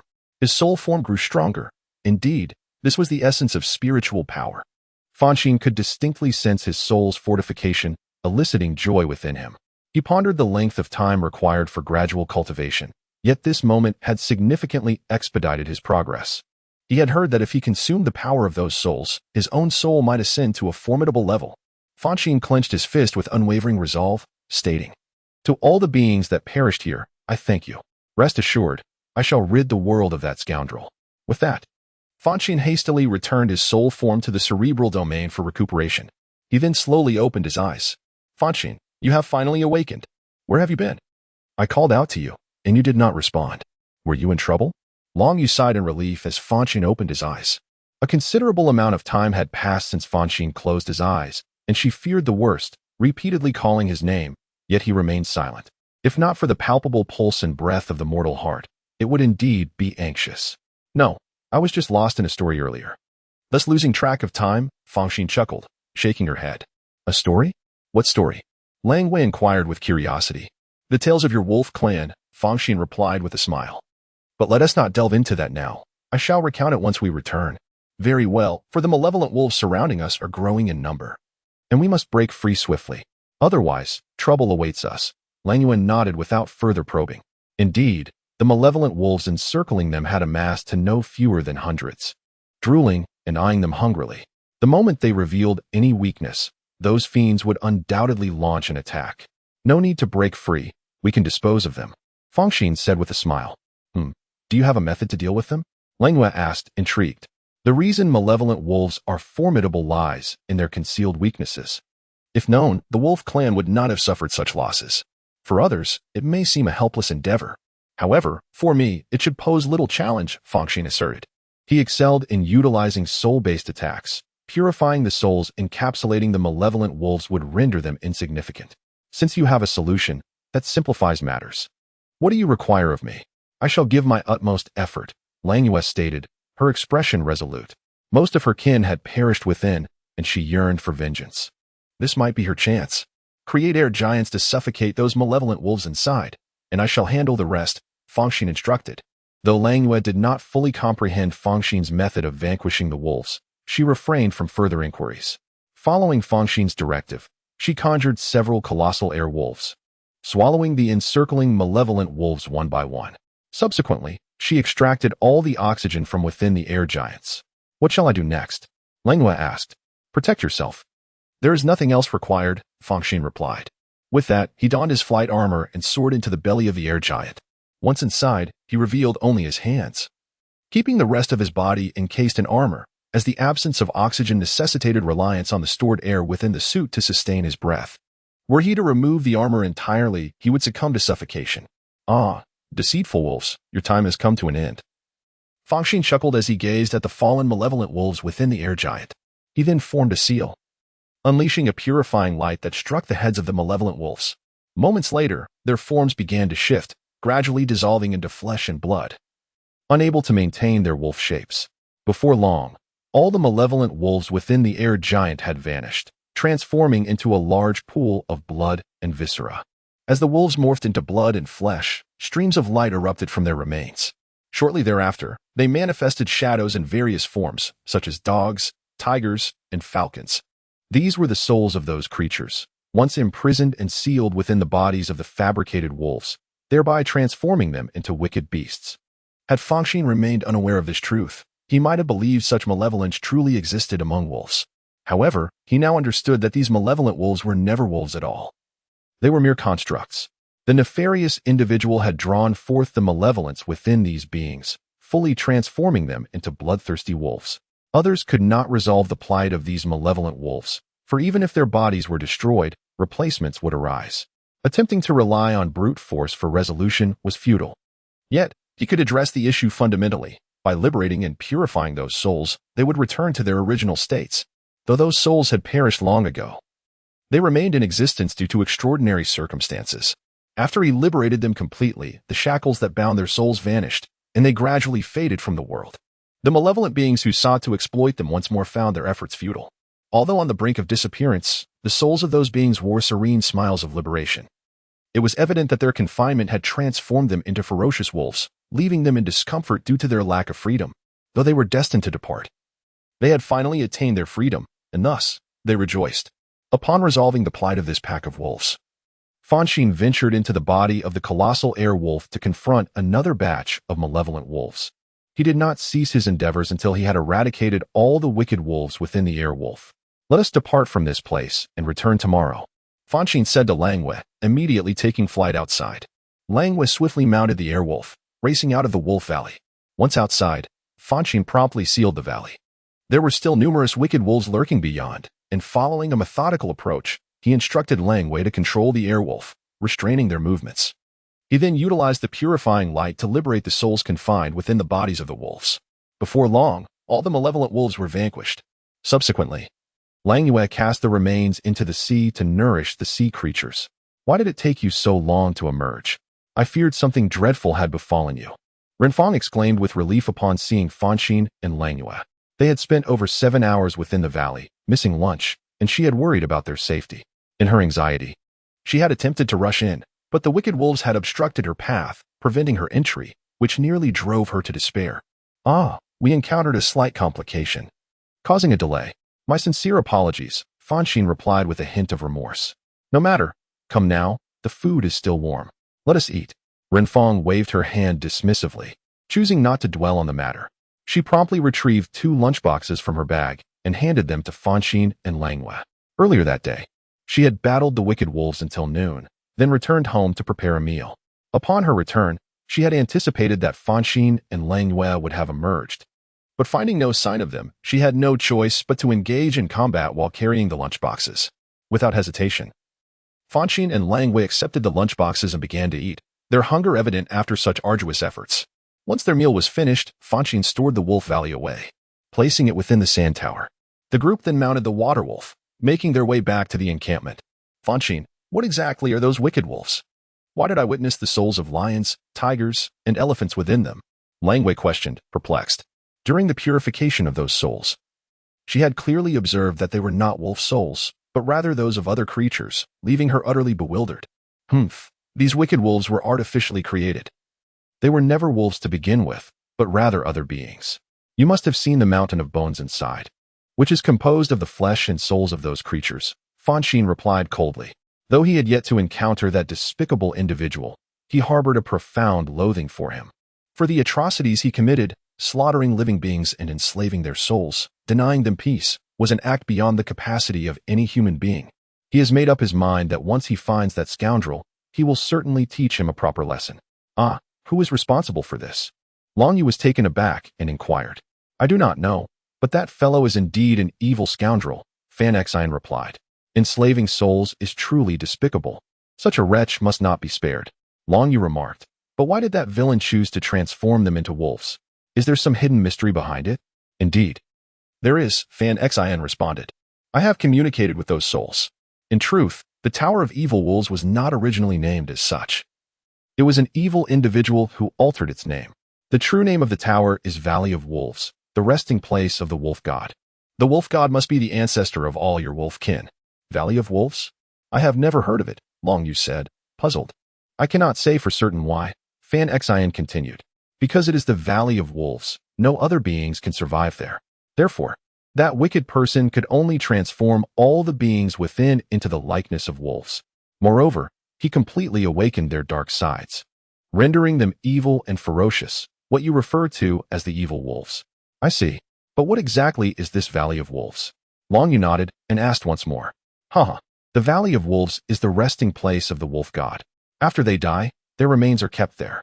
However, due to some special power within their bodies, after countless years, those bones gradually transformed into a colossal tower of bones, Fanxin explained. That malevolent individual aimed to obtain the power of the wolf god.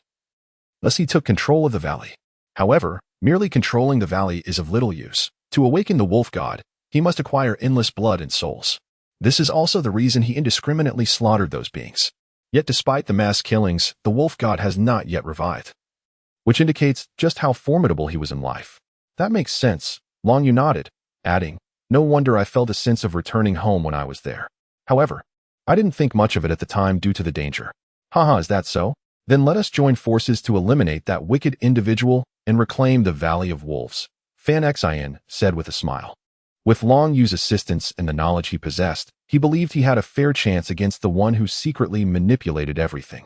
If he could defeat that scoundrel, then the Valley of Wolves would be his.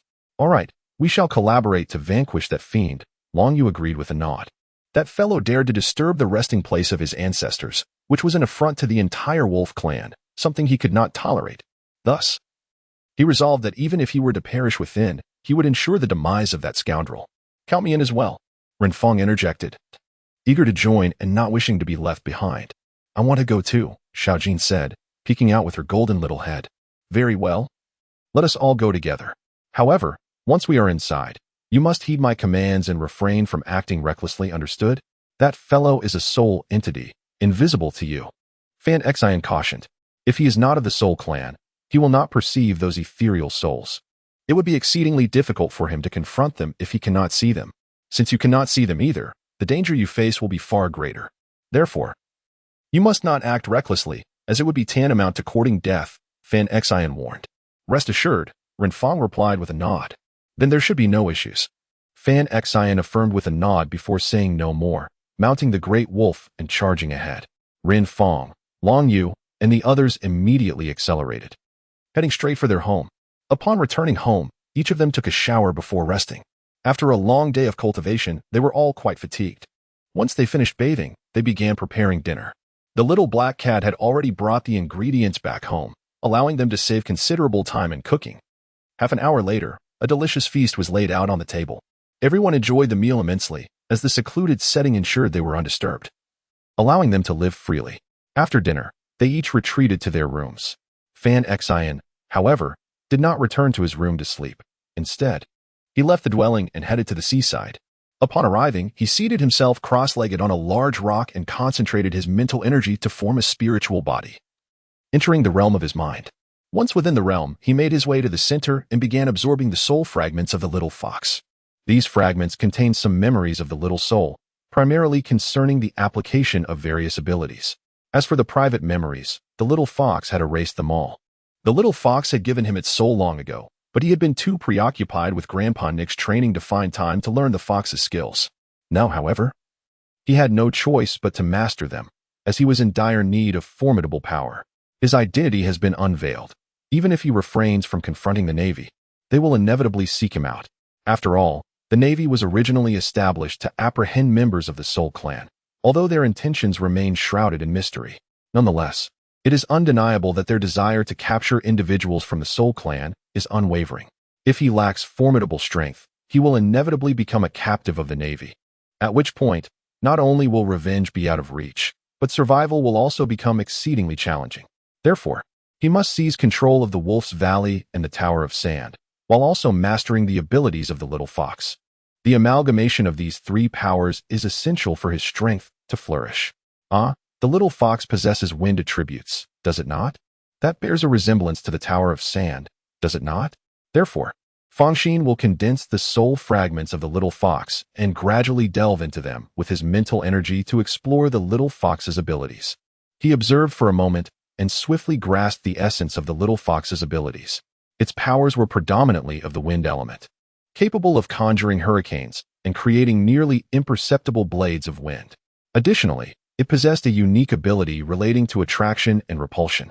In an instant, it could draw a person into its palm, inflicting fatal harm, or it could repel an assailant a considerable distance away. While the capabilities were impressive, they required a corporeal form to be effectively wielded. At present, he was merely human. How could he accomplish this? Fonshine found himself in a quandary, uncertain of the path forward. Most of the little fox's abilities necessitated the assistance of its several tails, and lacking tails rendered the situation quite challenging. Indeed, it was impossible for him to possess tails himself. However, it occurred to him that his soul could potentially manifest tails. Did this mean he would need to partition a fragment of his soul to transform into a little fox? Furrowing his brow, Fonshine fell into deep contemplation. Although he hails from the Soul Clan, endowed with an inherently formidable spirit, he has now manifested a soul body, having expended a considerable portion of his essence. Should he further sever a fragment from his own soul, it risks incurring irreversible damage. The act of separation can no longer be entertained. This is no trivial matter. Yet, how shall I harness the abilities of the little fox? After a moment's contemplation, he resolved to forego any further division of his soul, recognizing the peril it entailed. While the detached soul remains a part of his essence, it has begun to develop a degree of autonomy, referred to as the secondary soul. Whereas his original essence is termed the primary soul. Should any misfortune befall his primary soul, the secondary souls would not come to its aid, as their subconscious harbors a certain resistance. Thus, he must ensure the safety of his primary soul. Otherwise, should the secondary souls usurp its role, chaos would undoubtedly ensue.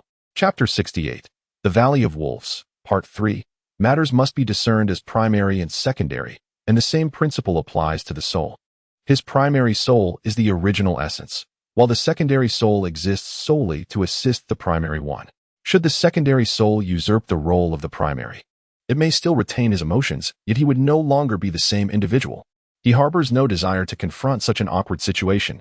The soul cannot be further divided. Thus, to acquire the abilities of the little fox, the secondary soul must be employed. However, he is on the verge of wielding that secondary soul against the mastermind behind Wolf Valley.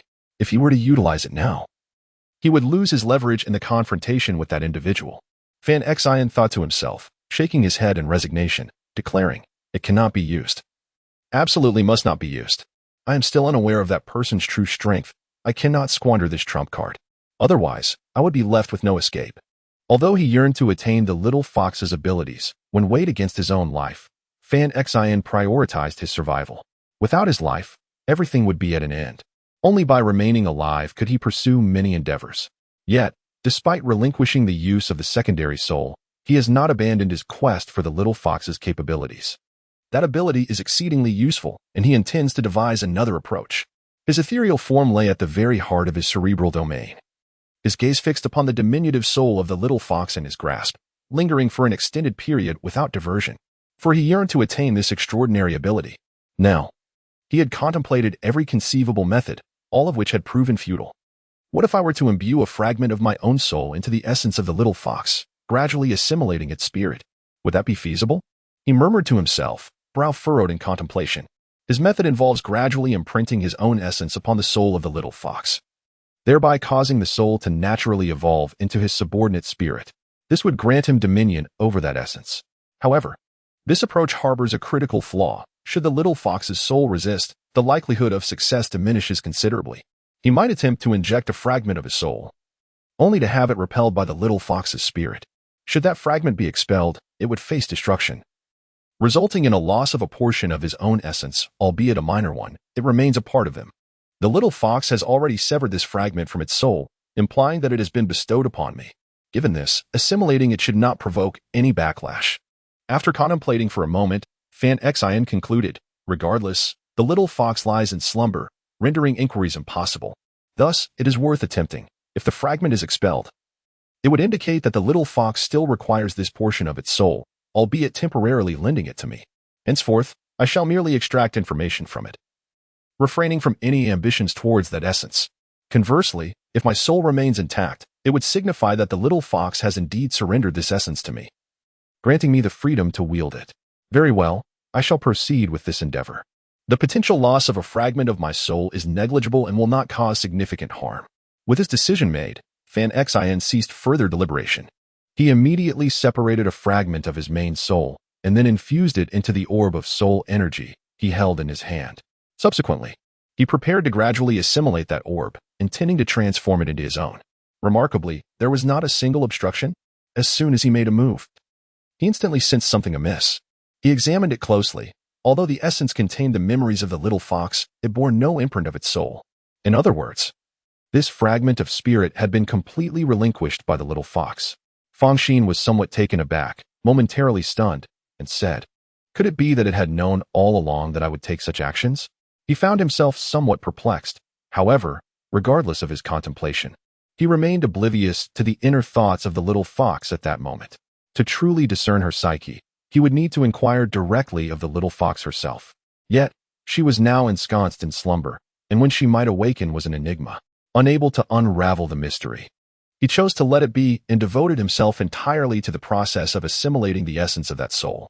Time became an indistinct blur, and eventually, upon completing the assimilation, he observed that the soul had spontaneously transformed into the vivid form of a nine-tailed fox, who was now playfully nuzzling against his spiritual being. It appeared that the little fox had orchestrated this from the outset, fully aware of the difficulty he would face in manifesting the form of a nine-tailed fox.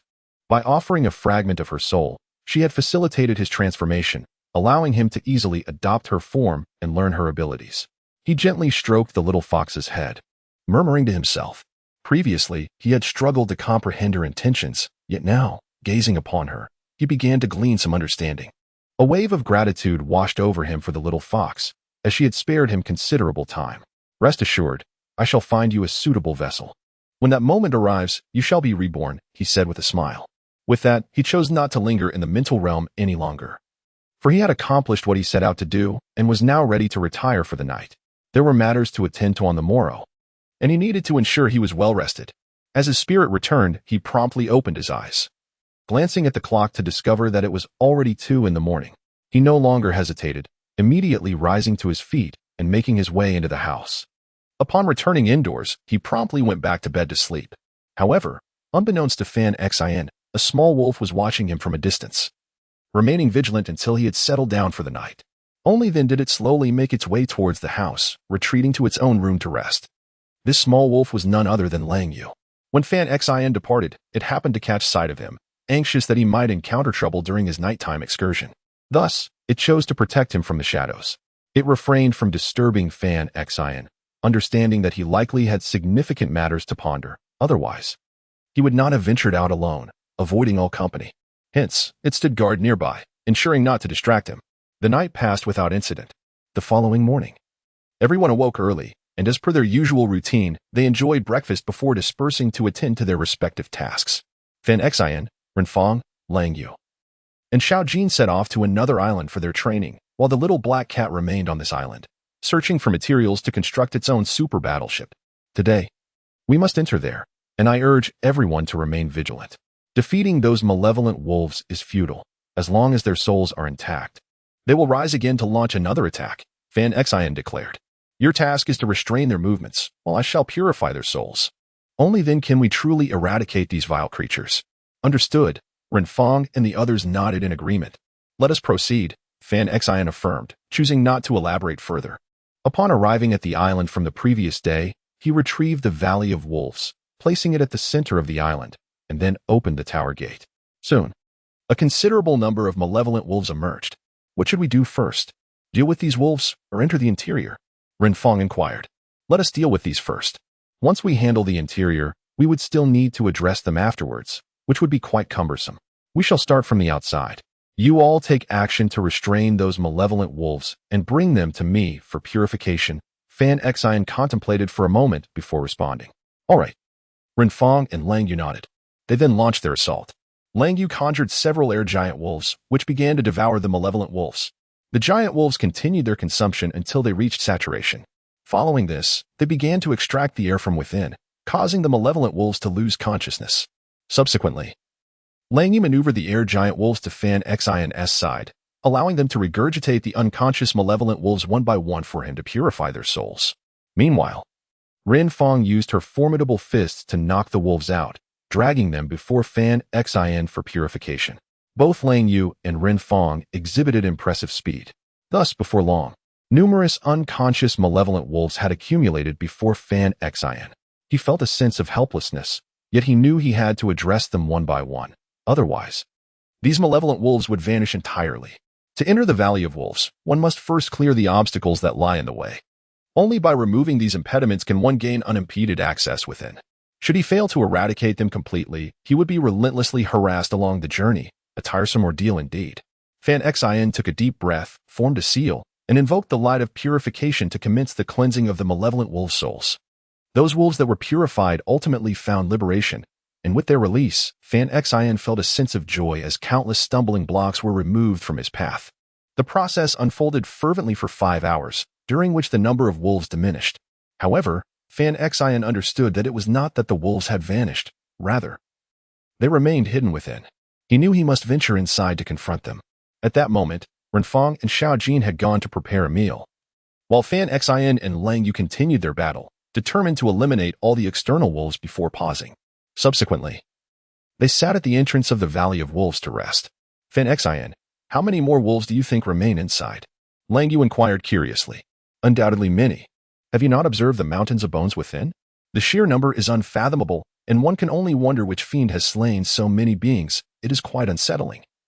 Fanxin replied promptly. Indeed, that is true. Once we deal with that fiend, will you claim the Valley of Wolves for yourself? It is a veritable sea of corpses. Quite a terrifying thought, Lang Yu remarked. Although she had seen corpses before, witnessing such a vast accumulation of bones was a first for her, leaving her somewhat shaken. She felt a tinge of fear as the sight of the skeletal remains conjured horrific images in her mind. Of course I shall take it, otherwise I wouldn't exert myself in this endeavor, Fanxin asserted. Yet it is undeniably a terrifying place. However, I will ensure that the mountains of bones are dealt with. Once I have control over the Valley of Wolves, I plan to dig a large pit on an island to bury those bones, thus honoring the spirits of the fallen. That sounds reasonable, Lang Yu nodded. But will you not consider planting something within?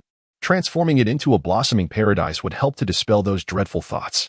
Upon hearing this, Fanxin found the idea quite appealing and nodded slightly. Indeed, let us cultivate the interior. We shall create mountains, rivers, lakes, oceans, and forests. Everything must be perfect. This way, when we tire, we can sleep within, and any adversary seeking to confront us will find it impossible. Lang Yu agreed, her enthusiasm evident. However, this can only be realized once we seize control of the valley. Without that, all our plans are but empty dreams. After a brief moment of laughter, Fanxin's smile faded.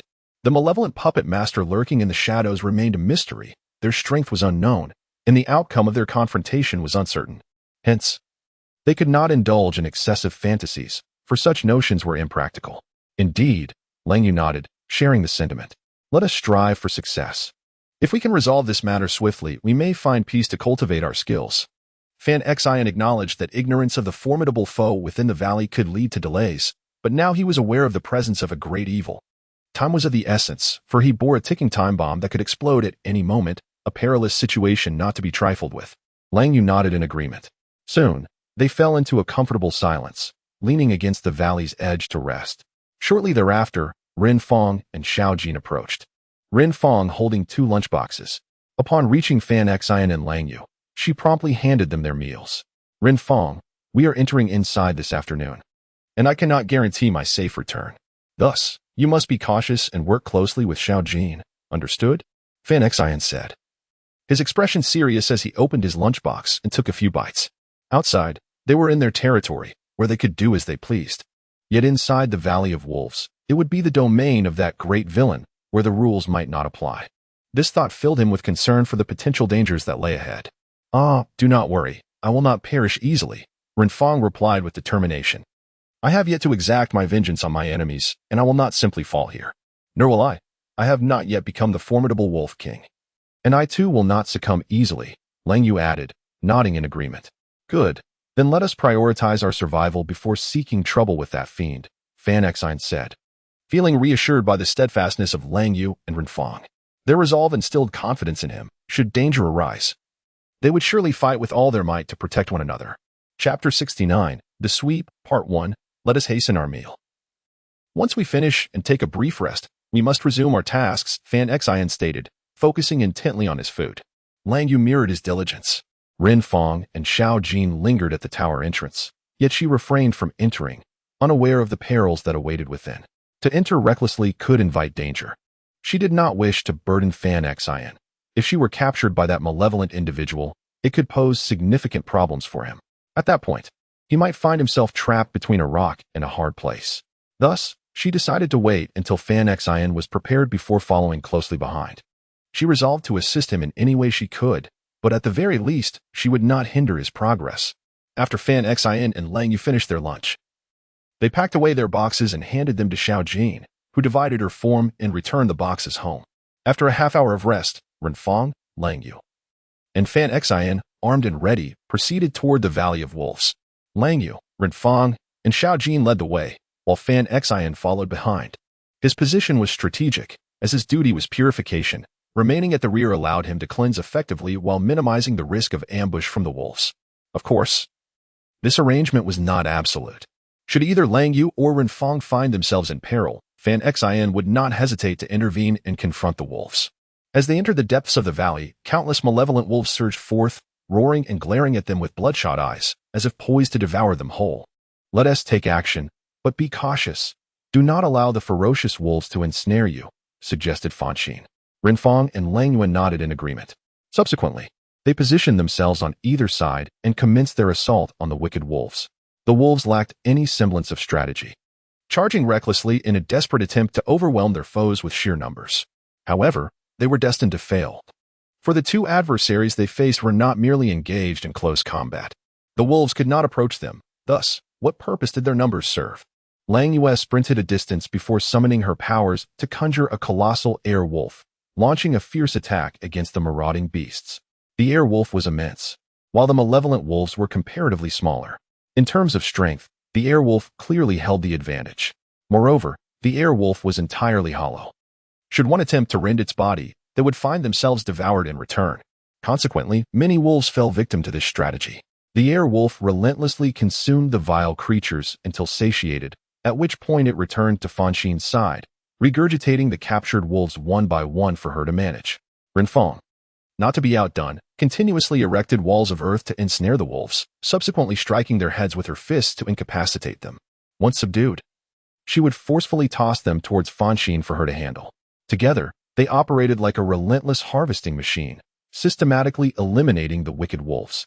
Under their fervent onslaught, the number of malevolent wolves in this layer dwindled rapidly. They utilized 5 days to completely eradicate the malevolent wolves from the first layer. Subsequently, they commenced their onslaught on the second layer, which consumed 20 days of their efforts. Following this, they pressed on to the third layer.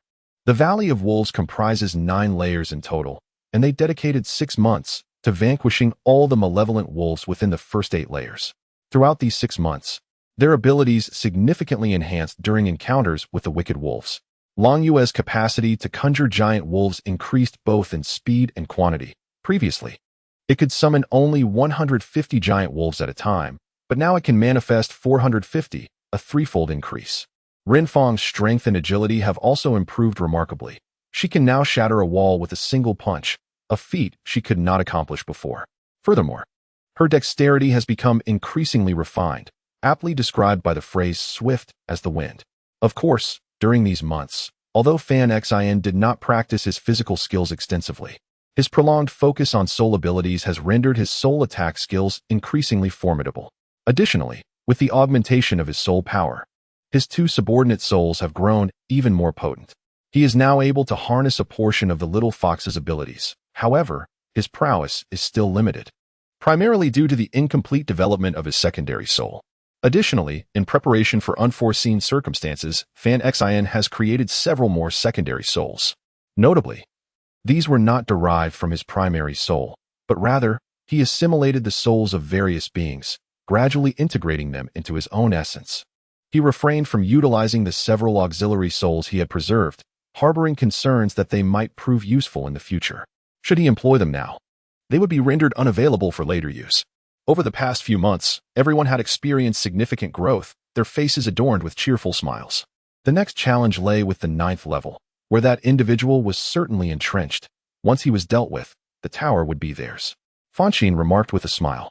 However, she pondered what nefarious tactics that scoundrel might employ against them. Longyue expressed her anxiety, acknowledging that while the adversary was indeed despicable, his ability to command the Wolf Valley was no trivial matter. Underestimating him could yield dire consequences. She felt a mix of anticipation and apprehension, nevertheless dismissing the matter. Renfong scoffed, asserting that they had vanquished all the malevolent wolves, and he could no longer devour living souls. She believed that, regardless of his capabilities, they were finite. Although the opponent was undoubtedly formidable, they had come this far. Retreat was not an option. Indeed, for the sake of a victorious tomorrow, the little black cat would also join the fray. Fonshine noted that the cat had not been idle these past few months. While it had not participated in battles, it had engaged in alternative training, significantly enhancing its strength, unbeknownst to them. Tomorrow promised to be a grueling battle, and thus, he resolved not to conceal his true abilities. All right, it is settled then. Let us return and rest well this night, so we may approach tomorrow's battle with vigor. Renfong nodded in agreement. Leading the way toward the 7th level, Longyue followed without hesitation. Fonshine cast one last glance at the 9th level, grinning to himself, muttering, "Just wait. I shall resolve you tomorrow." With that, he promptly departed, making his way toward the 7th level. Unbeknownst to Fonshine, as he uttered those words, an enraged roar erupted from within the 9th level, reverberating throughout. However, due to the spatial barrier between the 9th and 8th levels, the sound did not reach the latter. "You scoundrels dare to thwart my endeavors. Await your reckoning." The voice echoed ominously within the confines of the 9th level, lingering long after. Yet, regardless of its volume, Fonshine and the others remained oblivious, departing the Wolf Valley with nonchalance. After Fonshine stored away the Wolf Valley, they journeyed home, anticipating the decisive battle on the morrow. Everyone chose not to train, instead indulging in leisure and relaxation. They each moved a chair and settled beneath a grand tree to indulge in a game of cards, thoroughly enjoying themselves. "Xiaohei, do you have any newfangled weaponry?" Fanxin inquired while shuffling the deck after finishing a hand. "You'll be in the arena tomorrow, and without something formidable, I fear we cannot triumph over that scoundrel." Xiaohei had never made an appearance. The nefarious figure lurking in the shadows was surely unaware of its capabilities. This presented an opportunity for Xiaohei to emerge as a surprise asset, delivering a jolt to that rogue. However, despite being a surprise weapon, without some impressive techniques, this advantage would be of little worth, as they were preparing for a serious confrontation, not a mere game of pretend.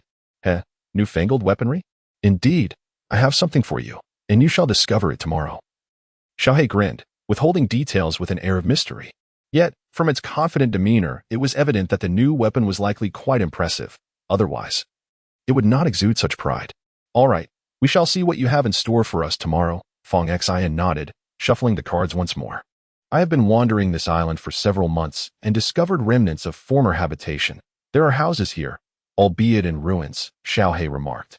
In its quest for ore, it had thoroughly explored the island, gaining a comprehensive understanding of its geography. In the heart of the forest, it had come across remnants of human dwellings, which, despite their dilapidated state, indicated that this was not an uninhabited wasteland in days gone by. "Did you investigate?" Were there any treasures within? Fanxin asked, curiosity piqued. I did, but the structures have collapsed, leaving no treasures to be found, Xiaohe responded. If there are no treasures, then there is no need to dwell on it. Fanxin replied, shaking his head. He had a multitude of pressing matters to attend to and lacked the time to explore a mere ruin. If there were treasures, he would not hesitate to set aside his current tasks for a thorough exploration. That is a valid point, but each time I pass by, I feel a chill. It seems as if many lives have been lost there, an eerie place indeed, Xiaohe remarked. Hearing this, Fanxin paused momentarily before responding. Eerie, you say? Could there be vengeful spirits present? Typically, places with such a reputation are indeed haunted. This also implied a grim reality. Many beings must have perished there, as only a significant accumulation of deceased souls could give rise to lingering resentment and vengeful spirits. While these spirits may be invisible to others and pose no direct threat, they nonetheless evoke an unsettling sensation. Chapter 70. The Sweep, Part 2. I cannot say for certain, but it certainly feels foreboding. If you have the time, you might want to explore it yourself, Xiaohe suggested, shaking its head, lacking understanding of the matter. The truth could only be discerned through Fanxin's own experience. Fair enough, but it must wait until I have secured control over Wolf Valley. At present, my focus is solely on that matter. I have no inclination to pursue anything else, Fanxin affirmed with a nod, setting aside the topic. That is indeed wise. Let us return to our game. Xiaohe agreed, shifting its focus back to the cards, leaving further contemplation behind. They played for an entire afternoon, only concluding their revelry when it was time for dinner. After finishing their meal and taking a shower, they all retired to their rooms to sleep. The following day, Fonshine and the others rose early, and after enjoying breakfast, they donned their full gear. Uncertain of how long their endeavor would take, they prepared ample provisions for unforeseen circumstances. Once everything was settled, they set sail towards another island. Upon entering the Valley of Wolves, they made their way directly to the 9th level. Upon reaching the 8th level, Fanxin devised a tactical arrangement. He positioned himself at the forefront, with the little black cat to his left and Lang Yu behind him, while Renfong and Xiao Jin trailed closely behind. This arrangement was strategic, as both Lang Yu and the little black cat excelled in ranged attacks. Although Renfong could also attack from a distance, her range was limited. Fanxin, still unskilled in ranged combat, could not utilize it. Should he attempt to do so, he would need to be alone, lest his companions be caught in the fray. Fanxin was the only one capable of sensing the presence of souls, a skill none of the others possessed. Thus, he felt an undeniable obligation to undertake this mission. Failure would spell disaster for them all. Are we ready? Fanxin called out. Ready. Everyone nodded in affirmation. Then let us proceed, he replied, and with a nod, he donned his flying armor and advanced towards the entrance of the 9th level. Lang Yu and the little black cat flanked him for protection, while Renfong kept watch around them to thwart any surprise attacks from the rear. Before long, they entered the spatial realm of the 9th level. Unlike other spaces, this one was shrouded in darkness and reeked of a powerful stench of blood, so intense it made them queasy. Despite their discomfort, they knew they had to endure. This was their final destination, and retreat was not an option. To falter now would render their half-year of effort utterly futile. Just bear with it for a little longer, Fanxin encouraged. Fanxin, what if I use the brown flame to incinerate everything ahead? The little black cat suddenly proposed. Perhaps not. The brown flame is too potent. What if it destroys the Valley of Wolves? Fanxin hesitated. The brown flame was indeed effective at eliminating all manner of obstacles, but he worried it might consume the very treasure he sought. If the Valley of Wolves cannot withstand such flames, then perhaps it is not so special after all. Let it be, retorted the little black cat boldly. A true treasure should endure any trial. If it cannot, what worth does it possess? While acknowledging the destructive power of the brown flame, the little black cat believed there were still things in the world that could withstand it, though it had yet to witness such wonders. Its words served to test the resilience of the Valley of Wolves. If the brown flame could easily obliterate it, the little black cat felt Fanxin should not waste time pursuing it any further. Indeed, you make a valid point. Let us proceed with this gamble and see whether your brown flame prevails, or if the Valley of Wolves proves its might, Fanxin mused, pondering for a moment before nodding in agreement. He found the words of the little black cat to be quite reasonable. It was indeed a treasure defying the heavens, and thus must endure various trials. If one cannot withstand such tests, there is little need to continue the pursuit. Much like humans, to become strong, one must weather storms. Without experiencing hardship, it is exceedingly difficult to attain resilience. With a chuckle, he declared, I shall begin now, so everyone, stand back. The little black cat nodded, then opened its mouth, drawing in a deep breath before exhaling forcefully towards the front. Moments later, a massive plume of brown flames surged forward, landing squarely in the blood pool ahead. The little black cat continued to expel brown flames, each strand flowing forth in an unbroken stream. Before long, the flames blossomed, engulfing the entire 9th level in a sea of brown fire. Fanxin and Renfong stood their ground, not advancing. Armed with firearms, they incessantly bombarded the interior, firing one magazine after another, the spent shells accumulating on the ground like fallen leaves. The Wolf Valley showed no signs of change. It seemed to endure remarkably well. Fanxin surveyed the surroundings. Despite the ferocity of the flames, the Wolf Valley remained unscathed, unchanged from its original form. However, the objects that were not part of the Wolf Valley gradually diminished under the relentless burn of the brown flames, which acted like a street sweeper, clearing away the impurities. Ah, your efforts have not been in vain, the little black cat remarked with a smile. But alas, the most perilous moment is upon us. That individual will undoubtedly retaliate. Everyone, be cautious. Fanxin nodded gravely, stating, the brown flames are steadily dismantling their belongings. That person cannot simply watch idly while we wreak havoc. Surely, they will unleash a fierce counterattack. Understood. We are all prepared for battle, Renfong replied with a smile. That is reassuring, Fanxin nodded, then fell silent, attentively scanning the area for the lurking adversary. After nearly 5 minutes of waiting, a multitude of objects suddenly shot towards them from a distance, their speed astonishing. Langyu, intercept, Fanxin commanded, his expression shifting with urgency. There were far too many of them, densely packed, sealing off all avenues of escape. They could either retreat from the 9th level or fend off the onslaught. However, retreat was not an option. To seize the Wolf Valley, they must withstand the barrage.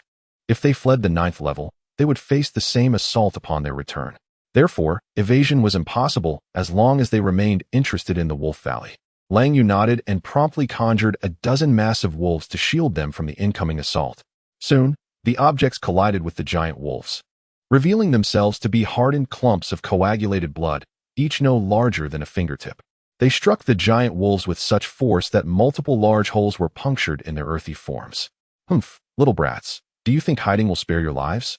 I assure you, you have thoroughly ignited my wrath. I shall tear you apart and transform your flesh and blood into my own essence. After they withstood the initial wave of attack, an enraged voice echoed throughout the 9th level, booming like thunder. Humph, to slay us, you must possess the capability. Fanxin retorted defiantly. You have slaughtered countless beings. You are nothing but a beast. I shall end your life, granting peace to those souls imprisoned for eons. Ah, it seems you possess an understanding of souls. You are not one of the Soul Clan, are you? The voice's owner chuckled ominously. You know of the Soul Clan? Fanxin paused, momentarily taken aback. Of course, when I was still human, I forged bonds with the Soul Clan. I am well acquainted with them. The voice's owner replied with a sinister laugh. Moreover, I can reveal that my ability to imprison souls is not my own, but rather a power bestowed by your Soul Clan. What? You have control over the members of the Soul Clan? Upon hearing this, Fanxin's expression turned icy. An invisible aura of murderous intent erupting from her being, radiating outward. He has become famous. The people of the Soul Clan cherish peace and rarely engage in worldly affairs. However, this individual dares to manipulate the souls of his kin, coercing them into actions that defy the natural order. His desire to eliminate him is palpable. How foolish they are to possess such unique abilities yet choose not to utilize them. What a pity it is. If they were to freely consume the souls of others, each member of the Soul Clan would rise to greatness. Yet, they squander this treasure. In light of this, I must take matters into my own hands. The voice's owner laughed maniacally, almost lost in his own ecstasy. You will perish, Fanxin declared coldly. Humph, do you believe you can defeat me? I have lived for countless years, and my powers have reached their zenith. It is impossible for you to kill me, the voice's owner scoffed. Then why do you linger here?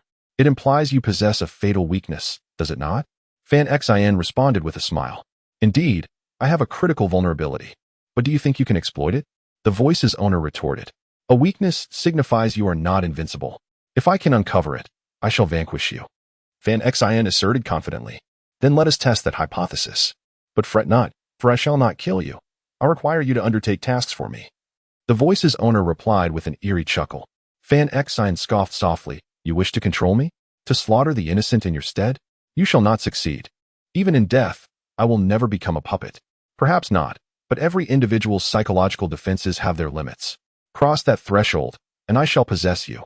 The voice's owner said with unwavering confidence, for he had done so before. Humph, how arrogant, Fanxin thought, choosing not to waste further words and launching an attack. Protect yourself and do not succumb to his onslaught. Fanxin commanded, and without hesitation, he embraced Lang Yu and advanced toward the source of the voice. Renfong, Xiaohe, and Xiao Jin formed a trio, closely following him. Without glancing back, Fanxin soared directly towards their destination, having discerned the location of their opponent, who was not corporeal but rather a soul. His sensitivity to souls was remarkably acute. After flying for 10 minutes, he descended, his gaze coldly fixed ahead. Renfong and the others, after a brief observation, saw nothing amiss. Yet, Fanxin discerned countless souls swirling around a figure seated in a grand dragon chair, a man with flowing hair and a ghostly face etched upon his right cheek. The surrounding souls bowed their heads, as if in reverence to their master. Chapter 71. The Sweep, Part 3. Are you the mastermind behind this place? Fanxin inquired coldly, fixing his gaze upon the long-haired man. Indeed, everything here is under my control. I am the ruler of this domain. As for my name, I cannot recall, for it has been far too long. You may call me Blood King. I rather fancy that title, the man affirmed with a nod. Why have you clung to life for so long? What is your purpose? Fanxin questioned, puzzled. Living for too long loses its significance. Friends depart one by one, leaving one to face a life of solitude. What meaning is there in existing alone? He mused, expressing his disillusionment. Yet this individual found profound interest in acquiring extraordinary means to prolong his existence. What is this power that allows such longevity? Even the abilities of our soul clan merely extend life to a degree, he pondered. Purpose? I cannot quite recall. Let me think. Ah, yes. I intend to dominate this world, for it fills me with disdain. I aim to conquer it and reshape it, the Blood King declared. Dominate the world? How audacious. Do you truly believe you can achieve that? Fanxin replied, somewhat incredulous. Of course, I am aware of the difficulty. In my youth, it was beyond my capacity. The Blood King chuckled. In my earlier days, my health was poor, hindering my ability to cultivate. Thus, I sought remedies to heal myself. After much effort, I discovered a method to improve my condition. I consumed a devil fruit known as the blood fruit, which allowed me to cleanse my blood and eliminate toxins from my body. With relentless determination, I succeeded, enabling me to cultivate. Thereafter, I endured arduous training, voraciously consuming the blood of others, particularly those who had also consumed a devil fruit. I traversed many lands, but in my weakened state, I had to remain inconspicuous, which is why few knew of my existence. You found strength in secrecy, did you not? Fanxin remarked coldly. Indeed, others overlooked me, providing the perfect opportunity for my growth, the Blood King affirmed. Fanxin, exasperated, rubbed his temples. Why seek to dominate this world? Do you not find such aspirations utterly mad? Even if you succeeded, what then? The Blood King smiled knowingly. Well, since you are about to become my envoy, I shall divulge my reasoning. I desire this power because the rulers are detestable, having slain my parents without cause. After their murder, they reveled in their triumph, mocking me by saying, what can you do about it? They stripped me of everything, robbing me of hope. Thus, I harbor a deep-seated hatred for them and wish to exact revenge, making them aware that I am not easily intimidated. Yet, I realized I could not fulfill this desire alone. The rulers possess immense power. Hence, I must acquire formidable strength and eternal life to hone my abilities to their peak. Only then can I defeat those rulers and seize control of the world. Thus, I embarked on a quest to discover the means to attain everlasting life. Fortunately, I found a solution. The surgery fruit possesses ultimate power, granting eternal life. However, it comes with a caveat: the user of such power perishes. Therefore, I dedicated myself to seeking out an individual who had consumed the surgery fruit. Upon finding him, I nurtured his growth until he could wield that ultimate power, at which point I would seize control, compelling him to use it for my benefit. In doing so, I acquired eternal life while he met his demise. Yet, eternal life alone is insufficient. What use is longevity without formidable strength? Thus, I sought yet again for greater power. After years of arduous searching, I finally discovered the resting place of the Wolf God in Wolf Valley. The power of the Wolf God is extraordinarily formidable. If I were to acquire it, I would become an unparalleled force. Thus, I can overthrow those rulers, declare myself king, and transform this world. Initially, I could not locate the Valley of Wolves, but I had heard that the Soul Clan possesses an acute sensitivity to souls. Therefore, I endeavored to befriend the members of the Soul Clan, gradually earning their trust, and eventually managed to manipulate them into revealing the whereabouts of the Valley of Wolves. Those fools believed I was genuinely interested in their friendship. Little did they know they had been deceived. The Blood King proclaimed, upon acquiring the Valley of Wolves, I began to reap my rewards, and everything proceeded smoothly. However, ever since encountering the Wolf Clan, my progress has faced obstacles. Although the Wolf God lies in slumber, it remains acutely aware of its kin. If wolves enter this realm, I am unable to wield its powers.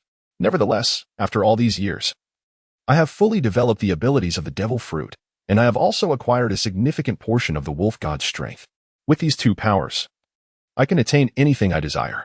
Youngster, do you now comprehend the magnitude of the entity you have offended? If you submit to me, I shall treat you well. However, should you dare defy my commands, I will ensure your suffering is beyond imagination. After the Blood King finished speaking, he fixed his gaze on Fanxin, his voice icy. His eyes glowed a deep crimson, reminiscent of a monster driven to madness. You killed my kin. Do you truly believe I would spare you? Fanxin retorted coldly.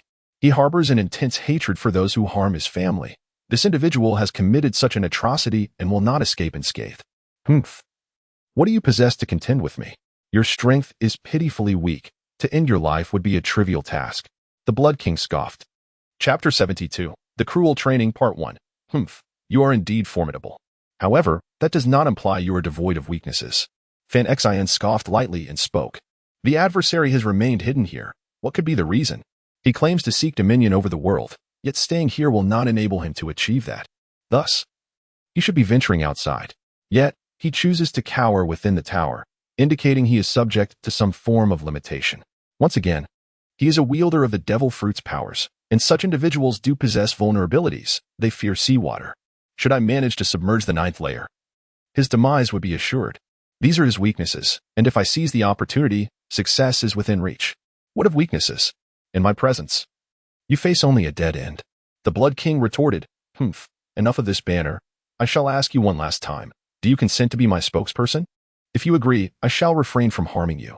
Should you refuse, however, prepare to experience a taste of suffering. This gives me time to ponder, for our objectives diverge.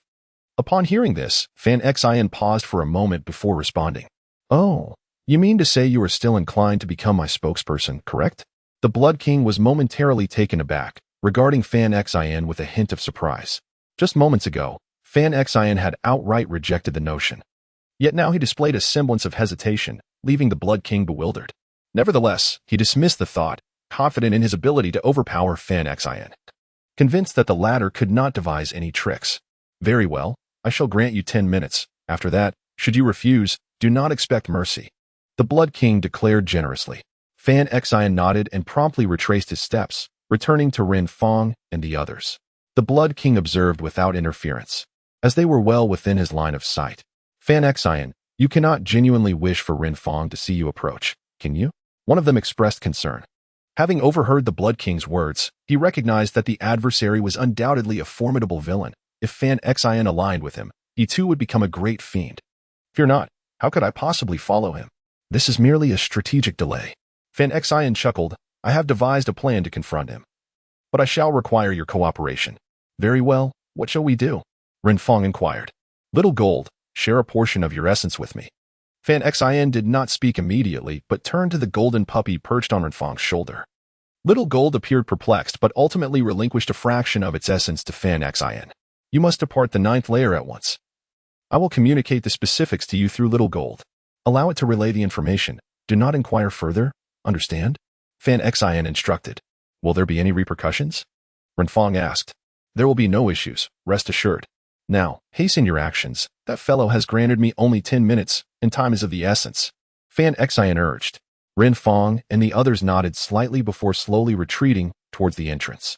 Fanxin immediately approached the Blood King, speaking as he walked. I have persuaded them to leave. I am prepared to become your spokesperson. You haven't schemed anything behind my back, have you? The Blood King narrowed his eyes and glared at Fanxin. Haha, I am the strongest among our group. Having submitted to you, they would be powerless to defy you. Would they not? Fanxin replied with a calm smile. That is a valid point, the Blood King conceded, no longer harboring doubts. However, unbeknownst to the Blood King, while he conversed with Fanxin, the latter had summoned his auxiliary spirit, that of the fox. At this moment, it was elucidating the battle plan to Little Gold. What precisely should we do? Little Gold inquired. After you exit, transform the Valley of Wolves into a small tower, and have Lang Yu transported into the windless zone of the sea. However, before submerging it, Lang Yu must create an enormous space using the air giant wolf, as large as possible, encasing the tower, ensuring that the entrance remains outside the air giant wolf. Only in this manner can the seawater freely flow into the tower. The auxiliary spirit fox explained. Subsequently, you will instruct Lang Yu to conjure water giant wolves to guard the entrances of each layer. Once the first layer is flooded, have Lang Yu open the passage between the first and second layers. When the second layer is also filled with seawater, you will then have the water giant wolves open the passage to the third layer, and so forth. I understand, but what purpose does this serve? Little Gold queried. The adversary is a wielder of the devil fruit. They fear seawater. If we inundate the ninth layer with seawater, they will face inevitable doom, Fanxin elucidated. However, you must not act hastily. It is imperative to proceed as one would with a frog in boiling water, allowing that scoundrel to remain oblivious. By the time he realizes, our plan will have succeeded. Do you comprehend? I understand. Little Gold nodded. Very well, proceed and have Lang Yu carry out this plan. Once the 8th layer is also flooded, instruct Lang Yu to summon additional water giant wolves to the 9th layer to assist in my escape, the little fox commanded. Understood. I shall relay the message immediately.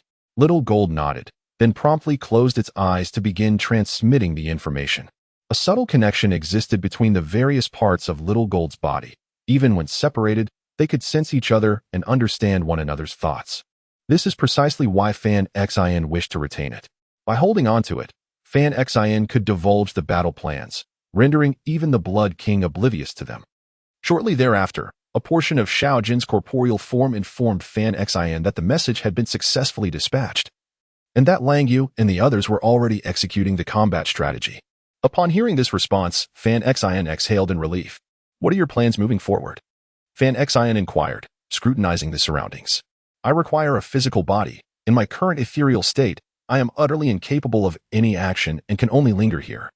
The Blood King replied, casting a glance at Fanxin. Are you aware of why I have kept you here? Surely, you do not intend to usurp my body? Fanxin, sensing the avarice in the Blood King's gaze, felt a tightening in his chest and asked, indeed, I do require your body. However, you are presently too weak, and my spirit is far too potent. Should I forcibly enter your vessel, you would undoubtedly perish. Therefore, I intend to train you here, allowing you to gradually grow stronger until you meet my requirements, the Blood King stated unabashedly, nodding in affirmation. Chapter 73, The Cruel Training Part 2. Upon hearing these words, Fanxin's expression immediately shifted, realizing that this creature indeed sought his body. After a moment of contemplation, his countenance returned to its usual composure. The reason his expression swiftly returned to tranquility was that within his mind resided an exceptionally formidable entity. The Blood King sought to seize control of his body, however. This required first conquering his mental realm. Should he fail to dominate it, he would be unable to manipulate his own form at will. Yet, should he attempt to intervene within the mental domain, an inevitable confrontation with that terrifying dragon awaited him. Ultimately, whether he would succeed remained uncertain. Therefore, there was no necessity for excessive concern. All right, how should we proceed with the training? I invite your suggestions, he said calmly, nodding to the Blood King. He was quite intrigued by the training methods of the Blood King, as he too sought to enhance his own strength. With this in mind, he decided to participate directly in the Blood King's training, thereby not only prolonging his time, but also acquiring valuable skills, a truly advantageous endeavor. Naturally, he was eager to engage in this opportunity. So, are you willing to entrust your body to me? The Blood King inquired, momentarily taken aback by the question. He could not fathom why Fanxin, whom he regarded as a fool, would occupy his body. Such an act would surely lead to his demise. Yet, Fanxin's demeanor was inexplicably buoyant, leaving him perplexed. Of course not. If you desire my body, you must come and seize it yourself. There is no such thing as a free lunch in this world. Surely, having lived for so long, you must comprehend this truth?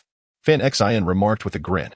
He would never submit obediently. Submission without resistance is far from his character. His modus operandi is to fight to the bitter end, willing to embrace death if necessary. If the Blood King desires his body, it will be he who comes to contend for it. Throughout this contest, he shall not relent in the slightest, unless his soul is extinguished, rendering him incapable of further resistance. Ah, I certainly comprehend that. Upon hearing these words, the Blood King chuckled softly. In an instant, he made his move with astonishing speed, hurling forth thousands of crimson blood clots, sealing off all avenues of retreat for Fanxin. Fanxin's expression darkened. He had not anticipated the Blood King's sudden assault. It was too late for him to block it. Over a dozen blood clots had penetrated his body, causing him excruciating pain that made him grit his teeth in agony, unable to suppress several sharp intakes of breath. The remaining blood clots that had missed their target immediately returned to the Blood King, vanishing without a trace. What are these things? Fanxin inquired in confusion. Do you wish to know? Very well, since you are already within my grasp, I shall not hesitate to enlighten you.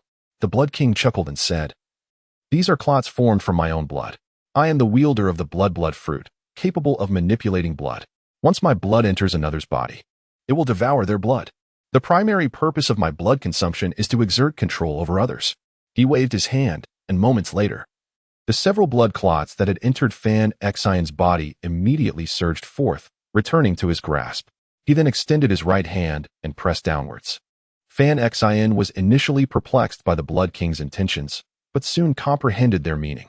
As the Blood King pressed down with his right hand, Fanxin found himself inexplicably compelled to squat down. The more he resisted, the stronger the opposing force became. Exhausted and drenched in sweat, he ultimately succumbed and crouched on the ground. Subsequently, the Blood King made a gesture as if to slap his own face. Fanxin's right hand, against his will, followed suit, and despite his desire to resist, he was powerless to do so. In the end, he struck his own face 5 times.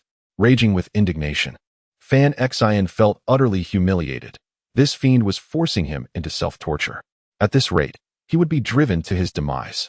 Do you now comprehend my power? The Blood King remarked. You are now entirely under my control, and you can no longer resist me. Just sit here and train obediently until you grow stronger, after which you may submit your body to me.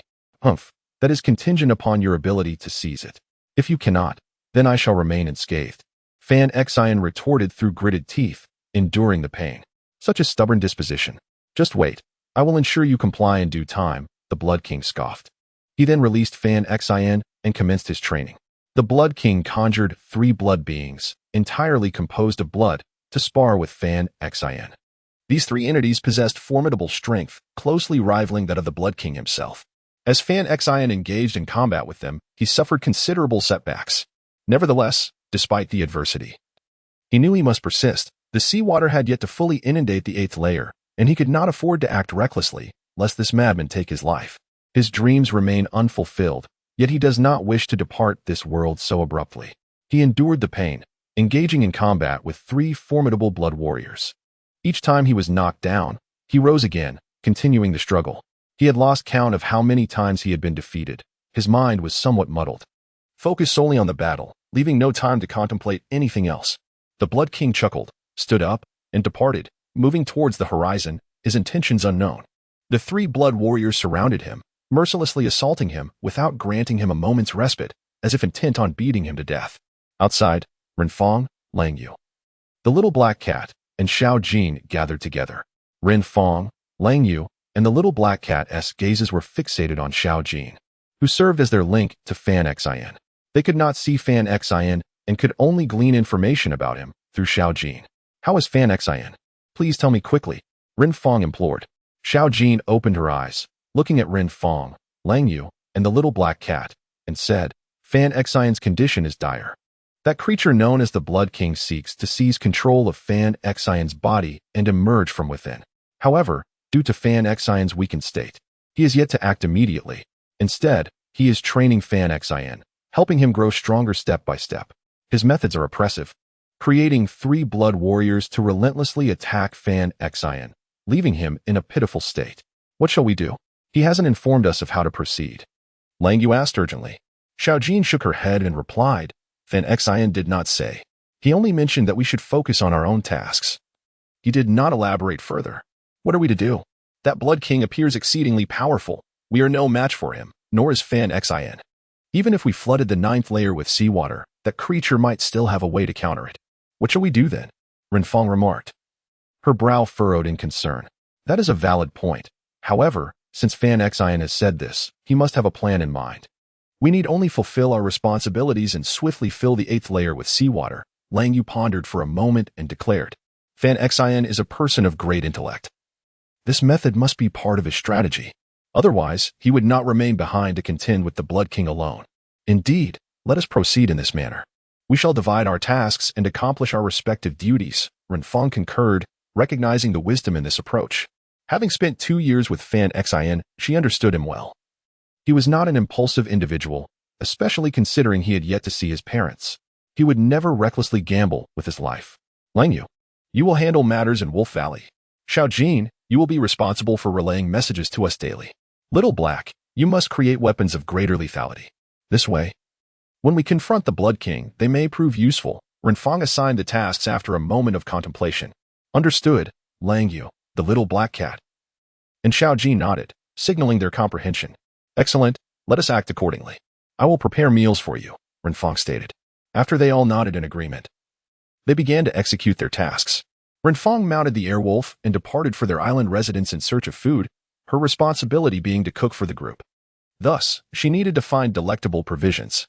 Meanwhile, within Wolf Valley, Fanxin was locked in a fierce struggle against the cloaked adversary, blood flowing profusely amidst the brutal conflict. Yet, not once did Fanxin utter a word of surrender. He could not afford to express weakness. If he did, the Blood King would surely kill him. A person who had lost their fighting spirit was of no use to the Blood King. What he requires is a spirited and robust physique. Therefore, regardless of the difficulties or the agony he must endure, he must grit his teeth and persevere. Damn it, you wretched scoundrel, just wait. When the sea water reaches the 8th layer, I shall repay you for all the suffering you have inflicted upon me. Humph. I wonder what expression will adorn your face then. Though he outwardly remained silent, deep within, he had already condemned the ancestral lineage of the Blood King numerous times. He was consumed by a desire to devour his opponent whole. Although he endured considerable hardship during his training, the Blood King's methods showed a blatant disregard for his life. Whether he lived or died seemed utterly inconsequential to him. Had he not possessed formidable strength, he would have long since succumbed to the merciless clutches of these 3 cold-blooded fiends. He battled with 3 blood warriors for nearly 3 hours, at which point the trio retreated to a distance. He found himself perplexed, uncertain of the intentions behind their actions. However, moments later, the reason became clear. The Blood King had arrived and commanded the blood warriors to cease their assault. What do you intend to do? Surely you aren't planning some other trick. Fanxin glared coldly at the Blood King, his voice laced with disdain. He bore no goodwill towards the Blood King, for he knew he would ultimately face him in combat. Given the latter's ruthless demeanor, there was no need for Fanxin to conceal his emotions. Furthermore, he was aware that the Blood King likely recognized his deep-seated animosity. Go out for a meal, rest for an hour, and then return for training, the Blood King remarked with a nonchalant smile, disregarding Fanxin's displeasure. Oh, you want me to leave? Aren't you afraid I might escape? Fanxin paused momentarily, then inquired with a smirk. You cannot flee, the Blood King replied confidently. Do not forget, I can control your body at any moment. Should you attempt to run, I would manipulate the blood in your neck and strangle you to death. For if you cannot serve my purpose, there is no reason for your existence in this world. Ah, right. I nearly overlooked that detail, Fanxin said, feeling a wave of frustration as he tapped his forehead. Upon hearing the command to leave, he initially felt a surge of joy. However, the realization of his own lack of autonomy swiftly extinguished that happiness. Being controlled, whether inside or outside, rendered his existence meaningless. He was utterly powerless. You need to leave for now. As a human, you cannot survive without sustenance. If you perish, I will be left without a suitable vessel. The Blood King began issuing eviction orders. With a disdainful huff, Fanxin turned and made his way toward the exit. Moments later, he had descended from the 9th level to the 8th level, continuing his descent until he exited the Valley of Wolves. The Valley of Wolves existed within the body of the air giant wolf, which was under the control of Lang Yu. Thus, as soon as Fanxin emerged, it immediately sensed his presence and rushed to the shore to retrieve him. You managed to escape? What is happening? Lang Yu inquired with curiosity. That scoundrel has taken control of my body, leaving me no chance of escape. He allowed me to emerge solely to replenish my nutrients, fearing I might starve to death. Fanxin replied irritably. I see. Is there any way to break free from this control? Asked the little black cat. Fanxin's condition posed a significant dilemma for the impending battle. Should the Blood King manipulate him to attack, it would create a complicated situation for their side. I am uncertain. However, to sever this control, only Xiaojin can assist, Fanxin stated, glancing at Xiaojin nearby. Can you replace my blood? That is what he controls. That is feasible, but it will require some time, Xiaojin pondered before responding. Very well. I have ample time for training within. So proceed at your own pace. Aim to replace my blood before the decisive battle. Once accomplished, I can escape that scoundrel and vacate the 9th level. Once the seawater enters the 9th level, the Blood King will undoubtedly perish. Understood. However, once the replacement is complete, it will be irreversible. The majority of your body will become mine, Xiaojin cautioned. Ah, does that mean I will be under your control again? Fanxin lamented. Do not fret. I will allow you to manage the part of my body that I place within you, as long as you merge your soul with my fragment. I will no longer exert control over that portion, Xiaojin assured with a smile. That is acceptable. However, how will you recover from the loss of your body? Fanxin queried. That is inconsequential. I do not require combat. A minor loss is trivial. Besides, my body can easily regenerate. I can sustain myself with metal ions from food, Xiaojin replied cheerfully. Really? I have hardly seen you consume metal, Fanxin remarked, shaking his head. He had never witnessed Xiaojin eating metal since their companionship began, suggesting that Xiaojin had little desire for it. Your observation is astute. I confess. I dislike eating metal. Although I can manipulate it, I find it repugnant. My sustenance relies on the metal ions in food, which do not harm my body.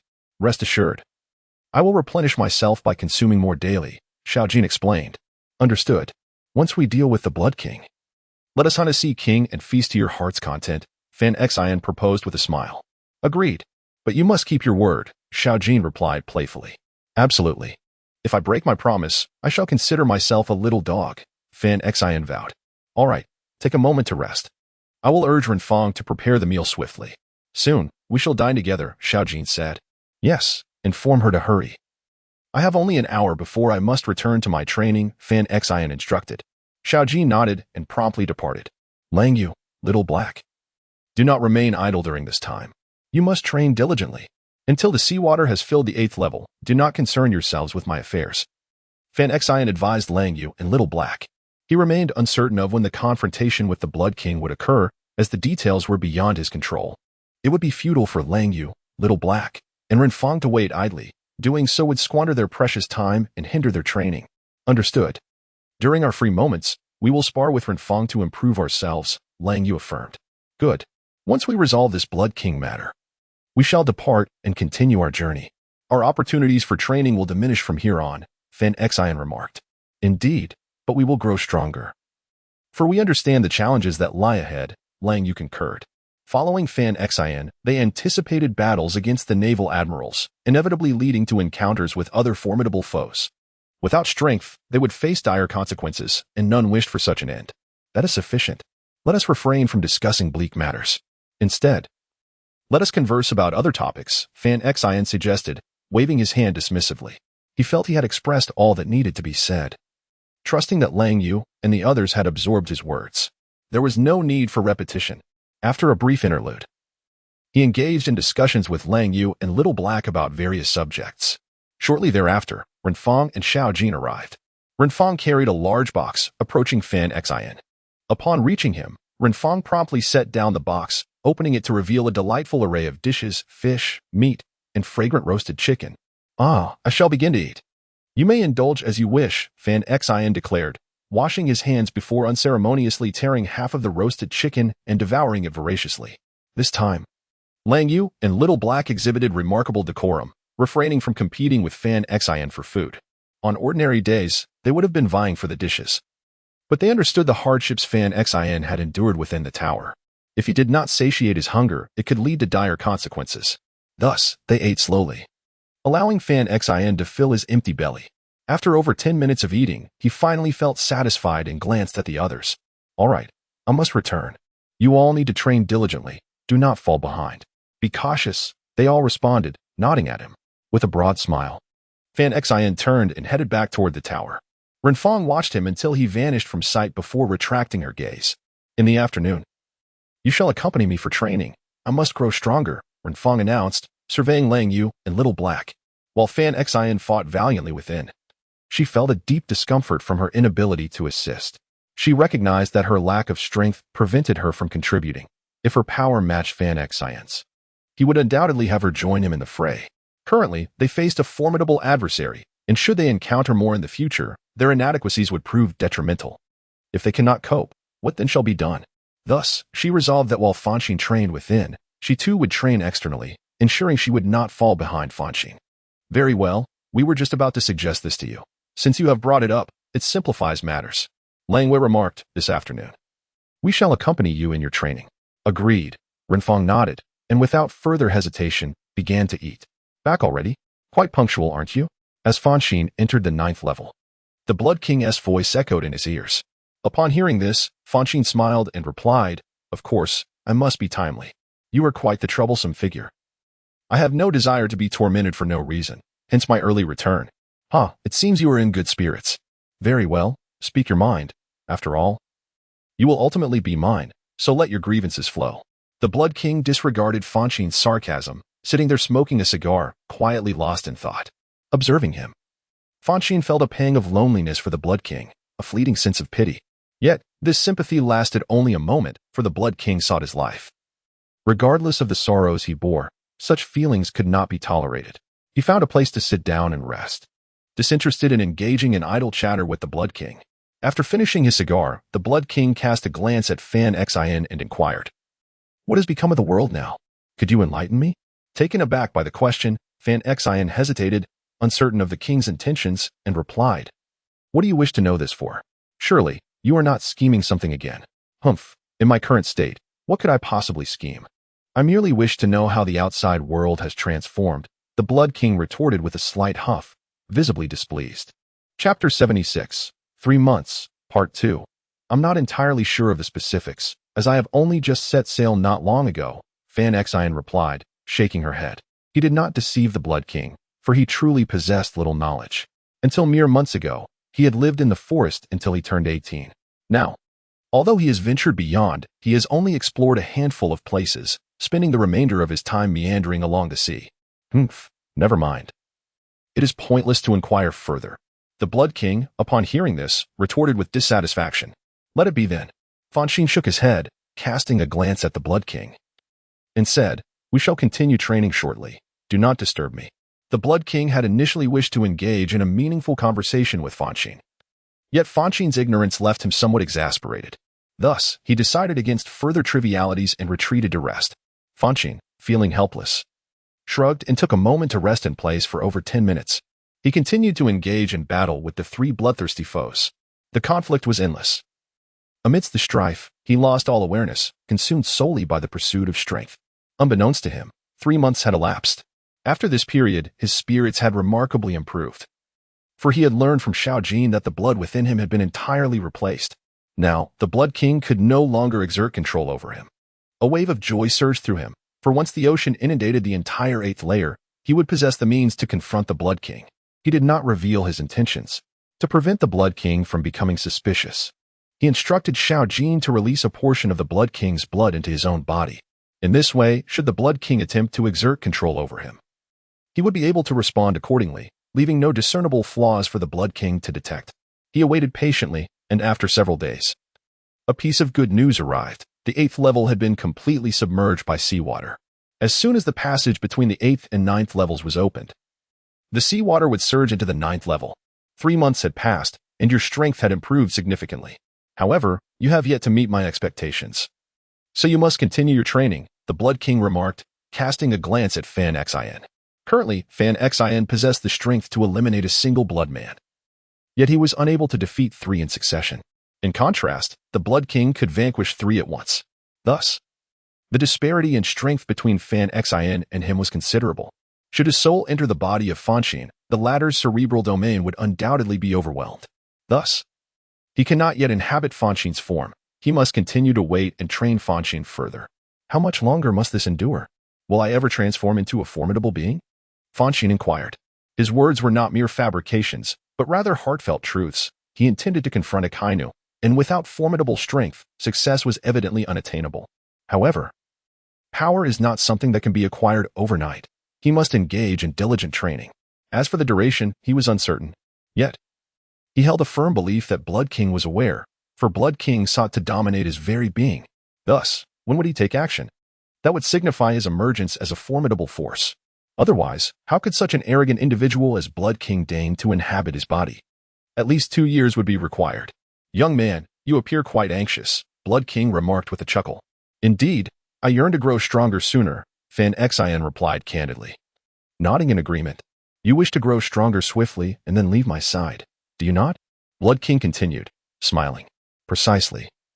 Remaining with you would only lead to a dead end, Fanxin acknowledged with a nod. In that case, I shall thwart your desires. I merely controlled your body before, granting you ample freedom. However, I have now resolved to strip you of all liberty. From this moment forth, you shall be my puppet. When you have matured to that day, I shall come to reclaim you, Blood King declared with a dismissive snort, before employing his fruit abilities, preparing to draw Fanxin before him. Upon hearing this, Fanxin promptly retreated, making his way toward the entrance. Having finally escaped the clutches of the Blood King, he was resolute in his refusal to remain under such dominion.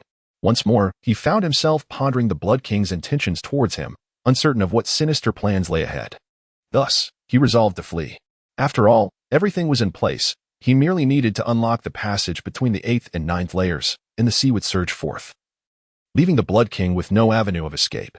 After 3 months of rigorous training, his speed ascended to an unprecedented level. In no time, he found himself beside the entrance, and without hesitation, he passed through the threshold and entered the 8th layer. Subsequently, he made his way outside the colossal tower. Damn it.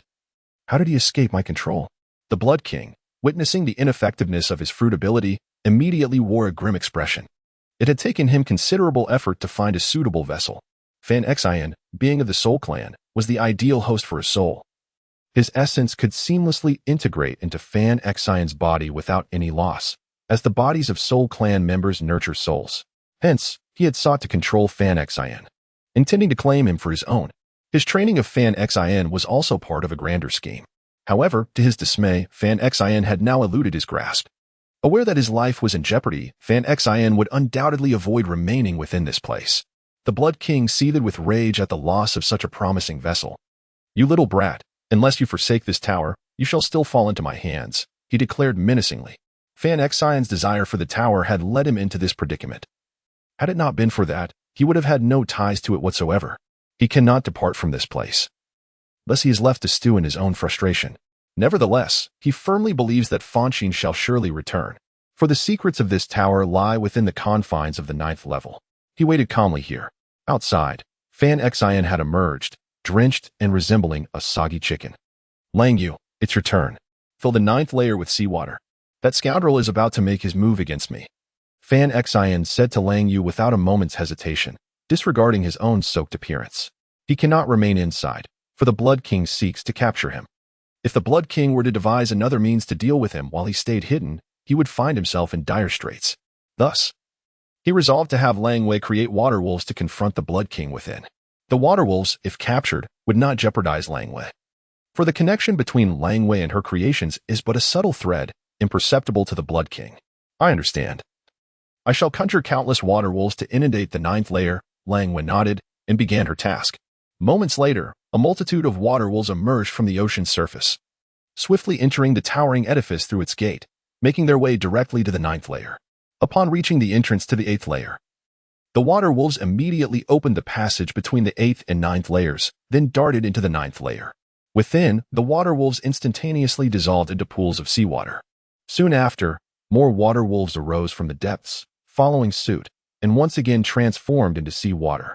This process repeated itself, with the passage between the 8th and 9th layers now unsealed, and the continuous influx of water wolves from the ocean. The water level in the 9th layer began to rise at a visibly alarming rate. It would not be long before the entire 9th layer was submerged. Seated upon his grand dragon throne, the Blood King observed the inundation with a grim visage, fully aware of the perpetrator behind this deluge. Undoubtedly the wretched. Trouble always brewed the moment departed. Who else could it be? This little brat thinks to subdue me in this manner? I shall inform you. You are merely dreaming. The Blood King scoffed. He understood that it had learned of his demonic powers and intended to use the ocean against him. Demonic ability users harbor a profound fear of the sea, for it poses a lethal threat. Should a demonic user fall into the ocean, they would be rendered helpless without a friend to rescue them, a certainty of demise. As a demonic ability user, his only adversaries were the ocean and the sea tower stone. S intent was clear, to drown him in seawater, leaving him to perish. Yet, despite his simmering anger, the Blood King displayed no hint of fear. For he had mastered his demonic fruit abilities to their fullest extent and could effectively manipulate them to counter the impending tide. Young one, I await you in the 9th layer. You shall soon learn of my might, he huffed, summoning a plethora of crimson blood to coalesce into a vast hollow sphere, within which he took refuge. Having secured his position, he remained within, biding his time.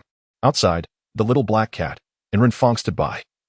Recognizing that this task was beyond their capabilities, only Langwei could achieve it. Thus, they could do naught but wait. This does not bode well, Langwei suddenly cautioned. What is it? Inquired, puzzled. A massive blood-red sphere has manifested within the 9th layer, floating atop the seawater. It is undoubtedly the work of the Blood King. If he remains within that sphere, then even if you manage to flood the 9th layer, it will serve no purpose, Langwei said, her brow furrowed in concern. What? A blood-red sphere? This complicates matters, replied, his brow furrowing as uncertainty gripped him. He initially intended to drown that scoundrel in the sea. However, the adversary took refuge within a crimson sphere, rendering the surrounding waters ineffectual in reaching him. He had to devise a method to shatter that sanguine orb for any hope of success. Yet, that sphere was conjured by the Blood King.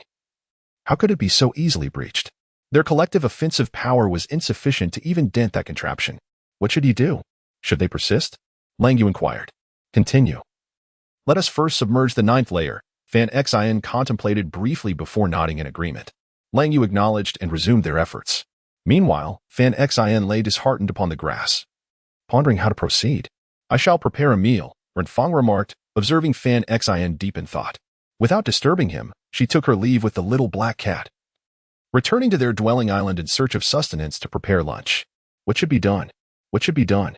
Fanxin felt a throbbing headache as he faced such a formidable opponent, leaving him feeling rather helpless.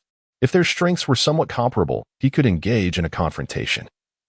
However, the adversary's overwhelming power rendered him incapable of enduring more than a few exchanges. His past actions were nothing short of reckless, utterly futile.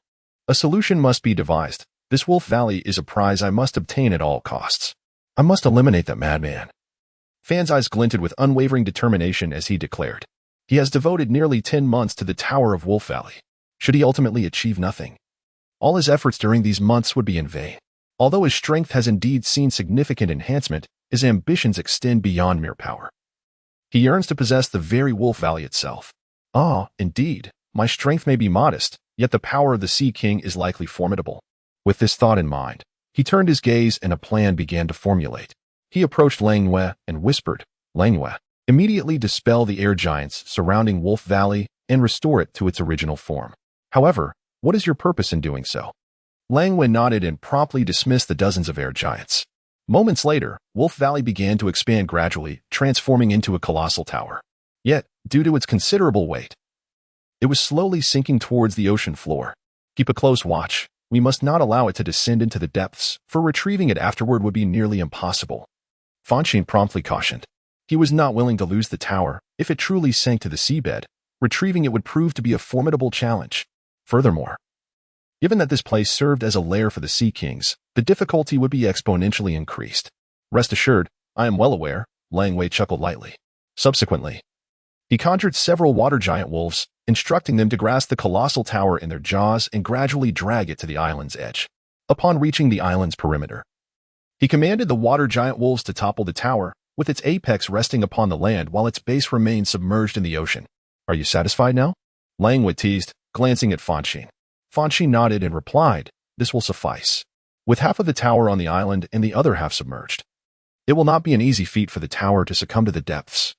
It would require a significantly greater force to pull the portion on land into the sea. What shall we do next? Langwei inquired once more. Understanding that Fonshine must have devised a strategy in mind. You should engage the Sea Kings, drawing them to the 9th level, where they can assault the Crimson Sphere. The might of the Sea Kings is formidable, and their chances of successfully attacking the blood-red orb are considerably high, Fonshine suggested. Is that so? That could work. However, what if that fiend annihilates the Sea Kings? Lang Wei retorted. Chapter 78, Crisis. The prowess of the Blood King is indeed formidable, making such a scenario not entirely implausible. Lang Wei genuinely worried about this possibility. If it were to occur, the situation could become dire. Let us set that concern aside for now and give it a try. If he truly can eliminate the Sea Kings with ease, we will contemplate alternative methods, Fonshine remarked after a moment of contemplation. This cannot be guaranteed, as the Blood King is an ancient being with considerable experience. Nevertheless, he must not retreat. The Blood King occupies Wolf Valley, and he desires it for himself. A conflict between the two is inevitable. Thus, he must exhaust all means to deal with the Blood King, for only then could he seize Wolf Valley. Very well. Lang Wei acknowledged with a slight nod, choosing not to elaborate further. He then summoned several water giant wolves to engage the Sea Kings, stirring chaos in the waters, which would undoubtedly incite their fury. In their rage, the Sea Kings would retaliate, and he would lead the way, ensuring that they followed his water wolves to the 9th level. The water giant wolves took shape and swiftly submerged, locating several Sea Kings. Without hesitation, they launched their assault, wounding a few of the Sea Kings. As anticipated, the Sea Kings were enraged.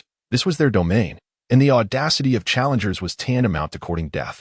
Consequently, they erupted in fury, and in the next moment, they directed their attacks toward the water giant wolves. However, Lang Wei did not permit the water wolves to engage in battle with the Sea Kings. Instead, he commanded them to turn and flee towards the colossal tower.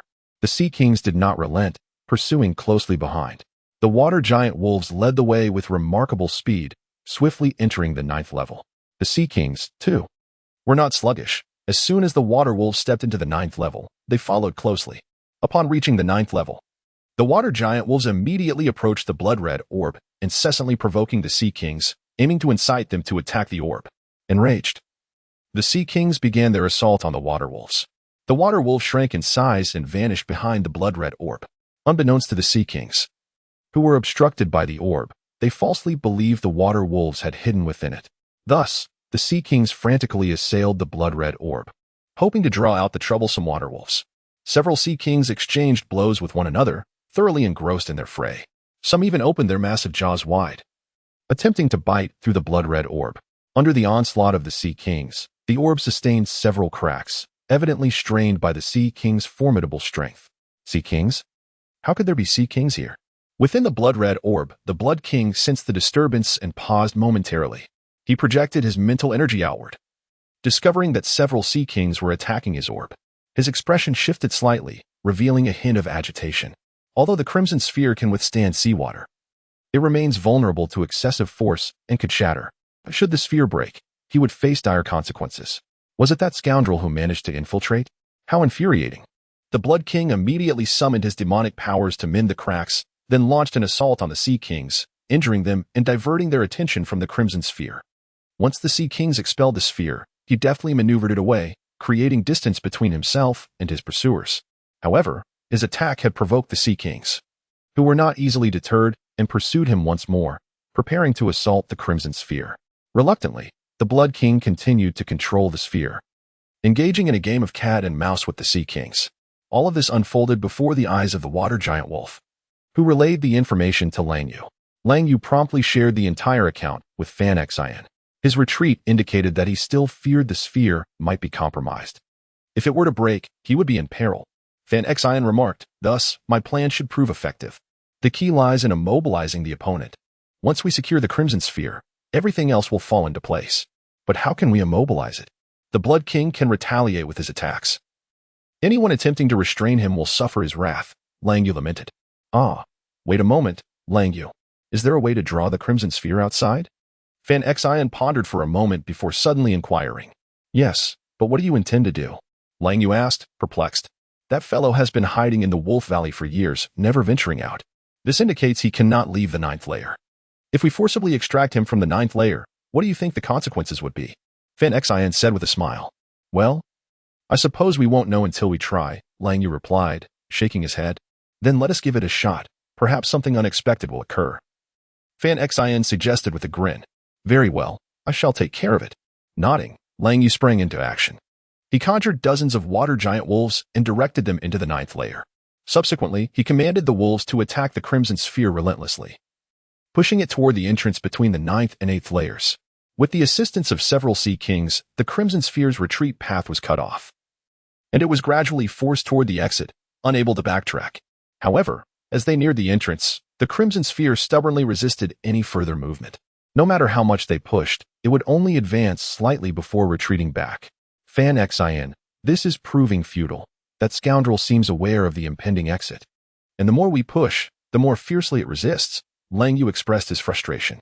Damn it, this is indeed a formidable challenge, Fanxin sighed, having exhausted all viable strategies.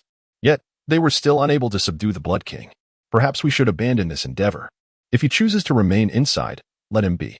We can simply forego the Wolf Valley, Lang Yu suggested. After all my efforts, would that not be in vain?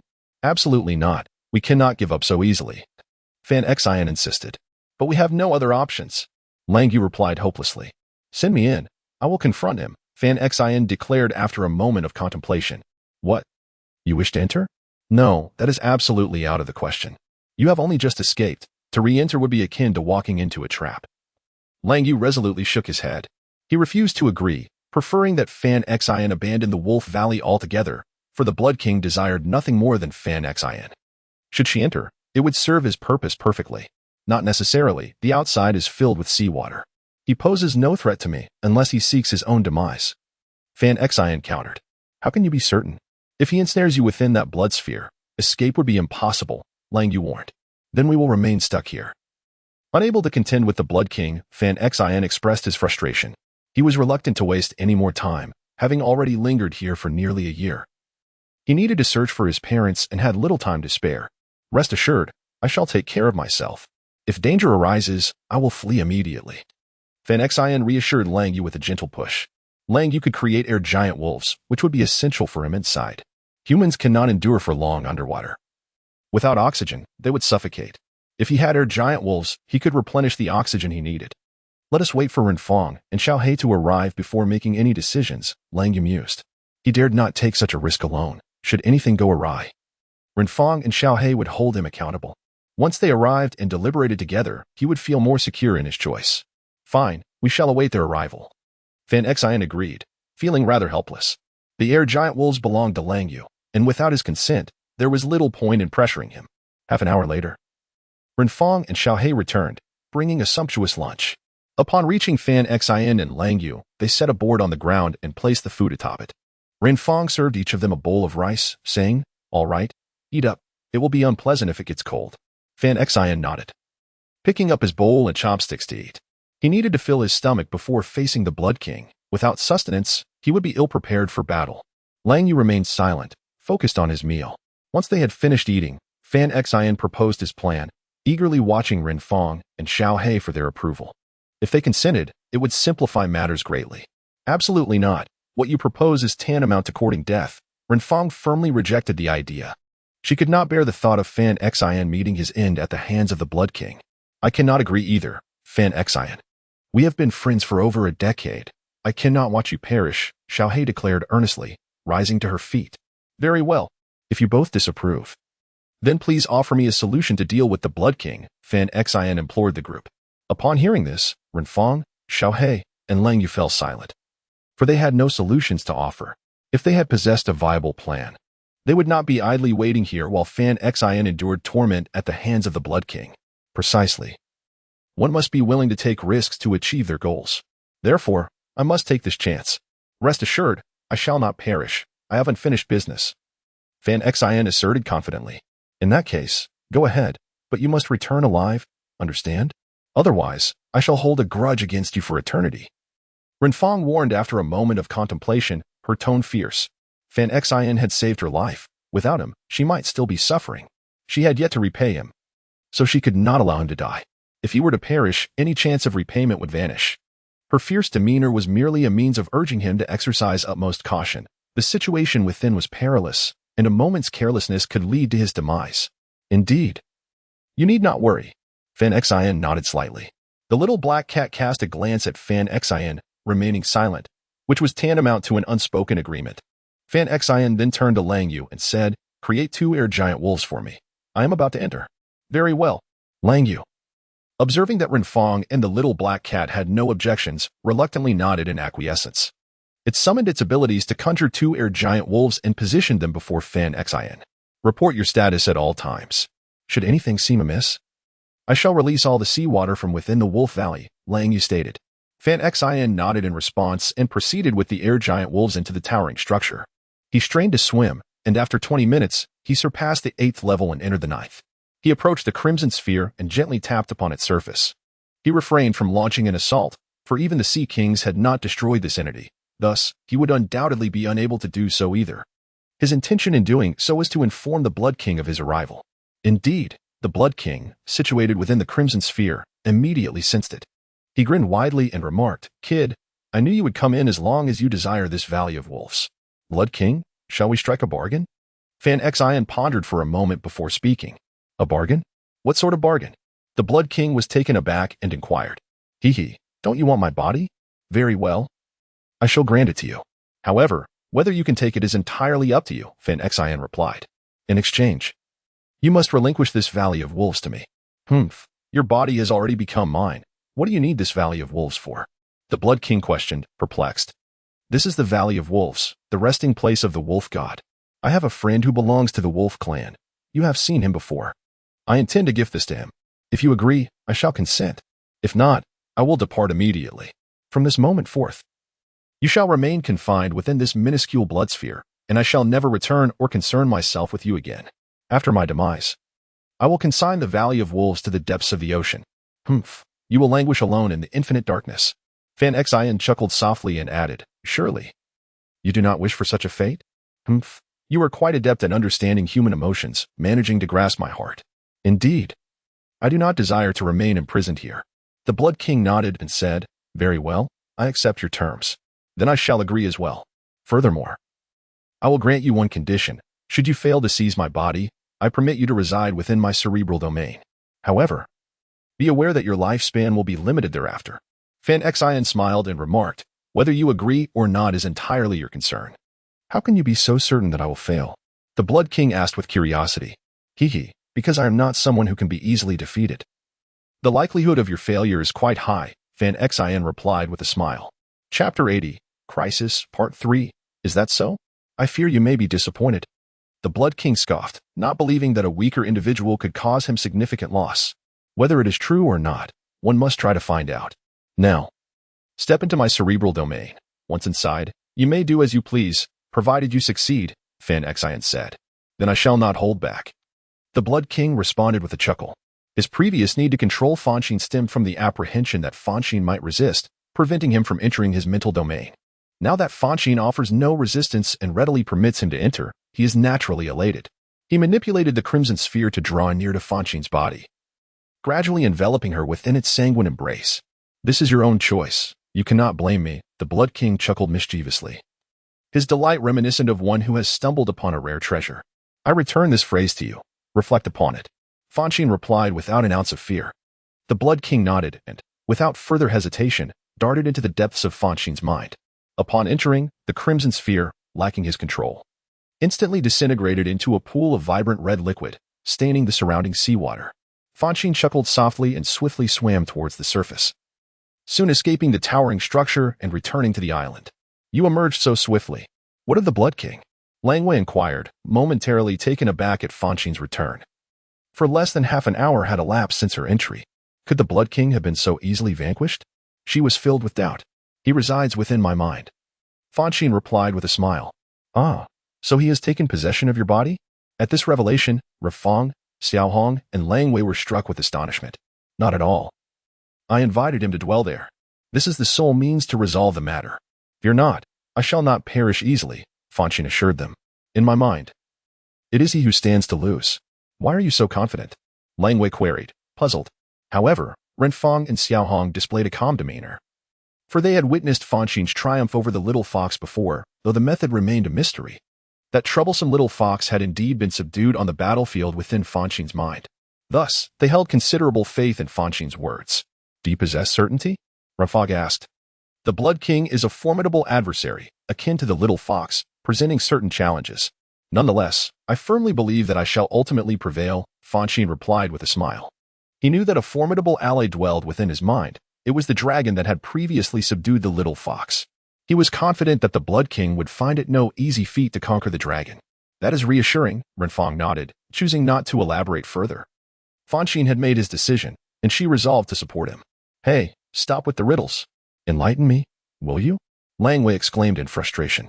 Being a later addition to their ranks, she was not well acquainted with Fonshine's past exploits and failed to grasp the significance of his earlier statements. Let Xiaohong explain it to you later. For now, you must drain all the seawater from the tower. With the Blood King dealt with. I intend to utilize the Wolf Valley, Fonshine said with a smile. Langwei, feeling vexed, suppressed her curiosity as Fonshine urged her on.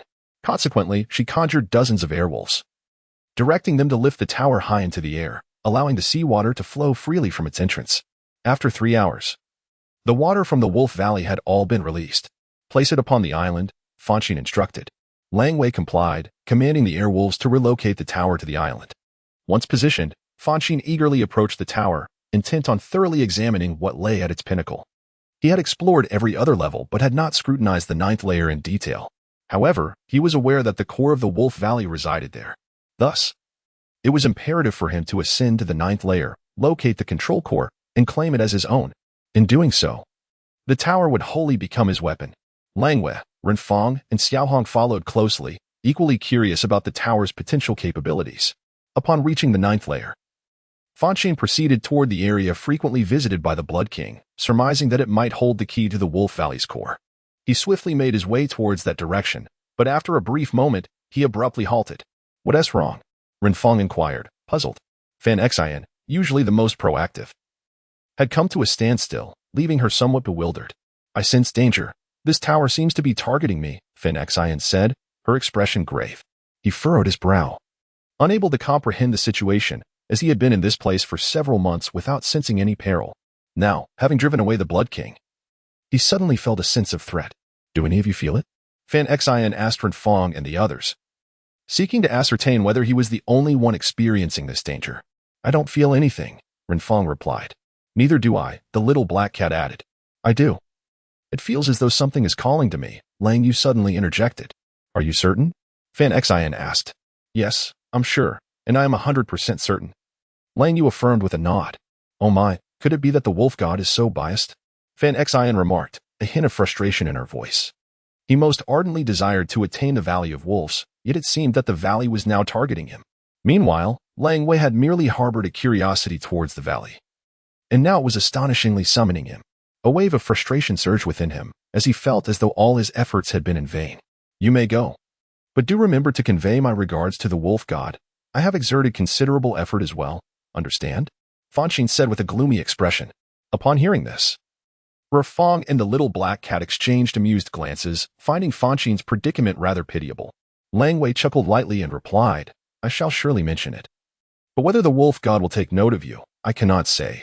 Ah, very well, Fonshine nodded, saying, you all may proceed, but I shall refrain from accompanying you. The Valley of Wolves seems to be targeting me, and venturing there would undoubtedly pose a threat. He was not particularly familiar with the Valley of Wolves. Hence he did not dare to venture recklessly. Lang Yu, Renfong, and the little black cat nodded, then proceeded ahead. Fanxin remained at the entrance, wearing a gloomy expression as she watched Renfong and the others advance. Chapter 81, The Gift of the Wolf God, Part 1. Renfong, Lang Yu, and the little black cat moved forward. Soon, they arrived at a mysterious location on the 9th floor. Within this enigmatic place, there was nothing but a colossal golden wolf, crouching on the ground, its head raised as if howling at the heavens. The golden wolf exuded an air of majesty, resembling a proud monarch. Lang Yu approached the golden wolf and respectfully bowed, for this was the ancestor of the wolf clan, and as a descendant, she felt compelled to show reverence. Renfong and the little black cat also offered polite bows as a sign of respect. Hey, Lang Yu, summon your ancestor. Let him grant this tower to Fanxin. He holds a great fondness for it, the little black cat urged. Having been friends with Fanxin for over a decade, it was natural for it to assist her in acquiring the Valley of Wolves. I understand, but whether it will succeed, I cannot guarantee, Lang Yu replied, casting a glance at the golden wolf. Ancestor, if your soul still resides within this golden wolf, please manifest yourself. We greatly desire this tower. and we hope you might bestow it upon us. She repeated this 3 times, then squatted down to wait. However, to her dismay, after waiting for more than 10 minutes, the golden wolf showed no signs of response. It appears this is futile, Lang Yu said helplessly. That cannot be. Fanxin senses danger, which means this golden wolf must possess life. Otherwise, how could it pose a threat to her? The little black cat queried, perplexed. That's true. Lang Yu hesitated for a moment, then stepped forward to scrutinize the golden wolf, seeking to uncover the reason behind its silence. If this tower were inanimate, Fanxin would not perceive any danger. The fact that she did indicate something peculiar about this tower. After a thorough examination, Lang Yu found nothing abnormal and felt dejected. Unsure of what to do next. This must be made of metal, the little black cat exclaimed, tapping one of the golden wolf's paws. It does resemble metal. But I cannot say for certain, Lang Yu replied, her mind distracted, as she still had not uncovered the secret of the tower. Why not give it a try? The little black cat pondered for a moment before speaking. What do you intend to do? Lang Yu asked cautiously. I plan to burn it with brown flames to see if it truly is metal, the little black cat replied promptly. No, absolutely not. This is my ancestor, Lang Yu asserted firmly, stepping in front of the little black cat to prevent any rash actions. What nonsense about ancestors? The descendants come to visit, and it ignores them completely. I believe this is merely a statue, nothing more. Let me smash it. The little black cat retorted angrily. It wanted to help Fanxin acquire the Valley of Wolves, yet now the valley seemed hostile towards her, frustrated by their inability to find a solution. It was naturally irate. Stop causing trouble. Be careful. I will not hold back. Lang Yu glared, raising her voice. Fine. If you want to fight, I am not afraid. The little black cat shot back defiantly. Then come at me. Lang Yu, now incensed, launched an attack on the little black cat, which retaliated fiercely without mercy. Thus, a fierce brawl erupted between a cat and a wolf. Seeing the two embroiled in combat, Renfong rubbed her temples in exasperation and chose not to intervene. Their perspectives were too divergent. Any attempt to mediate might only provide them with another opportunity to clash. Therefore, she decided to let them fight until they grew weary and naturally ceased. Meanwhile, she searched the area for any clues. Renfong thoroughly examined the body of the Golden Wolf King but found nothing suspicious. Frowning, she gazed intently for a long while until suddenly, her eyes brightened. Could it be that we need to perform a blood oath to establish dominance? Renfong recalled an incident when Fanxin acquired the Wind and Sand Tower, seemingly utilizing a blood oath to gain control over it. If the Valley of Wolves operated similarly, that would simplify matters. I have a solution, Renfong exclaimed. The previously engaged Lang Yu and the little black cat halted their skirmish and rushed over to Renfong, curiosity evident in their eyes. What method? What is it? They inquired in unison. A blood oath, Renfong declared. A blood oath? Is that reliable? Lang Yu questioned skeptically, as she had never heard of such a thing. I have seen it before, and it is quite effective. However, whether it will work for the Valley of Wolves, I cannot say, but it is worth a try. We have nothing to lose, and what if it actually works? Renfong reasoned. All right, let us give it a shot. But whose blood will we use? Lang Yu asked. This is the Valley of Wolves, the resting place of the Wolf clan. Using your blood should be the most reliable option, Renfong contemplated before responding. Very well, Lang Yu said without hesitation. She approached the golden wolf, bit into her forepaw, and let her blood drip onto the golden wolf. Lang Yu initially held little hope, having never heard of this being effective. However, she was astonished to see that after her blood touched the golden wolf, it emitted a radiant glow, shining brilliantly and appearing most divine. Is this effective? Lang Yu's eyes sparkled, and she eagerly released more blood from her body, splattering it onto the golden wolf. Moments later, the glow intensified, so bright that it became nearly blinding. Even with her eyes closed, the brilliance was overwhelming.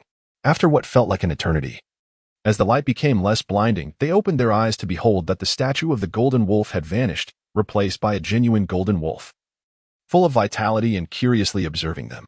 Are you the wolf god? Lang Yu stepped forward to inquire. You are a descendant of the wolf clan. Quite impressive.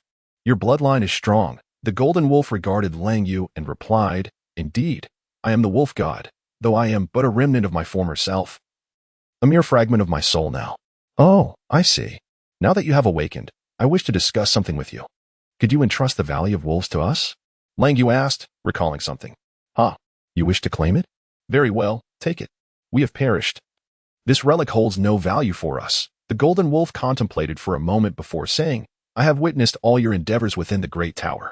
In light of your efforts to restore my freedom, I am inclined to bestow upon you some gifts, and I hope you will not refuse. Chapter 82. The Gift of the Wolf God, Part 2. A gift? What is this splendid offering? The little black cat inquired with curiosity. What do you desire? The golden wolf chuckled. I want a large chunk of composite metal. Can you grant me that? The little black cat requested, rubbing its little head with its paw. Furthermore, I have a friend who longs for the Valley of Wolves. He has been battling here for several months to obtain it. Could you grant him this wish?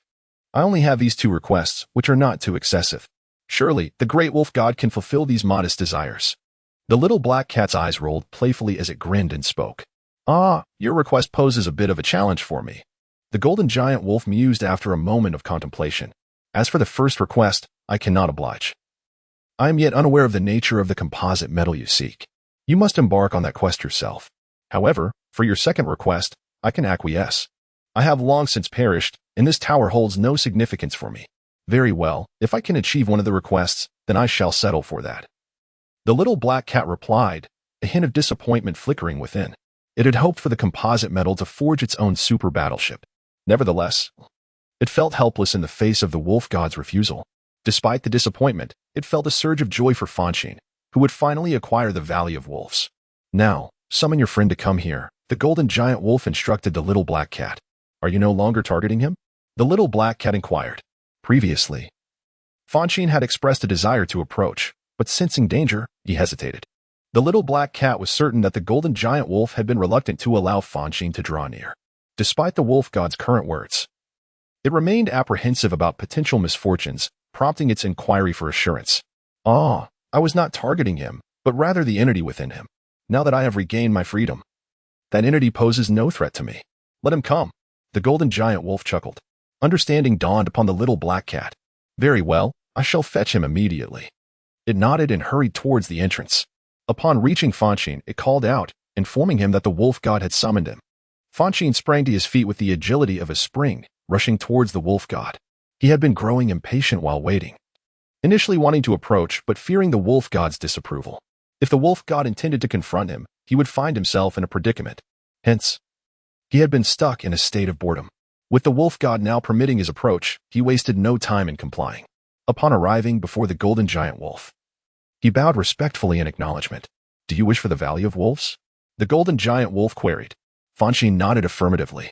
In truth, the Valley of Wolves serves little purpose. Its significance lies solely in my consciousness residing within it. Thus, it appears somewhat special, beyond serving as a storage space. It offers no other utility, the golden giant wolf explained with a smile. Then why does the Blood King seek to dominate this tower? Fonshine asked, perplexed. It is due to my fragment of consciousness. Although I currently exist merely as a consciousness, should the conditions for my revival be met, I can once again transform into the wolf god and wage war upon the world. He desires my power and soul energy. As for the tower, it holds no value for him, as it serves no real purpose, the golden giant wolf elucidated. So my efforts have been in vain? Fonshine's expression turned gloomy upon hearing this. His struggle had been to gain control of the Valley of Wolves, only to learn that it held little worth. Naturally, this revelation dampened his spirits. Not necessarily, the golden giant wolf observed Fonshine's bewildered expression. I sense a powerful soul resonance within you. You belong to the Soul Clan. Do you not? Indeed, you are familiar with the Soul Clan? Fonshine inquired with curiosity. I encountered them in my previous life, but that was long ago, and their appearances are now a blur in my memory, the golden giant wolf responded. Since you are of the Soul Clan, I shall bestow upon you a divine guardian. A divine guardian? What is that? Fonshine asked, puzzled. The divine guardian serves to protect the soul. It is not an offensive technique, but rather a passive form of protection. Should a powerful soul attempt to invade your consciousness, seeking to damage it, the divine guardian will activate automatically, providing defense. In that moment, you can engage in battle within your consciousness without concern for damage to it. If there is no soul invasion, the divine guardian will remain dormant and is generally not needed except in exceptional circumstances, the golden giant wolf explained. I see, then I shall accept it. Fonshine replied after a moment's hesitation, realizing that the tower offered minimal utility. He could not return empty-handed, otherwise he would have incurred a significant loss. Thus, he resolved to accept the wolf god's gift. Excellent, come closer, the golden giant wolf nodded. Fonshine approached, and the wolf god extended a massive paw, placing it upon Fonshine's head. Moments later, A golden light flowed from the wolf god into Fonshine's mind, vanishing without a trace. Now, when you encounter powerful souls, fear not. Should they seek to claim your body, you can wage war against them within your consciousness, and it matters not if the world collapses around you. The golden giant wolf reassured, retracting his paw. Thank you, wolf god. Fonshine nodded gratefully and stepped aside, although he felt no immediate change. He trusted the wolf god's integrity would not lead him astray. Indeed, the wolf god acknowledged, turning his gaze to Renfong standing nearby. This tower is yours. You may utilize it as a storage space, a refuge, or even cultivate it into a beautiful home. For me? Renfong was momentarily taken aback. If Fonshine desires it, then grant it to him. She had no intention of contesting with Fonshine for possession, although it was not her intention to claim it. The wolf god's gesture made her feel somewhat possessive. The golden giant wolf glanced at Fonshine, silently inquiring about his wishes. Renfong, accepted. My desire for the Valley of Wolves stems from wanting its abilities for battle. The wolf god has stated that without me, the Valley of Wolves holds no other capabilities, merely serving as a storage space. Thus, acquiring it would be of no use to me. Besides, I already possess the Sandstorm Tower. There is no need for the Valley of Wolves, Fonshine asserted promptly. He speaks from the heart. The Valley of Wolves possesses no extraordinary powers. Acquiring it would yield no benefit. His desire for battle could be fulfilled by employing the Sandstorm Tower instead. Chapter 83, The Gift of the Wolf God, Part 3, Enough. Do not hesitate any longer. You shall take it. It will serve you better than it would me. Take it. Upon noticing Renfong's hesitation, Fanxin promptly urged her. Very well, since you insist, I shall accept it, Renfong replied after a brief moment of contemplation. Whether she possessed the Valley of Wolves mattered little to her. Her primary concern lay in the safety of her companions. If they could survive, that would suffice. Yes, use it as a means of escape. Should you encounter an adversary beyond our capabilities, retreat within it. That will ensure your safety, Fanxin advised, nodding in affirmation. Understood, Renfong acknowledged. Now that you have come to an agreement, let it be settled. The Valley of Wolves is to be bestowed upon this young lady, the golden giant wolf declared. Satisfied with the arrangement, turning to the little black cat, it continued, I regret to inform you that I cannot fulfill your request. The little black cat felt a pang of disappointment. While others were reaping benefits, it remained empty-handed. However, it recognized the futility of its situation, as its demands were somewhat unique and beyond the wolf god's reach. Guess I'm just unlucky, the little black cat remarked. My apologies. The golden giant wolf chuckled awkwardly. It then addressed Langyu, saying, Child, come forth and absorb my essence. Within lies our memories and martial techniques. Practice diligently to strengthen yourself. Yes, but won't that mean your demise? Langyu replied, reluctant to accept. This was its ancestor, and they had only just met. The thought of parting left it unsettled. Fear not, I have long since departed this world. What remains of me is merely a fragment of spirit, my existence now inconsequential. Do not dwell on it, the golden giant wolf reassured with a smile, before transforming into a speck of light that entered Langyu's body. Take care. I must now take my leave. With those words, the golden giant wolf vanished completely. Langyu gazed down at itself, a sense of melancholy washing over it. It had just encountered its ancestor, only to have to bid farewell so soon. Alas, those who must depart will do so. There is no way to retain them. It entrusts everything to you. Do not disappoint its expectations. Strive to fulfill them, Fanxin consoled. I understand, Langyu nodded in response. Good. Now, let us proceed. Once outside, we shall rest for a few days before departing the windless zone and continuing our journey toward the Navy headquarters, Fanxin declared, affirming her resolve. He came here primarily to conquer the Valley of Wolves.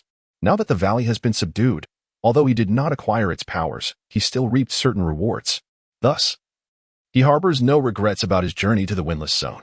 His objectives have been accomplished. Thus, there is no necessity for him to remain here any longer. Moreover, after nearly a year of rigorous training, each of them has made significant progress in their abilities. He is confident that their strength has ascended several levels compared to when they first arrived. They will gradually enhance their strength through relentless effort. It is time to depart. So let us proceed, Renfong nodded and spoke. She wished not to linger here any longer, for she must set sail in pursuit of the fiend who had slain her entire family. Remaining here would only hinder her quest, as her adversary was a pirate. Venturing into the sea was imperative. Without further hesitation, the group made their way outside. Fanxin and the others were elated, while only the little black cat wore a sullen expression, appearing quite vexed. Enough of your gloom. Cheer up. In the future, when we plunder other pirates or naval vessels, all the metal we acquire will belong to you. How does that sound? Fanxin promptly stepped forward to offer consolation. Having shared over a decade of camaraderie with the little black cat, he was keen to ensure its spirits remained high. This is your promise, should you fail to deliver. I shall not hesitate to give you a sound thrashing, the little black cat retorted fiercely. Very well, I shall absolutely fulfill this promise, Fanxin affirmed with a nod. Upon hearing this, the little black cat finally broke into a smile. After departing from the Valley of Wolves, Renfong set about collecting the valley, storing it within her being. Subsequently, they all returned to their dwelling. Let us rest well. In 5 days, we shall embark once more. During these 5 days, aside from resting, we must also seek provisions. Otherwise, if we cannot find land after setting sail, we shall face hunger, Fanxin remarked. Renfong, Langyu. And the little black cat nodded in agreement. Fanxin chose not to meddle further, retreating to his chamber where he lay upon his bed and succumbed to rest. In recent days, his hours of sleep had been scarce, constantly under the oppressive training of Blood King, where even the slightest lapse would result in severe punishment. Thus, he had to exert himself to the utmost every time, even suppressing the urge to sleep. As he lay on the bed, fatigue swept over him, and he promptly closed his eyes, drifting into a deep slumber. He succumbed to slumber, enveloped in tranquility. Yet, within the recesses of his mind, chaos reigned supreme. For upon the arrival of the Blood King, an intent to seize dominion over his consciousness was evident. Just as he was poised to act, an overwhelming sense of peril washed over him, prompting an immediate cessation of his movements. A swift glance revealed the sudden emergence of a colossal dragon. Its gaze fixed intently upon him. The formidable presence of the dragon instilled an acute sense of danger. It was evident that his adversary was indeed a master in their own right. He exists in a state of the soul, and so does his opponent. The two are in opposition, making it exceedingly difficult to discern a victor. Nevertheless, he cannot simply relinquish his aspirations, for he desires to take command of everything. If he surrenders, he would be resigned to a state of compromise, lingering in this realm until the essence of humanity within him fades away. However, confronting his adversary is no trivial matter, as they are both formidable masters, each capable of delivering devastating strikes that could obliterate the very core of his being. Should he perish, his opponent would also face inevitable doom, for their existence relies entirely on the vitality of his essence. Thus, any engagement must be approached with utmost caution. Otherwise, they would both meet their demise. How infuriating. It becomes evident why he so readily acquiesced to my demands. Within his mind resides a powerful soul. Consequently, my chances of seizing control of his essence are considerably diminished. Blood King, observing the colossal dragon ahead, is filled with profound dissatisfaction. He now comprehends why the mortal heart did not obstruct him, effortlessly allowing him entry into its mental domain. It turns out that the truly formidable entity is not the mortal heart itself, but the colossal dragon residing within its mind. He felt an overwhelming sense of peril emanating from the dragon. A moment's carelessness could very well lead to his demise at the jaws of this formidable beast. Just remain here quietly and refrain from causing trouble, or else I shall not be gentle, he remarked. The dragon cast a fleeting glance at the Blood King before vanishing once more, choosing to disregard him. Yet, it was evident that, despite its apparent indifference, it was vigilant in the shadows, for this human soul invoked a certain wariness within it. The Blood King, in his exasperation, had no choice but to momentarily abandon his offensive. He had yet to discover a method to confront the dragon, and thus could not afford to act recklessly. Fonshine, you shall wait for me. I will ensure you regret this, the Blood King bellowed in frustration. Had he known earlier of the formidable presence within Fongshine's mind, he would undoubtedly have refrained from entering, for that would be akin to delivering himself into the jaws of despair. Hence, he harbored a deep-seated animosity towards Fonshine, wishing for nothing more than to extinguish his life. However, he found himself unable to act upon this desire, as Fongshine's existence was now intricately linked to his own. To slay Fonshine would be to plunge himself into an abyss. Thus, he must exercise patience and await the opportune moment. He closed his eyes and gradually began his cultivation. The mind of Fonshine momentarily fell into tranquility. While Fonshine was deep in slumber in his bedroom, the others refrained from disturbing him. Fully aware of his fatigue during this period, it was not until mealtime that the little black cat ventured into Fonshine's room, rousing him from sleep. Upon awakening, Fonshine was still somewhat drowsy, clearly not yet fully rested. However, with the call of mealtime, he could no longer indulge in further slumber. Thus, he rose, freshened up, and took his seat at the dining table.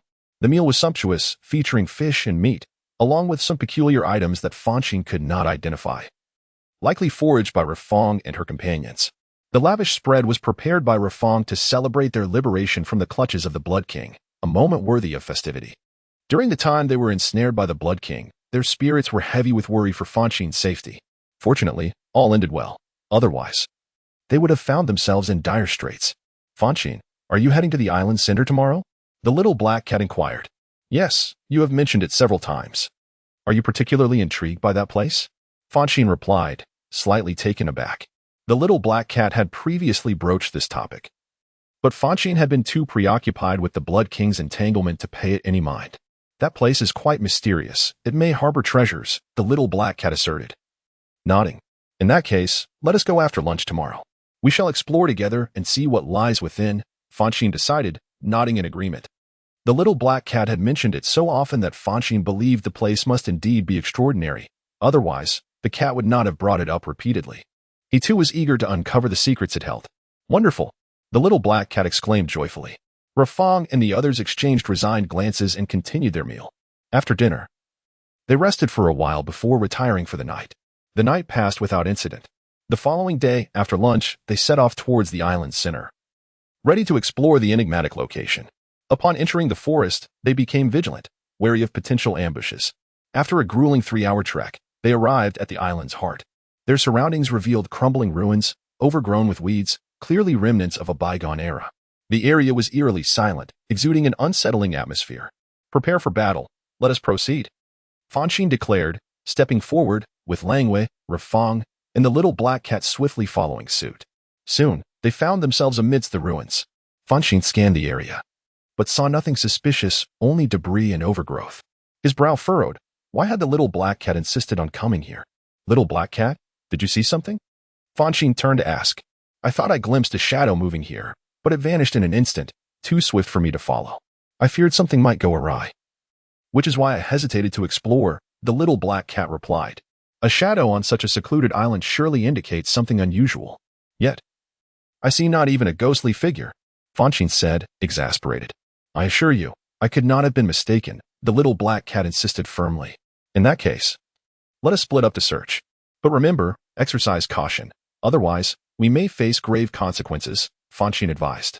The little black cat possessed mechanical eyes capable of detecting even the invisible. Surely it could not be mistaken about such a substantial shadow. He surmised that perhaps those figures were hiding, unwilling to be discovered. Understood, Renfong and the others nodded and dispersed. Renfong headed east, Fonshine westward, Langwei south, while the little black cat ventured north. Fonshine hastened towards the west, inspecting his surroundings. However, he found nothing but ruins. Curiosity piqued. He wondered who once inhabited this vast area, now reduced to desolation. Suddenly, as he continued onward, a sharp cracking sound echoed from behind. Fonshine turned to find a tall, muscular man clad in animal skins, observing him from atop a massive stone. The man's face was obscured by painted markings typical of tribal customs, rendering his features unrecognizable. He held a long spear, its tip gleaming menacingly in the sunlight. Who are you, and why have you trespassed into our sacred domain? The man demanded. I am merely intrigued by the ruins in this remote location. I harbor no ill intentions, Fonshine replied with a smile. Humph. If you were truly harmless, you would not survive on this island. We would have already dealt with you, the man retorted. Do not explore this place any further. Leave at once, or face our wrath. Could you enlighten me about what transpires here? Fonshine inquired hesitantly. Such matters are none of your concern. I advise you to vacate this island before noon tomorrow. Otherwise, prepare for an attack. The man warned before leaping into the foliage, disappearing from sight. Fonshine sighed, recognizing the reality of the situation. Alas, this is their territory. My intrusion upon this island is an offense. Perhaps it is best to refrain from further exploration. He did not wish to impose upon others, primarily because he shared no connection with them. Thus, he was reluctant to take the risk of uncovering their secrets. Subsequently, he made his way toward the outskirts of the ruins. Simultaneously, he retrieved his communicator and called Renfong and her companions, urging them to depart promptly and refrain from further exploration. Soon, they convened at the edge of the forest. Fanxin, why have we halted our exploration? The little black cat inquired, somewhat discontent, eager to discover what lay within. The indigenous inhabitants have approached me, stating that we are not permitted to explore. They exhibit a strong hostility, and it is unnecessary for us to engage in conflict, It is wiser to leave, Fanxin replied with a wry smile, resigned. If the opposing party were his enemy, he would certainly not be swayed to abandon his pursuit by a mere word. He would relentlessly seek the truth until he dealt with that scoundrel. However, the man wielding the long spear bore him no ill will, and he preferred not to engage in a life-and-death struggle. Very well, then let us drop the matter. The little black cat conceded after a moment's hesitation. All right. Their stipulation is that we prepare our provisions by noon tomorrow. Otherwise, we shall be pressed for time, Fanxin announced. Understood. The group nodded in agreement, and they began foraging for food along the forest's edge. In the central region of the island, the leader questioned, "Why have we driven them away? We could have departed on their vessel." After entering the jungle, the man with the long spear advanced for over 10 minutes until he arrived at their encampment, which was densely populated with numerous structures of varying sizes. However, each dwelling was cloaked in vines, rendering them nearly invisible from a distance. Only upon closer inspection could one discern the entirety of the surroundings. Upon his arrival, several individuals emerged from the woods, their attire resembling that of the spear-wielding man. Clad in animal hides, their faces and bodies adorned with vibrant pigments, obscuring their features.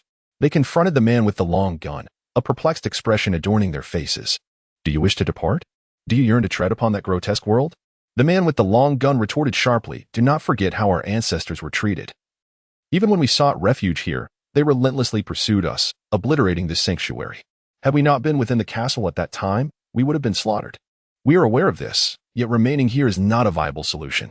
The imbalance in our gender ratio poses a dire threat. If this persists, our descendants will find it impossible to marry, effectively sealing their fate," a man with curly hair lamented. "We may choose to linger here, yet the children must be sent away to forge their own lives in the outside world. After all these years, the government must presume our clan has perished. If the children adopt new names, they should thrive beyond these confines. Indeed, leader, we may choose not to venture out, but we cannot condemn our children to languish in waiting for death. Let that young man escort the children to a populated land, and there they shall be safe. I have faith that they will find a way to survive," another man, adorned with a red scarf, concurred. "Very well, I shall make my way there shortly." Upon hearing this, the man with the long gun hesitated for a moment before nodding in agreement. He understood that remaining here was tantamount to death, for there were no others on the island, only their family. The children were still young, but as they grew, they would seek partners and marry. Yet, on the island, there existed no one else. How could they possibly wed?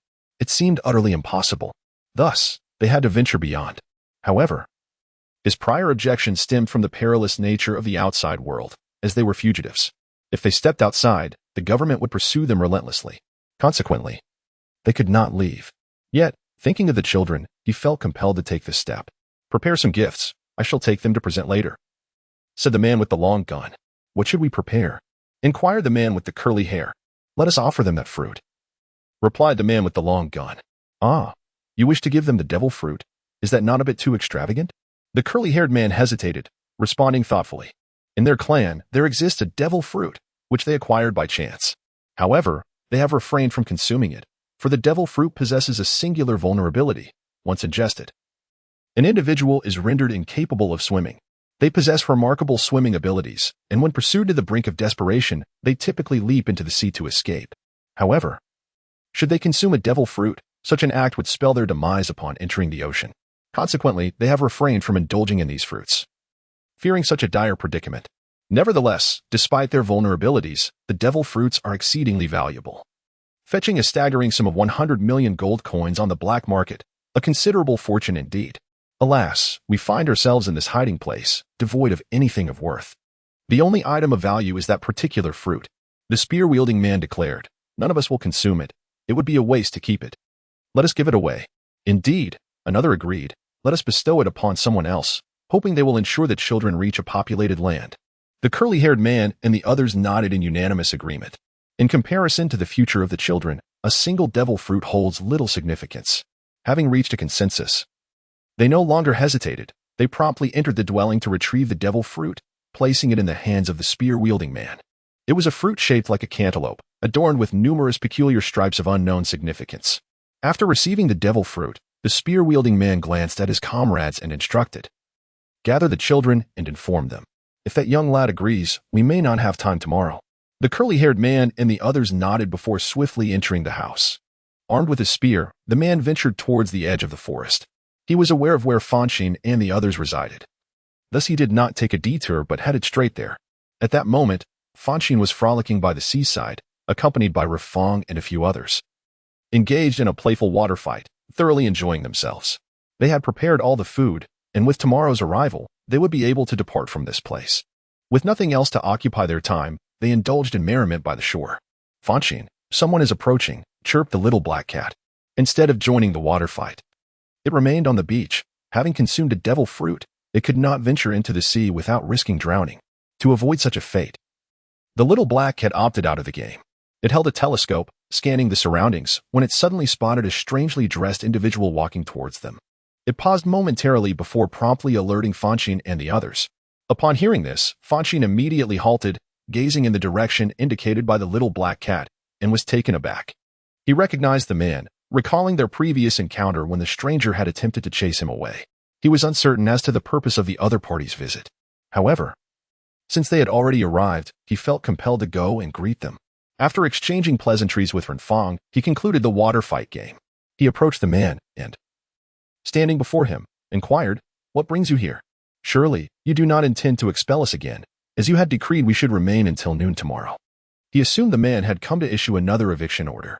"Do not misunderstand," the tall man replied with an awkward smile. He felt embarrassed, having previously driven people away. And now he was asking for assistance, which felt rather awkward. "Assistance? What do you mean?" Fonshine asked, momentarily taken aback. "Are you capable of leaving the windless zone?" the tall man inquired. Fonshine nodded affirmatively, indicating that he could. "Could you help me escort a group of children out?" the tall man continued. "They are on the verge of maturity, and once grown, they will need partners. However, there are no suitable matches on this island, compelling us to seek refuge elsewhere. Rest assured, I shall not request your aid without compensation," he added.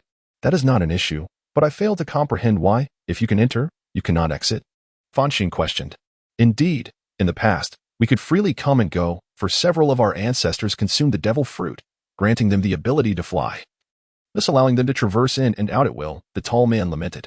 "However, we are now pursued by government agents. Our ancestors have perished in battle.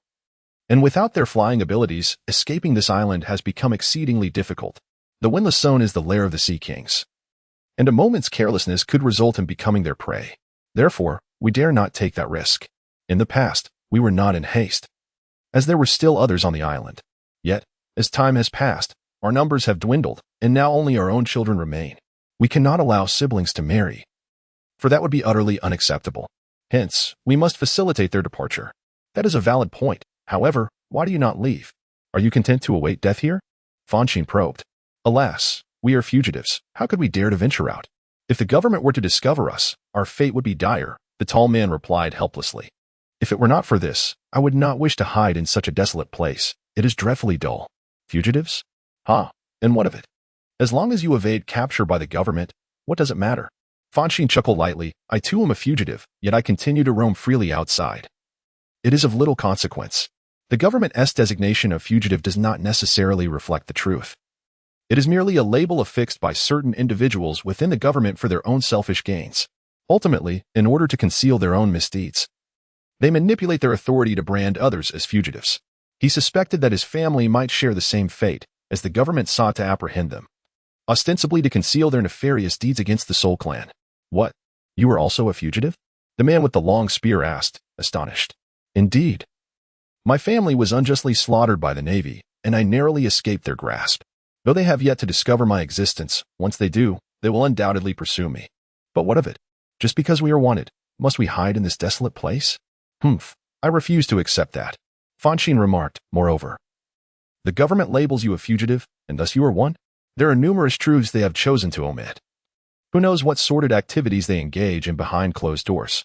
Upon my return, I intend to confront the Navy headquarters to demand answers regarding their intent to annihilate my entire clan. Should they refuse to disclose their motives, I shall ensure they pay dearly for it. Are you not afraid of being killed?"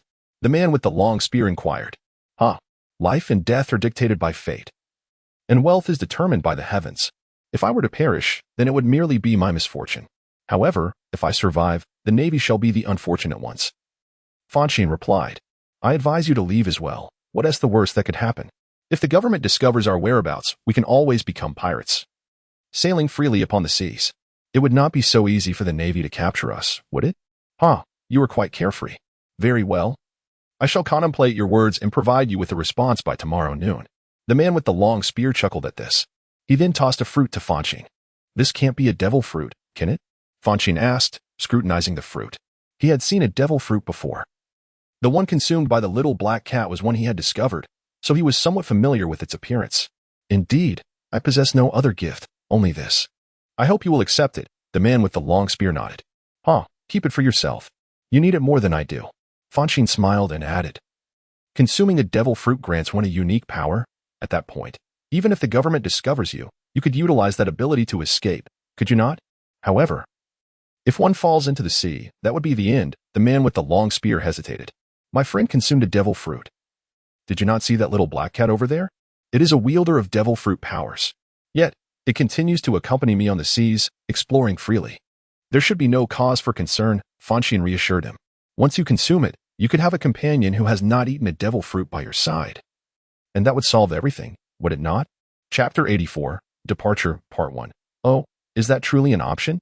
The man with the long spear paused, questioning. Yes, it is so. Those who consume a devil fruit become akin to landlocked ducks. If they fall into the sea, they will drown. However, if a capable swimmer is nearby, even if that landlocked duck wishes to drown, it would be impossible, Fonshine explained. So, you may eat it without worry. When you become powerful, it will be quite difficult to fall into the sea. Those who have consumed a devil fruit are not strictly prohibited from venturing out to sea. It is not a taboo. If one cultivates their abilities to the utmost, they can indeed protect themselves from drowning in the ocean. For instance, the little black cat, despite having eaten a devil fruit, has devised layers of protection to prevent itself from sinking to the ocean floor. Even if it were to plunge into the depths, it would not drown, as it has developed its abilities to a certain extent. The sea no longer poses a threat to it. That is indeed a valid point. I shall consider this further and return to seek you out tomorrow. The man with the long spear nodded, then turned to head back to his dwelling. Fonshine smiled and returned to the surface of the sea, engaging in a playful water fight with Renfong and the others. They continued their merriment until nightfall, at which point they returned home for a delightful dinner.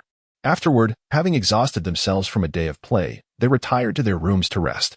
Upon returning to his residence, the man with the long spear summoned all his kin to convene amidst the ruins. Their numbers are few, scarcely exceeding 60.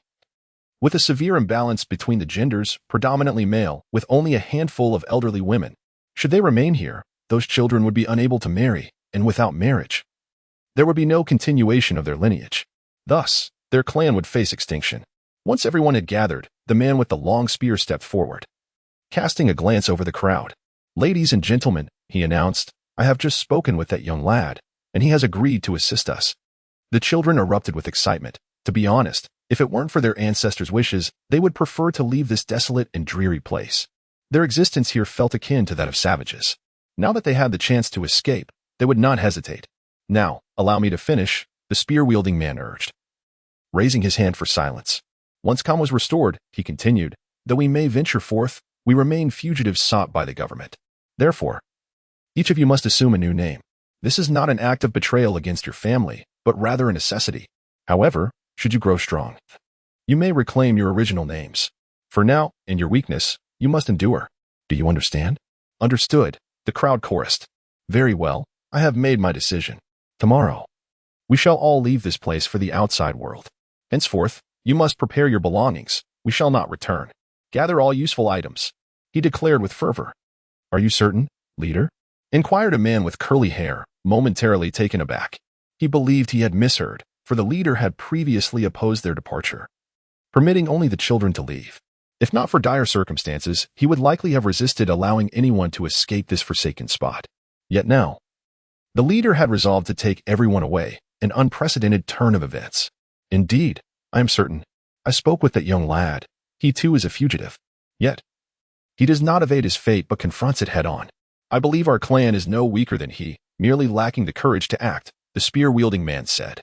"We were attacked without cause, branded as criminals, and to this day, we remain unaware of the reasons behind it. I refuse to accept this fate. Thus, I have resolved to leave and seek the truth." "Leader, do you intend to oppose the government?" asked a man with a painted torso, his apprehension evident. He considered the decision reckless, for the world government was a colossal force, an overwhelming mountain that suffocated them. Who would dare to resist? I do not seek to challenge the government itself, but rather those scoundrels who have unjustly labeled us as fugitives. They exploit their authority for personal gain and lay the blame upon us. I cannot abide this, the spear-wielding man asserted. Therefore, I am determined to investigate. The young lad spoke wisely. What is death if one is not dead? If I survive, those who abuse their power must face repercussions. I am prepared to stake my life for a future worth living. Will you join me? Eternal hiding will resolve nothing. It will only embolden those corrupt individuals, making them believe they are untouchable. I intend to shatter their illusions and bring them down from their pedestals. Very well, we shall follow the leader. As soon as the words left his lips, many raised their hands in agreement, their spirits lifted. Excellent, but we cannot all partake in this mission, the spear-wielding man clarified. Upon our departure, we must divide into two groups. One will live quietly, while the other follows me to confront the malevolent forces. This way, even in failure, our clan shall not be entirely annihilated. I have said all I needed. Consider which group you wish to join. The children cannot choose. They must wait until they come of age. With that, the spear-wielding man departed, returning to his quarters to pack. After gathering his belongings, he washed himself, removing all traces of the paint that had concealed his identity. As fugitives, they could not afford to be recognized. Otherwise, trouble would surely ensue. Once cleansed, he restored his original appearance. He possessed a chiseled visage, adorned with a mustache, and his flowing long hair lent him an ethereal presence. He appeared to be around 40 years of age, exuding a sense of composure, and his muscular physique was remarkably robust. Notably, after receiving guidance from Fanxin, the sharpness in his eyes had become apparent, no longer reflecting a sense of helplessness. I shall eliminate all those who exploit their power for personal gain and trample upon the dignity of others, cleansing our clan of its grievances. The man with the spear broke into a grin, radiating an aura of lethal intent. It was evident that he no longer harbored fear and was prepared to confront authority. Shortly after his return, his kin also began to arrive in succession. He made arrangements, and the clan members began to prepare, restoring their appearances. After a light meal, they settled down for a rest. Tonight might be their last peaceful sleep. Once they ventured outside, if fortune did not favor them, they could be pursued relentlessly by the Navy, leaving no opportunity for rest. The night passed in silence. The following morning, they rose early, had a modest breakfast, and gathered their belongings, waiting outside Fonshine's residence. At that moment, Fonshine also awoke and stepped outside, only to be greeted by a large group sitting not far away. He paused for a moment, then approached them to say hello. What are your names? I am Fonshine. Fonshine smiled awkwardly. Yesterday, their faces had been painted with various colors, making it difficult for him to discern their features. Now, with their true appearances restored, he found it challenging to recognize them. The man wielding a long spear stepped forward and said with a smile, "Hello, I am the one who spoke with you yesterday. You may call me Taizan. We are all members of the Tai family." "Hello," Fonshine replied with a smile. "I truly could not recognize you all in that state. Now, let us not waste time. We intend to depart at noon. If you don't mind, shall we share a lunch before we leave? Is that acceptable?" Taizan hesitated. He felt a sense of indebtedness, having received such significant help from Fonshine without offering any gift in return. Of course it is acceptable. As guests, you should not feel obligated. If you truly feel indebted, you may help in gathering ingredients, Fonshine suggested with a smile. Hearing this, Taizan refrained from declining and called upon his clan members to seek food while he conversed with Fonshine. "Have you made the decision regarding death?" Fonshine inquired. "Yes. It is a daunting task, but I am prepared for death. I have divided the clan into two groups. One will accompany me, while the other will follow one of my brothers. Even if I am extinguished, the Tai family will not be annihilated," Taizan replied. "That is commendable. You are still weak. It is wise to remain dormant in the East Sea for a while, gradually strengthening your forces. Once you have grown powerful, you can leave the East Sea and seek vengeance against those malevolent forces." Fonshine nodded in agreement. He believed Tiashan's decision was prudent, allowing him to focus his efforts without reservation. "Thank you once again," Taizan expressed. Without Fonshine's guidance, he might have remained hidden in that desolate place until death claimed him. "There is no need for thanks. Your not driving us away is already a significant courtesy," Fonshine replied. If Taizan had not mentioned it, he would have remained unaware that they had been targeted by a group months prior, as he had been preoccupied with other concerns. Had Taizan chosen to attack them, it would have posed considerable trouble. However, Taizan did not take such action, granting them a period of tranquility. Thus, this kindness must be repaid. "It was merely our desire to remain inconspicuous. It was not that we wished to drive you away," Taizan chuckled. Regardless, we are even now, Fonshine smiled. After conversing with Taizan for a while, he returned to partake in the meal. Once breakfast was concluded, they began preparing lunch for noon. Tiashan's kin gathered a plethora of food, which they cleaned and arranged together, waiting for the midday hour. By 10 o'clock, they commenced cooking. Since they intended to leave at noon, an early meal would facilitate their departure. Everyone pitched in, and soon the lunch was prepared. After a joyful feast, Fanxin announced that it was time to set sail. With a flourish, Lang Wei conjured a colossal airwolf that enveloped all members of the Tai clan. The group mounted the airwolf, galloping toward the edge of the doldrums. The Tai clan members were momentarily taken aback by the sight of the airwolf. Intimidated by its presence, Fanxin chuckled lightly, offering no further explanation. Under Long Yue's control, the airwolf sprinted swiftly, and after more than an hour, they exited the doldrums. Upon leaving, they continued their journey upon the airwolf until they discovered an inhabited island, at which point they dismounted and landed on its shores. All right. There are inhabitants here. It appears to be a small town. You may settle yourselves, for we shall part ways here, Fonshine informed Taizan. Thank you. Taizan gazed at Fonshine for a moment, managing only 2 words. He struggled to find the right expression, for without Fonshine, they might have never escaped the doldrums. The fearsome sea kings lurking beneath the waves had instilled dread, making them hesitant to venture forth. This kindness was one they could not repay. Farewell. Fonshine smiled and walked toward the island's edge. At that moment, the little black cat had already set the boat free. He boarded the vessel, turned, and waved goodbye to Taizan before entering the boat. The little black cat activated the engine, steering the vessel forward. Soon after, they vanished from sight. Once Fonshine and his party departed, Taizan led his clan into the town. Fonshine, where are we headed now? After running for quite a distance, the little black cat promptly turned off the engine and raised the sails, preparing to conserve energy by harnessing the natural wind. First, we must find a navigator. Then head toward the naval headquarters. Fonshine pondered for a moment before responding. A navigator? Why? The little black cat asked, puzzled. I carefully examined the news from the Grand Line. The environment there is vastly different and exceedingly treacherous. A moment's inattention could lead to storms or tsunamis. And if we do not know how to avoid danger, our vessel may drift into perilous waters. Lacking any navigational experience, we must seek a navigator as a precaution. Fonshine explained. Oh, I see. But if we truly encounter such a situation, we could hide within the airwolf created by Lang Wei. That would be quite safe. The little black cat suggested. That is indeed true. However, that should only serve as a last resort. Each person's abilities are limited. While Lang Wei can conjure the airwolf, its duration is finite. Furthermore, dangers abound in that region. If we exhaust ourselves, how shall we confront the subsequent threats? Fonshine lamented. Thus, a navigator is essential. We must prioritize finding one. Fonshine makes a valid point. Let us seek a navigator. It is a matter of ensuring our survival. Renfong interjected suddenly. She had yet to find her enemies and could not afford to perish by chance. Hence, she supported Fonshine's proposal. Very well. We shall search for a navigator. The little black cat agreed, ceasing further discussion. Uncertain of where to find a navigator, they drifted slowly at sea, maintaining their overall direction toward the entrance of the Grand Line. Thus, 10 days passed unnoticed. On the 11th day, they arrived near a place marked on the map as West Rob Village. Hey, Fonshine, we have run out of food on the ship. And it seems there are people living here. Let us go buy some provisions. Renfong emerged with 4 glasses of juice, distributing them to the little black cat, Lang Yu, and Fanxin. She remarked that over the past 10 days, they had been adrift at sea without making landfall. Their provisions and spices were nearly depleted. And if they did not replenish their supplies soon, they would face hunger. Let us depart. There is no rush to find a navigator. Preserving our lives takes precedence, she declared. Fanxin nodded, though the absence of a navigator weighed on her mind. However, fretting over it was of no use. Let us proceed. There must be a market ahead. We should make landfall, Renfong affirmed. The little black cat nodded and skillfully maneuvered the vessel toward the shores of Ziluobu village. Upon reaching the shore, everyone disembarked.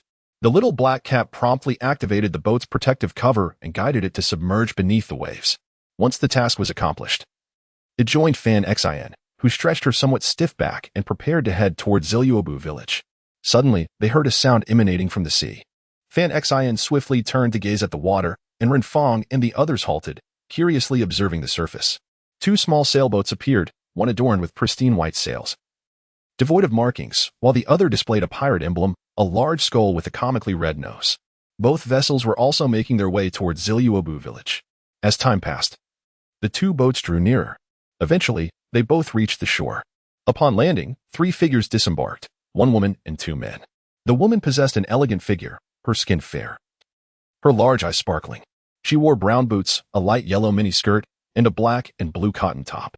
Among the men, one had large eyes, donned a red tank top, blue trousers, and a straw hat, appearing rather frail, as if a mere blow could send him flying. In stark contrast, the other man was robust, easily double the size of the one in the red tank top. He wore a white gauzy top, deep green trousers, and black boots. He possesses a distinct personality, his hair an intriguing shade of green, leaving one to ponder whether it is dyed. Adorning one ear is an earring, while three blades dangle from his waist, unmistakably marking him as a swordsman. Fonshine cast a brief glance at them and inquired, "You are pirates, are you not?" "Indeed. We are pirates," the man in the straw hat replied with a nod, then asked, "Are you a pirate as well?" "We? Haha, we are not pirates." Fonshine responded with a smile. He held little interest in the life of a pirate. Should he locate his parents and avenge his family, he might retreat into seclusion, forsaking worldly matters. "Oh, do you wish to become a pirate? Join us." The straw-hatted man gazed at Fonshine, a look of excitement upon his face, as if he had stumbled upon a legendary treasure. "Haha, I have no such inclination. However, we do not mind befriending pirates. I am Fonshine." He smiled again, gesturing towards Renfong and the others. "These are my friends, Renfong, Langwei, and Xiaohong. I am Monkey D, Luffy, and this is my swordsman Rorno Azaro and my navigator Nami." The man in the straw hat replied, also smiling, "Hey, who said she is your navigator? I never agreed to that." The woman named Nami shot Luffy an annoyed glare, clearly harboring some reservations about being a pirate, as evidenced by her immediate challenge to his claim. "A navigator? Hey, Fonshine, she is a navigator. We need not seek elsewhere." Xiaohong exclaimed, her eyes gleaming at the mention of a navigator. "Ah, I see," Fonshine acknowledged with a slight nod. However, his gaze remained fixed on the straw-hatted Luffy as he queried, "You said your name is Monkey D. Luffy, correct?" "Yes, that's right. Why do you ask?" Luffy responded. "What is your relation to Monkey D?" "Garp." Fonshine asked, his eyes locked onto Luffy. "He is my grandfather." "Do you know my grandfather?" Luffy inquired, excitement evident in his voice. "Grandfather? Are you certain there is no mistake?" Fonshine paused, taken aback by the revelation. "Haha, who would mistake their own grandfather? Monkey is our family name. Aside from us, there are no other families with the surname Monkey," Luffy asserted confidently. "Is that so? How peculiar. Your grandfather is a marine, yet you are a pirate. What will you do when you meet him again?" Fonshine asked, curiosity piqued. He originally believed that with a grandfather in the Navy, his descendants would follow suit. Even if not in the Navy, they would not resort to becoming pirates, which stood in opposition to the government. However, now Luffy had made such an unexpected decision that left him at a loss for words. "My grandfather is my grandfather, and I am myself. He cannot dictate my dreams," Luffy declared. "Your dreams? What are they?" asked Fonshine. "I aspire to become the Pirate King. That is my dream," Luffy proclaimed with his head held high, brimming with pride.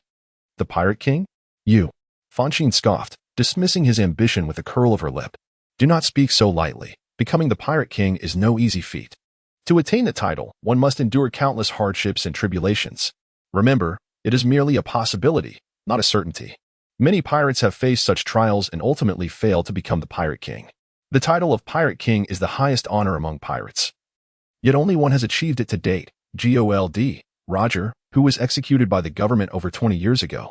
He was the first Pirate King to emerge in countless years. Now, a mere boy dares to claim he will become the Pirate King. It seems improbable. I will definitely achieve it, without a doubt, Luffy asserted confidently. Fonshine fixed her gaze upon Luffy for a moment, and after a lengthy pause, she withdrew her eyes and remarked, "Indeed, the fearless vigor of youth is commendable. Fine, I am of similar age. I shall wait to see whether you can realize your dream of becoming the Pirate King." With that, Fonshine turned to Nami, who stood nearby, and said, "Hey, I heard you are a navigator, correct?" Nami nodded without hesitation. "Indeed, I am a navigator. Why do you look at me so?" "I wish to go to the Navy headquarters, which lies in the Grand Line. However, it is fraught with danger, and we lack navigational knowledge. We need a navigator. So since you are one, come with us for the journey," Fonshine proposed. He was elated, for after an extensive search, he had not encountered a single navigator. However, just as he was about to take a respite, a navigator unexpectedly appeared at his doorstep, as if the heavens were lending a hand. I'm sorry, but I must decline. Nami immediately shook her head in refusal upon hearing this. Rest assured, I will not have you assist me for free. I shall compensate you handsomely. Fonshine insisted. He assumed the rejection stemmed from a lack of remuneration, and if that were the case, he could easily accommodate her. Really? Upon hearing this, Nami's eyes sparkled with excitement. How much? Fonshine exchanged glances with a few others, somewhat speechless at Nami's evident fixation on wealth. You may state your price. Fonshine pondered for a moment before responding. How about 100 million gold coins? If you agree, I shall accompany you. Nami's eyes twinkled as she considered. 100 million gold coins? Goodness, are you attempting to rob me? The little black cat protested vehemently. Humph. If it's 100 million gold coins and you do not agree, then I shall not consent, Nami huffed, adopting an expression that said, It's up to you to decide. Fonshine and Renfong exchanged a glance before announcing, 100 million it is. However, I can only provide a portion now. Upon reaching our destination, I shall deliver the remainder in full. He felt a sense of helplessness, for until now, he had yet to find a navigator. If this continued, he might face considerable delays. However, with money being able to resolve the issue, he was naturally inclined to comply. No, I want it now. That is my rule. Nami chuckled as she spoke. No? Fonshine responded with a shake of his head, saying, No, I do not have that much at the moment. Of course. There was a thought he refrained from voicing. Even if he did possess such an amount, he would not readily part with it. If she were to abscond midway, he would suffer a significant loss. His apprehension was not unfounded, for this woman named Nami appeared to be quite infatuated with wealth. Should he provide her the remuneration all at once, she might very well abscond with the funds. He certainly lacked the time to pursue the opponent. Thus he would refrain from settling the payment in one lump sum. I'm afraid I cannot assist you, Nami remarked with a shrug. Is that so? Fonshine replied, casting a calm smile in Nami's direction. You will acquiesce. With that, Fonshine disregarded the group and proceeded towards Zilaba village, intending to procure provisions. Once he replenished his supplies, he planned to depart from this place. Naturally, he also intended to take along a certain individual, namely, the woman known as Nami.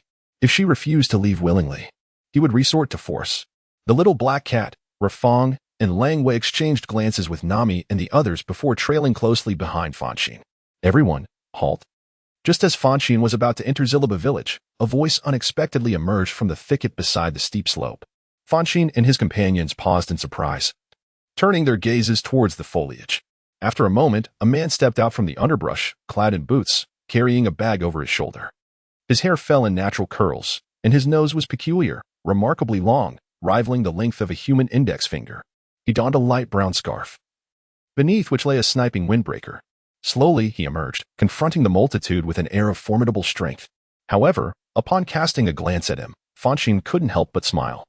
For despite the imposing demeanor of his long nose, his legs trembled ever so slightly, revealing an unmistakable fear within.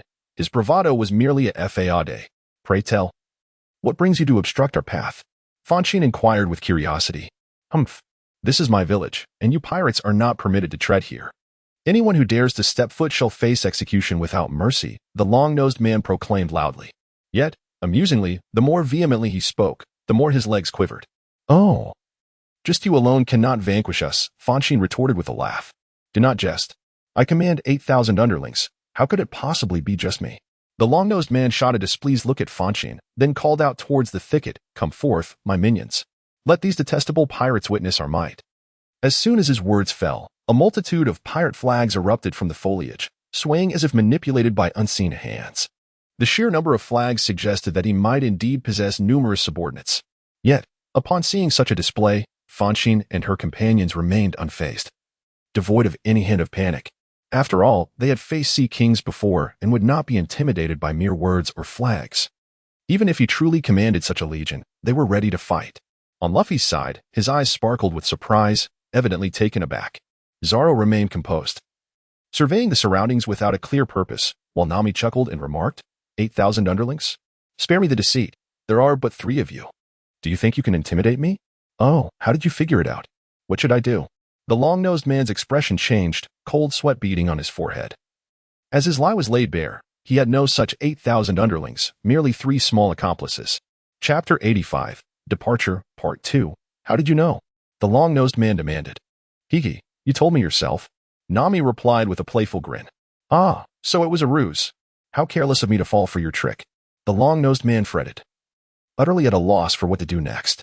He is typically a braggart, lacking genuine skills, and revels in boasting about his supposed prowess whenever he sees others. In truth, these claims are mere fabrications of his imagination, devoid of any authenticity. Nevertheless, he finds amusement in his own deceptions.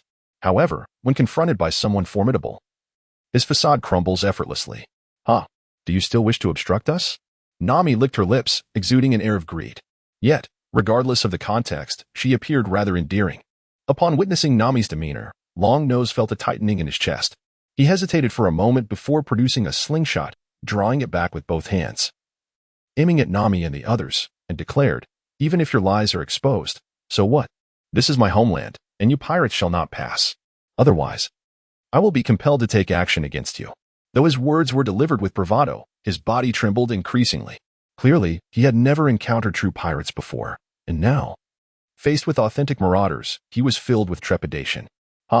We are not pirates. We are merely ordinary citizens. It is they who are the pirates. Deal with them."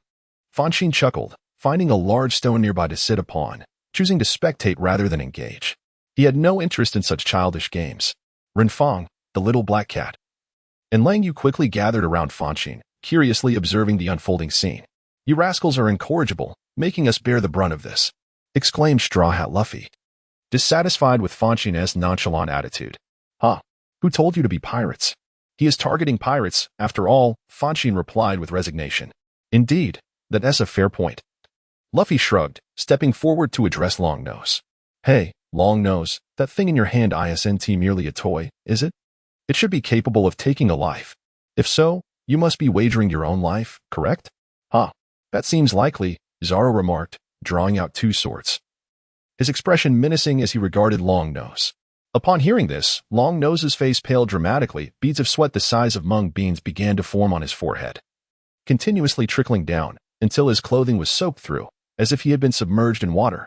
He was intimidated by the fierce demeanor of Monkey D, Luffy, and Zoro. The long-nosed Usopp aimed his slingshot at the two, while Luffy and Zoro stood their ground, refusing to back down. Thus, a standoff ensued. After a considerable time, Usopp, unable to bear the psychological pressure any longer, lowered his slingshot and sat down on the ground, feeling somewhat disheartened, for he lacked the courage to wager his life. "How infuriating. Why am I so cowardly and fearful?" Usopp lamented, wishing he could slap himself. Suddenly, Luffy burst into laughter, looking at the dejected Usopp. "Hey, your name is Usopp, right?" he inquired. "Yes, but how do you know my name?" Usopp raised his head, incredulous at Luffy's recognition. He was puzzled, as he did not know Luffy, yet Luffy seemed to know him. "It was your father, Yasopp, who told me. You bear a striking resemblance to him. I recognized you at first glance. I was merely trying to scare you," Luffy explained with a chuckle. "Ah, you know my father? Can you tell me where he is?" Usopp stood up excitedly, his eyes fixed on Luffy, eager for answers. His father had left him when he was just a child to pursue a life of piracy, and over a decade had passed without a single sighting. Although his father had been rather heartless, Usopp held no resentment, for he felt a sense of pride in his lineage. "He is aboard Shanks' ship. I saw him 10 years ago. He is quite an accurate shot," Luffy remarked with a grin.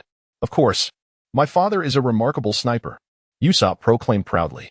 He admired his father's sharpshooting skills and had inherited the talent himself, becoming an adept sniper, albeit plagued by timidity and fear. Consequently, he had gradually acquired a reputation as a braggart. "Who would have thought I'd meet Yasopp's son here? What a delight," Luffy exclaimed. "Come on, since we are friends, I won't stand in your way. Let me treat you to a feast." "Really? That's fantastic.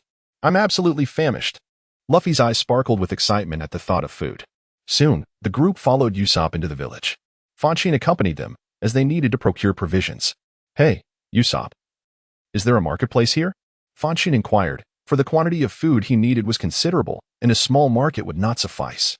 "There is one, though it is not very large. After all, this is not a big town, but a village," Usopp replied. "I see.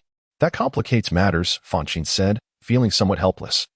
He glanced at Renfong and advised, "Let's try to gather as much as we can, then we can proceed to the next location." "Understood," Renfong nodded. After walking with Usopp for half an hour, they finally arrived in the village. Usopp provided a brief overview of the village's situation before leading everyone to a nearby restaurant. The proprietor was an elderly gentleman, approximately 50 years old, wearing spectacles and appearing rather refined. Usopp seemed to have a good rapport with the old man upon greeting him. The man began preparing their meal. 20 minutes later, a lavish spread of delectable dishes was laid out before them. "Haha, it smells incredible. I'm starting now," Luffy exclaimed, saliva already pooling in his mouth in anticipation. Without further ado, he dove into the food with both hands. Fonshine and the others exchanged glances, bemused by Luffy's boorish eating habits. "Hurry up and eat, or that guy will devour everything," Fonshine urged, grabbing a chicken leg and digging in. Renfong and the others followed suit without hesitation. Half an hour later, everyone was thoroughly satisfied. After paying the bill, Usopp glanced at his companions and asked, "What brings you to this village?" "We're here to procure food. However, the market is too small, and it seems it won't meet my needs," Fonshine replied. Earlier, when Usopp introduced the village, he had sent the little black cat to scout the marketplace.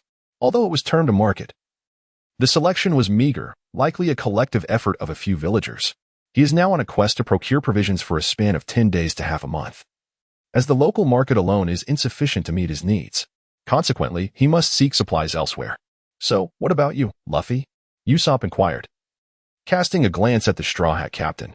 His intention was to ascertain the motives of these individuals. This is his hometown, and he harbored no desire for pirates to wreak havoc here. While he warmly welcomed visitors, he would not tolerate any acts of destruction. "I am here to acquire a large ship. Our vessel is far too small for the Grand Line. A ship of such diminutive size would be obliterated upon entry," Luffy declared. "Hey, Usopp, do you have any large ships here?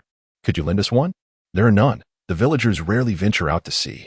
Thus, there are very few boats, let alone large vessels," Usopp replied. "Moreover, the cost of a large ship is exorbitant, and no one in the village can afford it. I previously noticed a grand villa in the village. That must belong to a wealthy family. Perhaps they possess a large ship," Luffy suggested. Upon hearing this, Usopp's expression darkened, and he retorted sharply, "No way, absolutely not. You cannot lay your hands on that." With that, he abruptly exited the restaurant and dashed outside, vanishing from sight in no time. What is his problem? Luffy wondered aloud.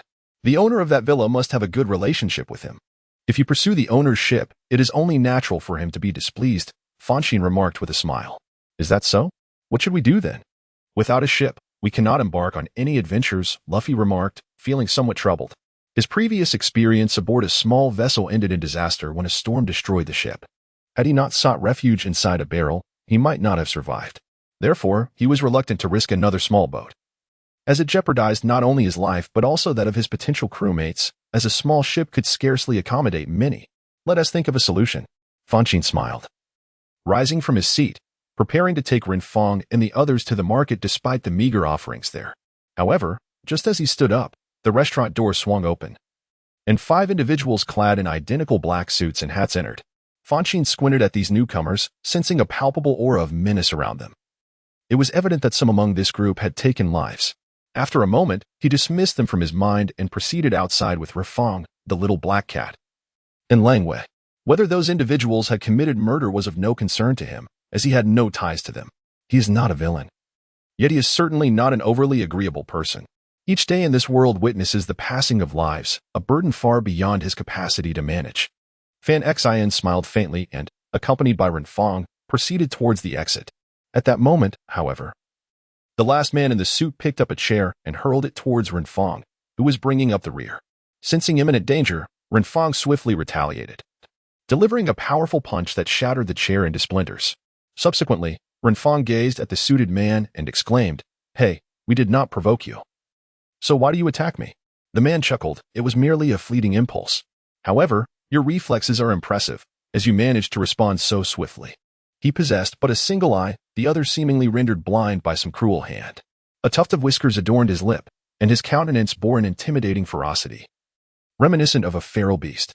"Humph, I am not one to be trifled with. Should you strike me without cause, I shall ensure you face the consequences," Renfong declared in a voice laced with indignation. Initially, she had believed she had offended these ruffians, prompting their aggressive intent. However, she soon realized that their actions were dictated purely by whim, which left her quite dissatisfied.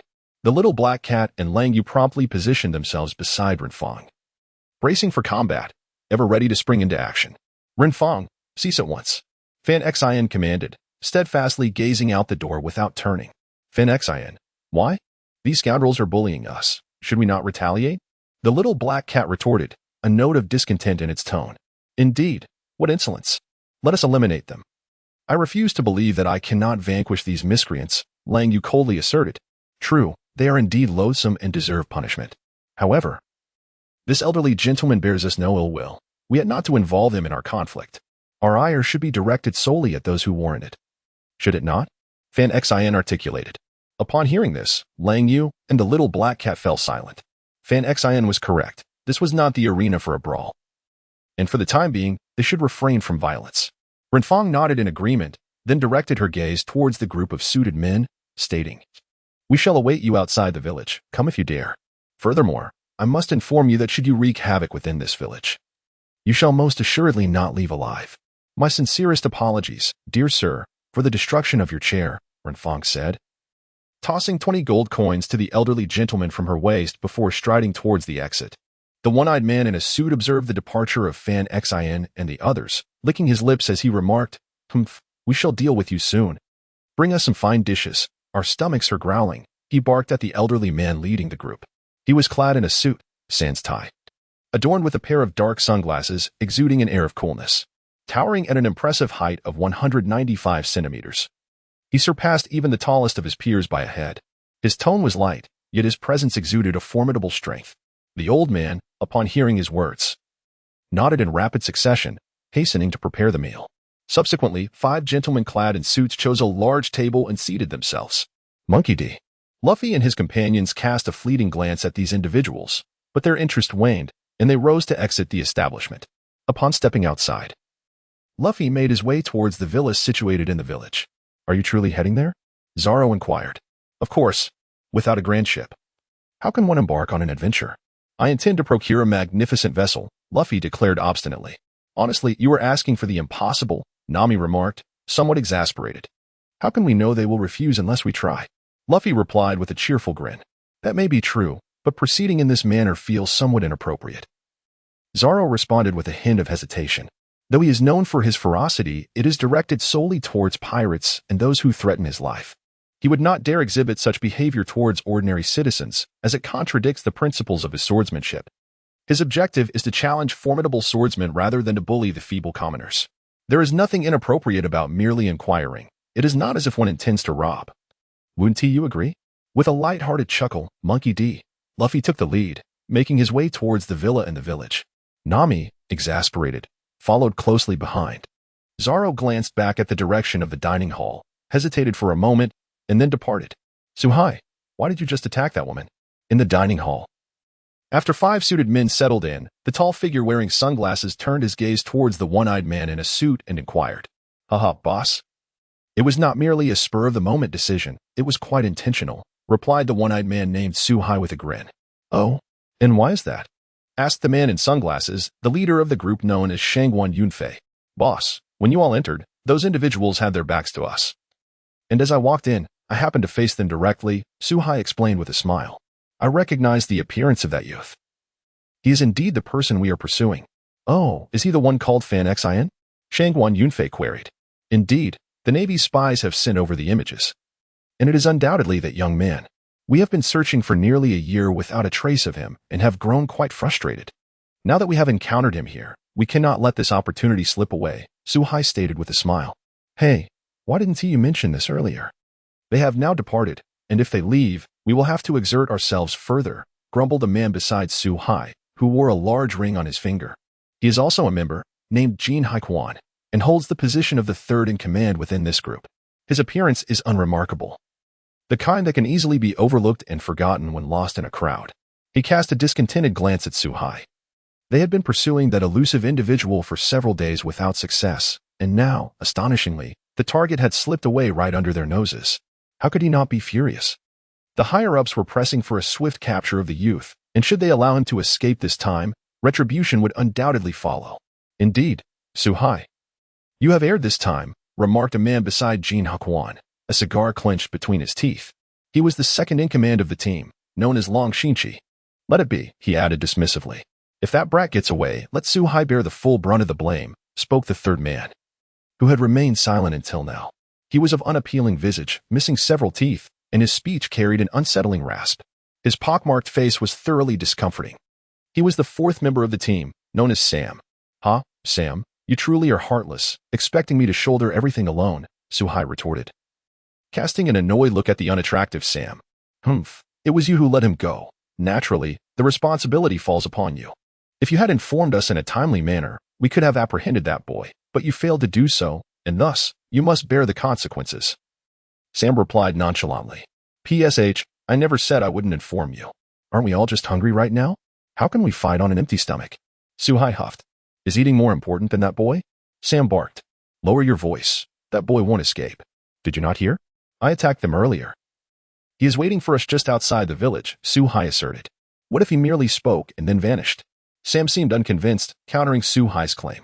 At this, Suhai felt a surge of irritation. This fellow was excessively verbose. After all his explanations, Sam continued to prattle on, pushing him to the brink of violence. However, just as he was about to act, their leader, Shangguan Yunfei, intervened, saying, "Let us dine first. That boy is unlikely to flee. I sensed a murderous intent from him. He is certainly not a coward."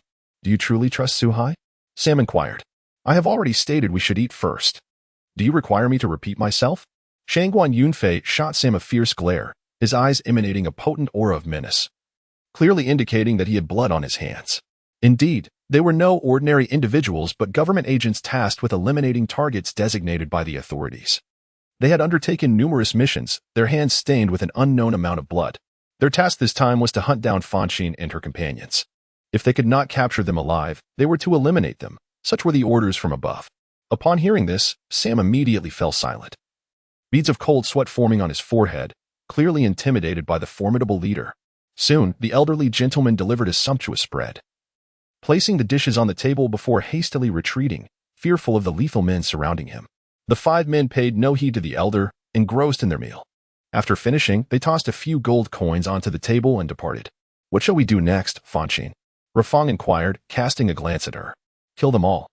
How dare they act so recklessly, thinking I am easily bullied?" Fonshine replied, her expression icy. He had yet to confront those two. However, they showed him no mercy, which struck a nerve within him. A dragon has a sensitive spot. To provoke it is to invite wrath. Thus, he was resolute in not letting the one who attacked Renfong escape unscathed. "I suspect that individual acted with intention. It seems he is targeting us," Renfong remarked. "Oh, what leads you to that conclusion?" Fanxin inquired with curiosity. Chapter 86, Departure, Part 3. That man, while assaulting me, kept his gaze fixed upon us for quite some time. "I have a sense that he recognizes us," Renfong explained. "Surely not. We have never encountered him." Fanxin responded, momentarily taken aback. She had never laid eyes on those men and could not fathom why they directed their aggression toward them upon arrival. "I am uncertain as well," Renfong admitted, shaking her head. Though she expressed doubt, confusion lingered in her heart. "Never mind. Once those men arrive, everything will become clear. I am eager to discover their true intentions." Fanxin shook her head, deciding not to dwell on it further. If clarity eluded her, there was no need for excessive contemplation. Let the soldiers come. We shall meet them with resolve, regardless of their sinister intentions. "Indeed," Renfong nodded, finding a spot to sit and awaiting their arrival with patience. An hour later, as they anxiously anticipated, the 5 suited men finally arrived, albeit belatedly. Upon reaching Fanxin and her companions, Shangguan Yunfei tossed a pair of handcuffs before Fanxin, declaring, "You are Fanxin, correct? Put these on and accompany us." "What does this mean?" Fanxin asked, momentarily stunned. "Ha, foolish one, you are a person of interest to the government. Do you not comprehend? We are government agents, and our purpose in this operation is to apprehend you," Shangguan Yunfei retorted coldly. "The higher-ups have instructed that if you surrender peacefully, you shall be taken alive. Should you resist, we will dispose of you immediately. The choice is yours." "Oh, I see now. It was Karp who leaked the information, wasn't it?" Fanxin said, struck by sudden realization. She understood that her identity had been compromised, and the government was preparing to take action against her. "Not quite. Karp sought to safeguard your secret. His intention appears to be to facilitate your complete growth," Shangguan Yunfei explained. "However, we have an operative embedded on his vessel. Thus, he has overheard every word exchanged between you, committing it to memory, including your appearances. We are able to recognize you because of your likeness. Karp intends to assist me? What is the meaning of this?" Fanxin asked, momentarily bewildered. "TCH, what thoughts occupy the mind of a rear admiral is beyond our conjecture. Our objective is singular, To capture you or to obliterate you, Shangguan Yunfei stated. Make your choice swiftly. My patience is waning. Do not adopt such a condescending demeanor. It repulses me, Fanxin retorted with a scoff. Since you are merely the government's lackeys, prepare to meet your demise. He would never abandon his resistance. He had yet to avenge his family. Until he exacted his revenge, he would resolutely refuse to meet his demise or allow himself to be captured. It seems you have made your choice, my young ones. Seize them or eliminate them. Shangguan Yunfei remarked with a cold smile. Understood. Suhai, Jin Hakuan, Long Xinqi, and Sam nodded in agreement, each selecting their adversary, preparing to subdue them. Suhai faced the little black cat. Jin Hakuan confronted Lang Yu, while Renfong took on both Long Xinqi and Sam. Fanxin was pitted against their leader, Shangguan Yunfei. Be careful, everyone, Fanxin cautioned. Understood. Renfong nodded slightly. Drawing her long spear, her gaze fixed on her opponents, Long Xinqi and Sam. Rest assured, boss, it has been a while since we engaged in battle. And it is the perfect opportunity to stretch our limbs, the little black cat and Lang Yu laughed. That is good to hear. Fanxin nodded, then without further ado, charged towards Shangguan Yunfei, launching her attack. Shangguan Yunfei met her advance without hesitation, brazenly approaching. Upon reaching Fanxin's side, he delivered a swift kick aimed at her chest. Fanxin immediately crossed her arms, blocking the incoming strike. Neither party yielded an inch, engaging in a genuine exchange of blows. They have begun their assault. Renfong, Xiaohei, and Lang Yu have also initiated their actions. Young one, surrender. That is your only path to salvation. To oppose the world government is an act of folly. Do you understand? As Shangguan Yunfei fought, he simultaneously sought to persuade. His persuasion stemmed from a desire to avoid arduous combat.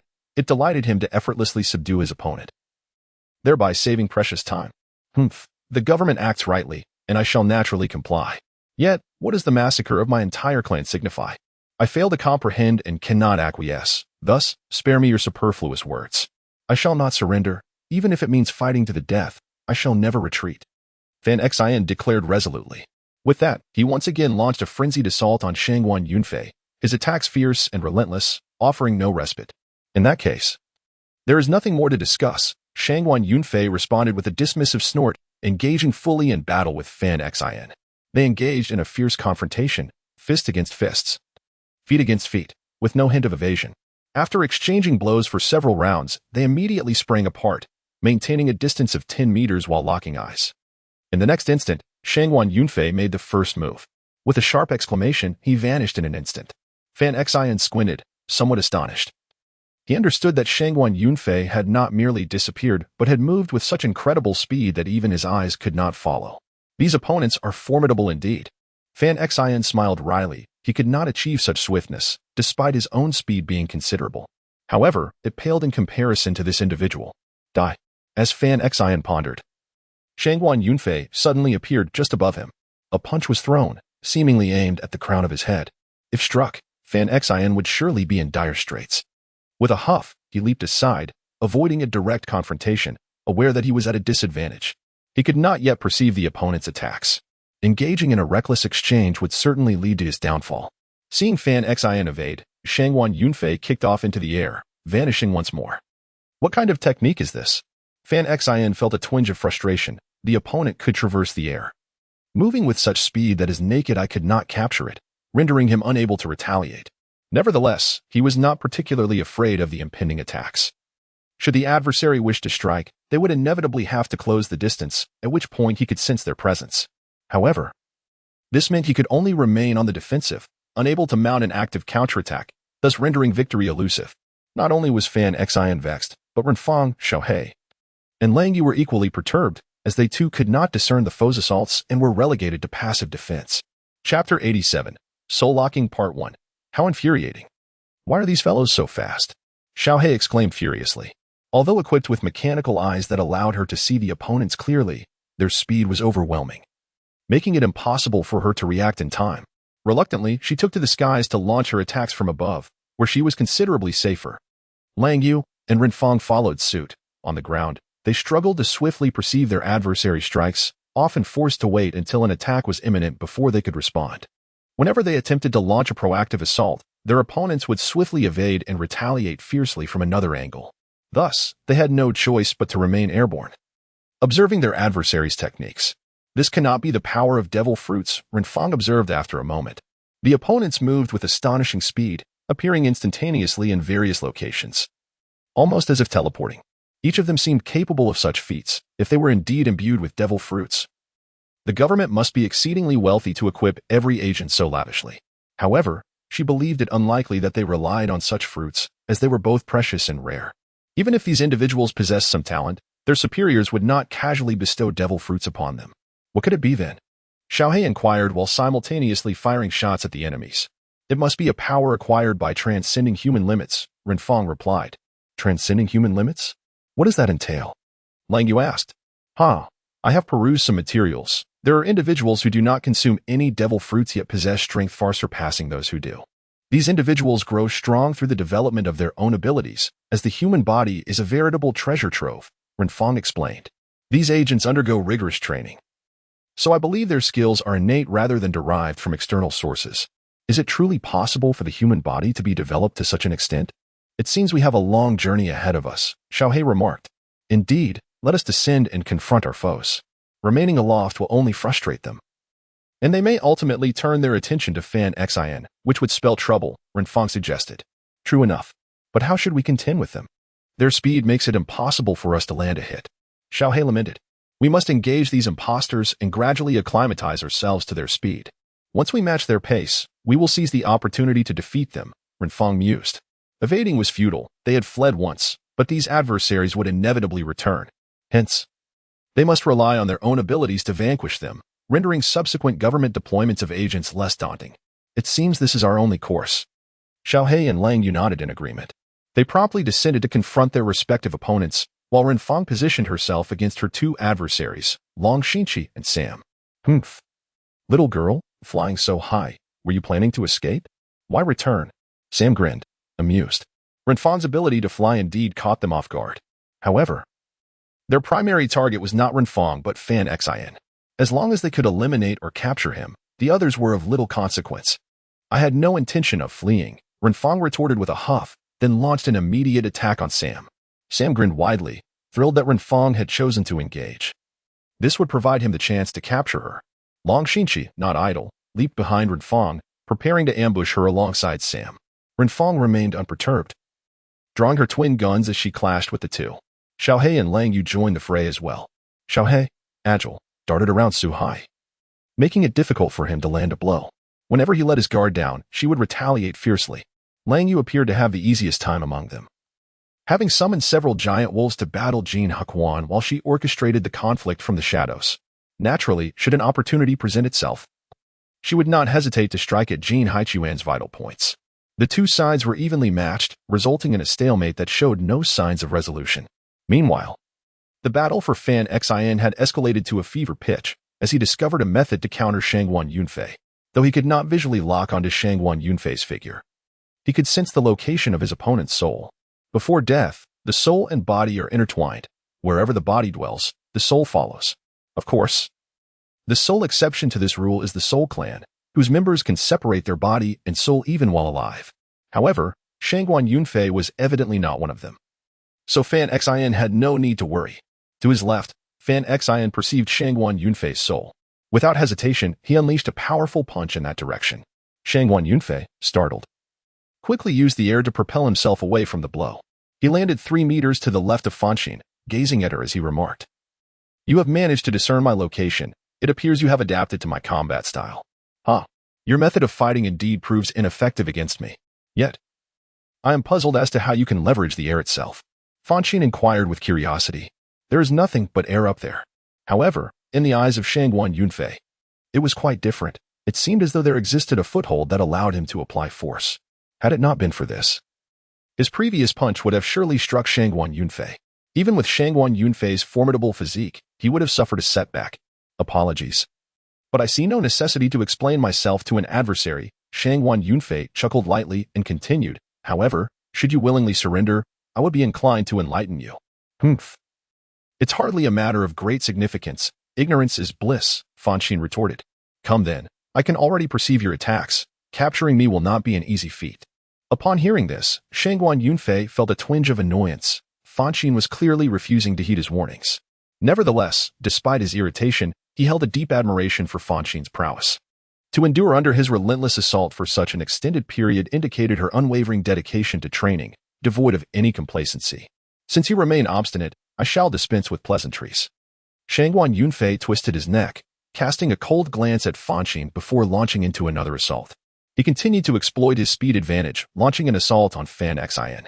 Although Fanxin was capable of discerning the trajectory of his attacks, this tactic remained effective. He believed that with frequent strikes, Fanxin could not possibly defend against every onslaught. Shangguan Yunfei observed Fanxin standing still, seemingly unperturbed. A smirk spread across his face as he swiftly approached her. And upon reaching her side, he delivered a kick aimed directly at her head. Humph, I can already predict your attack's trajectory.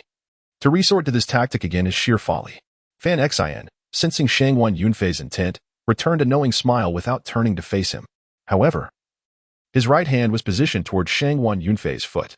With a gentle thought, a powerful force of attraction manifested, acting upon Shangguan Yunfei's foot.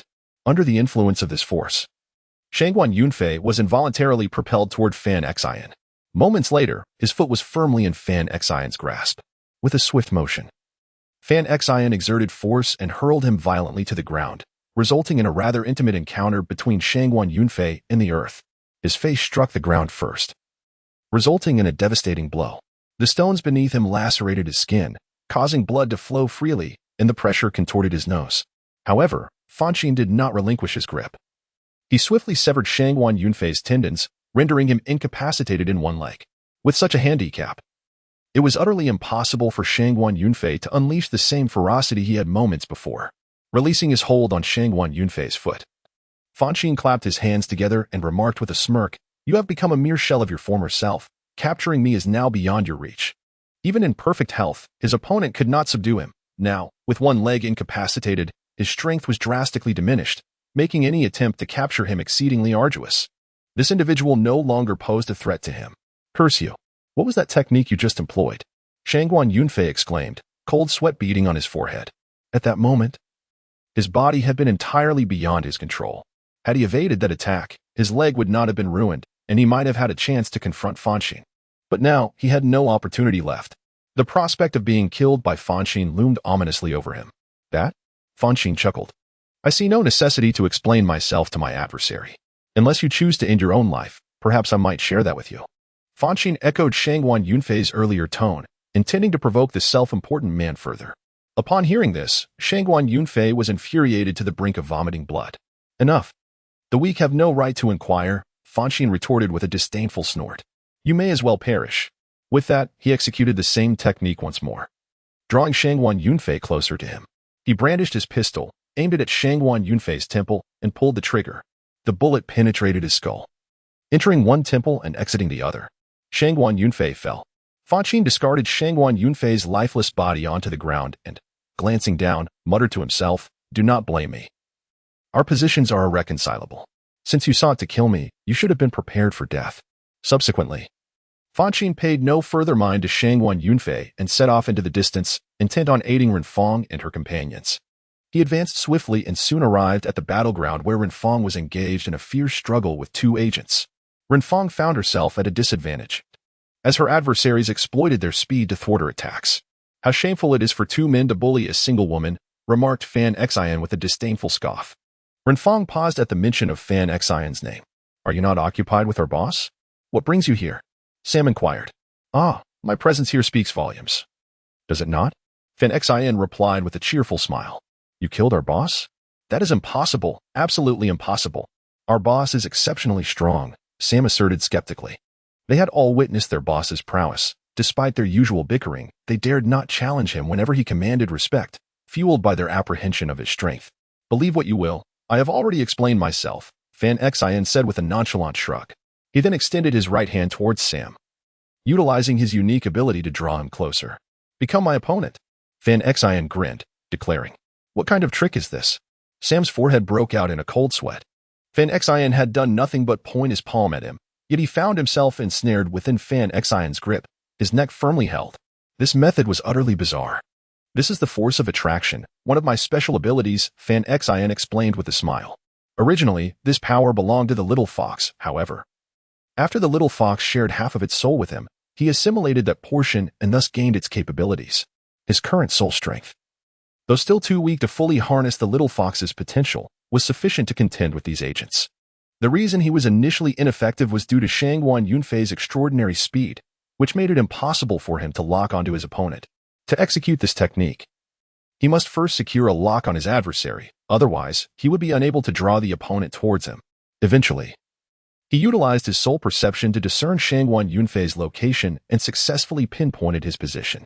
Thus, when he employed this technique, it was executed with effortless grace. However, this maneuver possesses a vulnerability. If the opponent becomes aware of your intentions, a mere evasion on their part would render the technique ineffective. Your leader met his demise through this very technique. I drew him in and then executed him with a single shot. Fonshine chuckled softly and remarked, "It seems you are destined to perish by the same method." "I certainly will not," Sam retorted, immediately beginning to struggle. He launched a punch at Xiao Fan, attempting to send Fonshine flying. However, Fonshine had anticipated this move. He extended his left hand to block the blow. Without hesitation, he then crushed Sam's throat with a powerful grip. Sam's eyes widened in shock, and moments later, his head drooped, falling silent. Clearly, he had succumbed. His eyes remained wide open, a testament to his unfulfilled final moments. Fonshine exhibited no trace of sympathy as he discarded Sam's lifeless body onto the ground, chuckling as he said, "Renfong, that one you must handle personally. I shall not assist you." His intention in doing so was to enable Renfong to personally triumph over her adversary, for they would inevitably encounter such situations in the future. He could not be expected to assist her every time. Therefore, Renfong must learn how to conquer her opponents. "I understand. Rest assured. I shall certainly eliminate him," Renfong affirmed with a nod. She was of the same mind. If she could not even defeat a single foe, how could she hope to avenge her family in the future? "That is well," Fanxin replied, observing the agent beside Renfong. "Do not entertain thoughts of escape. It would be futile. Should you attempt to flee, your demise is assured. If you manage to defeat my friend, I shall not impede you. And you may take your leave." He is warning the agent, stating that he will be watching from the sidelines. "Should you dare to flee, your adversary will then become me. I could easily eliminate both of you agents. Dealing with you would pose no challenge." "Humph, I have no intention of fleeing," replied Long Xinchi with a slight scoff. His escape would serve no purpose, for they had undertaken a mission that remained unfulfilled, and returning would inevitably invite retribution from their superior. While their lives would not be forfeit, the ensuing torment would be unbearable for most. However, there existed another compelling reason for his reluctance to flee. At this moment, no one stood in the way of Fanxin. This unpredictable variable rendered any attempt at escape exceedingly challenging. A sly smile graced Fanxin's lips as she remarked, "Very well, you shall accompany my friend for some practice." With that, she departed from the scene. He sought out the little black cat and Langwei. After conveying the news to Langwei and the little black cat, he ceased to concern himself with their fate. He held a steadfast belief that Langwei and the little black cat, armed with their own abilities, would be capable of confronting those agents. Even if they were unable to secure victory, he was confident that they would not meet their demise in this place. He retrieved a shovel and began to dig a grave beneath the towering tree. Having eliminated 2 agents, he could not simply abandon their bodies here, for it would surely terrify the villagers. Thus, he resolved to bury the fallen agents himself. Once the grave was prepared and the agents interred, Fanxin ascended to a lofty branch of the tree to survey the battlefield surrounding him. It was evident that the abilities of these individuals stemmed not from demonic powers, but from their own innate capabilities. The wonders of the human body were indeed boundless, and he realized he must strive to develop his own physical potential as well. Fanxin mused to himself. Had he not employed the soul lock to pinpoint the locations of Shangguan Yunfei and Sam, securing such a swift victory would have been utterly impossible. He felt a pang of envy at the speed displayed by those 2 agents, believing that if they could achieve such prowess, he too could reach that level. "Young man, I have something to say to you." As Fanxin leisurely observed the chaos below, a voice echoed in his ear. Upon hearing it, he immediately recognized its source. It was a voice he knew all too well, belonging to none other than Blood King. Ever since Blood King had entered his mental domain, he had remained silent, leaving Fanxin perplexed as to the reason. He had attempted to call out to Blood King, yet his appeals went unanswered, leading him to ultimately abandon his efforts. He never anticipated that the Blood King, who had consistently ignored him, would now take the initiative to reach out, leaving him somewhat astonished. "What is it?" Fanxin inquired. "Listen here, young one. I can refrain from attacking you. However, you must swiftly procure a body for me. Otherwise, during our battle, I shall interfere with you. Hee. The experience is quite unpleasant, I assure you, remarked the Blood King. He felt a profound discontent within himself. He had entered the mortal vessel with the hope of living freely and unrestrained. However, upon his arrival, he was struck by the realization that he had become even more constrained. Now, he was being scrutinized by a fearsome dragon, rendered incapable of taking any action. Such a predicament was unbearable. He would rather return to the Valley of Wolves, where he held dominion over all, and none could thwart him. How can I assist you in finding what you seek? I am unaware of the form you desire, the mortal vessel lamented. Humph. Let me be clear, you must seek it for me, or from this day forth, I shall disrupt every battle you engage in, the Blood King threatened. This was his way of urging the mortal vessel to take the matter seriously, for he found his current situation intolerable and longed to emerge swiftly. If you disrupt me, know that should I perish, your fate shall be sealed as well, the vessel retorted. His current strength has yet to reach its pinnacle. Should the Blood King engage in clandestine machinations, he may find himself in dire straits. For instance, if the Blood King were to sabotage him today, complications would surely arise. Fear not, I shall not bring about your demise. However, I will ensure that you endure profound suffering. The Blood King remarked, if you procure a suitable vessel for me, I will release you. Upon hearing this, Fanxin felt a surge of anxiety. If the Blood King were truly intent on this course of action, his future would be fraught with peril. Until he assists the Blood King in finding a body, peaceful days would elude him. Do exert yourself. I await your efforts. The Blood King urged. Very well, yet you must elucidate what sort of body you desire, Fanxin replied with a hint of frustration. Something akin to yours. Though with greater strength, the Blood King specified. You mean to say you wish for a member of the Soul Clan, correct? Fanxin inquired. A member of the Soul Clan would suffice, yet the body must be capable of housing a soul. Otherwise, should I make the transition, my fate would be sealed. And I refuse to accept such a fate, the Blood King insisted. That may prove quite challenging, Fanxin stated. Aside from myself, the others of the Soul Clan are likely no longer present. It is impossible to seek out a member of the Soul Clan. Furthermore, it seems that outside of them, no other life form can accommodate a soul. I care not. You must find one for me. If you cannot, then persuade that colossal dragon to refrain from meddling in our affairs. Subsequently, you shall relinquish your body to me, the Blood King stubbornly declared. Is this not a formidable burden you place upon me? Fanxin retorted. I am sorry, but I cannot persuade that dragon. It is beyond my control.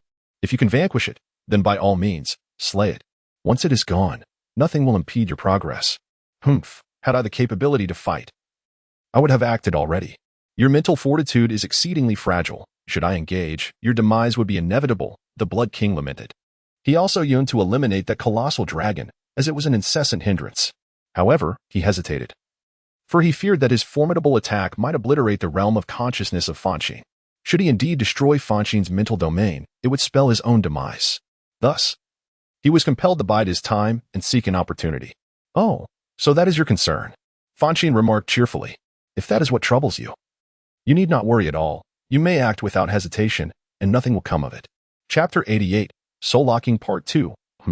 What do you mean by that? Blood King inquired, perplexed. He feared to damage the domain of Fonshine's mind, thus hesitating to take action. However, Fonshine not only exhibited no fear, but rather encouraged him to proceed, leaving him perplexed. My mental domain has transformed significantly. Recently, the wolf god specifically reinforced it. To call it invulnerable would not be an exaggeration. With a light laugh, Fonshine declared, no form of attack can pose a threat to my mental domain. If you doubt this, feel free to test it.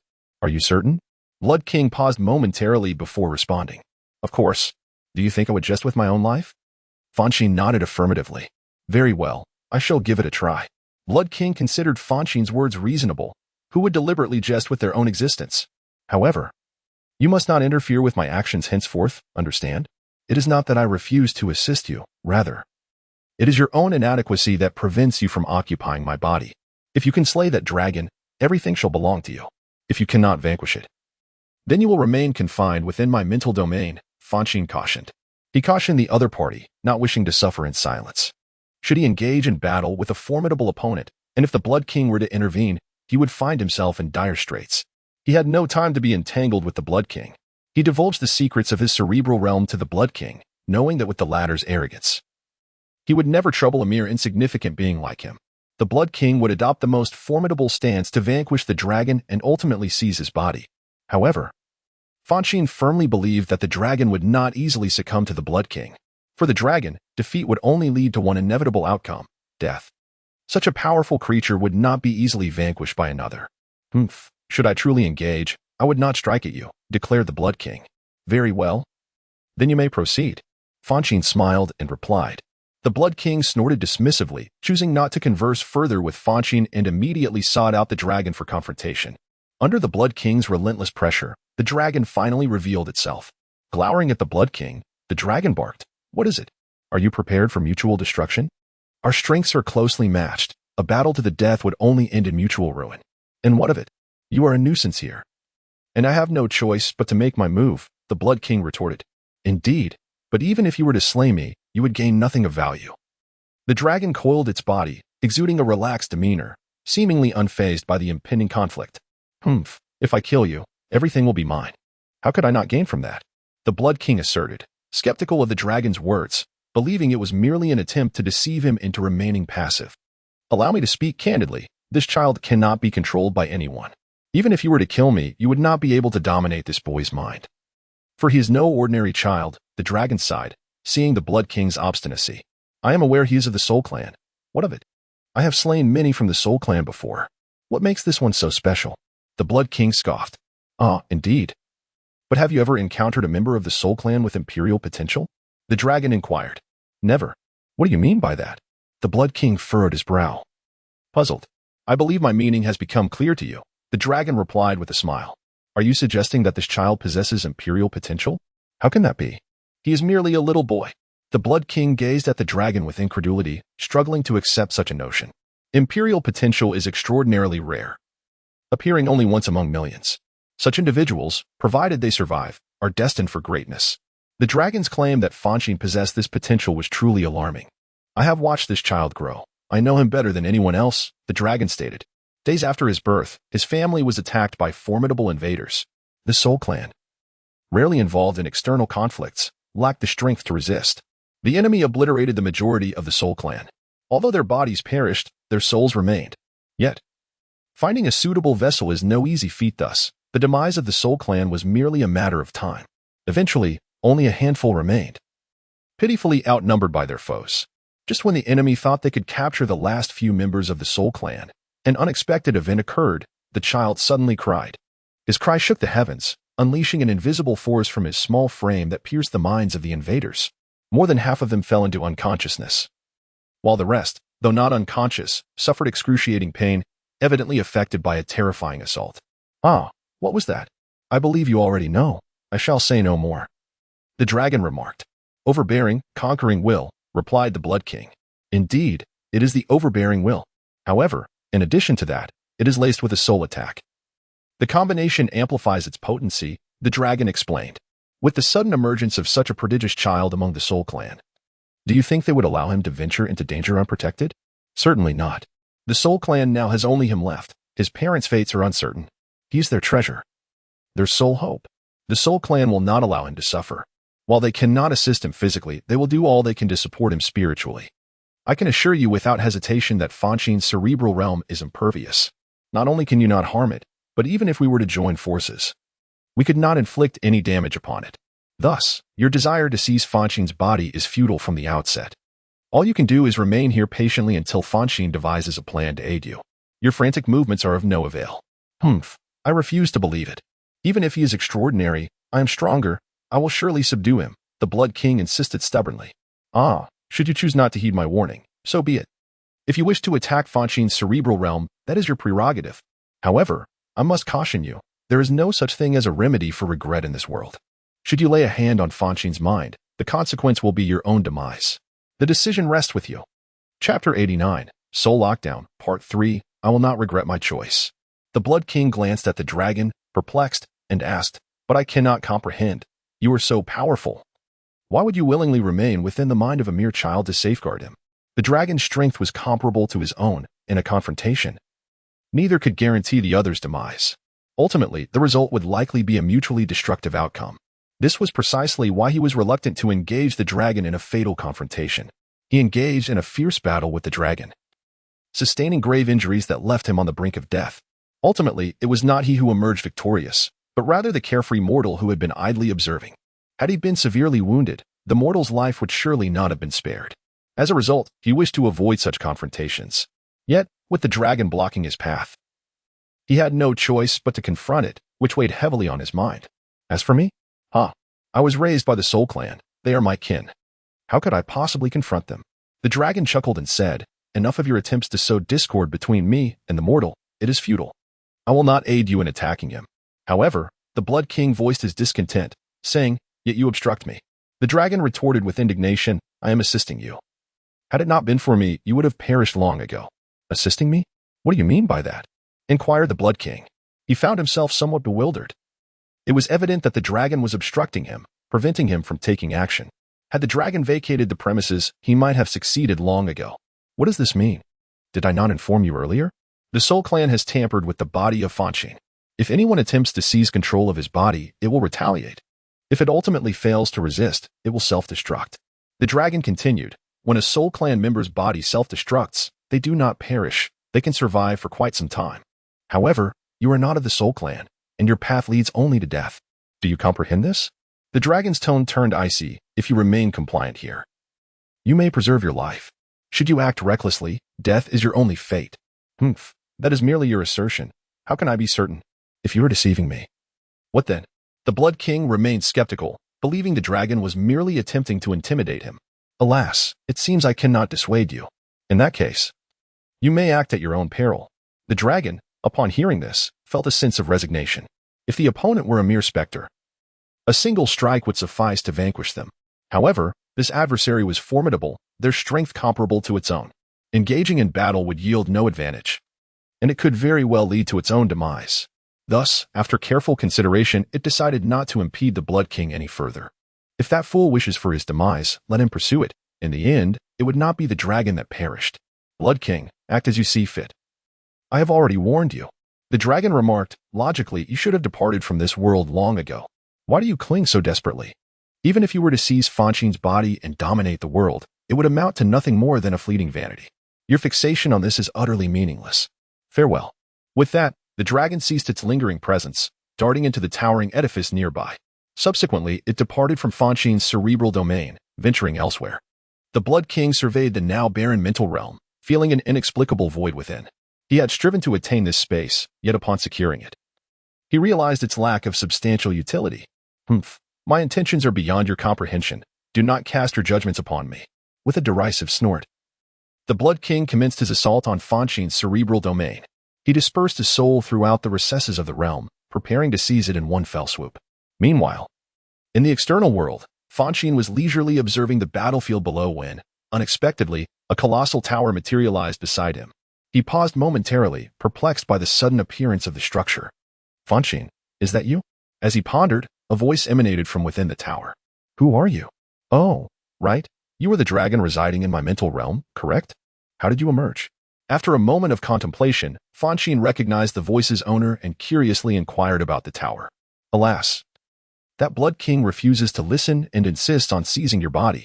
I grew weary of it, so I emerged to let him flounder inside. The dragon replied with a hint of exasperation. Let him flounder inside? Fonshine, upon hearing this, felt beads of sweat forming on his forehead, each as large as a soybean. As he stared at the tower and exclaimed, Hey, you must be mistaken. That would lead to my demise. He dared to let the Blood King enter, for he saw that a mighty dragon guarded the realm of his mind. With the dragon present, the Blood King's ambitions seemed utterly unattainable. Yet now, the dragon had emerged, leaving the Blood King without any adversary to restrain him. Whatever the Blood King wished to do within his mental domain, he could do freely. What concern is that of mine? The dragon remarked. Aren't you supposed to be protecting me? Fanxin lamented. Did I ever claim that? The dragon countered. Upon hearing this, Fanxin was rendered speechless, unsure of how to respond. The dragon had never stated it would shield him. It was merely Fanxin's own delusion. Now you have nothing to say. I have no obligation to protect you. You were the one who allowed the Blood King to enter, and you must bear the consequences. The dragon declared. Fine. It was my own arrogance. However, while you remain in my realm, can't you lend me some assistance? Fanxin pleaded. You must help me drive that lunatic out. Otherwise, I might as well give up. Without the dragon's aid, he could not hope to contend with the Blood King. The Blood King was undoubtedly stirring chaos within his mind now. Although he had yet to witness it, he knew trouble was imminent. I apologize. But the Blood King's strength is on par with mine. I cannot defeat him, nor can he vanquish me, the dragon explained. Thus, my presence within is of no consequence, merely resulting in a stalemate. The dragon felt a profound sense of helplessness. If the Blood King were only slightly weaker, it could easily subdue him. However, their strengths were nearly equal, making suppression a formidable challenge. A stalemate is preferable. Otherwise, I would be finished, Fanxin replied. It's futile. My continual standoff with that being will ultimately drain a significant amount of soul energy, and in this back and forth, I will be the one to suffer. Therefore, prolonging this confrontation with the Blood King is unwise. My departure is the best choice, the dragon stated. If you leave, what will become of me? Fanxin asked anxiously. Without the dragon's protection, he could not confront the Blood King, making it imperative to retain the dragon's presence. Well, you could leave too. It's just a body. Give it up, the dragon suggested. Besides, you will need to switch bodies eventually, so what difference does it make whether you do it sooner or later? What do you mean? Fanxin asked, bewildered. His body was intact. Why would he need to replace it? Wouldn't that only invite trouble? Sigh. Some matters should be revealed at the appropriate time. However, being pressed by that madman leaves me no choice but to disclose it sooner, the dragon sighed. The Soul Clan possesses the strongest souls, yet their bodies are the weakest. The combination of a powerful soul and a frail body is an exceedingly strange pairing. Therefore, it is impossible for the Soul Clan to attain supreme strength, as their bodies cannot support their ever-growing souls. If their bodies fail to keep up, they must cease their cultivation. Ignoring this advice leads only to doom. To grow stronger, the Soul Clan has only one option, to replace their bodies. However, seizing another's body is a heinous act, completely at odds with the Soul Clan's principles of benevolence. To avoid conflict, they relocated to a new land, living a semi-reclusive life, rarely engaging in cultivation and only venturing out for the procurement of biological materials. Yet, this approach did not bring them happiness. Instead, it led to their near extinction.